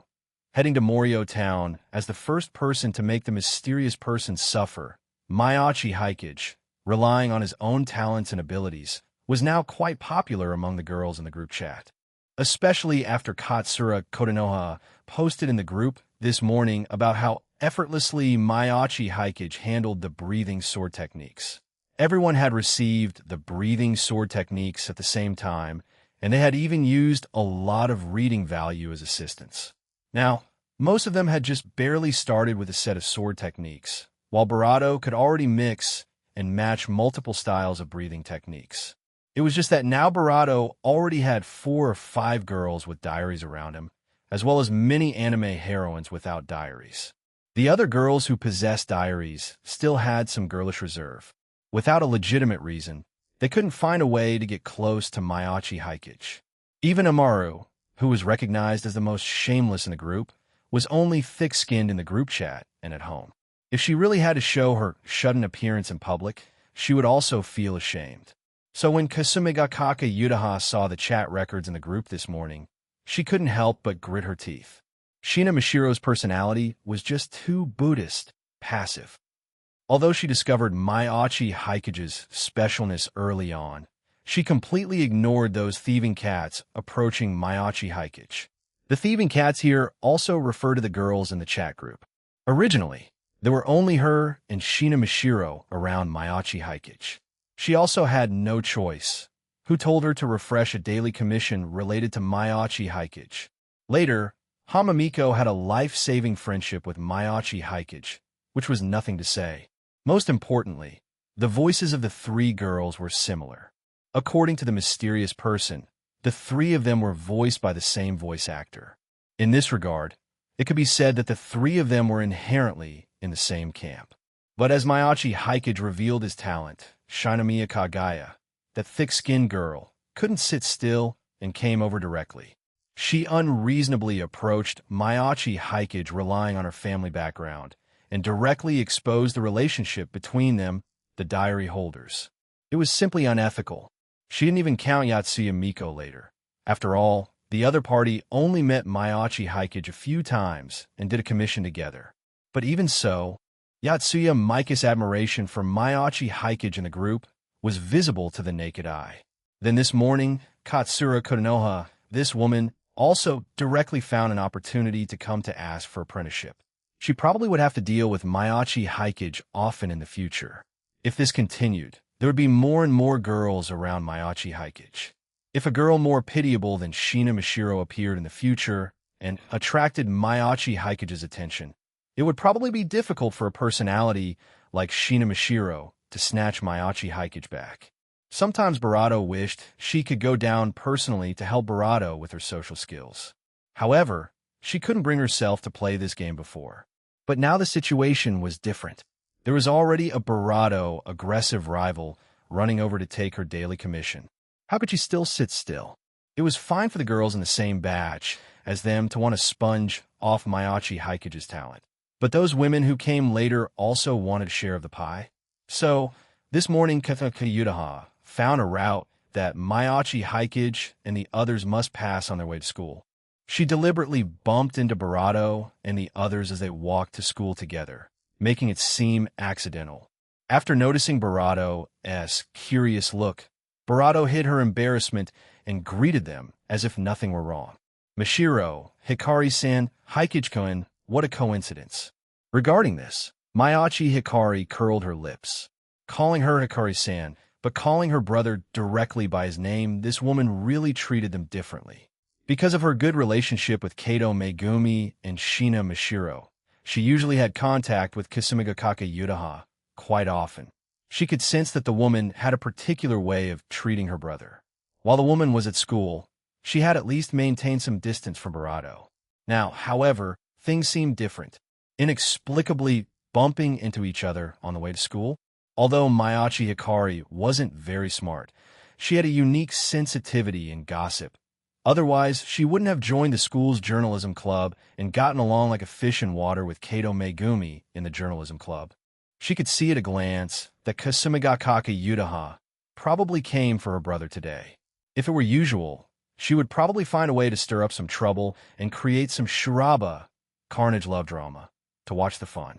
But today, the power displayed by her brother in the dining room had completely exceeded her imagination, and she hadn't fully recovered yet. After all, they were twins. The pronunciation of their names differed by only one syllable.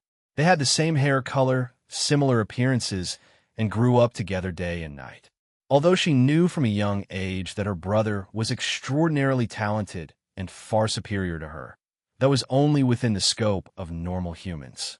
Most importantly, she herself was also a freeloader.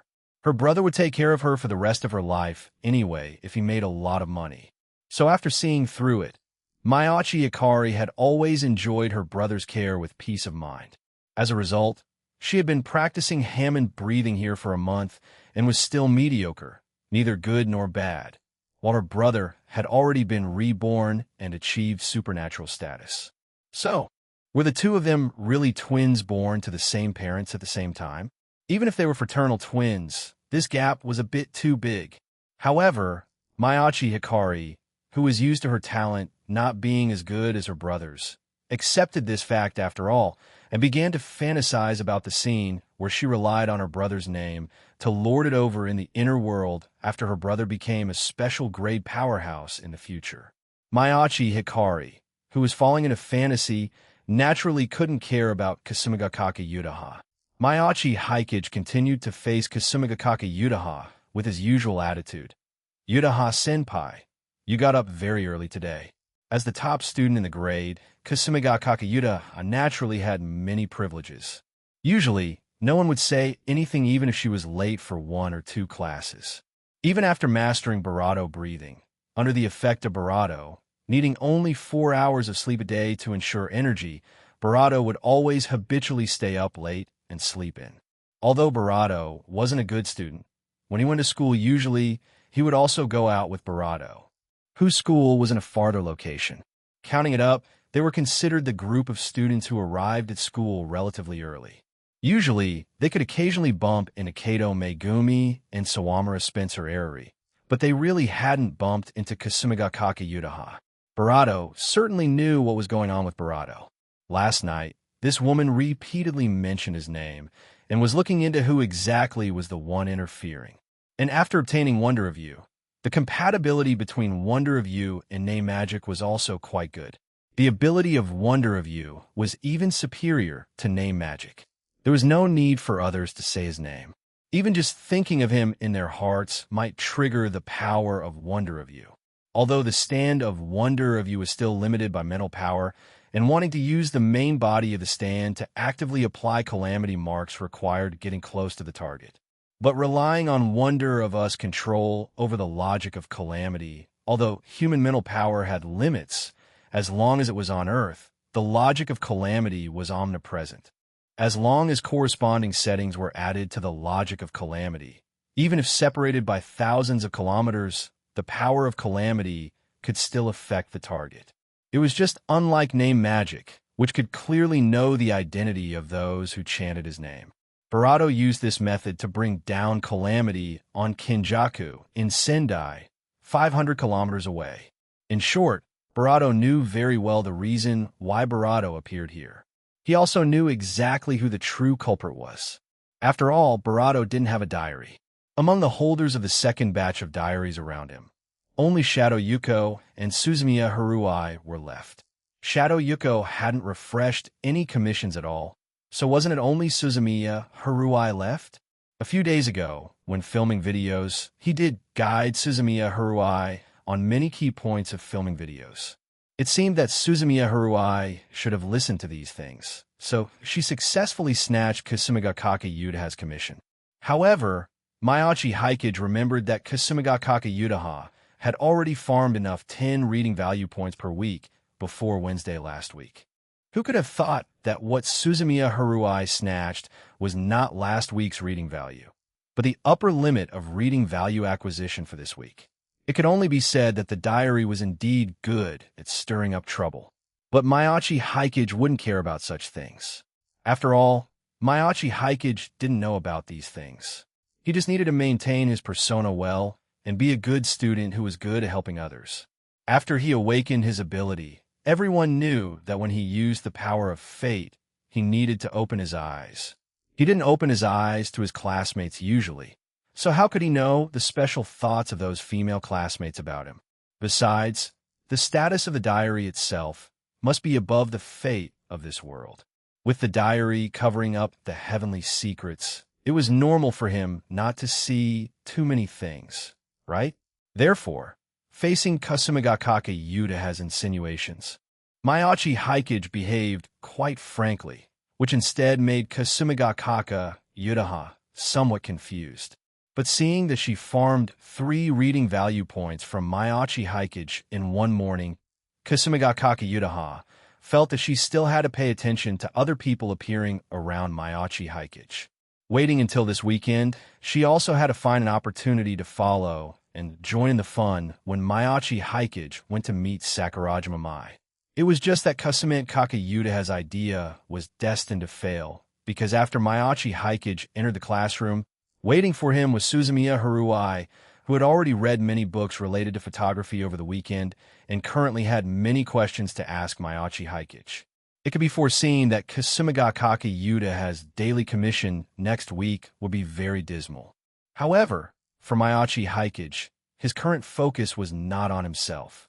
Since splitting off Little Black number 1 with Yellow Temperance last night, he had been controlling this Little Black to rush towards Morio Town with dual processing.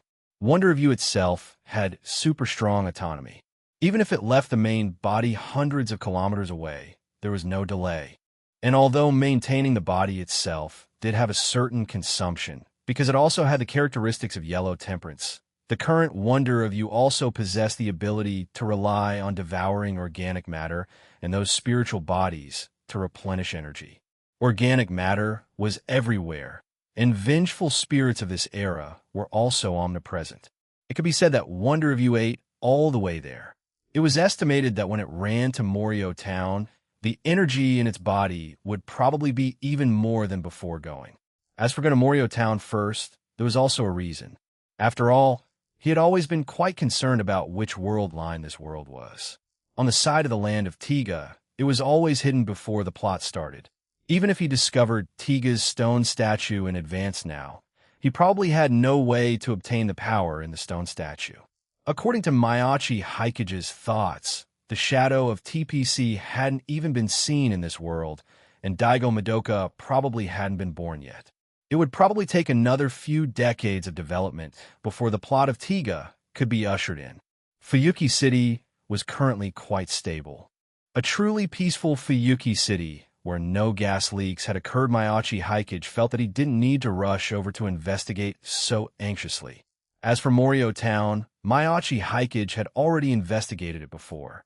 There was indeed Kishai Brohin in this world, but there was no information about the SPW Foundation in history. Even Mayachi Hikage searched on the internet for a long time, but didn't find any information about the Joestar family and Jotaro Kujo. There were no DIO and Joestar, but there was no President Valentine from the New World in the list of American presidents either. In other words, this world merged neither the Old World nor the New World. After researching for a while, Mayachi Hikage also suspected whether this world merged the separate worldview of thus spoke Kishai Brohin. After all, in this spin-off work, besides Kishai Brohin, many other special ability users who were not stand users appeared. Even in the spin-off film and television dramas of this work, the settings regarding JoJo were completely covered, and no other characters from JoJo Part 4 appeared.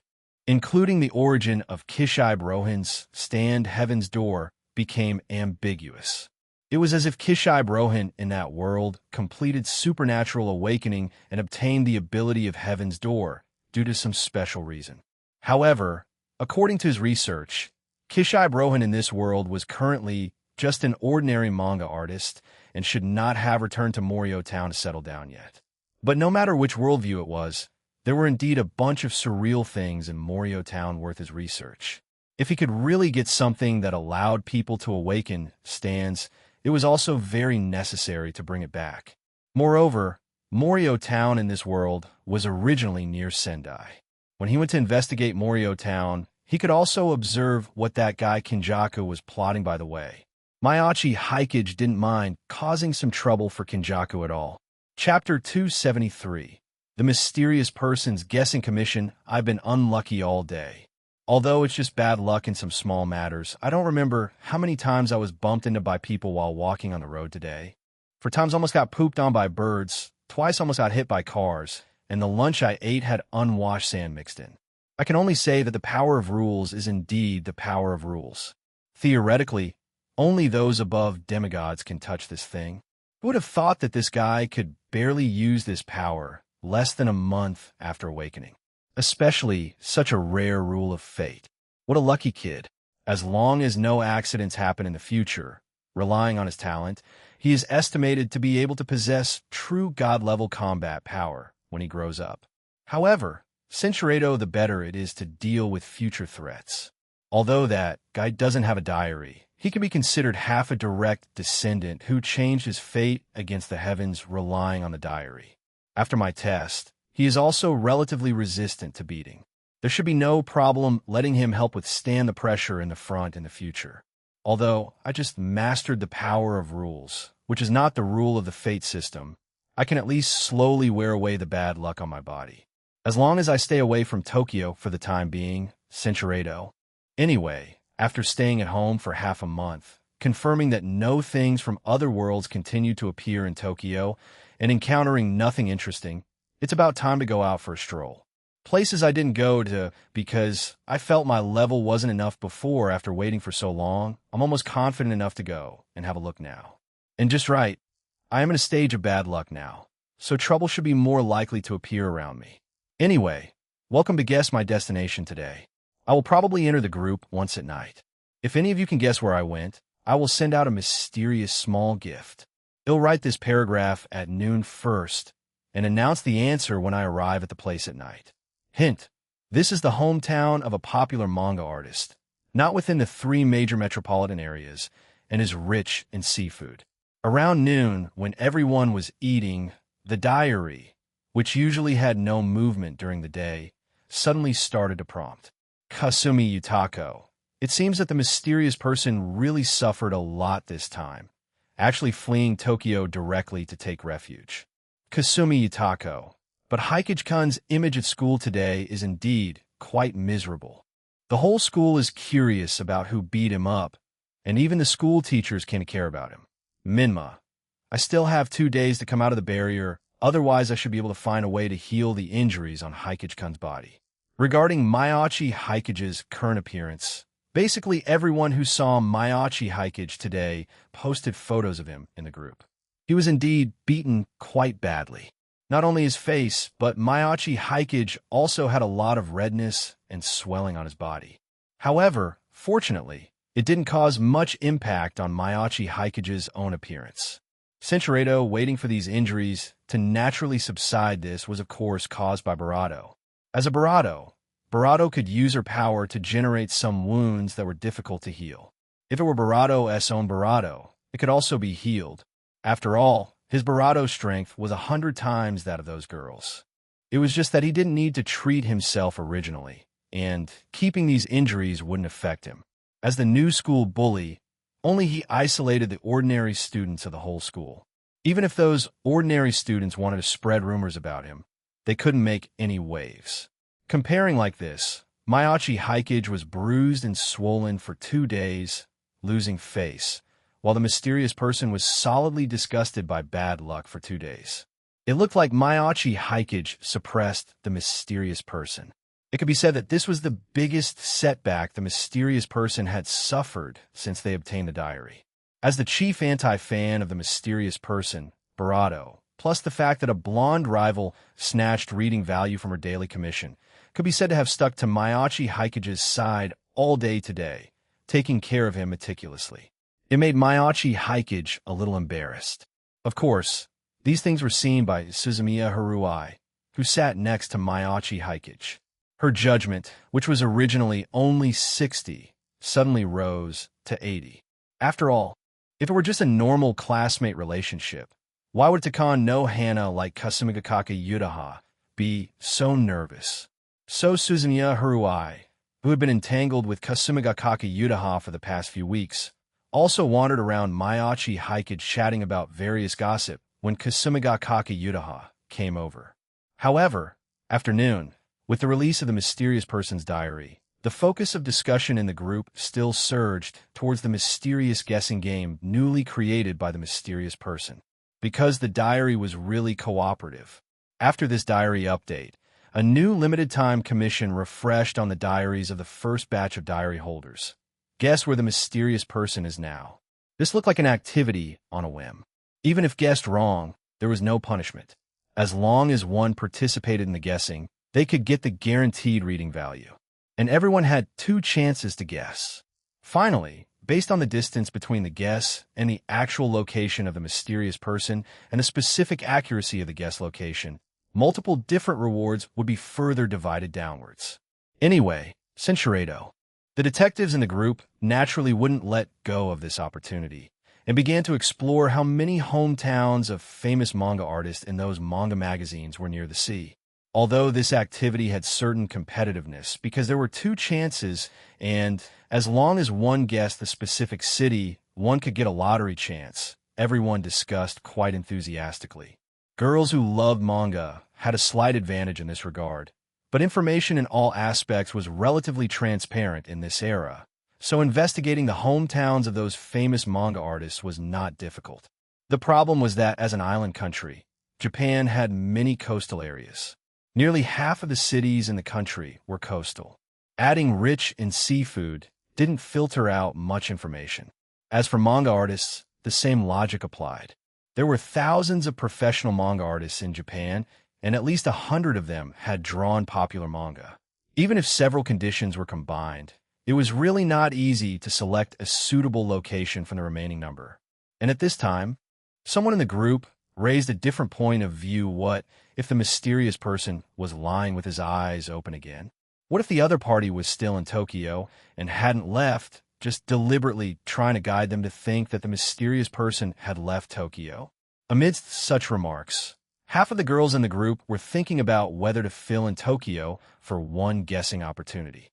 Although Tokyo was a primary administrative region, writing Tokyo alone couldn't get a lottery chance. But this could at least confirm whether the mysterious person was in Tokyo now. On the contrary, after knowing the commission received by the girls in the group, Mayachi Hikage couldn't help but sigh that the diary was really going to stir up trouble. Because he indeed had a stand rushing to Morio Town within the scope of Japan now. The diary giving two chances seemed to be giving these girls an extra guessing opportunity. But in fact, it was also secretly reminding those girls that he might really be able to appear in two different places at the same time. Mayachi Hikage ignored these. He just glanced and saw that Mishiro also successfully received this commission and was already prepared to let Shina Mishiro win the grand prize of this commission. His main body lived at 2 to 23 Baika Town. He would just tell Mishiro the detailed address after Little Black Number 1 arrived in Morio Town.